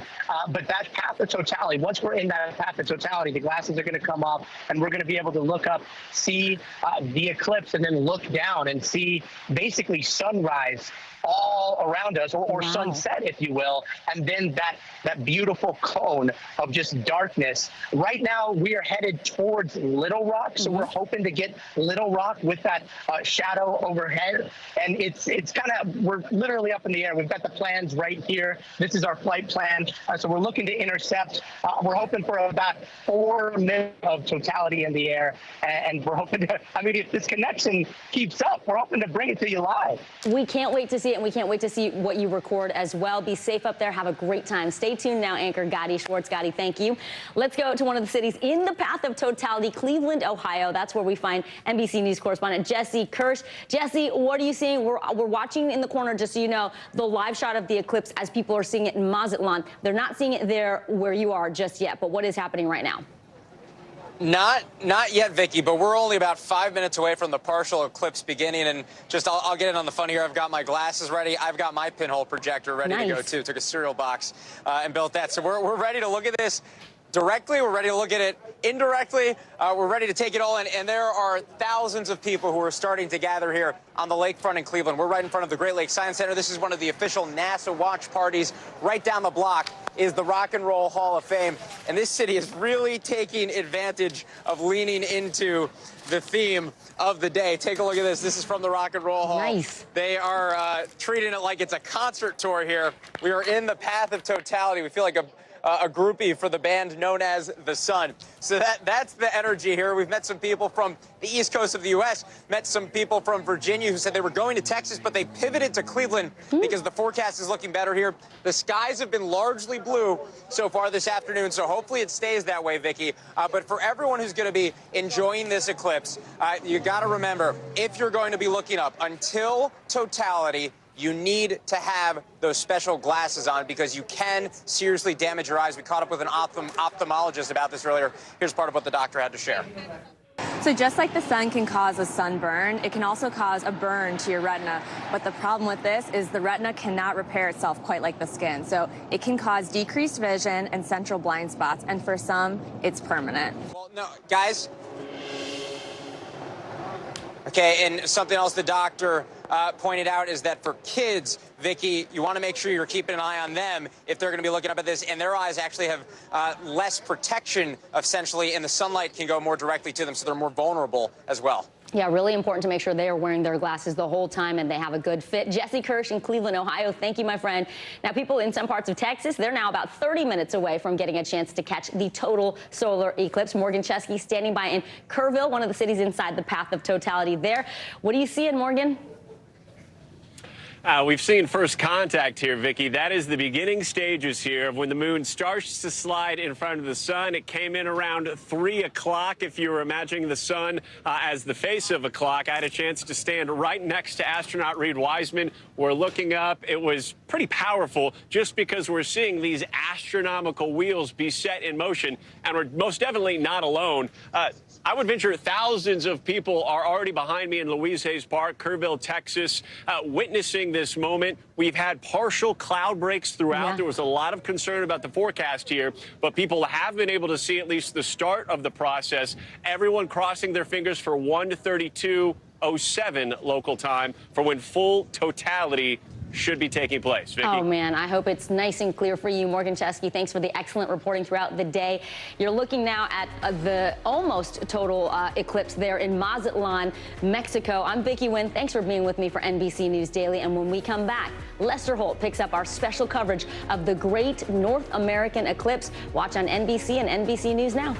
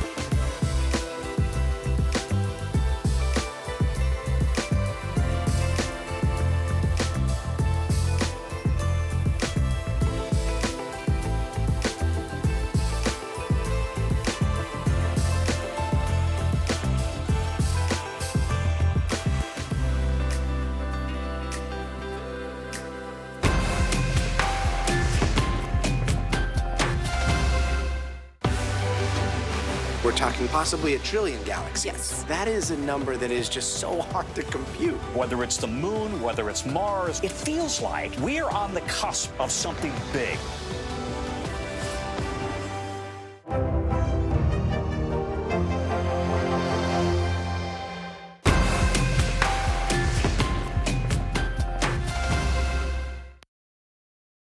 From NBC News, this is Total Eclipse 2024.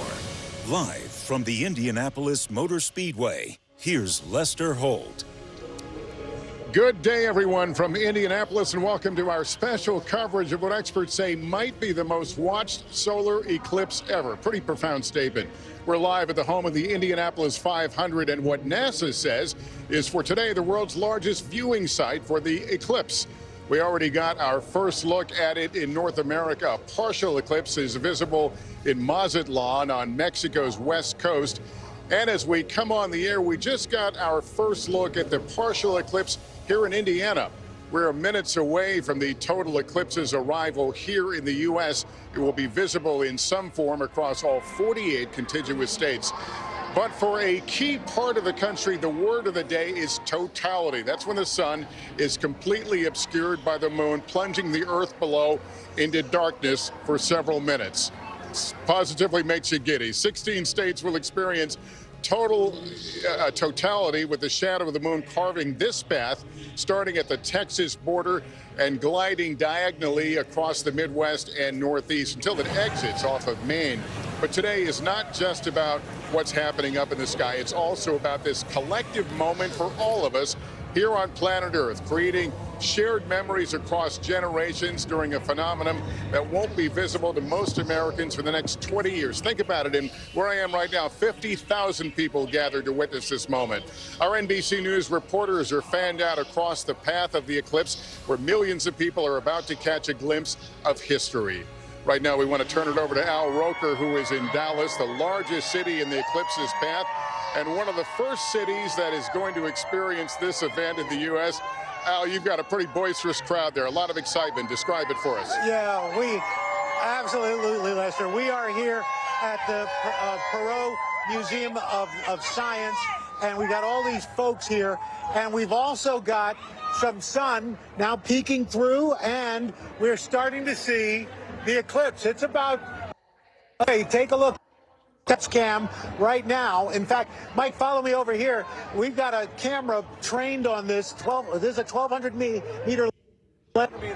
meter lens, Ray tells me, and that lens is shooting up to safely. Ray is not looking at it directly, and we've got all these folks hanging around. The great thing about this is we had a dire forecast for this area earlier, but things have gotten a little bit better. Let's look at the satellite imagery to give you a sense of what we are talking about. So right now, visible. This is a visible satellite. Clouds breaking up in Dallas. Little Rock, that's another totality. That's another state capital. In fact, Austin, Little Rock, Indianapolis, and also in Montpelier, Vermont. 4 state capitals will see totality. Cleveland, you're looking good.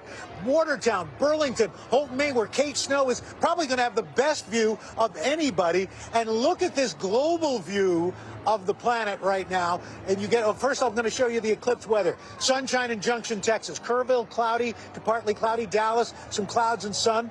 That's what we've got right now. Then we move a little further along the path of totality. You can see Bloomington, Indiana, going to be gorgeous. Where you, Lester, and Tom Costello are, beautiful, 306, mostly to partly sunny. Little Rock, partly sunny.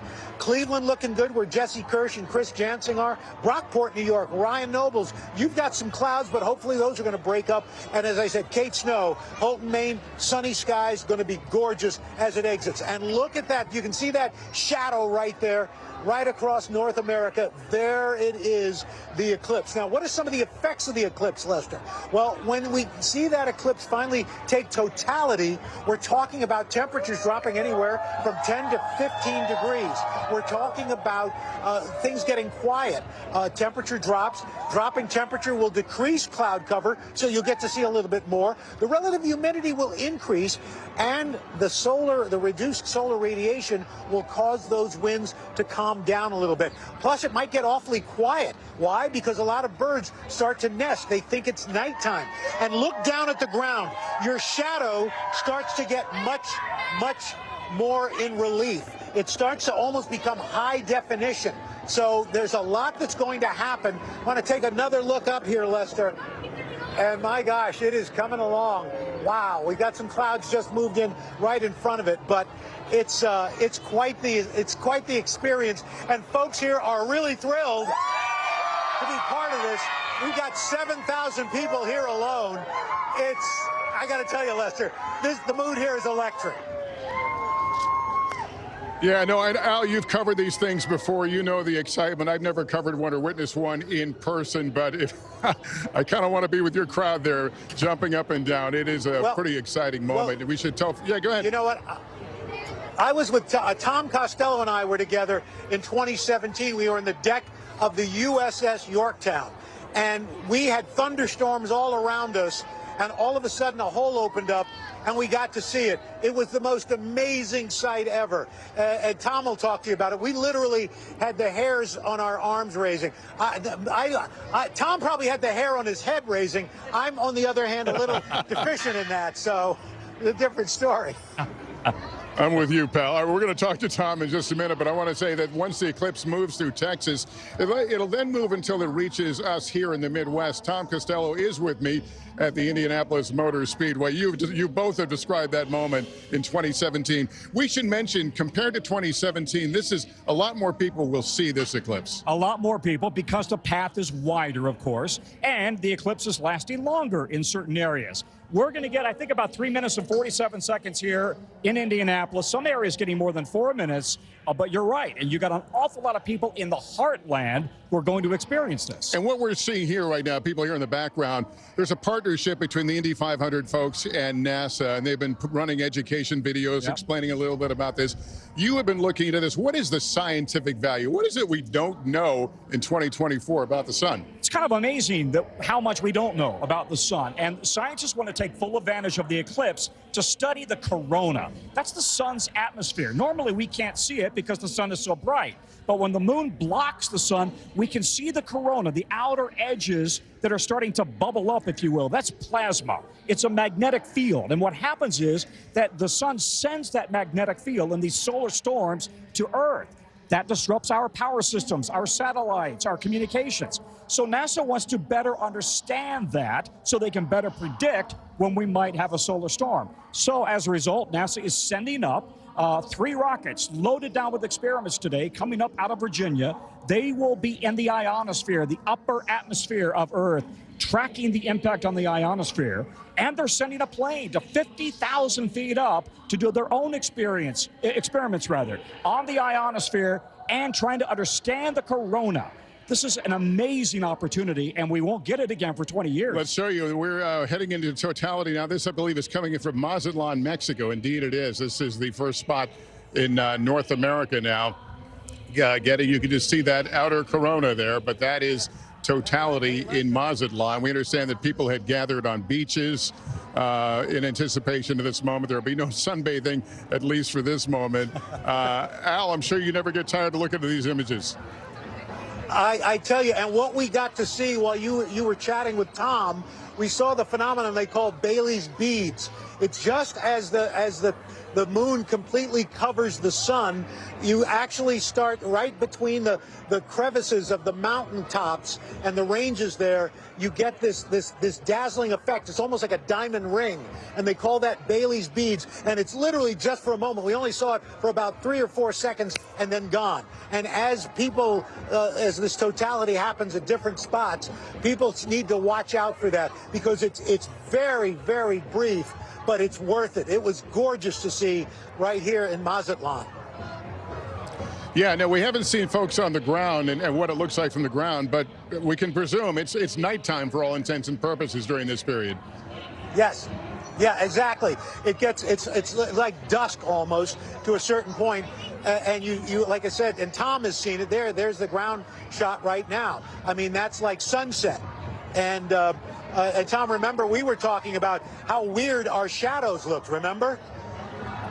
Yeah, that's right. And, you know, there are these phases of the eclipse that are important, right? We have the penumbra, which is really we're seeing the white outline, the white shadow, if you will. But then the umbra is when the darker inner shadow takes over completely. And so there are these various stages that all the scientific community loves to geek out about. But look at that right there in the corona around the edges of the sun. And this is just an incredible opportunity to see that close up on a super close-up lens. Mazatlan, obviously a big tourist destination, and more so as many of these towns and cities along the path of this eclipse have become many a year or 2 years out, selling out accommodations, and a lot of people finding it hard to get there and to be witness to this. I was on a plane flying in from New York today, and I could tell there were other eclipse watchers on board with me. You could see their folders of information, their hats and sunscreen and all that. But this is something to witness. I can't believe we're going to be seeing the same thing here before long. We should mention here in Indianapolis, we've had pretty clear skies today. Most of the clouds have been in the form of airplane contrails. 75 degrees. I just checked my phone. I mean, how lucky are we? We've got fantastic weather here, blue skies, and I did just a minute ago. No, we're not in totality yet, but I put my glasses on because I just wanted to take a peek. Is it safe? I'm not, and so we are seeing, with my glasses on, of course, a bite out of our sun here in Indiana. Of course, it'll get bigger and bigger as we get closer to totality. But what an incredible opportunity, and we should stress again, if you're at home, you gotta wear these special glasses. Not typical sunglasses. That won't do it. That may not protect your eyes. It looks Don't like let the kids. looks like a Pac-Man. Yeah, exactly. Like character. Pac-Man is taking a bite, but don't let the kids go out and look at the sun without the glasses. Yeah, absolutely. And I've had a few people who have tried these on before the eclipse, and they say, "I don't see anything. It's black." That's the idea. These are not sunglasses per se. These are specifically made for viewing of an eclipse and safe wearing. There is a period though in totality that you could safely look?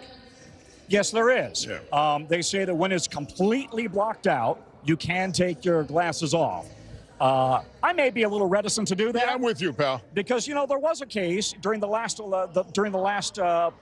I started to say election, don't mean to say election, during the last eclipse, in which a woman suffered permanent eye damage because she didn't wear special sunglasses. So it is important that we try to do this right. Sure, but we did get that little peek there, and you can now see that it's edging. The moon is now edging over the sun. Al Roker, again, watching this all in Dallas. I know, Al, there was concerns that it wouldn't be visible where you are, but it looks like it is.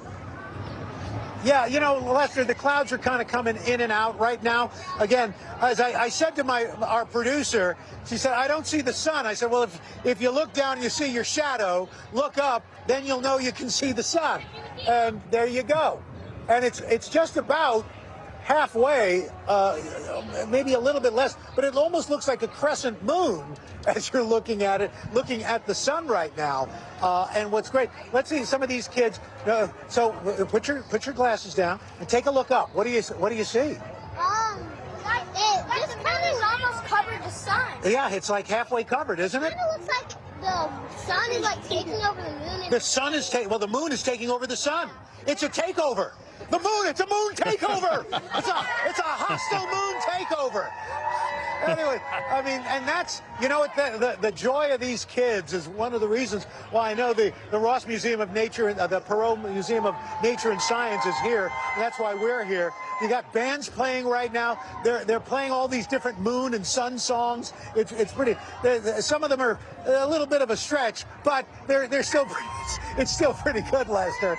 And people here are excited. They are literally, this whole plaza is just lined up with people in beach chairs, just hanging out. I got to tell you, it's really exciting that people to be excited about science. I got to tell you, this is something you would not want to experience alone. It is such a magical moment. You want to be around people and share the moment. And we're seeing that in so many cities along the path of this eclipse. Coming up, we're less than 15 minutes away from totality here in the United States. We'll head to one of the first places to get totality in Texas as the nation prepares for the arrival of the total eclipse. Stay with us.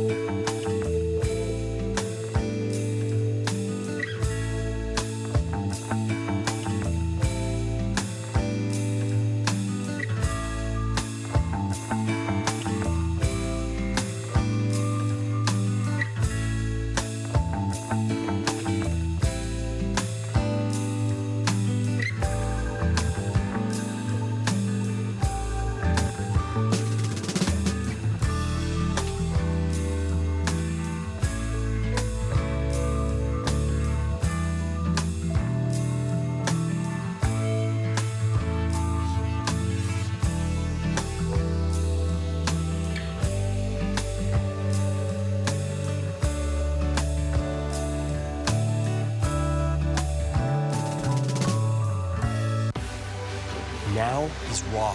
How hard is it to see it like this? Our house is no longer here, but we are here. Now is real. Let's break down what we know and then the big questions still outstanding. News for the generation of now is NBC News Now. Good morning begins with hope and optimism, a chance to start fresh. We want to welcome you in to share a moment that brightens your day, because every day deserves the best start. Welcome back to our special coverage of the total solar eclipse. You're looking at live pictures from Torreon, Mexico, the next city in the path of the eclipse. Torreon has the distinction of having one of the longest stretches of totality, where it's expected to last 4 minutes and 28 seconds. And the last people in the U.S. to experience totality will be in northern Maine, and that's where we find Kate Snow. She's along with the Canadian border in Houlton, Maine, a town with a population of just 6,000 people, but many more expected there today for this incredible event. Kate? Yeah, Lester, that is absolutely right. It is a small city, right? 6,000 people. Everybody knows everybody. But right now, the plaza behind me here, the town center, is filled with everybody from town, plus probably thousands more who've made the trip here to Houlton. And part of the reason is the weather forecast. If you can see the sun shining on my face, we have clear blue skies and really a full sun right now. I want to take you over here and introduce you to a couple of people. This is the area, Lester, where people have set up telescopes and equipment to watch the solar eclipse. A lot of these folks would be known as umbrophiles. Josh, do you call yourself an umbrophile? I have never called myself that, sorry. Well, that's what people who follow solar eclipses. So if you're going to do more than, I know you did 2017, and now you're here with your daughter and your nephew and your wife, Jessica, doing this one. Tell me a little bit about your journey, though, to get here, because you thought you were going to go to Uvalde, Texas. I did, yep. I booked a hotel 6 months ago in Uvalde, and then about a week ago I canceled it when the weather looked like it was going to be pretty much clouded out. I then booked another hotel in upstate New York, and then when that clouded turned, out, and now I went to the farthest place east I could go to get away from the clouds, and here I am. And here you are. And Jessica, you saw 2017 also, right? And yes. You're telling me, you have been telling everyone you know to get outside and watch this eclipse. Why? Yes, I was kind of dragged as the partner for the last one in 2017, and so I was there, and as soon as it happened, I was just blown away. And ever since that, I just said, oh my gosh, when is the next one? And I've just been telling all my friends. We have friends in Texas, in Cleveland, in upstate New York, all over that have reorganized their lives to be there. Josh, this weather for your telescope, we can, if you back up a little bit, Bill, you can show, this is your piece, right? Yep. Right here. Is this going to be really, really good weather for you? This is perfect. Yeah. I mean, there's not a cloud in the sky. Yeah, it looks it. As far as I can see, and it's perfect. a great place too, guys. What do you think of this town that we're visiting? Is it nice? Yeah. Yeah. Have you ever seen a solar eclipse before? No. I didn't think so. You're too little. How old are you? 5.5. 5.5. Okay. Well, maybe this will just be your first one, and then you'll see some more. You think? Yeah. Are you excited? Yeah. Yeah. How about, this is your cousin, right? Yeah. Yeah. You're a little bit older, so what do you think of all this? What do you think of coming to Maine? It's amazing. It's amazing. You got some face paint on there. Yes. I do. You do too. I know. I didn't point that out. You have some beautiful. Put your arm down for 1 second, honey. We can see your face paint. It's so pretty. I love it. You know, this has been more than just people who want to see it with their big telescopes. It's an event here. Houlton is 6,000 people, Lester. They have never seen anything like this. I was talking to old timers, people who've lived here a long time, who just said that, you know, it's a great town, they love it here, but they've never had an event quite like this one, Lester. All right, Kate, thanks very much. While you were talking, they have now let people here at the Indy 500 to go on the track, which is a very rare occurrence, but so is a total solar eclipse. You guys excited? Yeah. Yeah, folks have got they're handing out the viewing glasses, and they're going to actually stand on the track here at the home of the Indy 500. Pretty special day in so many ways. So to Kerrville, Texas now. It's a town of 24,000 residents, but today it's believed to be hosting 6 times that many people as spectators gather to experience totality there. Kerrville, Texas also happens to be the hometown of NBC's Morgan Chesky, who was back home today covering the eclipse for us. Morgan, what a great assignment.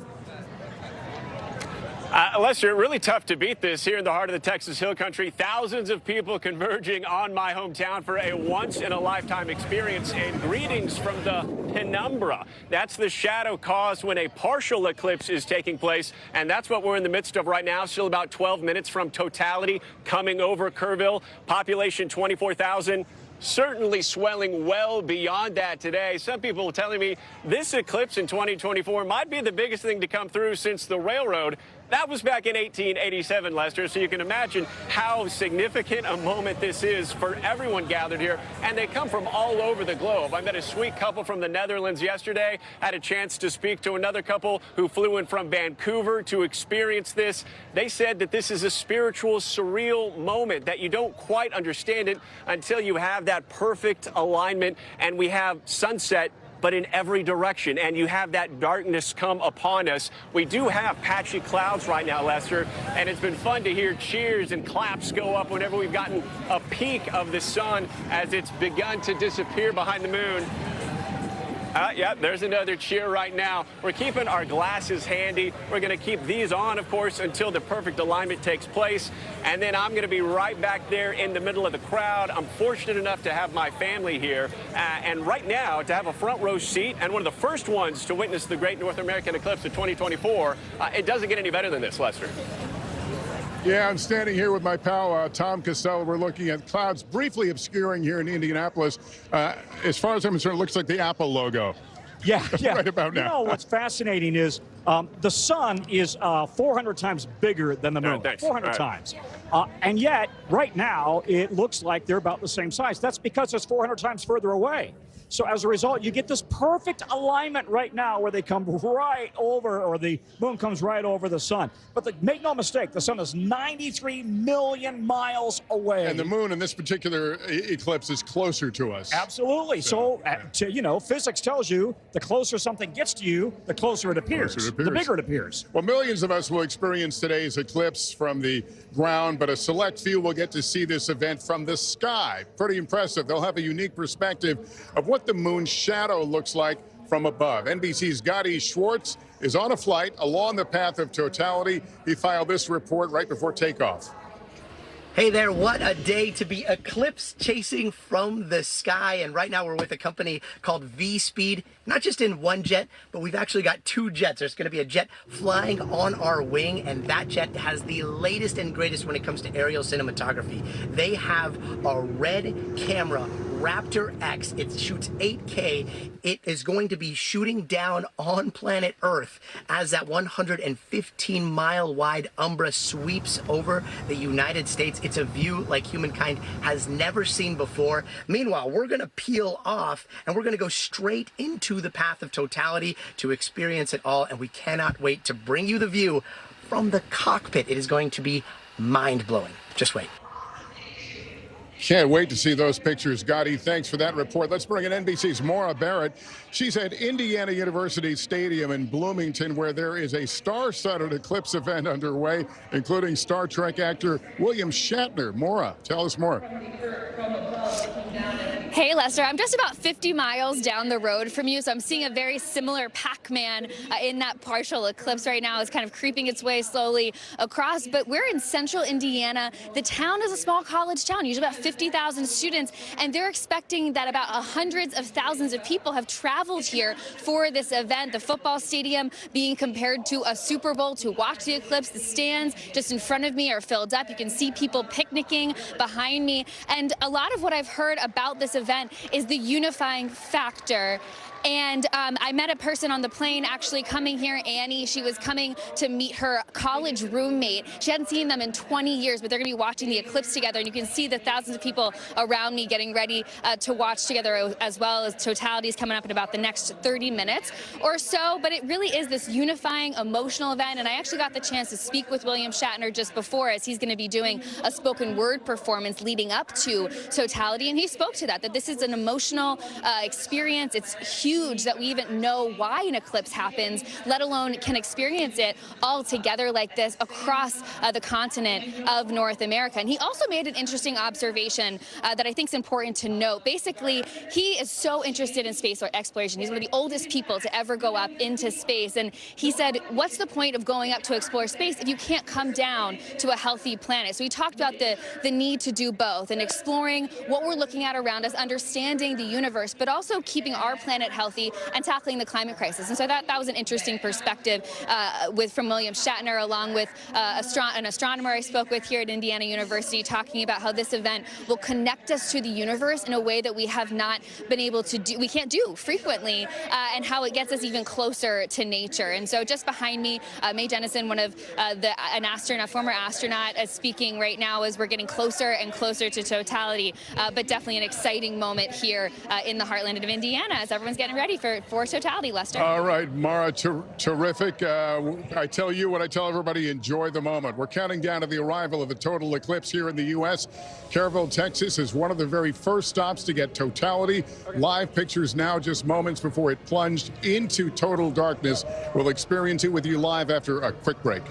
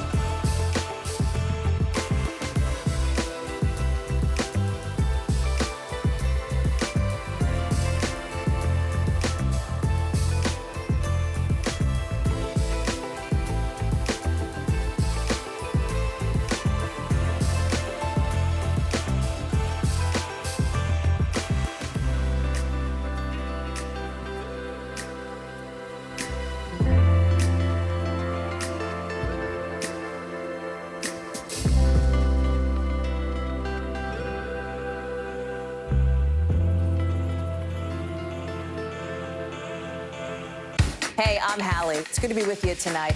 What do we know that voters care about? The economy, right? You are seeing that firsthand yourself on the ground there today. This is two things. It is pretty big medical news. It is also a pretty big mystery. And oh, by the way, it's driven by one of the most controversial people in the United States. What's happening? They have tweaked my monitor, and I can see now you are, in fact, soaking wet. I am deeply sorry. I apologize for the many questions. Will never be questioned.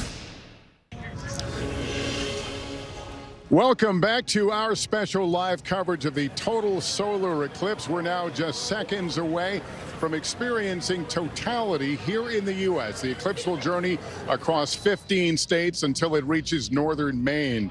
But televised right now on Texas. We want to check in with Telemundo correspondent Valeria Leon, who is in Torreon, Mexico, which actually was the first city in North America to experience the solar eclipse.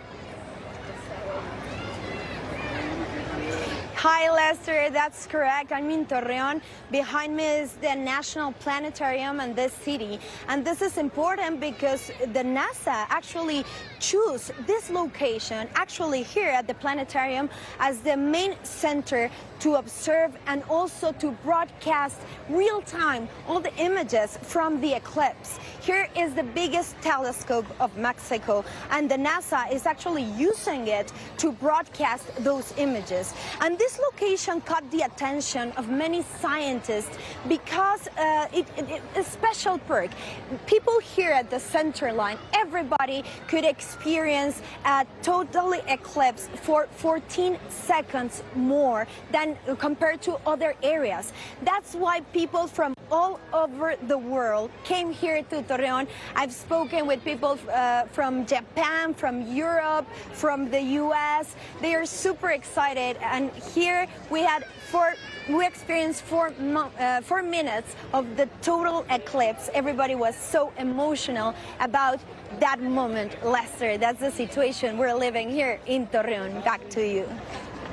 Valeria, thanks so much for sharing that with us. We're going to go back now to Morgan Chesky in Kerrville, Texas, as we enter the final countdown for the start of totality there. Morgan, the big moment is finally here. Take us there. Lester, it's all happening. The glasses are off.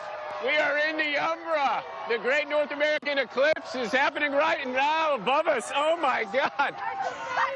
Look. This is incredible. I'm with the Cox-Gerard family from Phoenix. Guys, soak it up. What? Was this worth the drive from Phoenix?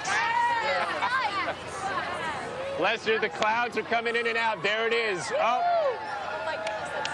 You can absolutely see those prominences coming off the edge of the corona there, Lester. Oh, my goodness.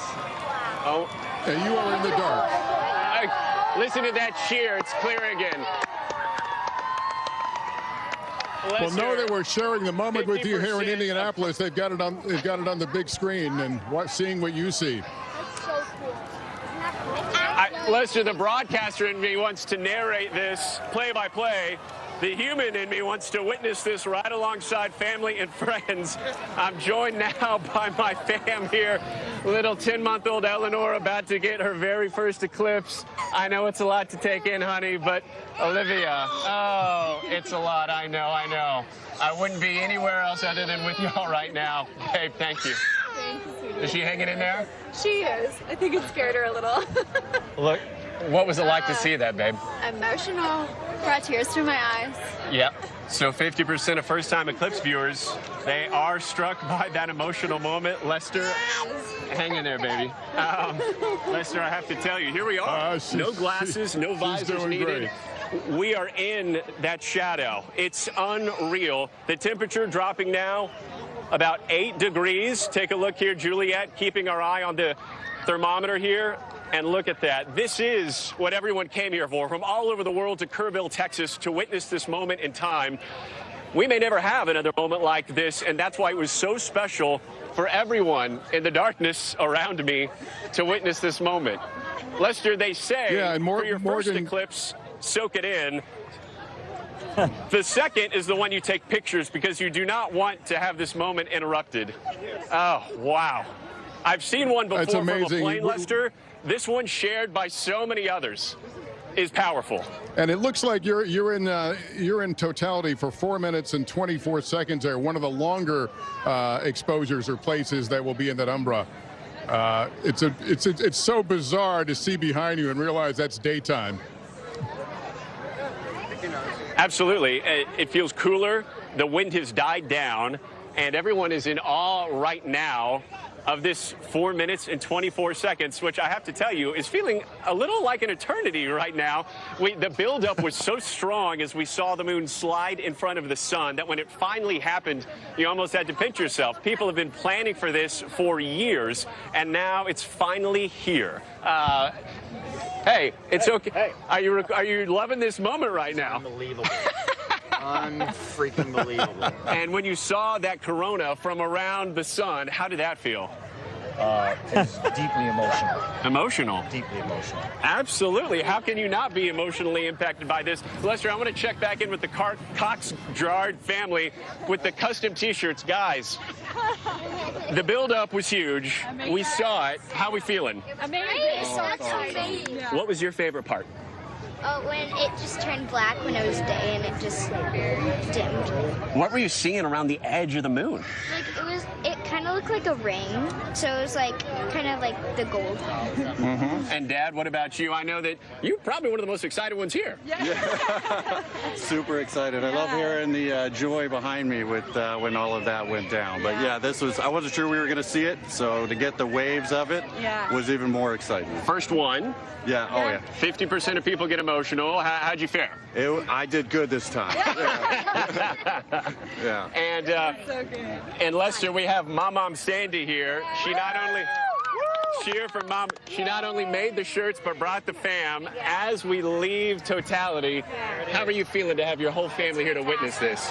We still have two in New Jersey, but it's wonderful to have this group here. This is our daughter and her kids. Yes, love it. Look at that, guys. Daylight coming back. Yeah, it's crazy, right? It's beautiful. Appreciate y'all. So get your glasses ready. Thank y'all so much for letting us share this with you. All right, Lester, Morgan, thanks for bringing this incredible moment. It's funny you mentioned emotion, and I could feel the emotion from here watching you. Absolutely. We'll send it back to you, but an incredible moment here in Kerrville that absolutely delivered. When you see that ring, there's nothing like it. Lester? Yeah, well, we're waiting our turn expectantly here in Indianapolis. Morgan, thank you. Al Roker, you know that experience, that emotion of seeing this kind of thing. Yeah, I absolutely do, Lester. And we got a couple of folks here. We got Dr. Nicolene Vile she's an astrophysicist at NASA Goddard, Dr. Jeff Rich. And you can see people here getting very excited. We're going to talk to you guys in just a sec, but it's starting to get dim. And if you look at the shadows, look at how high definition the shadows are becoming. And this, what are you doing with this, Doctor? So this is a pinhole projector, and I'm making images of the crescent moon coming in front of the sun. Oh, you can see it right there. Wow. So what do you think, guys? How exciting is this? Good. Very exciting. Okay, we're going to put it's starting to get dim now, which is kind of interesting. So we put the glasses on, and you can see, we're just about there, right, Doctor? Almost there, yep. Almost. We can still see a tiny bit of sun. As soon as that sun is gone, it's going to be spectacular. That's what I'm looking. I'm looking for the Bailey's beads. Oh yeah. Will we be able to see them? It depends. So it depends on the precise lineup of the moon and the moon's valleys. Okay. It's getting darker now, and we've got these great kids. You've got a NASA shirt. Are you a space fan? I am a space fan, also a meteorologist from Denver. So there you go. Of yours. Very good. Are you guys excited about seeing your first solar eclipse? You got your glasses ready? Yep. All right, here we go.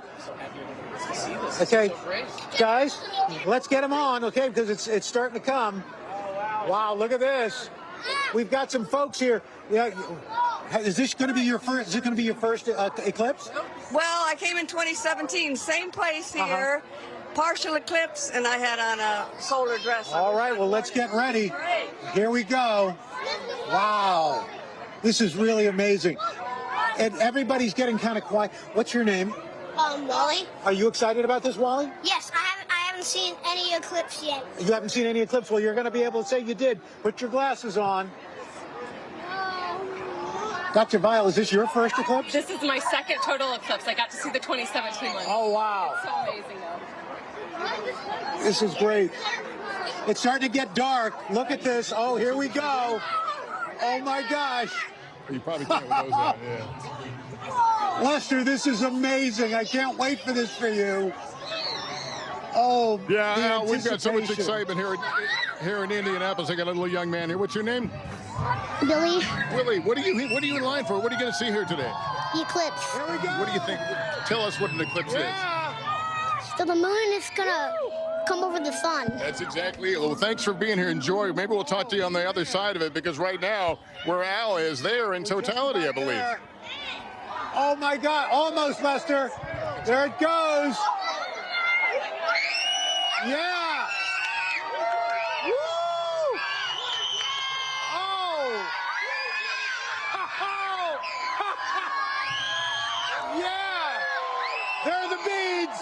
There are the beads.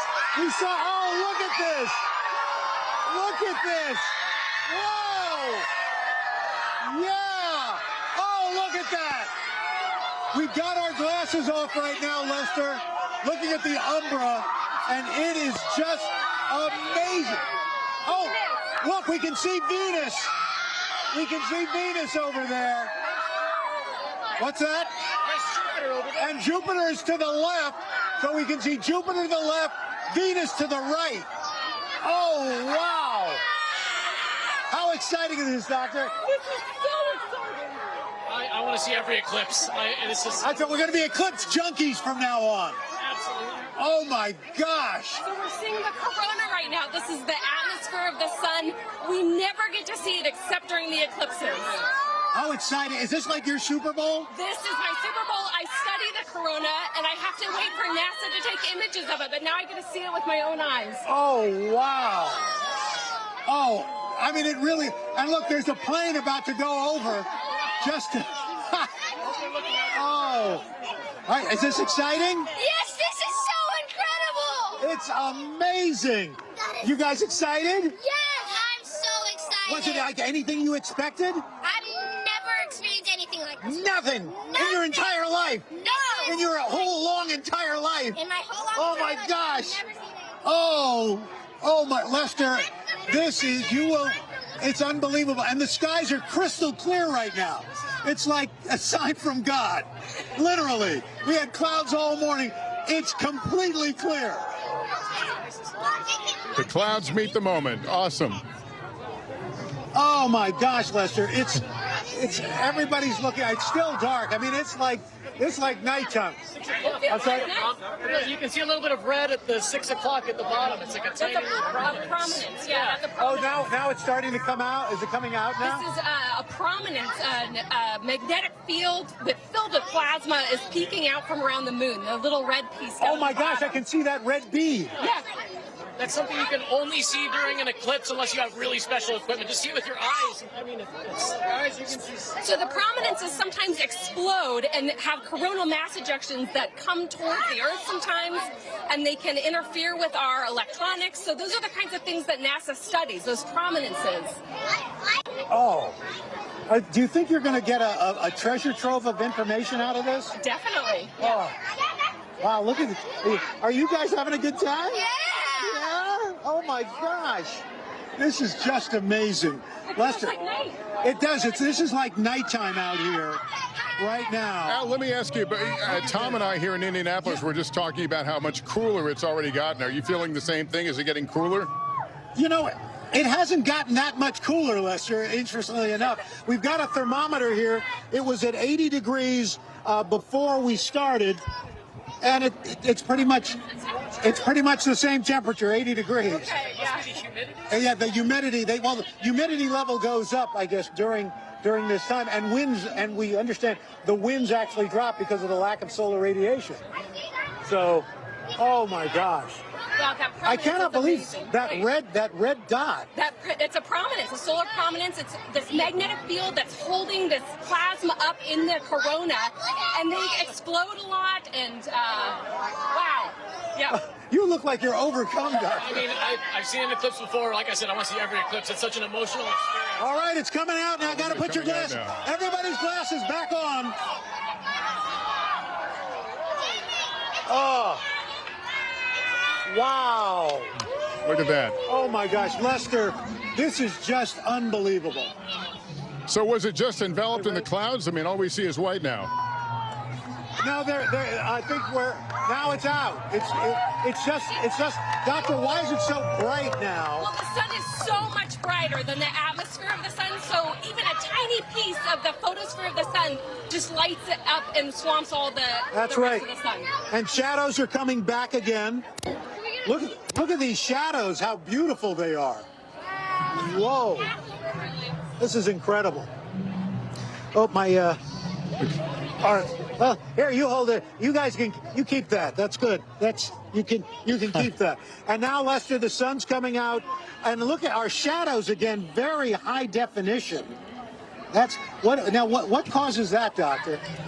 It's the light, and right now what you're getting is you're getting projections of the image of that last bit of sunlight coming through, and that's why you get these crescent shapes and why you get those sharp shadows. Wow, Lester, this is just unbelievable. And now people are kind of quiet.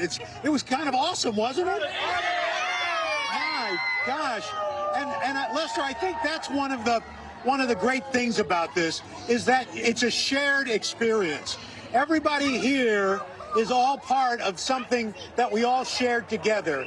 And I, for one, am never going to forget this. And Dr. Jeff Rich, Dr. Nicolene Bile, thank you so much for being part of this for us. It really helped. And the band is playing Here Comes the Sun. I love it. This is great here at oh my gosh. I've got to tell you, and Tom, you know what? I don't know what it is. I mean, maybe because we were on a boat, on a ship, but there's something that's even more special about this one this time. And even though I'm not with you, because I know we're psychically bonded by our eclipse experience. I think the biggest difference, Al, is the temperature, because you and I were standing on an aircraft carrier in Charleston in August, and it was hot with a capital H. This is a little bit more reasonable in terms of the temp. We're not standing on a frying pan. That's it, exactly, Tom. I just want to go to our local reporter here at KXAS, Tahara Rockman. Tahara, what was that like for you?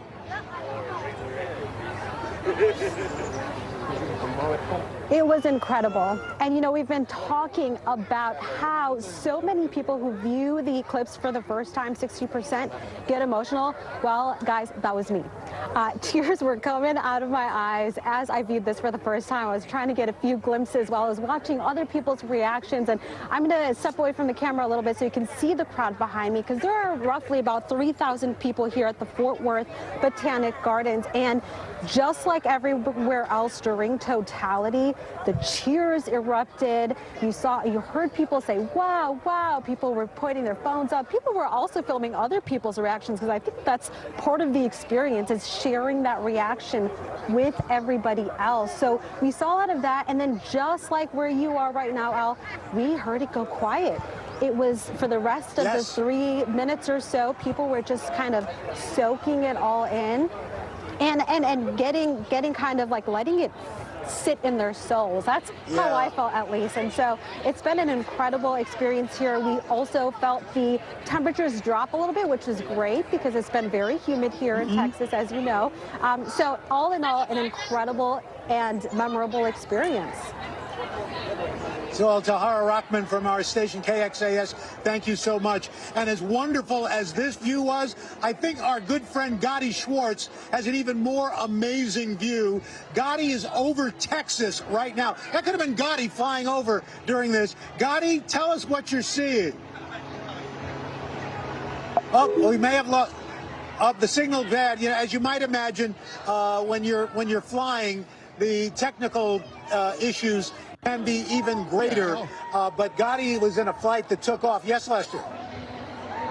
Yeah, no, I was going to say Gotti's in an airplane with a special high-speed camera in the nose, tricked out for just this kind of mission. We'll try to get back to him in a minute. I want to bring in right now, if I can, Danny Milicevic, Associate Professor of Physics and Astronomy at Purdue. He's the lead on the James Webb Space Telescope. Thank you for coming by here. Thanks for the invitation, man. We have been watching, and hopefully you've been seeing the monitor. We've been watching, you know, as the path of totality moves to various places. I'm looking around. I'm not sure folks here know what they're in store for quite yet. I mean, it's an incredible event. You know, you know what both astronomy and show business share? The need for timing, and that's what's happening today. Okay, the moon, planet Earth, and the sun are aligning. And the last time it happened on this spot was 800 years ago.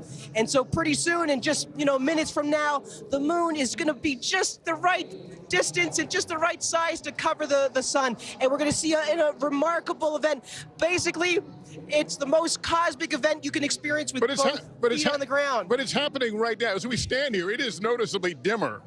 Exactly, yes. it's really starting to ramp up with the noticeable differences. You were commenting about the cool breeze, right? The temperature change, and there's this gradual change in the lighting. That's different from a sunrise or sunset. You've got shadows coming across your face now. That's right. That's right. All effect of the way that the moon is passing in front of the sun. All right, well, we're told they're nearing totality in Little Rock, Arkansas. Chase Gaines is there for us from our climate unit. Chase, describe what you're seeing and who you're with. Well, Lester, we are just entering totality. I have to tell you, I've never experienced this. I thought I knew what to expect, but I didn't expect this. You may be able to hear some kids off in the background. Folks have gathered here at a nature preserve just outside Little Rock, Arkansas, because we wanted to talk about some of the changes, what nature does, how birds and insects, wildlife respond. Jason Milks, forester and nature ecologist with the Nature Conservancy, here with his 12-year-old daughter, Hannah Lee. First of all, I got to ask you, we are in, oh my gosh, actually, let's walk up here so we can take a look at this. We are in totality now. It just went to totality. We're going to talk to Jason about some of the changes that we've heard. Birds making more noises. We heard, we saw turtles that were on a log that kind of went into the water. We are looking at totality for the first time, Jason. What's going through your mind? Yeah, it's obviously pretty special. We're sitting there at the creek and watching all the activity on the wetland starting to increase, fish sort of hitting the surface. It's pretty surreal. And Hannah Lee, this is your first eclipse. Looking up at this, what do you think? I think it's pretty cool, honestly. I like how it just shines around the moon, honestly. And it's fun to see all the animals act up at night. Anything you noticed with the animals as you were sitting back there just a minute ago? They get very active now. The fish were jumping out of the water a lot, so. All right, well, let's walk back down here by the water, because again, the reason that we chose this spot is to be in nature and see and hear some of those changes, because obviously we as people, we've known for a long time this was going to happen, right? But birds and insects aren't exactly watching NBC News, although we would welcome that, right? So Jason, we talked earlier about some of the different ways that nature might respond, different categories. Describe, and we can even be quiet for a moment and try and hear some of this, but describe what you've noticed in the last few minutes. I think we were talking about behaviors being in a couple of different groups, either not responding or starting their nighttime routines, which I think we're starting to see out here on this wetland. Also, potential anxiety. Haven't really seen any birds acting anxious. And then that fourth group of just sort of novel, weird stuff, which I don't think we've seen yet. But out here at the Ranch North Woods, we've got this cool forest, we've got fields, we've got this wetland here, lots of different varieties of animals to come in and interact with. And I'm unsure how much of this you can hear on TV, but I mean, you can hear crickets, you can hear insects just like it is at sunset. We had some turtles that were sunning on a log here because it was about 85 degrees here this afternoon. Those turtles slid off and went into the water as the sun started to go down. Been keeping an eye on the temperature. Right before we came on TV, the temperature had already dropped 9 degrees here. So a pretty incredible shift. Hannah Lee, what are you thinking right now as you look out across this wetland? Spooky, honestly, because all of the trees coming out of the water. Does it feel like sunset? Does it feel like sunrise? Does it feel a little different? Sunset, definitely, because it's getting colder. I wonder, are we shifting back out now? Yeah. Let's walk back up, because it looks like our window here in totality is coming to an end. But I have to say, I mean, we're starting to, hear birds. They're not exactly sure if it was sunset, if it was sunrise. Now we come back out to this. So, if we had wildlife sort of heading to the nest, heading home as we went into totality, I mean, what do you think? In just a few minutes, are they going to sort of like reemerge? Like, hey, what happened here? I think you may. We've heard more birds starting to sing. You'll probably, I would expect to hear more birds, much like morning, dawn.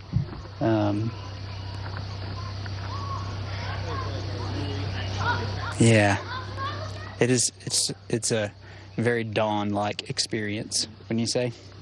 Definitely. I also just see this smile on your face. I mean, people told me that, like, until you experience totality, you haven't experienced an eclipse.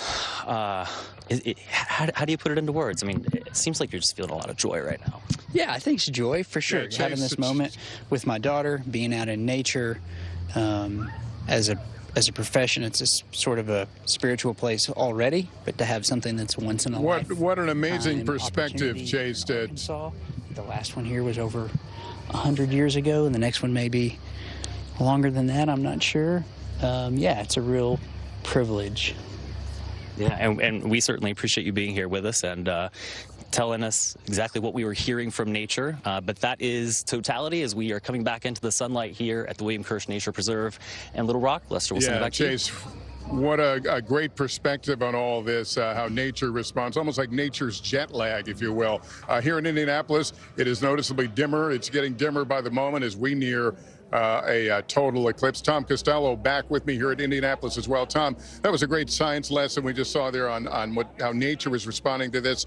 NASA's got its own experiments trying to learn some things from these brief moments of totality. Exactly. So NASA has, during this, they have already lifted off several rockets from Wallops out in Virginia, 3 rockets, and they will deploy experiments. And they want to get a better handle on the ionosphere. That's the upper atmosphere that we have on Earth, and it separates the atmosphere from Earth. And then something else, they're trying to get a better understanding of the corona. Here's what a lot of people don't know.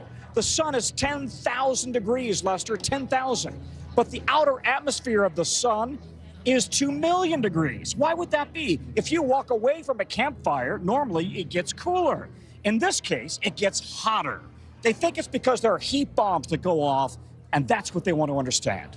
We will take a break as this solar eclipse makes its way north and eastward from where we are here.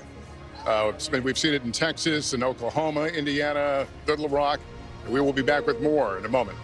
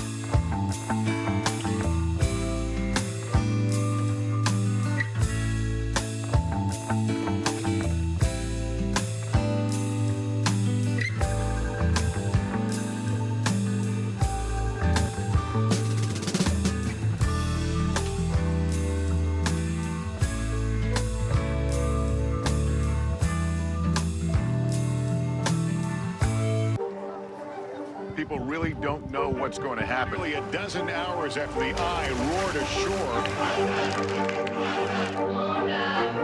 More good people than bad people, you know, right?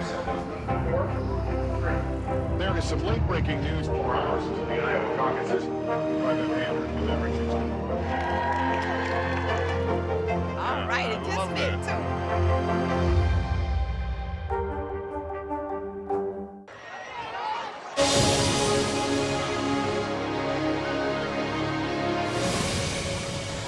Good afternoon, or maybe I should say good evening from what it appears to be here in Indianapolis. I'm Lester Holt. Welcome back to our special coverage of the total solar eclipse. Here joining us as people across the U.S., from astronomers to enthusiasts alike, experience a moment few see more than once in a lifetime. Right now, the eclipse is about halfway along its path of totality here in the U.S. It's currently in Carbondale in southern Illinois, which is considered the eclipse crossroads of America. The city was in the center line of the path of totality during the 2017 eclipse, and it is again now. So there's been tremendous interest in viewing the eclipse from Carbondale. We're moments away from a total eclipse right here at the Indianapolis Motor Speedway. We're looking forward to experiencing that. The shadow of the moon has already moved through Texas and Arkansas, and now this hour it enters the Midwest and Northeast. Even those not in the path of totality will experience a partial eclipse, making this a rare moment where so many people are looking at the same thing at the same time. It is absolutely remarkable. It's a sight most Americans won't see again for another 20 years. Where we are in Indianapolis, as I was speaking, it is noticeably getting grayer and darker. I'm just going to put on my protective glasses here so I can describe a little bit of what we can see with the glasses. And we are very close, Tom. Yeah, it's absolutely stunning and breathtaking. I mean, everybody uses the same descriptions. We are going to have 3 minutes and 47 seconds here in Indianapolis. We actually go into totality here at 3:06:06 Eastern Time. And this is just a phenomenal day. We've had really good weather, blue skies, very light clouds, and really warm. It is cooling down dramatically. And there are families and families and families who have gathered on the track at the Indy 500 racetrack. This is one of the official viewing sites for NASA. People showed up here starting early in the morning, and they've been just like it was race day. It's a family event. Enjoying the crowd. But when you come for the race, you don't get to stand on the track. So that's a big event. But this is a huge event that we are witnessing right now. I want to bring in, if I can, Drew Feustel, NASA astronaut, veteran of 3 space flights, 23-year career.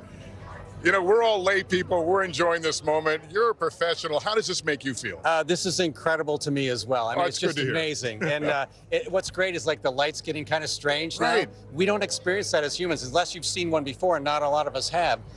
Everything changes, and we're going to realize in a hurry in about, 4 or 5 minutes, how much we rely on the sun to keep us alive. It's getting cold. It's going to get dark. It's going to get a little scary. You know, my friend Tom was going over some data here today about how much we still don't know about the sun. Yeah. And so we were talking about, you know, NASA's experiments they're going to do during this period. What is the biggest mystery about the sun? What is unsolved? Well, I mean, it's hard to study for one thing because it's really hot, so it's hard to get close. We have some great instruments out in space that have been studying the moon the sun for a long time. But when we get into a total eclipse and those energy rays, those emissions from the side of the sun come out, you can see the magnetic rays, the waves coming off the side. That's when the scientists really want to take a look at those coronal ejections, those things coming out of the side. That's the interesting part of the sun. Makes it easy to see it. Because that interferes with our own systems here, our communications, our satellites, our power grid, when they have a huge magnetic storm. It does, absolutely. I mean, we understand how the sun works, but what the critical thing is, like, we need all that stuff. If the sun didn't do what it does, we wouldn't be alive on this planet. We have to have the sun. This is a live picture of Carbondale. Now it's slipping out of totality rather quickly. And we mentioned that Carbondale was kind of the center line of the path. So therefore, it was visible for a longer period of time. Yeah. The science is amazing. I mean, this happens, 2 times a year. We have opportunities to take a look at, potentially see eclipses. In the world, you mean? In the world, yep. Yeah. And just so happens we're going to get to see it here really soon in Indianapolis. What are you most excited to see in the next few moments here? We're at, let's see, we're at 3:04 now, about 2 minutes. The reaction of the crowd. And you're starting to hear it now because it started. Things are going to get really weird here in a second as well, because this isn't the best part. The best part is when we're in the. I'm going to take out my regular glasses, and I'm going to switch to my protective give it glasses another minute or two. as I watch this moment. I know, but look at this guy. This is something I've wanted to see for a very long time. Yeah, and if there were animals here and birds, we'd hear them stop, sort of making noise, and they're kind of wondering what's going on as well. So this is the time to see it. You know, the moon is not in a regular orbit. It's in kind of an elliptical orbit. It's the same with the Earth. Look at this. Goodness. Look at that. That's beautiful. It makes you speechless. It's just sliding away. It's like somebody with a light behind a keyhole. And look at that. You know, we are all, to quote Crosby, Stills, and Nash, we are really stardust. Yeah. We're a part of this. And to watch it go down like this, we're all in it together. Moving. That's right. That sun is one. Tom, you and I cover a lot of difficult things to report sometimes, but this is magical. It is. I think it's a moment in which all of us feel connected to each other as members of the human family, but also to the galaxy, to the Milky Way, and what happens in our heavens. We are in a sea of strangers right now who are united by this moment to look up at the heavens. Now you can take them off, I think, Lester. We're getting there. We're there. I think we're in totality. Wow, look at that.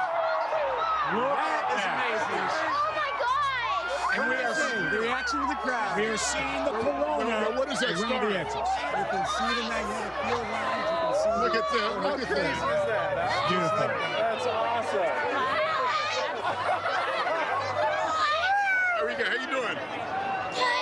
What do you see? It's so cool. It's so cool. It's like a ring of fire. It's like a ring of fire, except it's getting blocked out by the moon. Can you believe see this? some of the craters on the moon as well with the sun peeking What around the does sides. it make you feel inside to see this? It's like amazing. Like the next, we're not going to be able to see one of these in a long time. Yeah. So it's really just About 20 years. Exciting, exciting, happy. Like my heart beating is fast. I am so happy you guys got to experience this. This is so neat. How you doing? I'd love to say say hello to my mother, who we miss. She's with us today. Oh, it's wonderful. I love Donnie. I just felt a drop. Did you feel it? A little bit. Yeah. But that's so poignant that people feel connected, that they want to say hello to family members who passed. Yeah. This is cameras are out. Everyone's looking skyward. Drew, you're the professional among us, but you're sitting there. I don't know if I'm looking up like the rest of us. I'm as wow. amazed as we all are, and you can see the little spots of orange around the sides of the moon as the sun's kind of peeking around through the craters, and as the sun's rays are coming around the craters of the moon. I see a little red. Those little orange spots, right? It's kind of peeking around the sides. You can almost see the front side of the moon with the light wrapping around the side of it, that gray haze. But it's incredible. This is when the researchers want to take a look at the moon and look through the moon and see what's happening around the sun. Is that a planet off to the right? Yep, we got a planet out there, which may be Venus. I don't know. That's my best guess. I mean, you've orbited the Earth countless times. Well, remember, we're only 250 miles away, so it's not that far. That sun is 98 million miles away, and the moon's 250,000 miles away. So everything's pretty far from us. See that orange? Yeah, that little spot. Yep. And pretty soon the sun's going to start peeking around, and we won't be able to look at it anymore. Yeah, it only takes a sliver, and it's going to hurt our eyes to look at it. Really? It's incredible. It's that bright. Yeah. I mean, that sun keeps us alive. That's it. Let me talk to a few more folks here. Can I talk to you for a second? Yeah. Sure. What's it like to see this? For him, it's a dream come true. For me, it's like watching him tear up just brings so much joy, because he remembers this how many years ago? Many years ago. With his mom. My mom always promised me a trip to the moon, so this is as close as we get. She's taking you there. Yeah. What's your mom's name? Ann Lakin.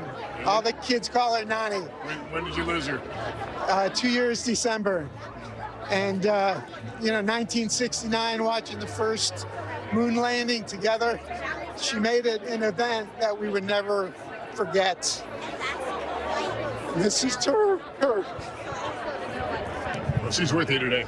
Thank you. Thank you for talking to us. Listen, I'm caught up in the emotion too. It's, you don't know what to expect. You go into this thinking, well, it's just going to be nighttime for a few minutes. Yeah, kinda, but not really. This is something I've never quite seen. I've seen a partial eclipse before. Al Roker, you've certainly been through this before. But that wave of emotion, I think, surprises you. Oh my goodness! Here it comes. Okay, that's the diamond effect. So we're gonna take. Now we got to put our glasses back on. We're gonna take the glasses off. Yep. Oh, where are the glasses? What did I do with my glasses? Where are my glasses? Yeah. Oh, don't look up. No. Don't look up. But nature is getting a standing ovation. The diamond ring! A standing ovation. People are just thrilled. It was funny to watch them here the last several hours, not knowing what to expect. But the sun peeking back out now. That's the amazing thing, Lester. As much as you can describe it to people, there's nothing like being here. I mean, it's just, it's really one of these once-in-a-lifetime, in a sense, events. I mean, like, for example, here in Texas, in Dallas, they have another total solar eclipse until 2317. So people were really excited about this, to see this. And I'm so thrilled for you to be able to tell your grandchildren that you actually saw this total eclipse. That's special. Well, hopefully they're watching. Hopefully they're watching. But this is this is not over. We're gonna watch this this eclipse as it continues to play out over the United States, much wider area than we saw in 2017. It's the light level slowly coming up here on the track. Amazing. Yeah, what's interesting, Lester, is that our forecast was not very good for a good portion of the country at the beginning of the week, and even up until last night. And in fact, we were worried about severe thunderstorms here in Dallas. And I got to tell you, it's cleared out, and a lot of along the path, it has cleared out. So I just think it's fantastic. Yeah, this is it's the weather cooperated. Speaking of the weather, the temperature has probably dropped, I'm going to guess, 8 to 10 degrees since we came out a couple of hours ago. We could steadily feel it getting cooler. A very gentle breeze out right now. And I did think I felt a slight drop on my arms. I don't know if there was some moisture in the atmosphere, or maybe it was my tears. There's always that possibility. I was going to say, I think it's another one here. Discharge coming from your eyes, Lester. Yeah. There you go. This will not return to Indianapolis until 2153. So I've already made my hotel reservations. That's 129 years from now. We'll be back. Next time, take the day off and just enjoy the moment. Okay. Wow. Well, so Lester, has India, anybody noticed that it's ever been that quiet with people in there? Well, it was it was a the crowd, I think, was kind of milling around with kind of like, well, what happens now? And then suddenly we saw the reaction as the moon essentially covered the heart of the... People were largely speechless, and for a lot of people, it is an emotional experience. It can even be a religious experience, I think, for a lot of people. And in which they, like we said, they feel connected with each other, and they feel connected with the planet and what's beyond the planet. And you and I were talking earlier about just this event. You know, the events we cover in our day-to-day jobs sometimes are pretty rough and difficult, and to be able to come to a story like this, in which people are sharing a moment, a happy moment, a moment of mystery, to be a part of that is really special. You know, I have been so fortunate that you guys have assigned me to cover space and aviation, but space, because everybody loves space. Yeah. Everybody is a bit of a space geek on the spectrum. Drew heard that. Drew's number one. I'm a space geek. And everybody enjoys this topic. And it doesn't matter what level you're coming in on, everybody loves it. All right, well, the show's not over. We're going to move to Cleveland now. That's where we find Jesse Kirsch. Jesse, is your crowd ready? Lester, we're in the middle of it right now. Totality is unfolding right as you're coming to us. This crowd is starting to get jazzed up. We've literally got tens of thousands of people rocking out here in Cleveland. We are down the block from the Rock and Roll Hall of Fame. They have delayed the first pitch for the home opener for the Cleveland Guardians. So there are people in the ballpark. They're not saying play ball until this thing's over. And we are now on the lakefront at one of the official NASA events. And we've got 11-year-old Dylan over here. This is your second time seeing one of these. Take a look at that. What do you think of what's going on up there in the sky, Dylan? I think it's pretty crazy that this only happens like in every few years. And how it's the full eclipse in America twice. When you look up and you see the moon completely in front of the face of the sun there, what does that image say to you? I think it just says that's nighttime, but around it is sun coming. Lester, we're going to head into the crowd here, and off on the horizon, I'm going to have our photographer, Dana, pan off of me. You can see it almost looks like sunset, sunrise combined here on the shores of Lake Erie. This is just an unbelievable thing to be witnessing. We've got close to 4 minutes of totality here, according to NASA. We've met people who've come from across the country, people who've come from across the pond. I met a family from the UK. They decided to make the trip here. They made the call last week to come out here. And we've been talking a lot about the weather leading up to this. And that was certainly a factor people were worried about. So much so that we met one couple from Virginia who was supposed to be going to Texas. They pivoted, decided on Cleveland because they thought they had a better shot. They had travel booked. They rebooked Virginia. This is your second time seeing this. Well, you know what this was going to feel like, but what's it like seeing it again? Isn't it incredible? Like, I want to start crying. Oh, my gosh.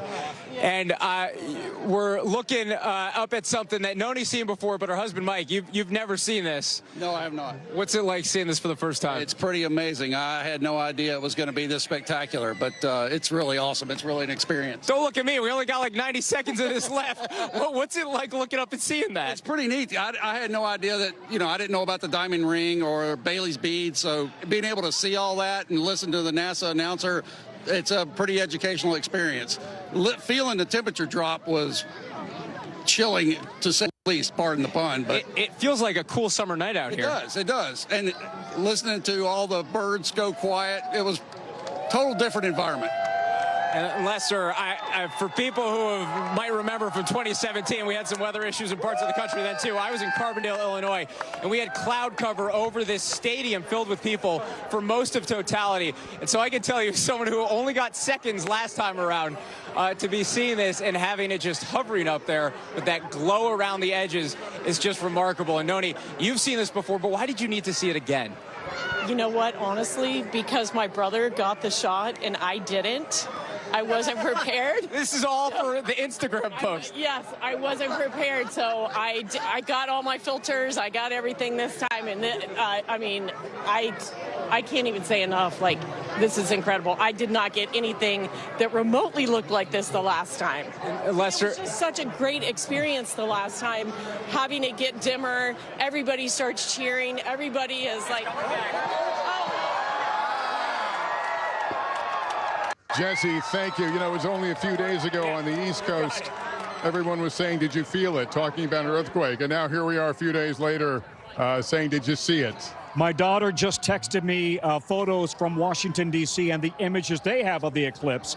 It looks to me like it's about 95%. It's a pretty good eclipse. So they got darkness there. They've got a good chunk of it is gone in Washington anyway. All right, NBC's Ryan Nobles is back at his alma mater, SUNY Brockport, for a very special homecoming in New York there.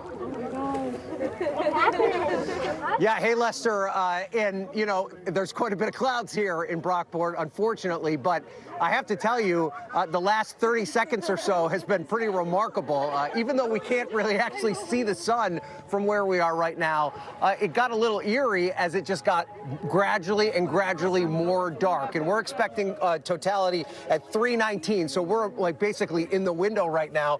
And I'm really just on vacation with my family here. We actually went to the eclipse 7 years ago in South Carolina. Esther, do you remember that? Do you remember that experience? No. No? How does it compare right now? I mean, is it getting, it's a little weird that it's getting so dark, right? Yeah, it's getting dark. Yeah. All right. What do you think so far? It's dark and everybody's cheering. Everybody's cheering, right. And so these are some of the students from Brockport, where I went to college. I mean, what does it mean for you guys to have, this kind of oh my gosh, I just got a lot of everybody's starting. That is incredible. Wait, is it incredible? Yes, absolutely. I mean, you probably were a little bummed that there were so many clouds, but is it still pretty a remarkable experience? Like, look at it. It is dark right now. Look at that. You can actually start to feel it get even more dark. Oh, it's almost like somebody shut the lights off just in the last 20 seconds. Oh, my God. I better put this on. You're putting your glasses on now because you're worried? All right, so we are now essentially in complete totality, Lester. Oh, my God. And It's odd. There's actually kind of an interesting little ring around the outside of the campus where you can see other parts of the area where they're not quite in totality yet. But we're standing actually right next to the center line of totality. So behind me, the college actually marked off the line, the center line. There were people lined up here early this morning to take advantage of it. So right now, everybody is standing in totality. And a little concerned and upset that there were so many clouds, but the experience here. Look at that shot of My Niagara other son, Falls. Luke. Wow. Are you nervous at all right now? No.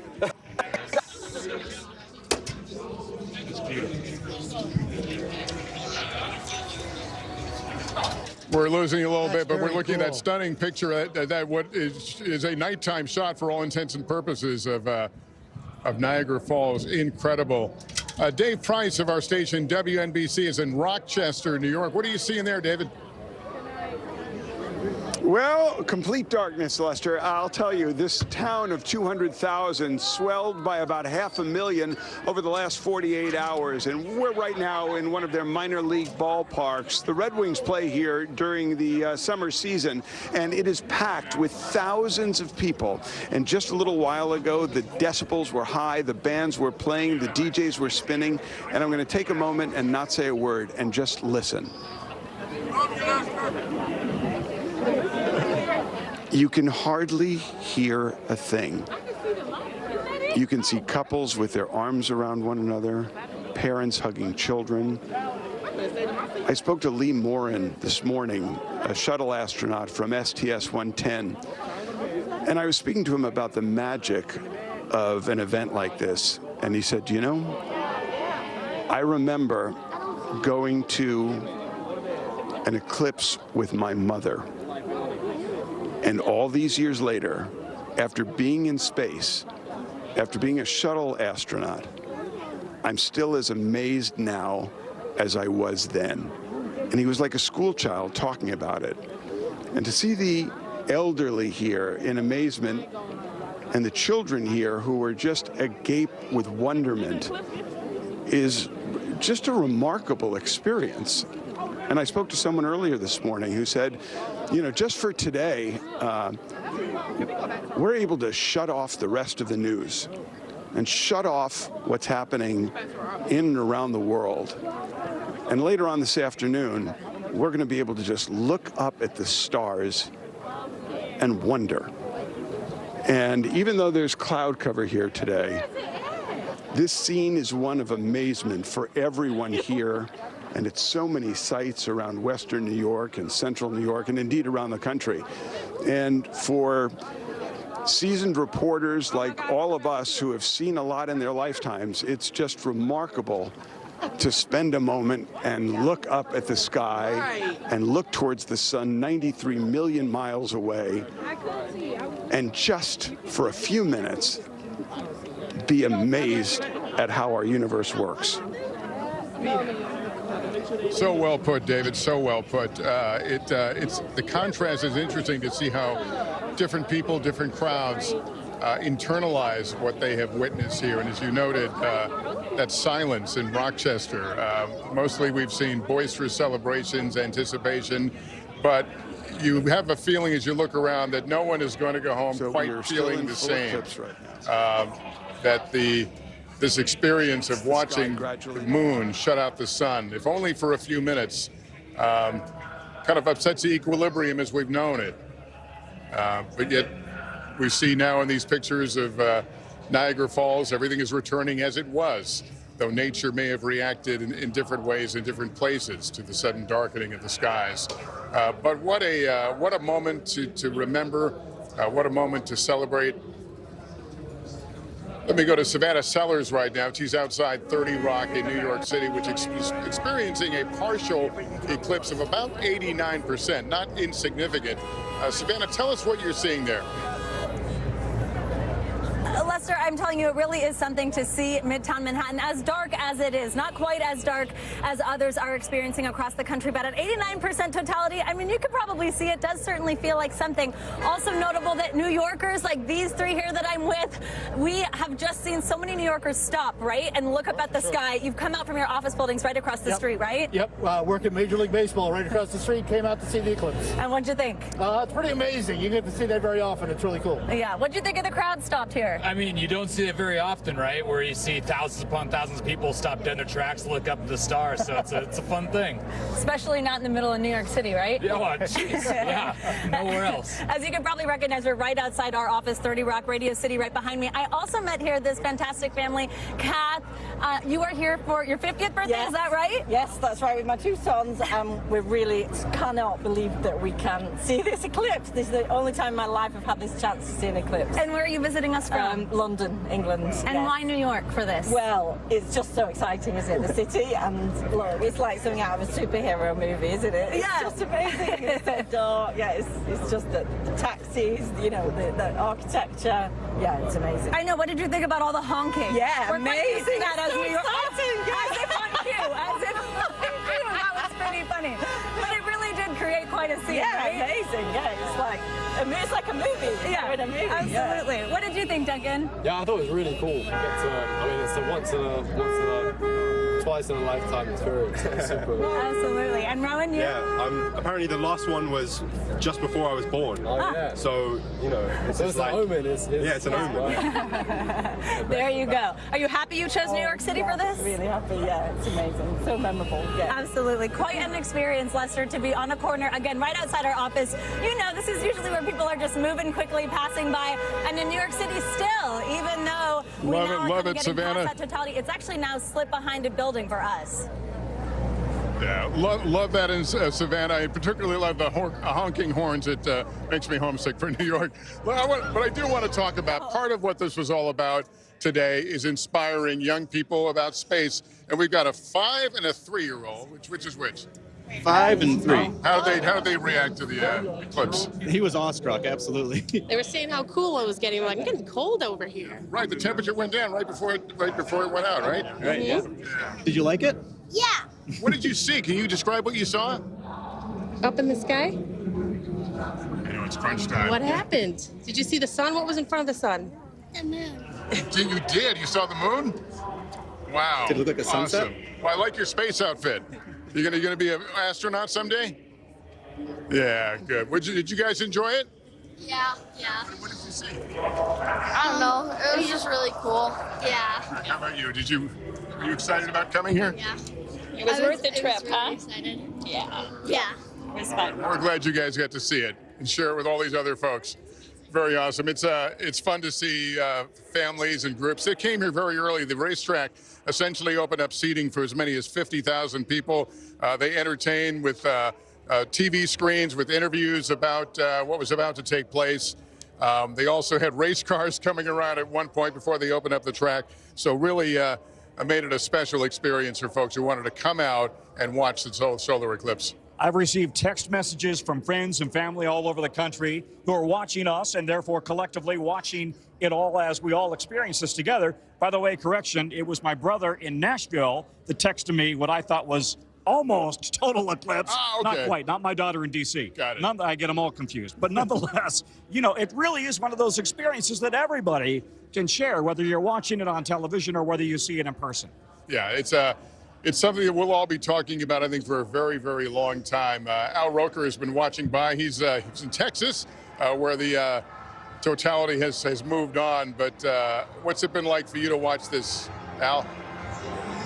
You know, and I'm curious to ask Tom about this, because while it was really my first, your first eclipse when we shared that in Charleston, I mean, it was special. But there was something about this, Tom, I don't know what it was, that seemed that much more intense, that much emotional. Yeah. Maybe because so many people were so excited about this. I don't know. How about you?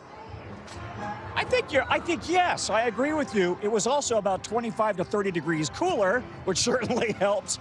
But it was a phenomenal experience to be surrounded by so many people here, 50,000 people here in Indianapolis. And they all came for this reason, right? I mean, they came here not for a sporting event. They came here to be together for this human event, and we had them from 33 countries. Exactly. And 50,000 people, as we said, every state in the union. We talked to people who came from as far away as Hawaii and Colorado to come right here to be here for this because they wanted to be right there in the zone of totality. And you can see the map on the side of the screen tracking the path as it moves. We want to go to Kate Snow right now in Holton, Maine, which is set to be the last place in the entire country to see totality. How far away are you guys, Kate? We're pretty close, Lester. Yeah. I'm looking up. Hey, What's that? Hello? Okay. Can you hear me okay, We got Lester, you. or no? Yeah, we've got you, Kate. Yeah, Go I was ahead. just about to say, sorry, it's a little chaotic here. I was just about to say that I'm looking up with the glasses, and it is a sliver right now. We have just a few minutes before full totality here in Maine, and folks are just buzzing and clapping. Just a minute ago, everybody broke out in applause when it seemed to move a little bit, and the moon seemed to cover even more of the sun. I'm kind of hanging out here with Mark, our friend, who I don't know if you remember from earlier. Mark Horvath is an astronomer who happens to live in Holton, Lester, and knows a lot about what we're looking at. We're really close. We are at about 99%. And you'll notice in the next few minutes, this is the folks that almost got to totality, and we're going to have totality in about a minute and a half. What we're at right now, you see it's a little dark outside. It's getting colder. Birds are flying overhead. They're a little confused. It feels like you're wearing sunglasses all the time, but you're not. You're looking at my shadow, yeah.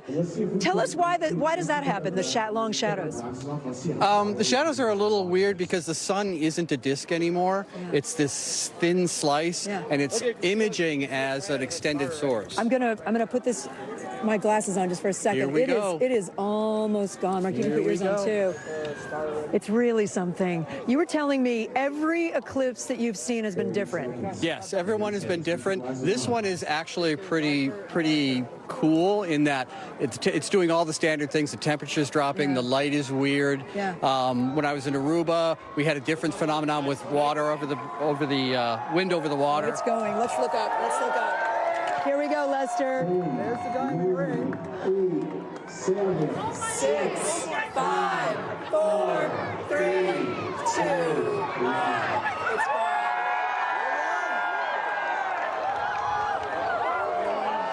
Can we take our glasses off? Yes, take our glasses off. Oh my gosh. Wow. There's Venus, there's Jupiter, there's Mars. Where are you seeing Venus, the star? Oh, yeah, down below. These are planets. You can see the planets in the sky.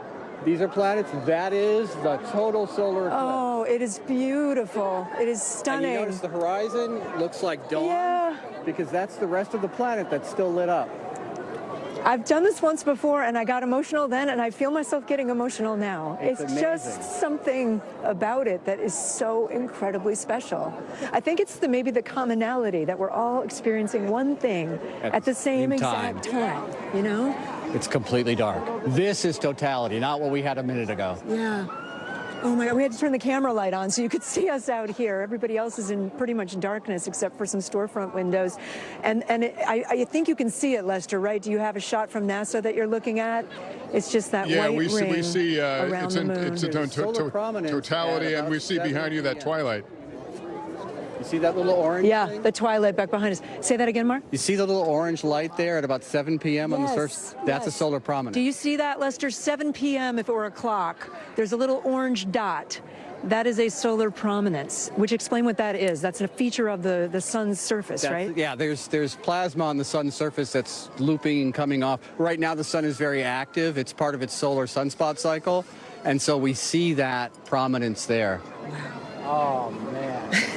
Everyone around us is saying, oh, man. You notice the light's coming back up. The light is coming up a little bit, but we have about 3 minutes of totality, right? We're through 2 of it. We're through 2 already.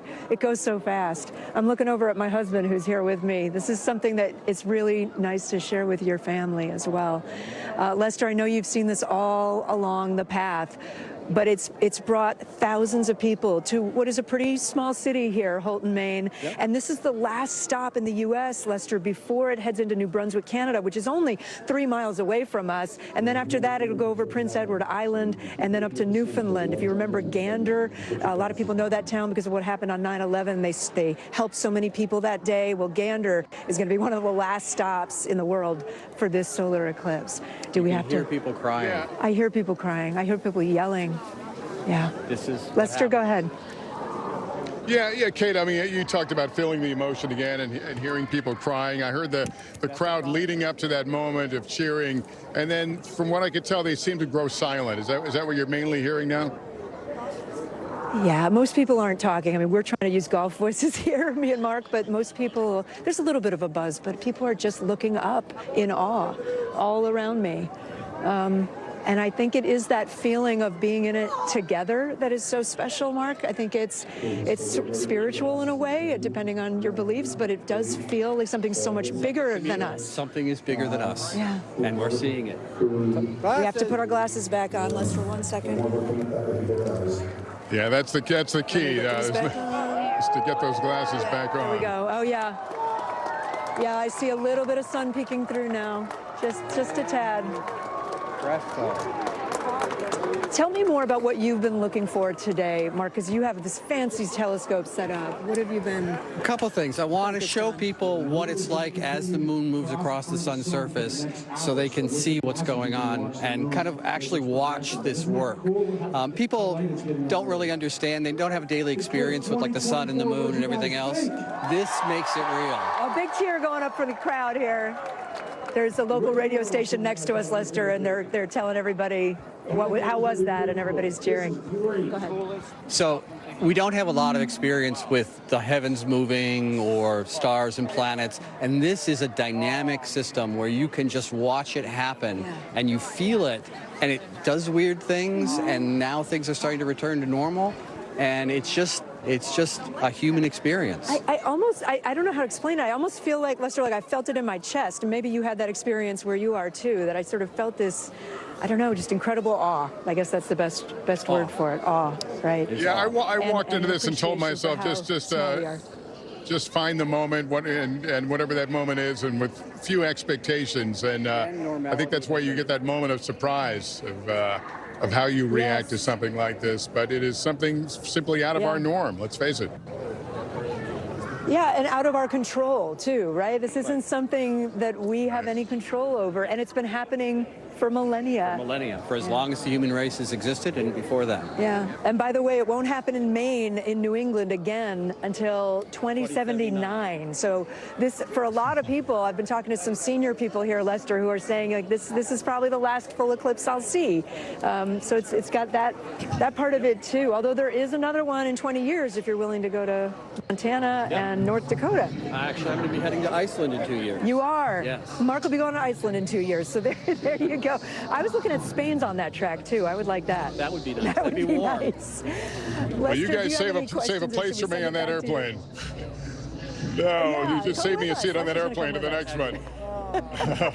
All right, guys, thanks very much. I want to head now to New York City's American Museum of Natural History. That's where we have our friends from the Today Show who got together today to watch the eclipse there, Savannah and Hoda. How was your eclipse? Oh, we loved it. Hey, Lester, we're at the Rose Center for Earth and Space at the American Museum for Natural History, and we think this was one of the best views you could have had in the country. It rocked. There was a weird calm that came over the place. Yes. It got a little dark, a little cold, like you guys have been reporting, but it was such a collective moment, wasn't it, SG? It really was. Yeah. We got Dylan Chanel, we got Craig, Carson, Jenna, the whole gang is here. So any thoughts, you guys?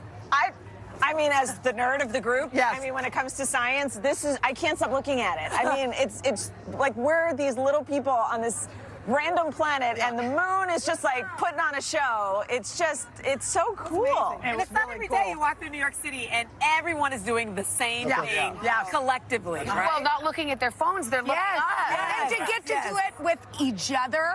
But there's so many kids here with their parents. It's pretty cool. Kids at schools all over the country today. And were you guys actually quiet for a little while? Point of having like that one moment where everyone's Al's in her He asked if we were quiet. Hey, we were quiet. About 2 minutes now. By the way, it's like Rukerthon. The guy's been going for 12 hours. But isn't that amazing that, you know, this shared communal experience, and we think of so many people as being, you know, jaded and cynical, and we're all filled with wonder. It's a beautiful moment for humanity that reminds us, you know, that it's one planet, one sun, one earth, one moon. And we're all in it together. Beautifully put. All right, Lester, back to you. The party continues. I'm so glad we hooked up with you guys. I miss you guys. This connection. We keep making this connection with others who have seen it, and it's and that's what I think is so inspiring about it. That we're continuing to make connections even as we're now hours into this. But we want to take a break. I think right now we'll be back with more of our coverage of the total solar eclipse after this.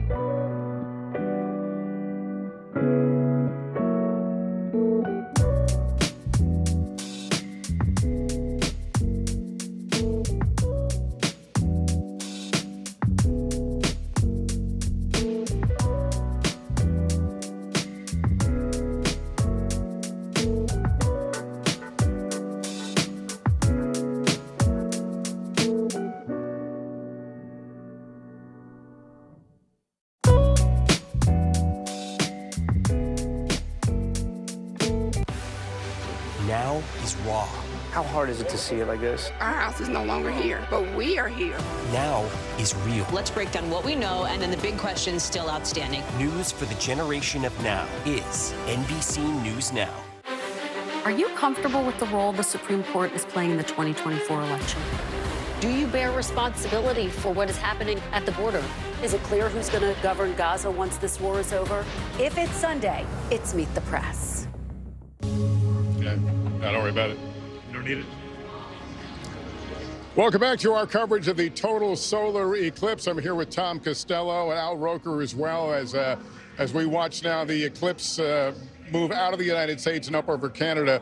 You know, we were talking, Tom, about the moment when the sun goes away, and I realized only afterward I didn't take a picture, and then I thought, I'm okay with that. It's really the feeling I'll remember, not so much the sight. I think that's true. I think you know people in the biz who will get you a picture, though. Yeah, I think I know a few people around here who took some photos. We've got a lot of folks who are sticking around here. I just want to. So, what did you think about the eclipse? My name is Sadiq. I'm from East Africa, and I couldn't believe what I just seen. And I thank you guys for stopping by. Well, I'm so glad you're here to share it. I'm thinking there's not many days you're allowed to walk on the track. Yeah, but you know what this means?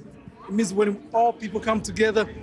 The earth, you know how when the moon shine on us. I know what you're saying. It doesn't matter what nationality you are. You all bring us people together, and I couldn't believe it. Yeah, I mean, look around you, man. Just everybody here is connected by what we saw now. Yeah. Yeah, do you feel that way? Love it, man. Yeah, absolutely. Yeah. You feel that way? Absolutely, 100%. This is, pictures don't do this justice, This is just spectacular. What about that feeling when everybody, the crowd just roared and we looked It's up? just an awe. There's nothing like it. I've never seen something like this in my entire life. How about you, pal? What did you think about it? What did you think about it when the sun went away? It was really cool when you could see all the sun flares go up because the sun flares coming out from the the sun flares coming up from the moon because you could see them without the goggles or the glasses because it was just like a little spot of red. You could look to the side and just see it was pretty, and that's part of the whole show. What makes it so magical. But thank you guys for coming here and talking with us and sharing this moment. I have a colleague, believe it or not, who got to go on an airplane. They got to go on an airplane during the eclipse. His name is Gotti Schwartz. He may have had the best view of the eclipse from thousands of feet above Arkansas. He got the most unique perspective with 3 minutes of totality over the clouds while chasing the moon's shadow from the sky. Here it is. All right, so right now we are in full-on totality. Let me see if I can show you. Look! We are, about 20,000 feet? Right. 20,000 feet. This is our pilot, Jim. This is Jim's son right here. This is James. James has given me the best seat in the house. James, I owe you, man. We've got cities down below, and the cities are starting to turn on their lights. The sensors must be set for when it gets dark, but it is incredible. It is this wild sunset, sunrise all the way around, and then above us you've got that perfect ring. When you're up here and you see the movement of this shadow. The shadow is very dark on this side, very light on this side, and then up above you've got that perfect ring. You're reminded of how fast the moon and the sun are moving. 1,600 miles an hour is how fast the moon's shadow is moving over Earth. It is wild to see. It's gotten colder outside. It's starting to frost over the window. Yeah. This right here, it's kind of freezing over. Wow. One of the things that's striking up here is just it's this cosmic coincidence, if you will. This cosmic coincidence that is the sun is 400 times bigger than the moon. 400 times bigger. And then the moon is 400 times further away from the sun than we are. It's 400 times further away. And so that perfect little coincidence enables us to see this totality, and that totality is finally starting to lift. Oh my gosh, this is glorious. Look at this.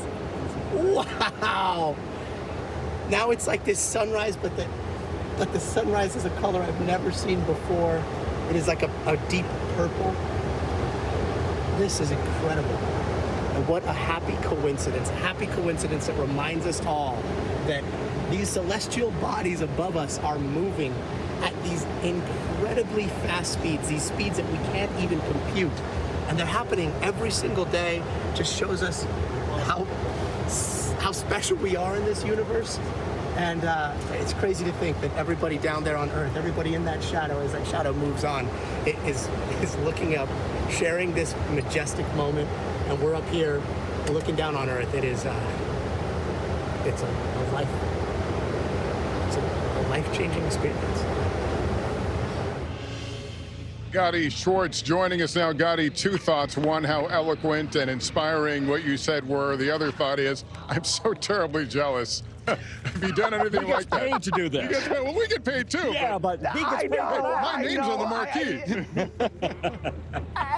And not only that. So we just landed. We were trying to do that live for you up there, but there was just the connection went down as soon as the eclipse hit. So we nosedived, basically. We came down very quickly to the nearest airport. I think we're in Mena, Arkansas right now. We're with Jim and James, and you guys are talking about lucky. That was James's seat. and he let me have the best seat on planet Earth. Thank you so very much, you guys. Thank you so much for piloting this. And remember, we had 2 jets.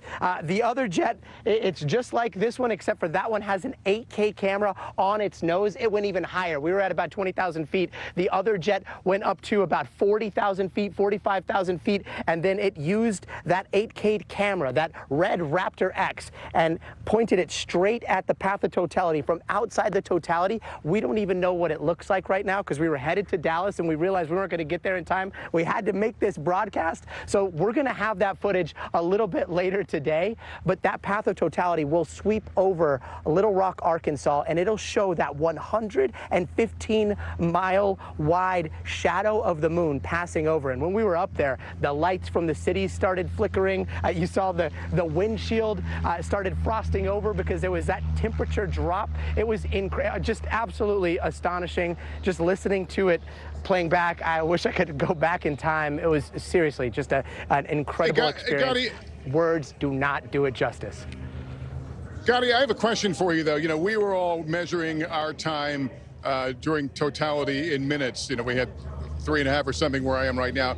By being above it, did you experience a longer experience than you would have had you been on the ground? Yeah, so we experienced about four and a half minutes. I think it was 2, maybe 3 minutes that I was sitting in that seat. Okay, so here's our flight plan, right? So this is our flight plan right here, and this is the path of totality. These are all the different airports. This is Little Rock right here. So what we did was we came all the way out here, and then we hooked straight into the path of totality. Right around from here to here was a little bit more than 4 minutes, but then we started banking. Oh, and Lester, you're an aviation geek just like the rest of us here at this airport. While we were up there, we noticed there were a lot of other planes going up. There was a plane that was doing like a full-on roll. It was climbing, doing a loop as soon as that eclipse went on. So that area from here to here, I want to say it was a little bit more. We were going about 300 or so knots. Of course, the moon is traveling, or the moon's shadow is traveling at something like 1,600 miles an hour. So we were staying with it as long as we possibly could, but it just, you know, you can't keep up with the moon. No matter how much you shoot the moon, you just can't keep up. Amazing. And Tom, you were telling me that the FAA was taking some special precautions today because of the sudden change from day to night. They were expecting as many as 50,000 planes to be in the air today, and so absolutely they were trying to regulate that airspace as closely as possible, keep everybody safe distances, but be very aware that pilots could be distracted by the eclipse. So the FAA's message today to everybody in the air was be on your game, be very careful, focus on the basics of airmanship. But, you know, people wanted to see this as close as they could. Sure, sure. Tom, thanks very much. We're going to take a break. More after the quick break.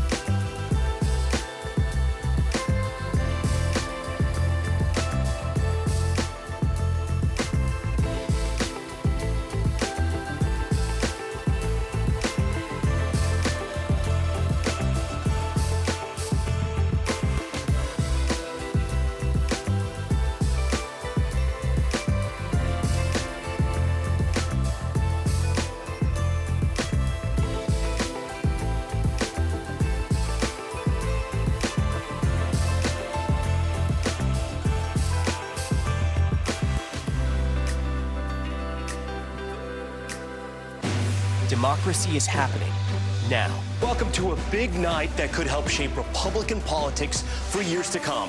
Now never stops. It comes down to turnout. Who shows up? Is it going to be that big block of independents? Now is where it counts. What are the issues that matter most to you guys? What did this debate change for you? Their number one issue is the economy. 2024, who's your candidate? The race is on now. The countdown has begun. News for the generation of now is NBC News Now.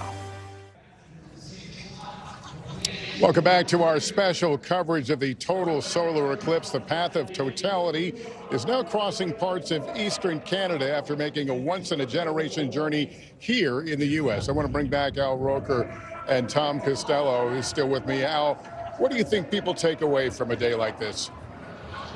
You know, I think, Lester, without being too religious perhaps, I think you take away the fact that there is a higher power, that we get to realize that we're just here and we get to witness things like this that reminds us of the just incredible feats of nature that we get to witness.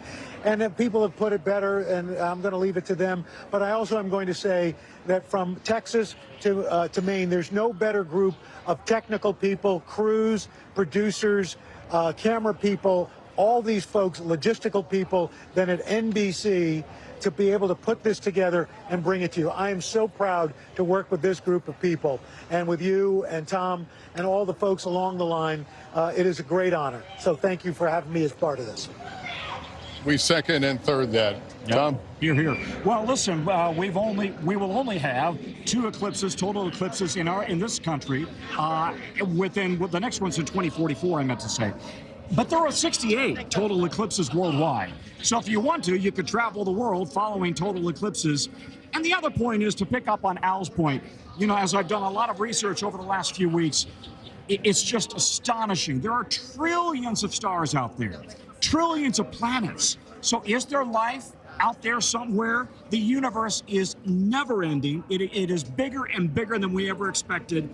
And so I think that's a big unanswered question. Are we alone, or is there something else out there? It is so big and so vast. And on a day like this, I think you feel it. I'm reminded at a time like this how many things that have a build-up, an expectation, sometimes disappoint.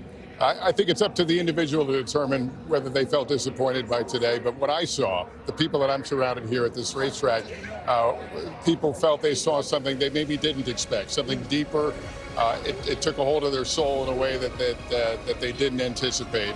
And we'll all be talking about it for a while and how we felt on the day the sun was eclipsed by the moon. That's right. All right. That concludes our special coverage. I'm Lester Holt. We'll have much more ahead on our streaming network, NBC News Now, online at NBCNews.com.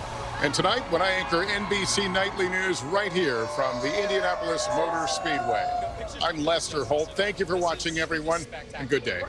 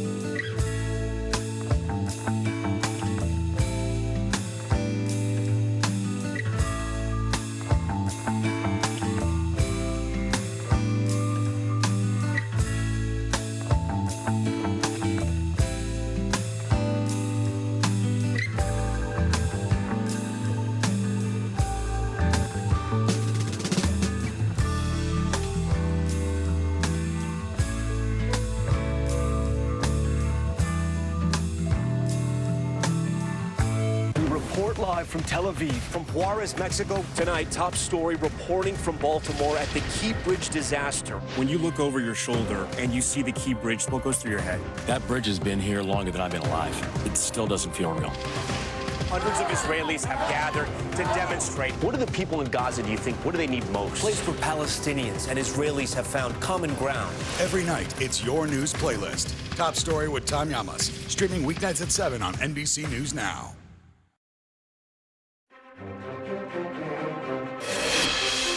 If it's Monday, House Speaker Johnson prepares to face a divided Republican caucus and a growing to-do list in Washington with Ukraine funding, aid for Israel, an impeachment effort, and Johnson's own job all on the line. Plus, tens of millions of Americans across 15 states bear witness to a historic total solar eclipse as the sun, moon, and earth fully align, plunging parts of the nation into darkness. We're in the path of totality as the rare event enters its final stretch. And President Biden announces a sweeping student loan forgiveness plan. It could cancel thousands of dollars of debt for tens of millions of Americans as the president looks to gain a much-needed political boost in the race for the White House.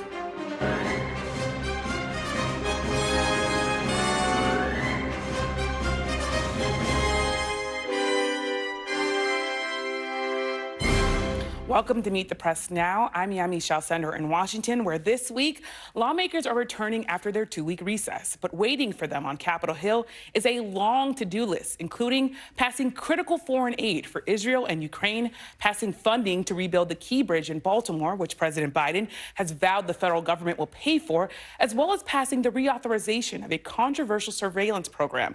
This all comes as the Republican-controlled House says it will deliver its articles of impeachment against Homeland Security Secretary Alejandro Mayorkas to the Senate this week. Once again, all eyes will be on House Speaker Mike Johnson as he tries to navigate a path forward on all of these issues with an increasingly narrow majority and a looming threat to oust him as Speaker. Johnson has pledged to bring some sort of Ukraine aid bill up to the House floor. Over Democrats, though, have urged him to bring the Senate passed version up for a vote. And Ukraine President Zelensky once again urged Congress to pass Ukraine aid. Over the weekend, he said, if Congress fails to act, Ukraine will lose the war. Now Johnson finds himself on a collision course with some Republicans in his own caucus, including Georgia Congresswoman Marjorie Taylor Greene. She insists that if Speaker Johnson brings Ukraine aid to a vote, she will move forward with her motion to remove Johnson as Speaker. That vote, which would only need a simple majority to pass, could throw the House back into chaos. The lawmakers on both sides of the aisle are signaling the votes just are not there to do that. I don't think he's at any risk. I think that what people have been referring to as the chaos caucus, those individuals who are seeking attention for themselves and trying to stop all of the important work in Congress, are now seen as merely disruptive. If Marjorie Taylor Greene or anybody else brings a motion to vacate the chair, and if Speaker Johnson gives us a vote on Ukraine, I and a whole lot of other Democrats will not support that motion. No, we will not remove Speaker Johnson from that. You can work with that in a way that Democrats could not work with Kevin McCarthy. So, yeah, I think Speaker Johnson would survive that motion. Joining me now is Sahil Kapoor on Capitol Hill and Monica Alba. She's at the White House. So, Sahil, as we said, Congress is facing a super long to-do list, very, very long. How does House Speaker Johnson plan on navigating all of this? Well, Yamiche, it's a lot to navigate for a speaker just over 5 months into the job, facing an ever-slimming majority, which is about to be cut to 2 defections, maximum 2 defections that Johnson will be able to spare in just a few weeks to pass anything without Democratic support, and he's doing that with, of course, this threat to his job. Note that Marjorie Taylor Greene has not officially triggered this motion to vacate. Unlike when Matt Gaetz did with Kevin McCarthy, he filed it and immediately triggered it. Marjorie Taylor Greene has written this out on a piece of paper and is just kind of dangling this over his head without explicitly triggering it. If she does, that would be require a vote in within 2 legislative days, and that would be certainly a challenge for Johnson to keep his job. There's a whole litany of policy issues that Johnson is facing, starting with, as you pointed out, aid to Ukraine and Israel. He's got a lot of dynamics within his caucus, and and some changing dynamics within the Democratic caucus to navigate there. There's the Baltimore Bridge rebuild, which some of his conservative members are demanding conditions on. FISA Section 702, the warrantless surveillance powers that expires later this month. FAA reauthorization expires next month. They've been punting that again and again, struggling to get a deal. And a new data privacy bill that was just released yesterday by a top Republican chair in the House and a top Democratic chair in the Senate. And then there are a couple of things the Senate is working on, or at least has on its agenda, including what to do about TikTok, which the House passed, as well as this child tax credit expansion that also passed the House. It's languishing in the Senate at the moment, and rail safety legislation, which Chuck Schumer, the majority leader, said he wants to do, all while the Senate is about to receive the articles of impeachment for Mayorkas, for DHS Secretary Alejandro Mayorkas, and it's not clear that's going to go very far in the Senate. Not even clear there's going to be a trial. And Sahil, I mean, that was just such a laundry list that you just broke down there, and you did it so well. But I have to also, of course, ask you about foreign aid. How much has the politics of this changed, given the fact that now we have this Israeli strike that killed 7 World Central Kitchen aid workers in Gaza? It's been shifting on the Democratic side for some time now, Yamiche, for several months now, as Israel's actions in Gaza have provoked a very intense backlash, especially from progressives, especially from young voters who Democrats count on, and a lot of them have been hearing from them, who have been, they've been heckling them at events, have been protesting them outside, their homes and their offices and things like that. So the politics for Democrats has been shifting away from unconditional aid to the Netanyahu government. That's certainly going to complicate the vote count in the House from several months ago, when Mike Johnson, last put Israel aid on the floor and when there was more robust support. And then Johnson faces a continuing opposition to any new funding for Ukraine within certain MAGA forces in his coalition. These are not people that he wants to upset, especially in an election year. And of course, Marjorie Taylor Greene has described Ukraine aid as kind of a red line for her, something that could trigger her to force that vote on a motion to vacate.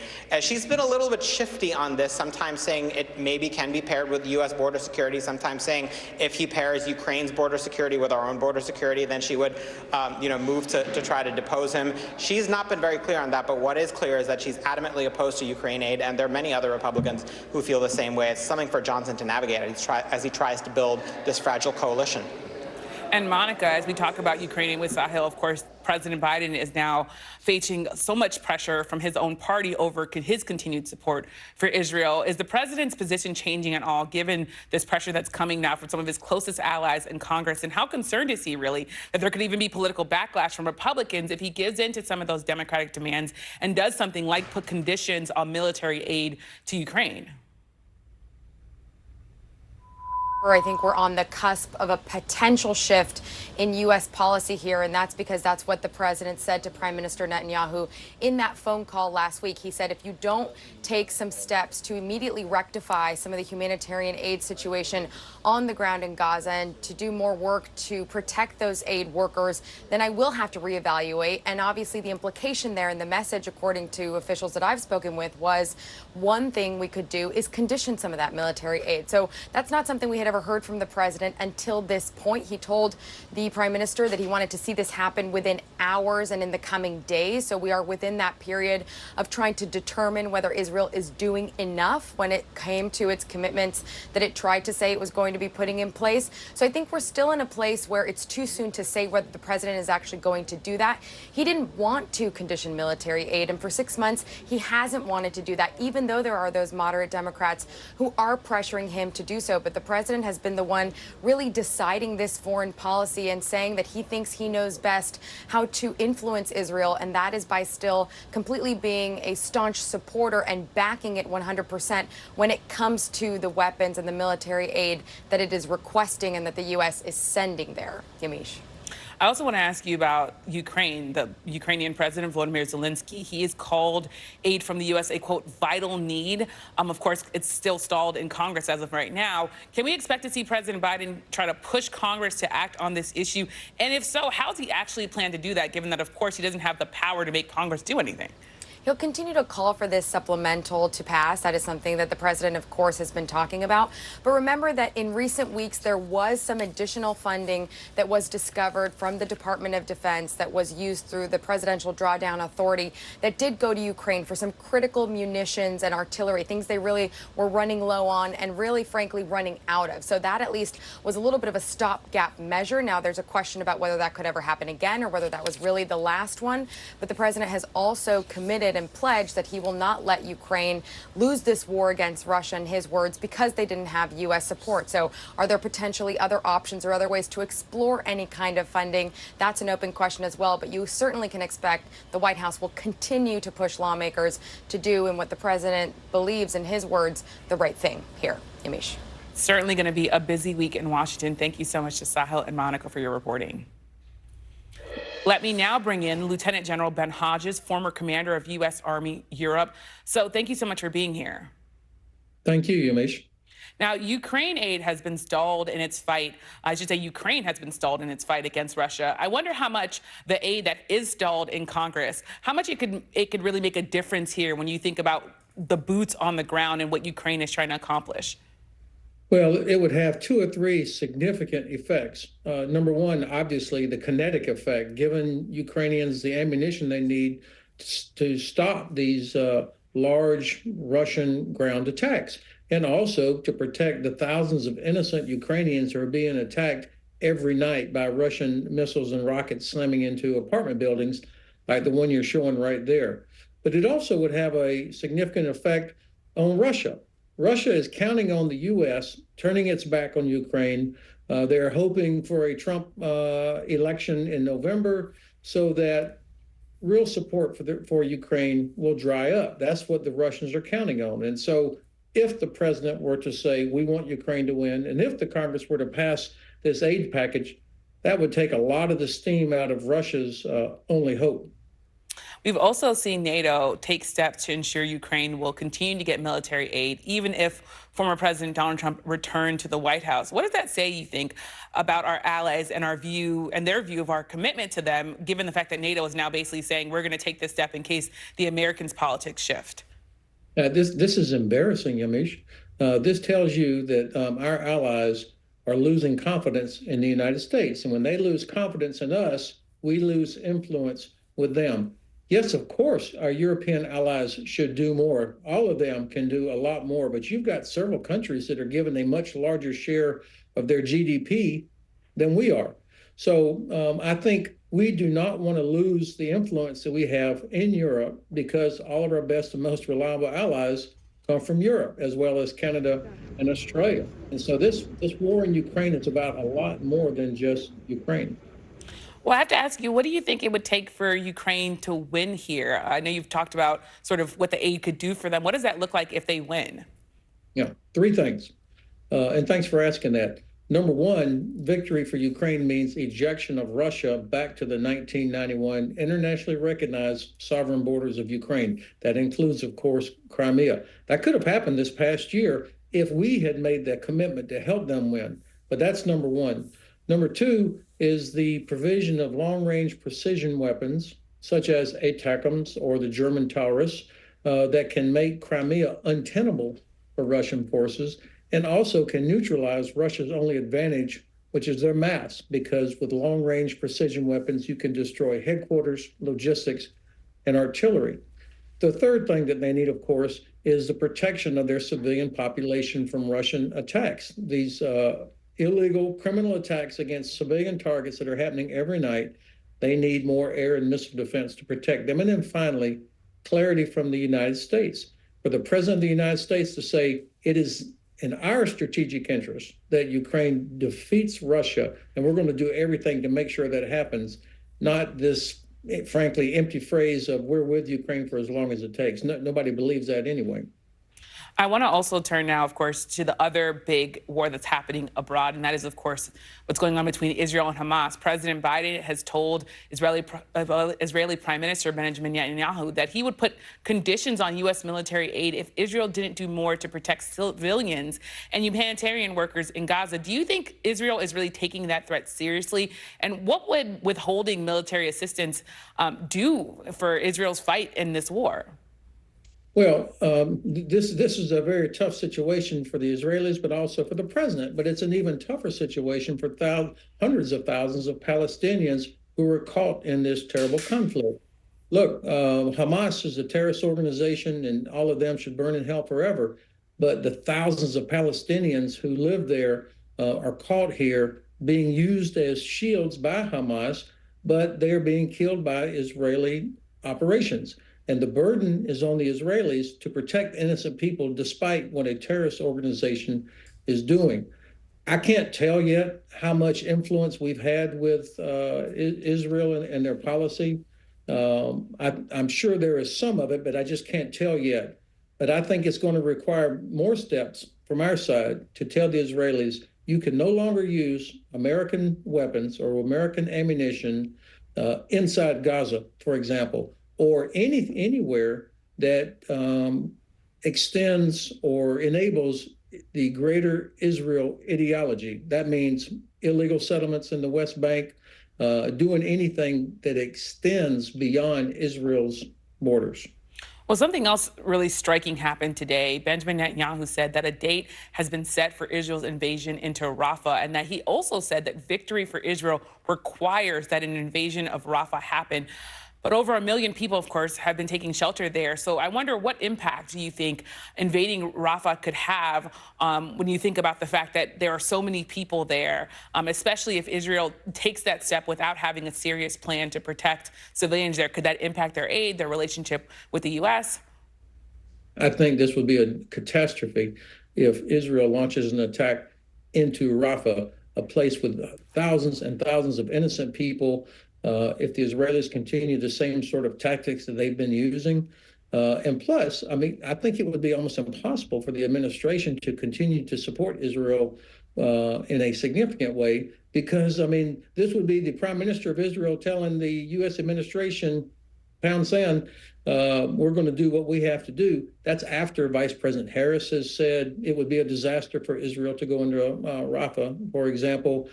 I think that the problem here is that the goal that Prime Minister Netanyahu has set to destroy Hamas is a totally infeasible objective. You cannot destroy a terrorist organization. We tried for 20 years to destroy the Taliban and Al-Qaeda in Afghanistan, and we never did it, because you have to address the source. What caused an organization like Hamas to come on the scene, and what keeps it going?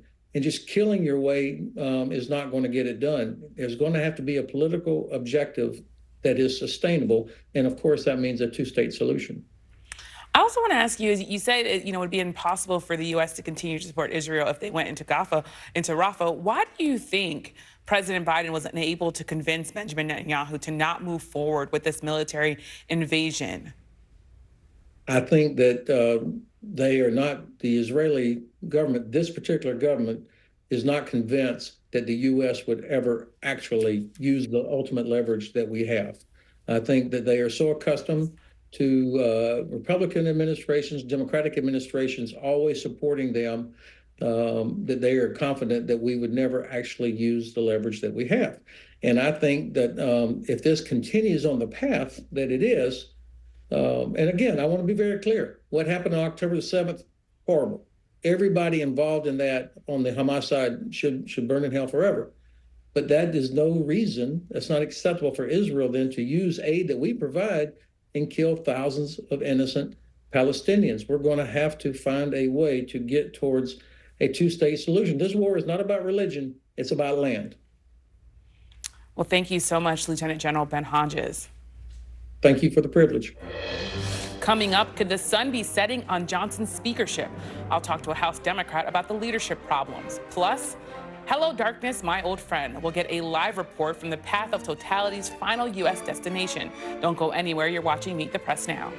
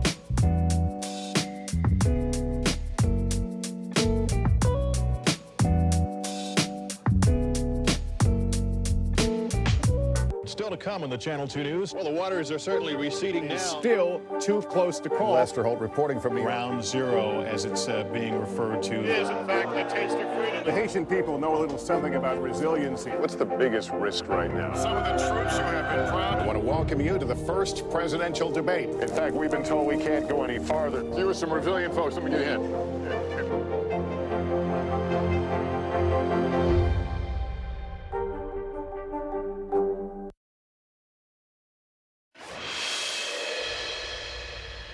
Welcome back. As we mentioned at the top of the hour, House lawmakers will have plenty on their plates when they return to Capitol Hill tomorrow. That includes a bill to send additional aid to Ukraine. That also includes aid for Israel and for our allies in the Indo-Pacific. But House Speaker Mike Johnson is also facing a revolt within his own party and a slim majority, and it's not clear how the speaker will proceed. I'm joined now by Congressman Adriano Espaillat, Democrat from New York and member of the House Appropriations and Budget Committees. He's also deputy chair of the Congressional Hispanic Caucus. Thank you so much, Congressman, for being here. Thank you. Thank you for having me. So House Speaker Johnson is meeting with members all week on Ukraine aid. I wonder, how do you think outside pressure from Republicans might affect his willingness to bring forward a bill that contains aid for Ukraine in particular? I hope it doesn't impact him. I hope he keeps true to his word that he's going to be a voice of reason. We want to help Ukraine. The Ukraine conflict is not just about America. It's really about the European Union and its economy. It's about NATO. It's about the U.S. economies in many ways, because if you have a collapse or a meltdown of the European economy, it will impact the U.S. economy as well. But ultimately, it is about the human rights of Ukrainians to be able to exist. Their sovereignty is at stake. And I think that we should stand up and help them. And of course, the speaker plays a vital role in making sure that the help gets there. They're right now rationing bullets. Those soldiers are rationing bullets to stay alive. We should step up and help them. And of course, I'm hopeful that the MAGA extreme Republican wing of the party, of the Republican Party, will not prevail. I also, Congressman, want to ask you about Israel. The recent strike that killed 7 World Central Kitchen aid workers has really highlighted divisions among your own party, Democrats, on U.S. military aid to Israel. Where do you stand on this issue? And in particular, do you believe that there should be conditions put on Israel to get more aid? Look, I'm a strong supporter of Israel, will continue to be a supporter of Israel. I begin this debate by saying that the hostages are still there. Some of them are U.S. citizens. We want them back, but we also got to fight for peace. And this last incident where we saw the killing of 7 volunteers, and I know Jose Andres, he's someone that has shown up. He showed up in Puerto Rico during Maria. He shows up every time there's a calamity, a crisis, a human rights crisis, a crisis that impacts the quality of life of people anywhere in the world. He sort of doesn't distinguish one continent over the other. And to have this happen is horrible. But and Congressman, do you think that there should be conditions? Do you think that there should be conditions? There should be a code of conduct for any country that we give help to. Now, if you spoke, for example, about Iron Dome, which is something, a system that is used to preserve the lives of Israelis in Israel, we saw how that worked to benefit them, but there should be a code of conduct to protect human lives across the world, including in Gaza. Now, you're saying a code of conduct, but specifically, would you vote for there to be conditions put on aid to Israel? I would continue to support the President of the United States, Joe Biden, and his efforts to bring about peace to the Middle East. And I will continue to stand strong on his efforts to ensure that Netanyahu and his government understand that it is important to abide by human civility. Yes.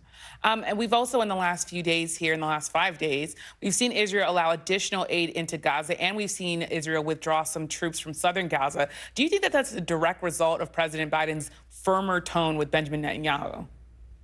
I believe so, and I believe that that's the start for a good conversation. But there must be another component to that as well, and that is the hostages. And we saw grave mobilization in Israel just recently. Israeli citizens in the streets saying that they want those hostages back home and that they must be front and center in any negotiations that is being conducted right now. The other component, I think, is that there's clearly Hamas is a horrible terrorist organization. And we have to, the world has to take a stand on this issue, because I think we cannot continue to move forward in peace, either in the Middle East or other parts of the world. We saw what happened even in Russia with organizations like Hamas under command. Yeah. The Biden administration, I want to turn to another issue here, of course. The Biden administration announced an extension of work permits for certain categories of immigrants. You advocated last year for work permits for some groups of immigrants. Are you happy with the administration's progress on this issue? And do you wish the White House maybe even moved a little faster here? Well, I think very often we get into an immigration debate that's very sophisticated and complicated, right? But a work permit is a simple concept, right? We're not even talking here about a pathway to citizenship or temporary protective status, for that matter, or anything else. Some the other components of the immigration debate. A simple concept, a work permit, so someone could leave their house in peace, know that they're going to get back home and they're going to provide for their families. They're not going to be a load on government, and they will help the economy. In fact, the Congressional Budget Office just revealed that the immigration dynamic will help the economy by $1 trillion in the next 10 years. So immigration is still very much synonymous with good economics. And I think that we should look at it that way. And let's start just with a simple concept, a work permit. Yeah. I also want to ask you about, because there's so much that Congress is going on and dealing with, if Speaker Johnson were to deal with a possible motion to vacate, would you vote to keep him in his job as a Democrat? I will vote for Hakeem Jeffries for Speaker. I think that he is someone that Speaker Johnson should have a conversation with. He seems to be a leader that brings everybody together, that even with folks that maybe have traditional differences with one issue or the other, somehow he's able to bring them together. So I will be casting my vote for Hakeem Jeffries. I hear you. I hear you, Congressman. Thank you so much for joining us. Thank you. Thank you so much. And coming up, dancing in the dark of the total solar eclipse. We're live in Maine, where people have gathered to get the last glimpse of the rare event. You're watching Meet the Press Now.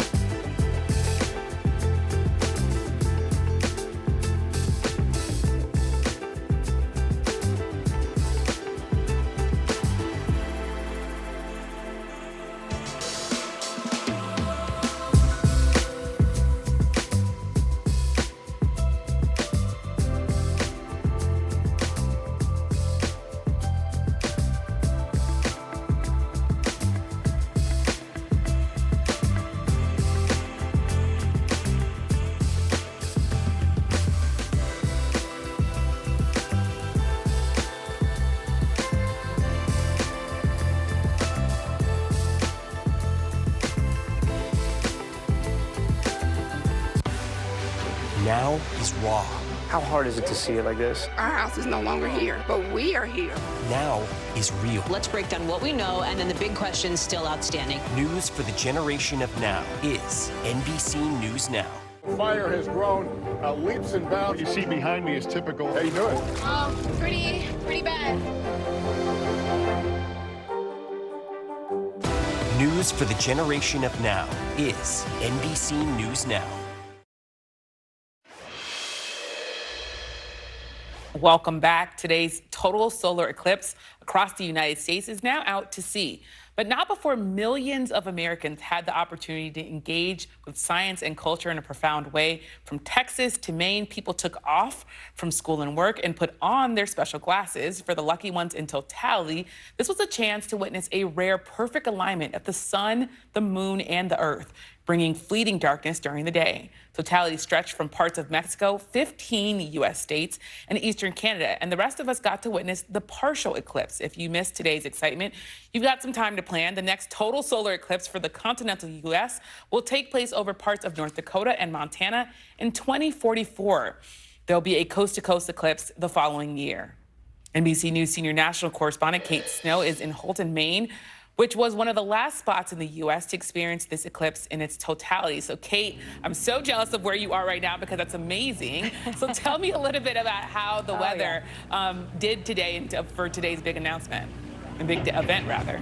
You know, I guess, Yamiche, you can't see the sky right now behind me because I'm in the plaza here in Houlton, downtown, but blue sky, absolute sunshine, not a single cloud in the sky. And that meant that we had a near perfect view, I would say a perfect view, of the solar eclipse and particularly the totality. When it went totally dark here and we were looking up at the sky, it was completely awe-inspiring. But let me play you a little bit of sound just moments before that as the crowd here, 6,000 people live here and thousands more came in, and listen to how they counted down. 6, 5, 4, 3, 2, 1.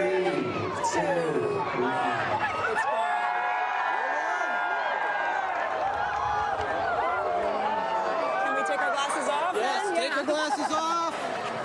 Oh my gosh. Wow. There's Venus, there's Jupiter, there's Mars. Where are you seeing Venus, the star? Oh, yeah, down below. These are planets. You can see the planets in the sky. These are planets. That is the total solar eclipse. Oh, it is beautiful. It is stunning. And you notice the horizon. Yeah, Yamiche, it's hard to put into words what it feels like. It is awe-inspiring. It is this moment where everybody comes together, I think, and is witnessing the exact same thing. And we feel, I felt anyway, so small, right, as part of just this bigger whole picture. And just to let you know about Houlton, I mentioned it's a small city. 6,000 people here live here permanently. They've never, ever had an event like this. They spent years planning just for today to make sure they would be ready, and they're a warm, welcoming people, and they wanted to host people, and that's exactly what happened. A lot of folks I talked to today were going to go to Texas, and when they saw the weather forecast, they decided to come to Little Houlton, Maine. Yamiche? It was just so amazing to hear people really exclaiming, saying, wow, and to see your face, I should say. You looked like it was amazing to you in particular. So I want to ask, of course, how did today's eclipse compare to the one in August 2017? Well, you know, I was in 2017, I was in Oregon, in the middle of the desert, in the high desert, with my whole family, Yamiche. So I had like 20 of my family, my parents, my brother, my sister, all of our kids. So there was a very different experience for me personally. I wasn't covering it as a reporter, but the awe that I felt, the feelings that you saw in my face, that was the same. And I have to tell you, I'm almost tempted to go to the next eclipse. A couple years from now, there's one that's going to go through Spain. Maybe you and I could book tickets together and we could go to Spain for the next one, right? That would be fun.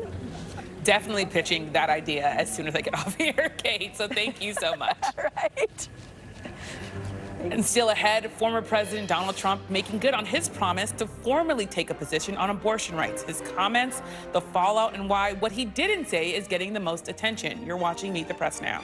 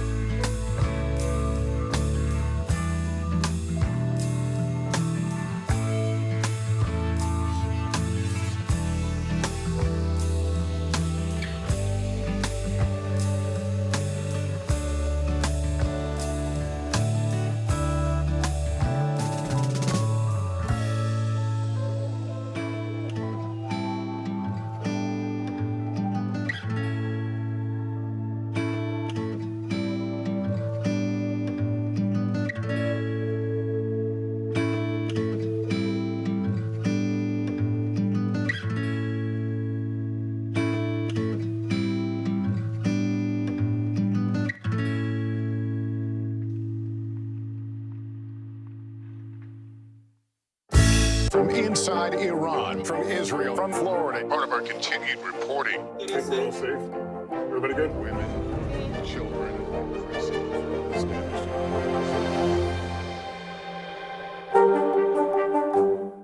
Good morning begins with hope and optimism, a chance to start fresh. We want to welcome you in to share a moment that brightens your day, because every day deserves the best start.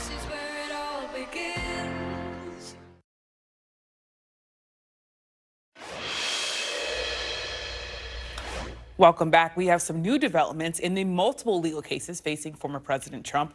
With just a week to go until his first criminal trial is set to begin, Donald Trump's lawyers have filed a last-minute appeal to delay the hush money trial case. Trump is challenging the partial gag order against him, and he argues holding the trial in Manhattan would be unfair due to potential jury bias against him. And earlier today, Judge Aileen Cannon scheduled a new hearing for Trump's co-defendants in the classified documents case. But we are still waiting to see when the trial will actually begin. Judge Cannon is widely expected to move the current May 20th start date. Today is also the due date for special counsel Jack Smith's brief to the Supreme Court on Trump's presidential immunity case. Oral arguments for that case are expected to kick off later this month. Joining me now for more is NBC News Justice and Intelligence correspondent Ken Delaney. And Ken, thanks for being here. Of course, it's like that laundry list of cases are there, but we'll start with Jack Smith's brief to the Supreme Court, which is due today. Are we expecting anything new out of it? That's hard to know, Yamiche. We certainly expect him to make the same argument he made when he originally asked the Supreme Court to hear this case on a fast track back in February. Remember, Smith said then that, quote, the president's alleged criminal scheme to overturn an election and thwart the peaceful transfer of power to his successor should be the last place to recognize a novel form of absolute immunity from federal criminal law. I'll be watching, actually, for whether the special counsel addresses a possible concern for some conservative justices on the high court, which is the sweeping nature of the D.C. Appeals Court ruling saying that presidents enjoy no immunity whatsoever for official acts they take while in office. Some scholars believe the court may decide that there are, in fact, things a president does that should not be second-guessed by a prosecutor. Then, of course, Jack Smith would argue that Mr. Trump's alleged schemes to overturn the election were not presidential acts, but the Supreme Court could, in theory, instruct the trial judge to rule on that question, which could then be appealed, which would be another recipe for delay. Yamiche. You talk about the appeals process. How long does the Trump team have to file their reply before we get to oral arguments at the end of the month? It's due on April 15th, which is both tax day and the day that the state of New York's criminal trial against Mr. Trump begins. Wow. We also have some news around the special counsel report into President Biden. The DOJ is saying that it will not release the audio of his interview with Robert Hur. So what more do we know about that decision? Yeah, the DOJ in a letter to the committee today said that the committee hadn't demonstrated a need for the audio recording of the interview, given that the transcript has already been made public. The DOJ said it was concerned that, quote, the committee's interests may not be in receiving information in service of legitimate oversight or investigatory functions, but to serve political purposes that should have no role in the treatment of law enforcement files. I should point out, though, Yamiche, that news organizations, including NBC News, are seeking access to that audio because we believe it's a public record and we think the Justice Department doesn't have a right to withhold it. We believe that audio could add context to the transcript and to the question of whether Special Counsel Rob Hur accurately characterized President Biden's memory lapses and mental capacity during that interview. Yamiche? Well, Ken, thanks so much for juggling all these legal cases for us, as always. You bet. Turning now to the issue of abortion, as former President Trump has tried to avoid taking any firm position on the key 2024 issue, despite weeks of hinting at support for a 15 or even 16-week federal abortion ban. In a video released on social media this morning, Donald Trump did not mention a national ban at all. Instead, he repeated familiar talking points. Many people have asked me what my position is on abortion and abortion rights, especially since I was proudly the person responsible for the ending of something that all legal scholars, both sides, wanted and, in fact, demanded be ended. Roe v. Wade. My view is now that we have abortion where everybody wanted it from a legal standpoint, the states will determine by vote or legislation or perhaps both. Like Ronald Reagan, I am strongly in favor of exceptions for rape, incest, and life of the mother. You must follow your heart of this issue, but remember, you must also win elections to restore our culture and, in fact, to save our country. Now, despite Donald Trump's claims, polls show that the majority of Americans disapprove of the Dobbs decision, and abortion access is broadly popular with the American public, with 70% of Americans saying it should be legal in all or most cases in the latest Marquette poll. NBC News correspondent Dasha Burns joins me on set for more. So, Dasha, thanks for being here. So, we saw Donald Trump release this 4-minute video laying out his stance on abortion. Do we have a clearer picture, though, of exactly where he stands? He's had a lot of different stances here, but what did we learn from this video today? Yes and no in terms of that clarity question. I mean, prior to this video, he had been sort of testing out 15, 16 weeks. He was talking in interviews saying, a lot of people say people are finding consensus at 15 or 16 weeks. There was some New York Times reporting around that being something he was discussing privately. But that is not what this video talked about. And there was a lot of speculation. We knew this was coming. A lot of people thought that perhaps he would come out with something on the national level. But here he is sticking to the states' rights direction. However, he did not answer the question, which I'm sure he's going to be asked, whether or not he would sign a federal abortion ban if that were to land on his desk. That question is not put to bed. And there are so many issues surrounding abortion and reproductive rights that a lot of people still have questions about. There are a lot of questions, as you said, especially because former President Trump is a resident of Florida, and that state is set to have a 6-week abortion ban go into effect on May 1st. So is he going to have to take a position on the abortion ban that's happening in the state that he lives? I don't know if he will take a position, but he's certainly going to be asked. On top of that, in Florida, that's one of the states putting the question to the people. The Supreme Court there just approved a constitutional amendment question for their ballot in November. So people will actually be able to cast their votes to decide whether or not to enshrine the right to an abortion in the state constitution. Former President Trump, of course, a resident of Florida. So how will he vote on that? I also wonder, Democrats have really tried to seize on the issue that the GOP isn't coalescing on one message, one unified message around abortion. Does Trump's announcement today, does that connect with all of that? Is that going to impact the way the Democrats are going to be able to go after Republicans on this issue? Well, you're already seeing the fallout from this, where you have folks on the left, President Biden saying, look, he's saying he's proud that he overturned Roe versus Wade. He's on the wrong side of this issue. At the same time, you have folks on his right, Lindsey Graham, this Susan B. Anthony, the pro-life, the anti-abortion organization, saying that they're disappointed in this position from the former president. But I think he is kind of tuning out that noise right now. This is, from the reporting that I've done, this is an issue that has been top of mind. A key part of that message in that video, he said, follow your heart, but it's important to win. And he knows that this has been a losing issue for Republicans, that the 2022 midterms, even some of the candidates he himself endorsed, he was very frustrated with the positions that they took on abortion. So for him, it's less about the fundamentals and the philosophy and more about the message, the rhetoric, and whether or not this can be the Achilles heel for the GOP. And there's this issue that you said where he's tuning out some people that are in favor of restricting abortion. Is it because he thinks maybe he doesn't need them in this general election, or that they really have no place to go anyways? I mean, I think what you just said at the end there, I mean, even in some of those statements, including from Susan B. Anthony, at the end, they said, we are not going to support President Biden. We're going to do everything we can to make sure he doesn't win this election. So they can speak out now and say, we wanted him to take a different position. But at the end, they don't have a lot of places to go. Yeah, well, a lot of questions to still answer. Thank you so much, Dasha, for being here. And up next, President Biden trying to steal some sunshine on this Monday. We'll ask our panel if the new student loan debt relief plan will provide a ray of hope come November. You're watching Meet the Press Now.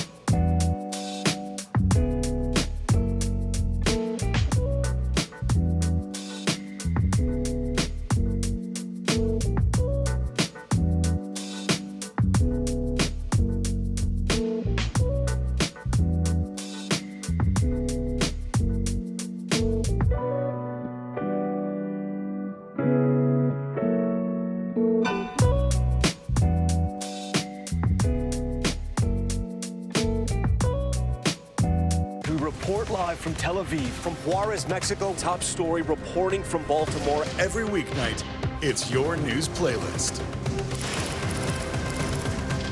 Top Story with Tom Yamas, streaming weeknights at 7 on NBC News Now. The fire has grown leaps and bounds. What you see behind me is typical. How you doing? Pretty bad. News for the generation of now is NBC News Now. Really? What was your degree? Was that law? Welcome back. This afternoon, President Biden announced a sweeping new student loan forgiveness plan. It comes less than a year after the Supreme Court rejected his first attempt to cancel debt. The president called the relief, quote, life-changing. Tens of millions. Tens of millions of people's debt was literally about to get canceled. But then some of my Republican friends and elected officials and special interests sued us. And the Supreme Court blocked us. But that didn't stop us. No, I mean it sincerely. We continue to find alternatives passed to reduce student debt payments that are not challengeable. And altogether, my administration has taken the most significant action to provide student debt relief ever in the history of this country. The White House hopes this narrower plan with a different law as its justification will survive legal challenges, and Democrats hope that forgiving student loan debt will also help them, particularly with young voters in November. In all three of our Deciders focus groups, voters in Pennsylvania, North Carolina, and Michigan said the president's efforts on student loans resonated. Well, for me, it comes down to this whole thing with student loans. Who can name at least one thing President Biden has achieved while in office, something that President Biden himself would say is an achievement? Todd? Student loan reduction. Andrea? Yeah, student loan forgiveness. Mary? Student loan forgiveness. Anybody has anything you like about President Biden? Student loan forgiveness. I was going to say the same thing as Michelle. Student loan forgiveness. Okay, hold on a second. So if President Biden comes through with student loan forgiveness, you might vote for him. Mm-hmm. Okay. So literally it's that kind of thought process.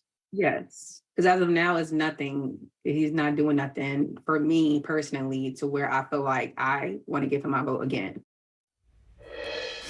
Striking. So joining me now is our panel, Benji Sarlin, Washington Bureau Chief for Semaphore, the former Democratic Congressman from Maryland, Donna Edwards. She is also an NBC News political analyst, and Republican strategist, Matt Gorman. He recently worked on the presidential campaign of Senator Tim Scott. So Benji, I want to start with you.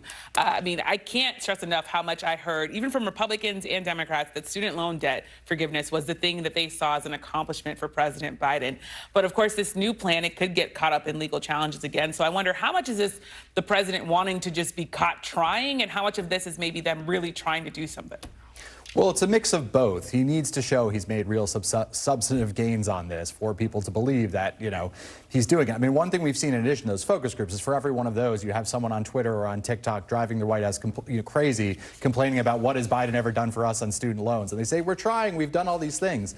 But part of the reason they're holding these events is that a lot of what they've done is either stuff people don't quite realize exists, options they don't realize exists. A lot of this is about making things automatic and just publicizing it more.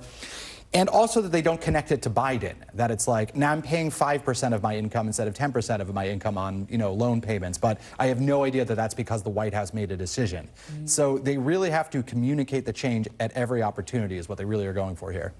And Congresswoman Edwards, just this idea, though, that if this all backfires and people see him try but fail, I wonder, could that hurt the president in the long run? Could that hurt Democrats if they're seen as doing something that ultimately gets blocked in the courts? Well, look, I think it is important for the president to try. And look, he's already canceled or forgiven about $146 billion in student loans. The challenge, though, for the president is it hasn't benefited enough people. And so this announcement that he's just made will benefit something like over 30 million people. That is a wide swath of people who will benefit from these various programs. And I think that will help them get the message out that he's doing something. I want to stick with you for a minute, Congresswoman, because there's also this issue of while he was making this announcement, there were protesters and they were focused on Gaza and the civilian casualties there. I wonder what you make of that, the fact that he's trying to say, I'm doing this thing on student loan forgiveness, but there are a lot of young voters and also African-American voters that I've interviewed who say, yeah, but you need to take a better stance on Gaza or I really can't get behind you. Well, young people, like most Americans, are not single-issue voters. And so I do think that when it comes down to it between Gaza, I think the president does and the administration does have to do more to hold Israel accountable for civilian casualties. I think that's what these young people are demanding. Young people, African-American people, people of color are demanding. But I think the combination of doing something on student loans, taking the positive step around abortion rights, and then, trying to wrap his head around what to do around Israel and Gaza, I think can make a real difference to some of these voters. I don't think it's a secret either. We saw news over the weekend, Politico, that Biden is losing ground among younger voters, specifically minority younger voters, too. I'm sure they're seeing the same thing probably earlier in their internal surveys. So I don't think this timing is a coincidence either on that front. Also, when you talk about timing, though, he was speaking during the solar eclipse. Now, of course, I'm sure that, maybe the two aren't related, but, there is that timing. What do you make of that? Well, as a comms person, you got to try and get it out a little before. Look, I don't think it was a coincidence Trump put his abortion statement out early enough in the morning, but with enough time, though, that there was time to cover it before the eclipse. If I always wanted to dump some negative information, I would put it out. What time did it hit around the D.C. area? About 3:30? I would have put it out right at 3:10 or so. Well, the president's news actually did come out earlier in the day and got tons of coverage, even though his statement came later in the day. I think their timing is okay. Well, Benji, what do you make of this idea that this abortion announcement by Donald Trump came out today, especially because he's been facing pressure because abortion has been seen as an issue that could be a liability for him? Well, you see the difficulty of trying to please everyone on this issue, which Trump keeps saying he's doing. He keeps promising some big compromise that everyone agrees on, that everyone will love. Just in the reactions today and why he might want to bury it under, say, an eclipse. Obviously, you have Biden and the Democrats. They're not going to let up their criticism of the fact that, as they keep mentioning in ad after ad, even a new one today, it's Donald Trump's court appointments that ended Roe v. Wade and put us in this situation in the first place. But on the other hand, you're seeing some of the most spirited criticism from the right that you really ever see of Donald Trump. Mike Pence, who is not voting for him already for some fairly personal reasons, put out just an absolutely scathing statement saying this is a slap in the face to pro-life voters. Some of the leading anti-abortion groups were unusually critical of Trump for this. He's just caught from all sides on this. That's true. I want to play some sound for you, Matt, of where Donald Trump has been on the issue of abortion. Take a listen. I'm very pro-choice. I hate the concept of abortion. I hate it. I hate everything it stands for. I cringe when I listen to people debating the subject. But I just believe in choice. Just very briefly, I'm pro-life. Do you believe believe in punishment for abortion? Yes or no, as a principle? The answer is that there has to be some form of punishment. For the woman? Yeah, there has to be some form. Well, we're going to agree to a number of weeks or months or however you want to define it. At the federal level? It could be state or it could be federal. I don't frankly care. I don't frankly care, federal or state. So I wonder, when you look at all of that he said, but most recently, of course, he was the president who put the conservative justices on the Supreme Court that eventually overturned Roe v. Wade. What do you make of this shifting position? And can he really still shift given what happened at the Supreme Court under his watch? I feel like I'm back in 2015, 2016 when I was working for Jeb Bush and trying to pitch stories about his positions on abortion, and nobody really cared back then. But I will say this. There's no politician who read polls as part of their stump speech, really, other than Donald Trump. So I think he knows polls, I think, more acutely than any other politician. What I'll say is this, Benji's right. He has gotten some blowback on the right on this. But look, this is one of the few issues that Tim Scott, during his campaign, that we attacked Trump on for being kind of moderate on abortion that we viewed. And so you hear this a little bit, too. I think it's going to come down to really this campaign. There's really two issues that one side feels like they're winning on, and the other side that getting attacked on it doesn't want to talk about. Abortion certainly against the Republicans by way of the Democrats, and immigration on the other side, too. And who can win that argument is going to tell a lot. And Congressman, I want to ask you, do you think that the Biden administration is able to connect Donald Trump in the way that they want to this issue of abortion? There was a Fox News poll out that said only 1% of people saw overturning Roe v. Wade as its biggest accomplishment. 2%, though, said it was its biggest failure. So there's real issues there. What do you make of that? Well, except that if you look at what's happened on state ballots and in elections since Dobbs was overturned, Roe was overturned, that you actually do see that the electorate really cares about that, and they identify that as Donald Trump's responsibility. And frankly, the administration doesn't have to do a lot. They just use Donald Trump's own words to define where he has been and where he is on abortion. He can't, on one hand, take credit for overturning Roe v. Wade, and then on the other hand, position himself as a moderate on some of these issues. And I think the electorate is going to see that. Yeah, an irony of this is that for a long time, especially early on in that cycle you're talking about in 2016, Trump's big weak spot was with the right on abortion. It was trying, especially while Roe v. Wade was the law of the land, it was trying to convince him he was one of them. So he's trained himself, and was still doing it today, to just constantly brag about how he's against Roe v. Wade and now how proud he is to have gotten rid of it. And Democrats have been banking all that footage. You're going to have hundreds of millions of dollars to make sure that every voter has at least seen the clips of Trump himself taking credit. And Matt, there's also, of course, the issue of IVF. Trump mentioned it very quickly in this video, but do you think that that is a sort of liability for Republicans going into this? Well, look, I mean, when you talk about having to answer for these at the state level, these are some of the issues that trickle out. And whether you're a congressional candidate, Senate candidate, you are going to have to start talking about these things. You know, it'll flow downhill, so to speak. So these are the sorts of things. If I'm back at the NRCC running communications, you have to then talk about when you get asked about IVF and about your abortion, you have to start thinking of these answers. Trump can say it can be a state issue, but eventually someone have to answer for it. But Donna, I talked to so many women in Alabama in particular, Republicans. They have lasting trauma from their doctors telling them, sorry, hold on, we got to wait for the legislator to let you build your family. Do you think, how do you think that's going to impact the election? Well, I think that what voters can see is that it really does trickle down. And every single time that Donald Trump goes to take credit or to disabuse himself of the idea of abortion rights, voters really step up and they just go, it doesn't make sense to me. So I think it's going to reverberate from the top of the ticket all the way down to the bottom. Yeah. Well, thank you so much, Benji, Donna, Matt. Thank you for being here. And we'll be back tomorrow with more Meet the Press Now. The news continues with Hallie Jackson right now.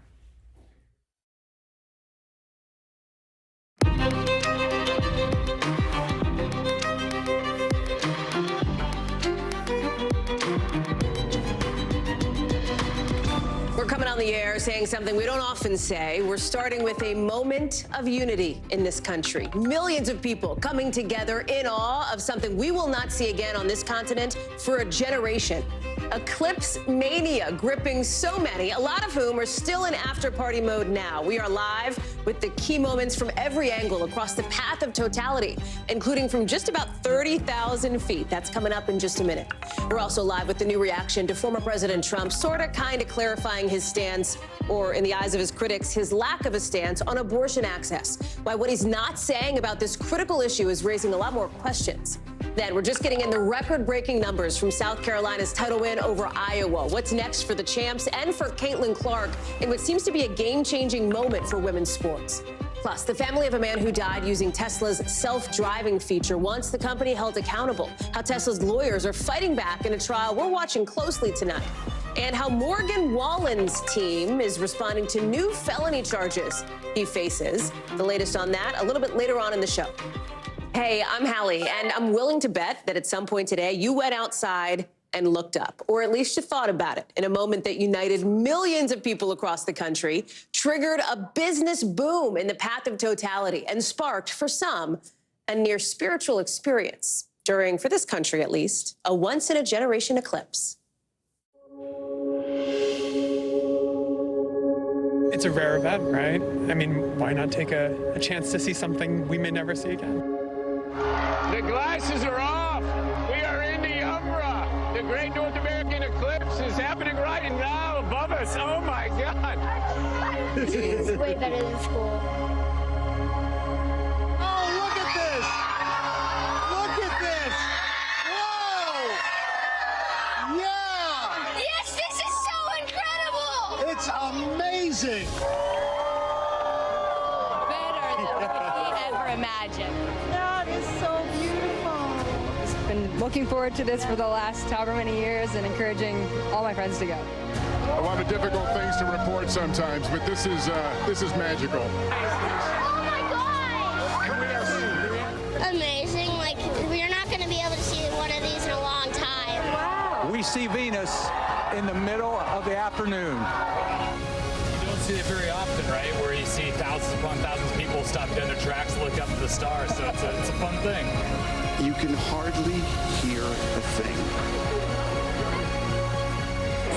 5, 4, 3, 2, 1.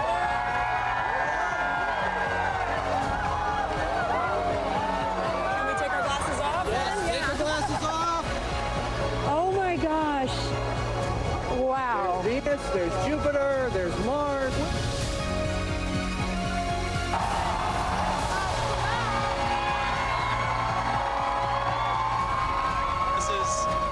Pictures don't do this justice, you know. This is just spectacular. What a moment, what an experience, and what a team covering every angle of it along the eclipse path of totality. Morgan Chesky there in Kerrville, Texas, Maura Barrett in Bloomington, Indiana, and George Solis in New York. George, we'll start with you because it wasn't that long ago, just about 90 minutes ago, where you were in total darkness. Talk us through it. Yeah, Hallie, what a moment, what a montage to put it all together. Yes, we were not in the path of totality here, but let me tell you, the oohs and ahs were just the same.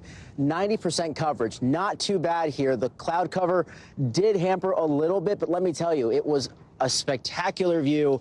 And now these glasses here serving as a memento of that moment in time, that once in a generational moment here. And we also had a huge crowd of people that gathered here. We were here since 5 in the morning and it was empty. It was quiet. And little by little, we saw people filtering in.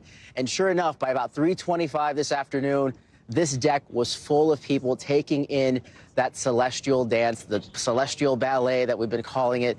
And again, it lived up to the hype. So many people that I talked to saying, we wanted to be a part of this. We wanted to experience it because, again, we know it won't happen again in North America for another 20 years. And so just listening to the people, their stories, and why they were here for this moment, and listening to them after they experienced it, really just something to behold. How cool is it to be a part of history? Beyond cool. Beyond.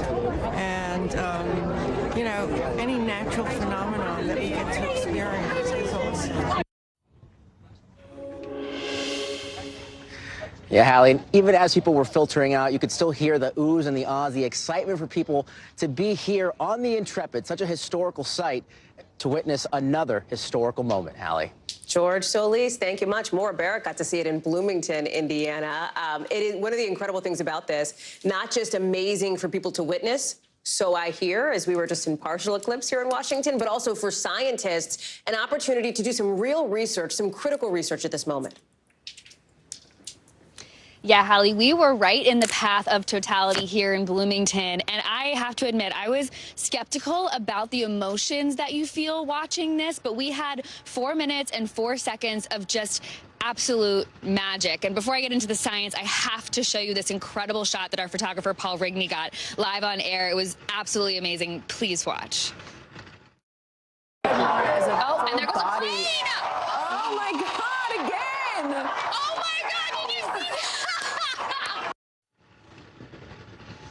So very jealous of those in the window seat of that plane. I know our colleague Gadi Schwartz was doing that, but just to see the clearness of the corona surrounding that eclipse and just getting to stare up and share it with everyone around us. There was thousands of people at the stadium. William Shatner did an intro, a spoken word performance. Janelle Monáe closed it out with a concert that just ended right before I came on with you. But in terms of being here at Indiana University, we had access to the academics who have been planning this for years. I got a chance to speak with the chair of the astronomy department here, and she talked to me about how unique this look at nature really was. Here's some of our conversation. An eclipse is like no other experience. It ties us to the universe in a way that we almost never get to experience, right? It's dark in the middle of the daytime. The moon swallows the sun. It's just awesome. And this connection we have to nature that goes beyond the usual nature we interact with, but the sun, the moon, the universe as a whole, is just breathtaking.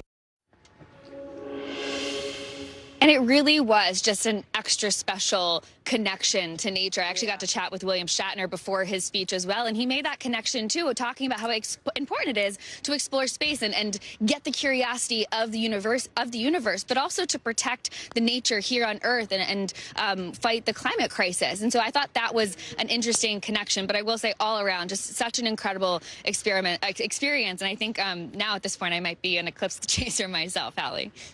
Maura Barrett, thank you very much. Morgan Chesky, I am 100% certain, is going to do whatever you can, Morgan, to get to Spain in 2 years for the next eclipse, because I was watching you live as you were there in Texas, and there's a moment, and you know what I'm going to play, because I started to get a little bit weepy watching this. Let me play it for folks at home who may not know that you live in the Texas area. Here it is.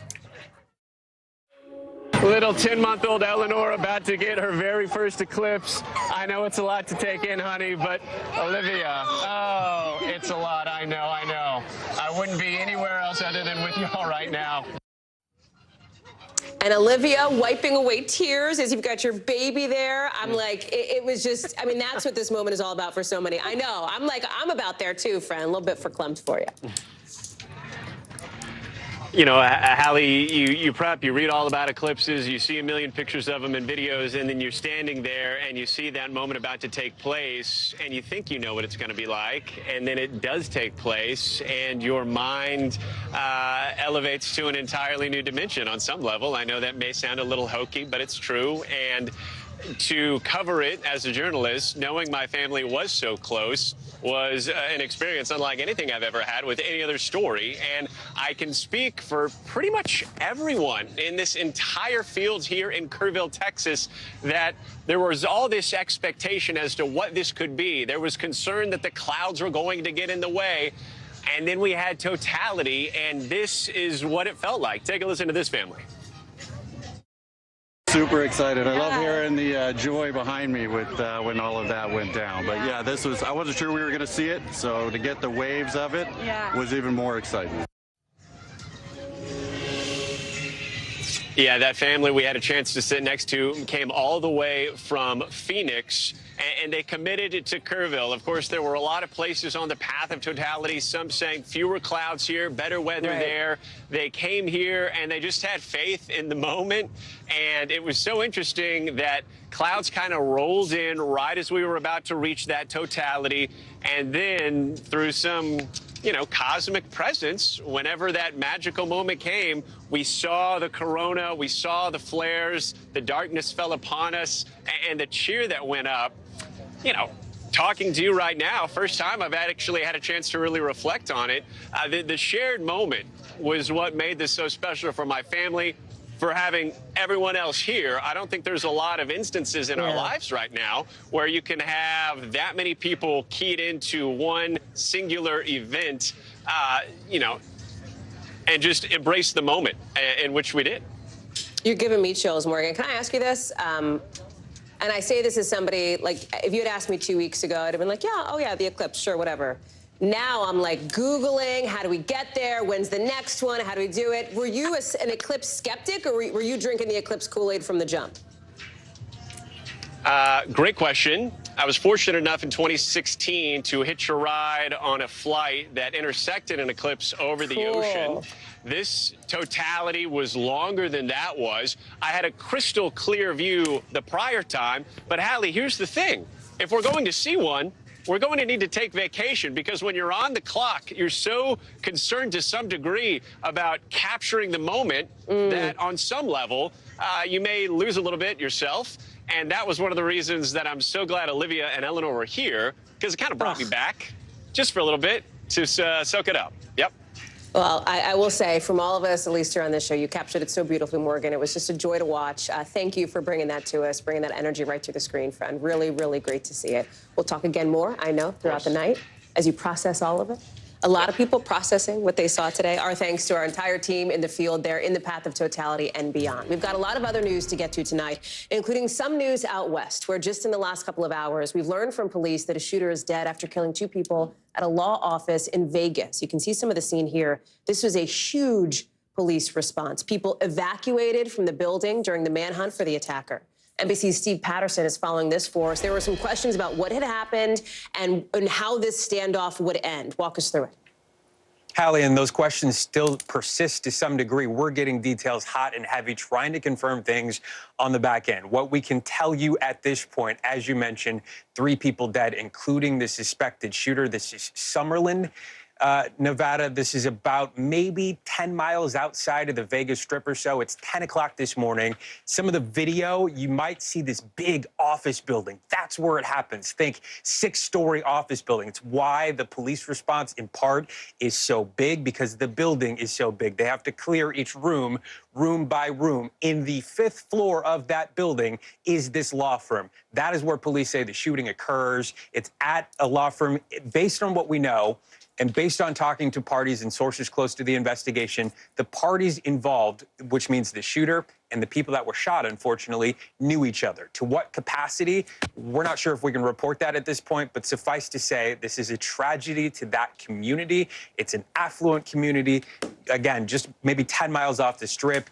This law firm is, of course, known to the community. People there knew the people involved. And we're just trying to figure out how we can piece together how the parties knew each other inside that office. But suffice to say, a domestic incident that shook the community, because that entire complex had to be evacuated as police continue their investigation at this point. Yeah, a dramatic day there in Vegas. Steve Patterson, thank you very much. We'll come back to you if we get any more new reporting on that. Also tonight, former President Trump's attempt to clarify where he stands on abortion, maybe making things muddier instead, since he's not saying anything about what he'd do if he wins another term and a national abortion ban were to come across his desk. We're going to play you some of his statement from earlier. Listen. My view is now that we have abortion where everybody wanted it from a legal standpoint, the states will determine by vote or legislation or perhaps both, and whatever they decide must be the law of the land. In this case, the law of the state. So listen, yes, this is the clearest that Mr. Trump's been so far on an issue he's been not all that clear on, saying, as you heard there, it should be up to the states. That's how the Supreme Court made it. But polls consistently show that abortion laws are not, as the former president said there, where everybody wanted it. One poll from February, look at this, showing 64% of Americans say they oppose the Supreme Court's dismantling of that milestone abortion rights ruling Roe versus Wade. Remember, the overturning of Roe is something that Mr. Trump took credit for today. In a moment, you're basically guaranteed to see in Democratic attack ads come the fall. NBC's Dasha Burns is following it for us. There's a lot here, but let me put it in what I think are super simple terms, Dasha. It's kind of a reverse Goldilocks moment for Donald Trump, right? Because he comes out, he clarifies, so to speak, his abortion stance. It doesn't go far enough for those on his right. It goes too far for those on his left. You saw it when President Biden today came out and went after Donald Trump for his position, but so did Donald Trump's former Vice President Mike Pence, this staunch Republican, staunch conservative, has always been an anti-abortion advocate here. Talk us through the political calculus here that Mr. Trump's team must be making. Yeah, I mean, he's also getting hit from Susan B. Anthony, anti-abortion organizations, saying they're disappointed in his view, Lindsey Graham as well, and he's pushing back on all of that on Truth Social. But look, there was a lot of speculation about what he was going to say here. He had been floating this idea of 15, 16 weeks. He said that in multiple interviews over the past several weeks, and here he comes out basically saying, I'm going to leave it alone, let the states handle it. What that did, though, was in trying to put it to bed, so to speak, that way, he actually raised more questions than not, right? Here's what we don't know. Would he sign a federal abortion ban if it were sent to his desk? He's a resident of Florida that right now has a 6-week ban that was just approved by the Supreme Court, but will also have abortion rights on the ballot in November. Which way is he going to vote on that, right? Would he make rape, incest, and life of the mother exceptions a national priority? Is he going to try to push the piece of legislation on that? And is he going to change his mind? Right, and the reason that is on that graphic that we just showed on screen is because he has changed his mind on other positions in the past, right? I think the question also becomes, what about, I mean, we sort of referenced how Democrats, they are all but certain to be going after Donald Trump for taking credit, as he did, taking credit for the overturning of Roe versus Wade. Democrats believe that that is an issue that swept them to bigger victories than expected in the midterms. The hope, Democrats think, is that that could help them again come November here. There are Republicans down ballot from Donald Trump who maybe don't want to be in this position here. Right. And I think this is something he's been so focused on. All the reporting that I've done says this is an issue he's been thinking about a lot, especially since the 2022 midterms, when candidates he himself endorsed ended up taking positions that he didn't like. He thought were too far to the right on the issue. He blamed the anti-abortion movement for those midterm losses. At the same time, he himself has a record that is all over the place on this. I just want to run through a little bit of this. Back in 1999, he said, I'm very pro-choice. In 2011, he says, I'm pro-life. 2016, he says he'll defund Planned Parenthood. He also said that some form of punishment for women who seek abortions is okay. Then he blamed the losses in 2022 on anti-abortion movements. And since then, he's been saying he's going to make everybody happy. But to your point, this Goldilocks, anti-Goldilocks position has actually opened him up to criticism from both sides. But I think what he was trying to do here is settle on something that is going to be palatable to the middle, right? And I don't think he's particularly concerned about what the likes of Mike Pence or SBA or others on the right are saying, because they don't really have anywhere to go from here. They can shout all they want, but at the end of the day, they're still going to work to make sure Joe Biden is not elected again. Dasha Burns, thank you very much. Lots to follow today on the political front. Appreciate it. Not just on the Republican side, but on the Democratic side, too, with this highly anticipated moment for President Biden today and for the millions of Americans who could be affected by his plan to relieve some student loan debt. Listen to how he's laying it out late today in the college town of Madison, Wisconsin. Today, too many Americans, especially young people, are saddled with unsustainable debts in exchange for a college degree. Even when they have worked hard and pay their student loans, their debt increases, not diminishes. Says this plan and what it's done earlier will help more than 30 million Americans by doing things like canceling up to $20,000 in loan interest for some people, or canceling debt itself altogether for folks who are already eligible under a program that exists. They just haven't applied. Biden administration, whole deal here is they want to get the ball rolling on this before November's election. And that's even after the Supreme Court struck down its broader student loan forgiveness executive order last year. Gabe Gutierrez is joining us now live from Wisconsin. Okay, so the interesting part about this plan that the president is rolling out, again, a lot of people, a lot of eyeballs on this, a spotlight on this. It's probably going to get challenged in court, too, right? How are we supposed to understand this? How is the administration threading the needle? No doubt, Hallie, it likely will get challenged in court. And as you know, that's because many Republicans feel that, look, taxpayers should not be bailing out people that have racked up student debt. And perhaps those other taxpayers, they've already paid off their loans or didn't go to college at all. So that's why this is likely to see a court challenge. And yes, as you mentioned, the last time that the president tried to do this on such a large scale, he announced it in 2022. Last summer in 2023 was blocked by the Supreme Court. Here's the difference between the two. The White House is now using a different legal justification by the Supreme Court. Those sweeping measures to eliminate student debt, that was argued under the HEROES Act, which was passed under 9/11, that the government had a power in a national emergency to eliminate student debt. The Supreme Court said, the coronavirus pandemic was already ending. That didn't another law passed in the mid-1960s, a Higher Education Act, and that's how they're trying to get this through. And as you said, it'll open up for public comment in the next couple months, and they hope to get the details finalized by this fall, right in time for the November election, Hallie.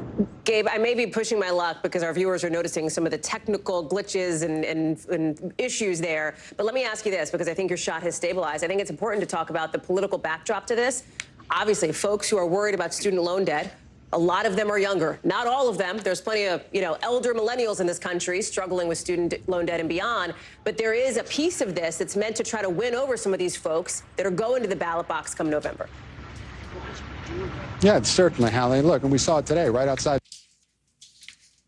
The protesters, people that were upset with this handling of the Israel-Hamas war, and that's what we've been seeing over and over again, not just here in Wisconsin, of course, but also in Michigan. But if you look at the exit polls from 2020, candidate Biden at the time did so much better with young people over former President Trump. But over the last several months, we've seen former President Trump really start to catch up. The last NBC News survey in January had him within 8 points or so. And another poll last month conducted by Fox News News actually has former President Trump up among voters younger than 30 in a head-to-head matchup. So this is certainly something, an issue that means a lot to younger voters that the Biden administration hopes to capitalize on. Hallie? Gabe Gutierrez live for us there in Madison. Gabe, we're glad to have you in the field tonight. Thanks. Overseas now, where tonight Israeli Prime Minister Benjamin Netanyahu says Israel will invade Rafah. He says there is a date in mind. He's just not saying what exactly, what specifically that date actually is. This is the video here in which the Prime Minister says Israel has to do this in order to win the war against Hamas. But remember, Rafah is where you have a number, really hundreds of thousands of civilians who have gone to seek shelter. That's why the Biden administration is very much against this offensive, essentially. They've been vocal in saying they think an attack on Rafah would be a mistake.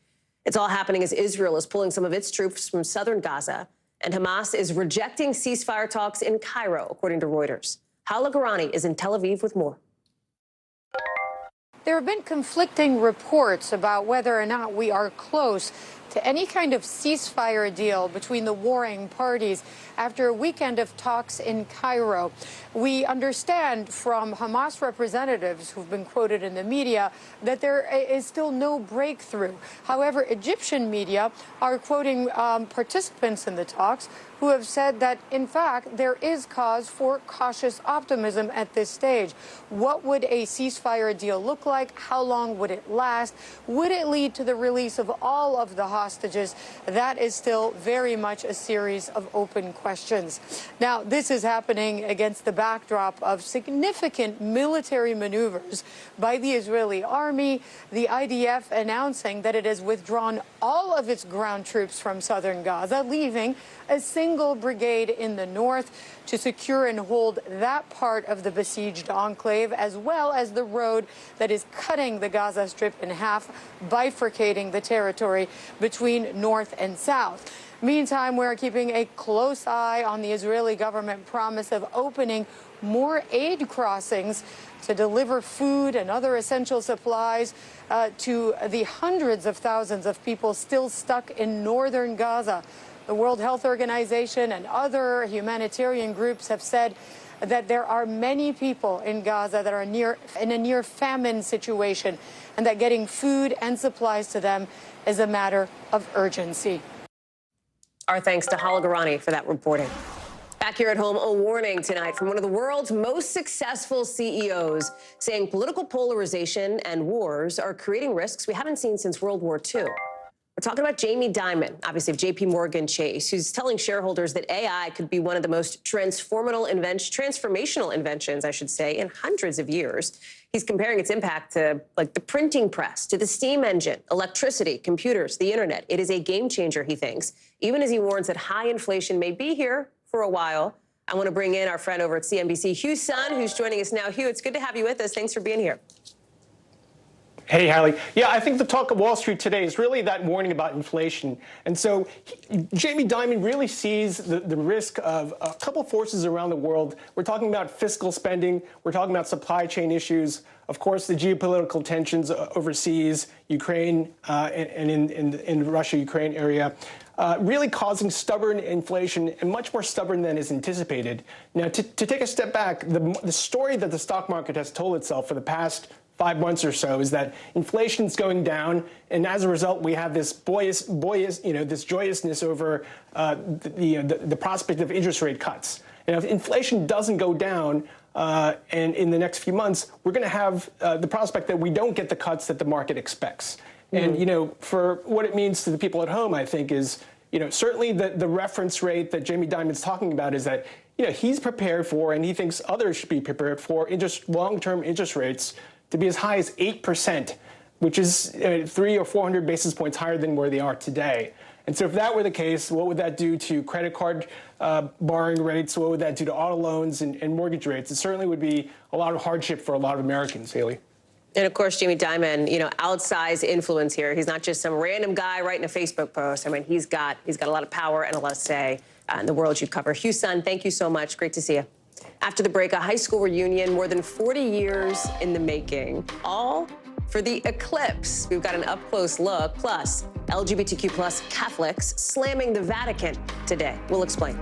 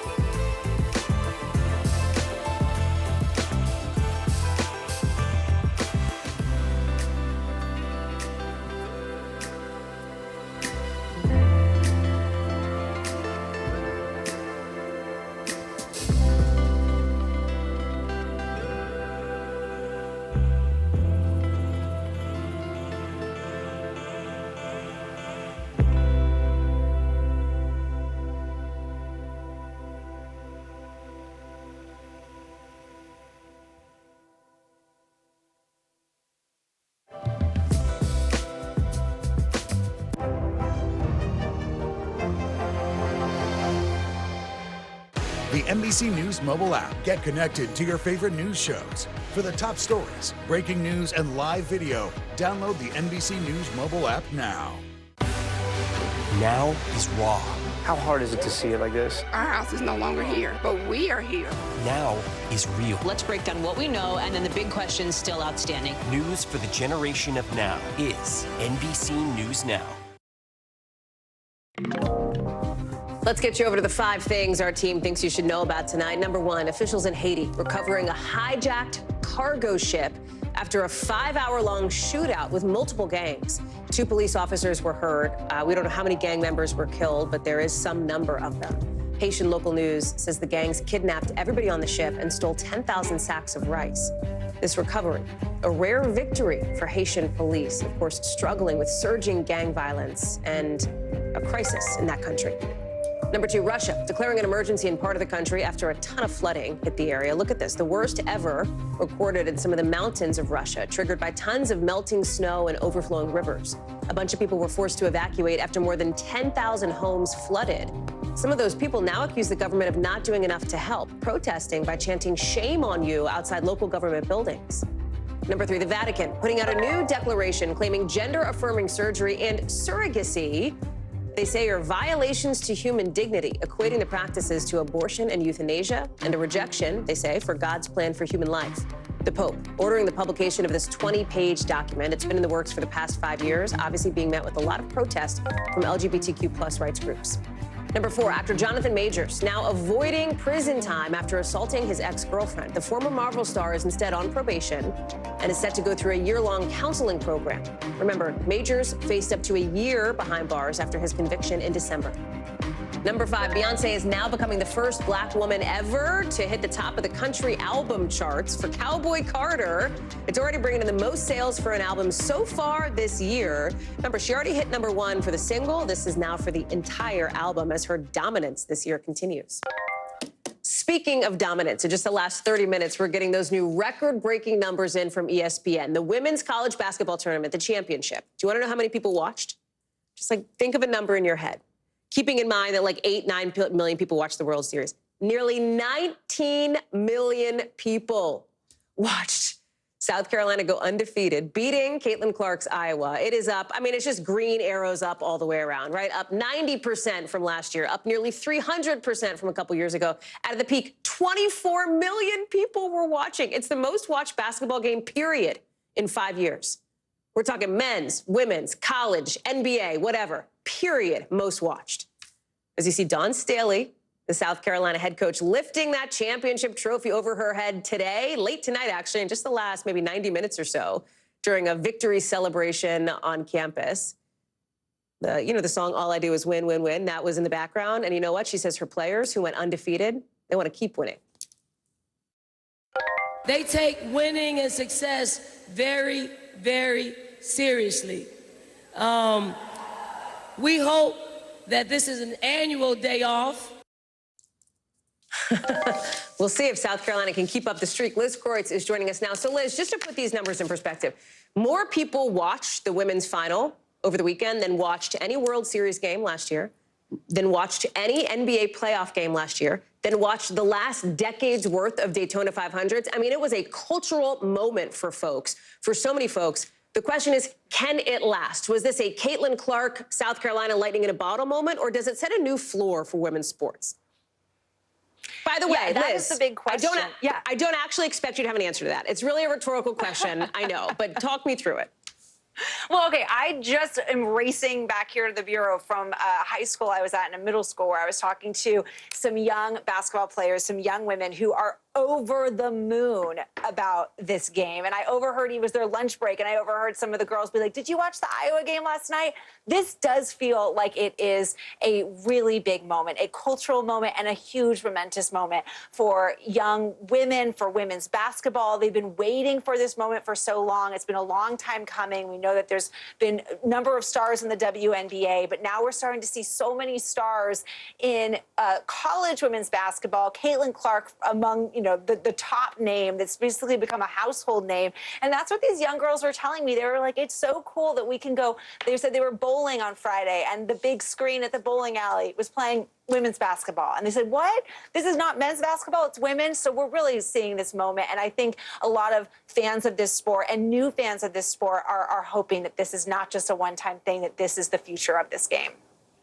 Speaking of, you know, sort of capturing lightning in a bottle, I mean, Caitlin Clark was just, I mean, she's such a driver of monster ratings, not just for the championship game, but throughout the tournament at all. And the South Carolina coach gave her props, right? I mean, she said like, Caitlin Clark is one of the GOATs. What happens to Caitlin Clark from here, right? I mean, she's declaring this is not the end of her story. No, it's not. And I think so many people are so just proud to see that moment. I think to see the sportsmanship in the sport, to see how the South Carolina coach could just offer that praise to Caitlin Clark, because she really has elevated the sport in so many ways. And she has a big future ahead of her. She's essentially, it seems like, going to be the #1 draft pick in the WNBA, which is coming right up. And hopefully, I was talking to some sports analysts about this, that they really think the fact that the draft for the WNBA is happening just on the heels of this finals is going to elevate the WNBA moving forward. And so she's going to be the #1 draft pick. And it seems apparently tickets for the draft have already been sold out. They've sold out in minutes. And the game that she's expected to play when she gets drafted, the next game, apparently they've already moved to a bigger stadium in anticipation for the fact that she's going to be selling out bigger and bigger stadiums. And real quick, Liz, what does this? Well, it is. And what does it say, though, right, about men and women's sports? I mean, again, we can't say it enough. The numbers we're just getting in literally in the last 30 minutes. Bigger than any game, including the NBA, right, in the last 5 years. It's amazing. It's absolutely amazing. I think it's fun. We talk so much about the Taylor Swift effect, the Beyonce effect, this sort of year of the woman, and it feels like this is just an extension of that. And women are the future. I actually asked those girls, say those middle school and high school girls, I said, "Is this the, is this the future?" And they're like, "We are in the future. This is now." So for them, this is just the reality. It's really cool to see. Liz Kreutz, thank you so much. Glad to have you with us tonight, breaking it all down, coming in late today. Appreciate it. In just a sec, what that solar eclipse looked like from the sky, and the pretty wild video we're getting of a man who tried to fight off a would-be thief, then nearly got run over. Look at this. More on that. Oof, in just a sec.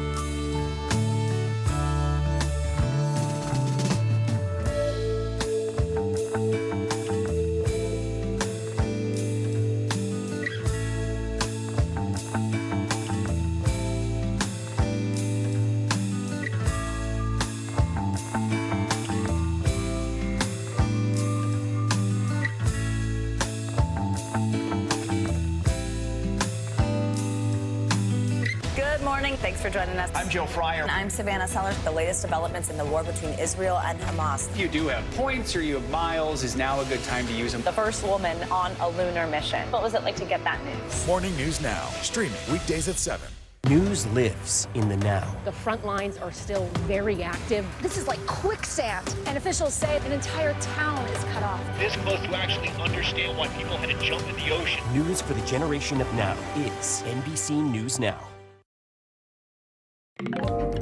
A Kentucky man confessing to faking his own death. We'll tell you why he did it in just a second. But first, tonight, our top story, back to it, that total solar eclipse that traveled across the country. And you know, you had a lot of people with a great view from the ground. You know where you got an even better view? from up above the clouds, just like our Gotti Schwartz, who was literally tracking it. Yeah, like Top Gun style. They had these state-of-the-art cameras, also Top Gun style. I mean, the same kinds of cameras that you saw in Maverick. So Gotti got a view that nobody in the history of the planet has ever seen because of this new technology, ever. If you know Gotti, you know he was probably geeked out and freaking out about it. Roll the tape. We are, what, about 20,000 feet? Right. 20,000 feet. This is our pilot, Jim.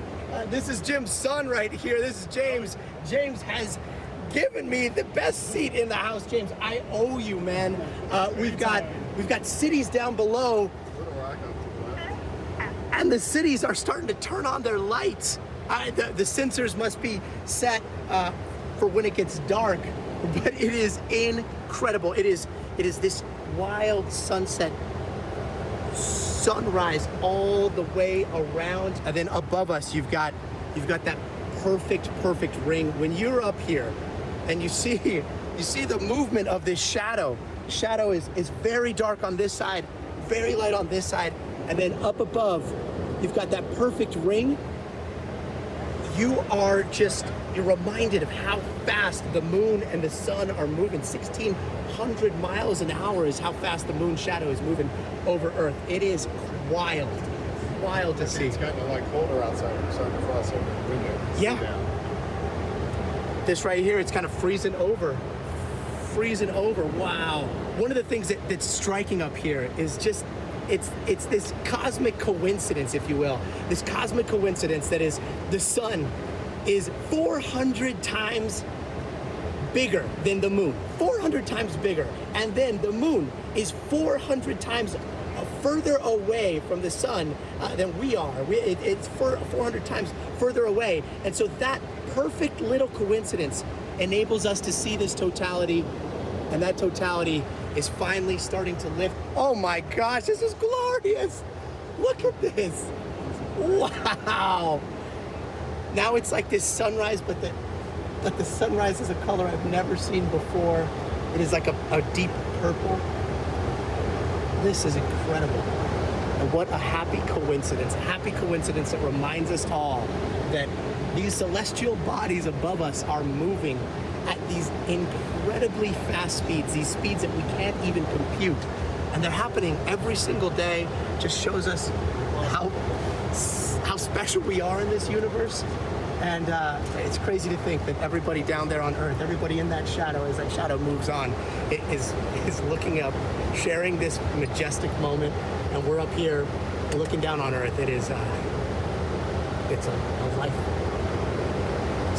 life-changing experience. Oh man.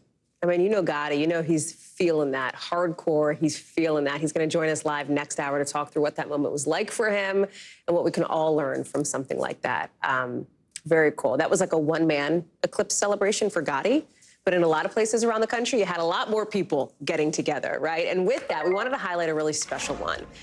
It's one that I brought you last night on Sunday. We previewed it last night, right? This once-in-a-generation event. This former school teacher getting together with some of his students now. Former science teacher wanted to watch the eclipse with his students. Today, outside Rochester, New York, a reunion that is literally nearly 50 years in the making. Watch. It's so good to see you. They're all grown up now. How are you? I am so happy to see you. But to his former students... Fritz Killian. Mr. Moriarty. You animal. How are you? Pat Moriarty will always be Mr. Moriarty, their former earth science teacher at Spry Junior High in Rochester. That's where, in his first year teaching in 1978, he flagged his students about an eclipse way down the road in 2024, inviting them all back to watch together. I said, hey, why don't you circle this April 8th, 2024 eclipse? And you know what? We're going to get together on that. And you said that in 1978? 78. And my kids looked at me like I was crazy.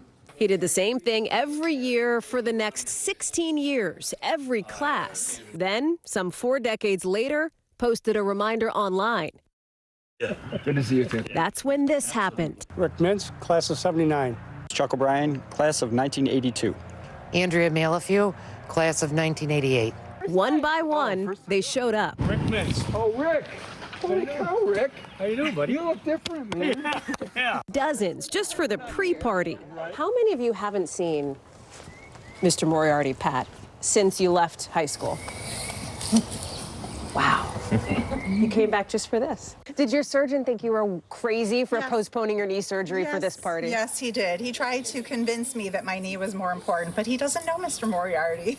Now, today, more than 100 of his former students are by his side from Rochester and beyond, way beyond. A few flying in from Boston, Minneapolis, Virginia, and Detroit. Some dressed for the occasion. Look at those Moriarty Eclipse t-shirts. When I had these kids, they were 9th graders, and 9th graders wear a teenage mask, and they don't let you know that you're getting through. And now they're adults, and the mask is off. And now all of a sudden, the things you said and the stories that they were telling were so amazingly emotional. Mr. Moriarty's impact on me was to kind of really confirm my interest in science, and now I'm a teacher. Along with teaching biology, I'm teaching earth science. So it has really come around. A once-in-a-generation moment for a once-in-a-lifetime teacher. It's not about the eclipse. It's about you guys being here to share this time with my family, me, and each other. Educators, every educator, I wish every educator had this. I am so privileged, and thank you so much for being here. Kendra. So, is there going to be a test on Friday? To have them actually show up and be a part of this day and this event and sharing memories with their friends and introducing their families and talking about their lives. It means so much more than the eclipse. How cool is that?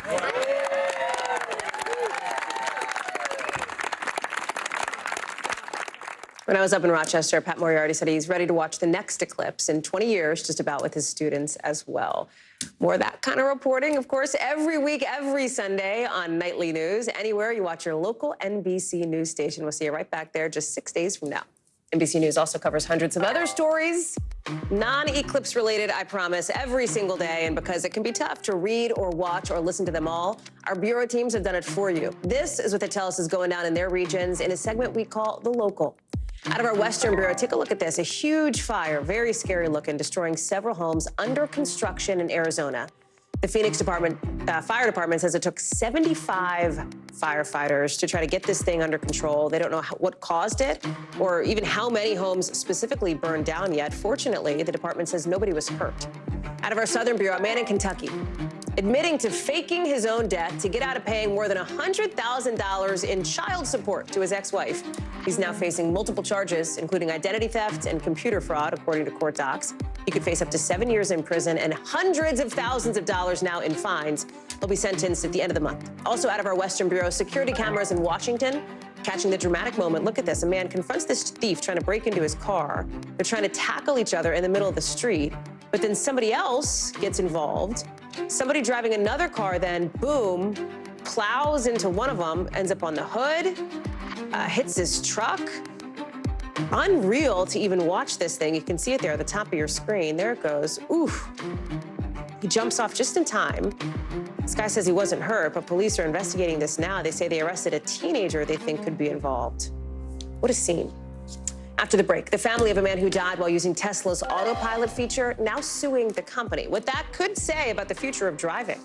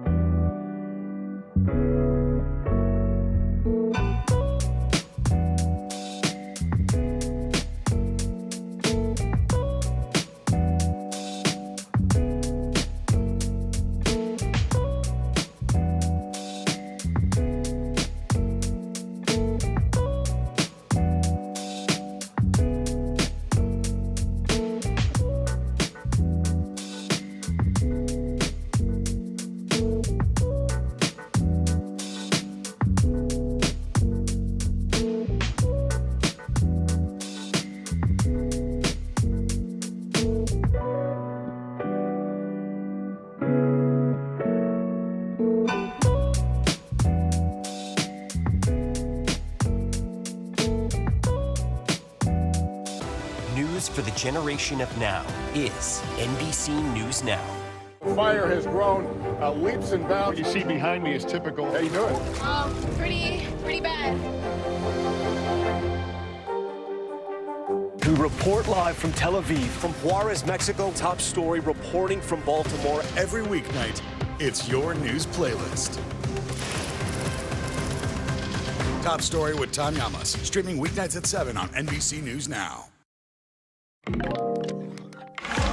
Tesla's controversial, automated driving system is at the center of a wrongful death lawsuit, a very, very high-profile suit with jury selection just beginning today. The suit, filed by the family of a former Apple engineer who died in 2018 after his Tesla Model X veered off the highway going more than 70 miles an hour. An NTSB investigation found the autopilot function was on for nearly 19 minutes before the crash. The driver's family says Tesla oversold what autopilot could do, that ultimately the system could not do enough to prevent customers from abusing the feature, and that it's not safe to use the way that Tesla advertises it. Now, Tesla, for its part, says the driver was at fault for being distracted by a video game while the car was on autopilot. Danny Savalos is joining us now. It is not the only lawsuit, Danny, that Tesla is facing about autopilot here, but it is definitely one that has a lot of eyeballs on it, a big spotlight on it, because of the possibility of a precedent-setting result here, a precedent-setting response from the jury. It's not the first lawsuit, and believe it or not, Tesla has actually prevailed in some of these cases, going to jury verdicts for the defense for Tesla in cases including involving this autopilot or full self-drive feature, which is surprising to me because it would seem to me that selling a jury on the idea that Tesla essentially promised that that consumers would have this autopilot feature, and typically defendants are responsible for foreseeable misuse. So even if there's misuse of that feature, if it's foreseeable, in theory, Tesla could be on the hook for that as well. What about the financial impact this case could have on Tesla? The implications for Tesla's technology when it comes to autopilot here? So it might act as a disincentive to develop autopilot, which is sort of the plus and minus of advances in technology. Sometimes advances in technology are great, but sometimes they're dangerous because they're untested and there are bugs that need to be fixed or worked out of the system. And sadly, people often are injured or even killed by those bugs before they are fixed. But maybe that is the price of progress, and maybe that is what that is something that Tesla has built in to its development, the price of these lawsuits, that it would have to defend against these lawsuits, which certainly Tesla knew that these were coming when they started to develop an autopilot feature, that exactly this situation would come up. So presumably that's built in. Danny Savalos, what do we have any idea of timeline for when we might know something out of this particular trial? Just because it's going to trial. I mean, you could have a couple-week trial, but even with a verdict, Tesla, if it's against Tesla, they'll surely appeal, and that could take years. But a verdict itself is a bellwether in this area. Danny Savalos, thank you very much.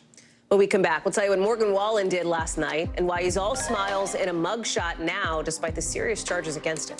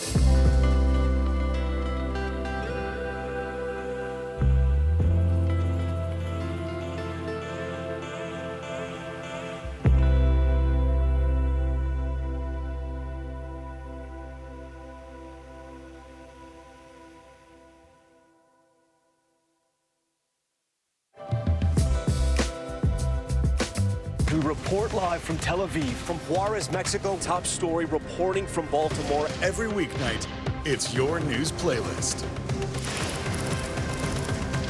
Top Story with Tom Llamas, streaming weeknights at 7 on NBC News Now. The NBC News mobile app. Get connected to your favorite news shows. For the top stories, breaking news, and live video, download the NBC News mobile app now. Kristen Welker hosts Meet the Press every Sunday on NBC. Tonight, country star Morgan Wallen is out on bond after an arrest overnight for allegedly throwing a chair off the roof of a 6-story bar in Nashville. His team confirming it is him in this video we're about to show you getting arrested. It all started when folks at the bar say they saw Wallen, superstar, super recognizable, especially in Nashville. They saw him allegedly pick up a chair and then throw it over the roof, laughing about it, according to his arrest affidavit. Police say the chair ended up falling pretty close to 2 police officers. And this is a mugshot. Obviously, Wallen there smiling. His lawyer says he's cooperating fully with authorities, set to appear in court in early May. Kathy Park joins us now from Nashville. What else do we know? Hey there, Hallie. Good evening to you. Well, this was opening weekend for Eric Church's new bar, Chiefs, which is right behind me, about a block from where we are standing here on Broadway. And according to the arrest affidavit, Morgan Wallen was seen by witnesses, also on surveillance footage, grabbing an object, which we know is now a chair. He lunged forward and allegedly dropped that chair 6 stories high from the roof of this bar behind me and narrowly missed 2 officers who were on Broadway, just feet away from hitting them. So 12:30 this morning, according to Nashville police, Morgan Wallen was arrested. His bond was more than $15,000, but he was released early this morning. And Hallie, earlier today, we had a chance to speak with folks who are walking along Broadway. They are country music fans, but also fans of Morgan Wallen. Here's what they told me. Take a listen. I've heard of him. He's been in trouble before, but he still plays good music. The 6th floor is quite high. If that chair hits someone, then, it's quite lucky those police officers were slightly away from it. I don't think it's a good representation of Nashville. And Hallie, if you have been to Nashville, and if you haven't been to Nashville,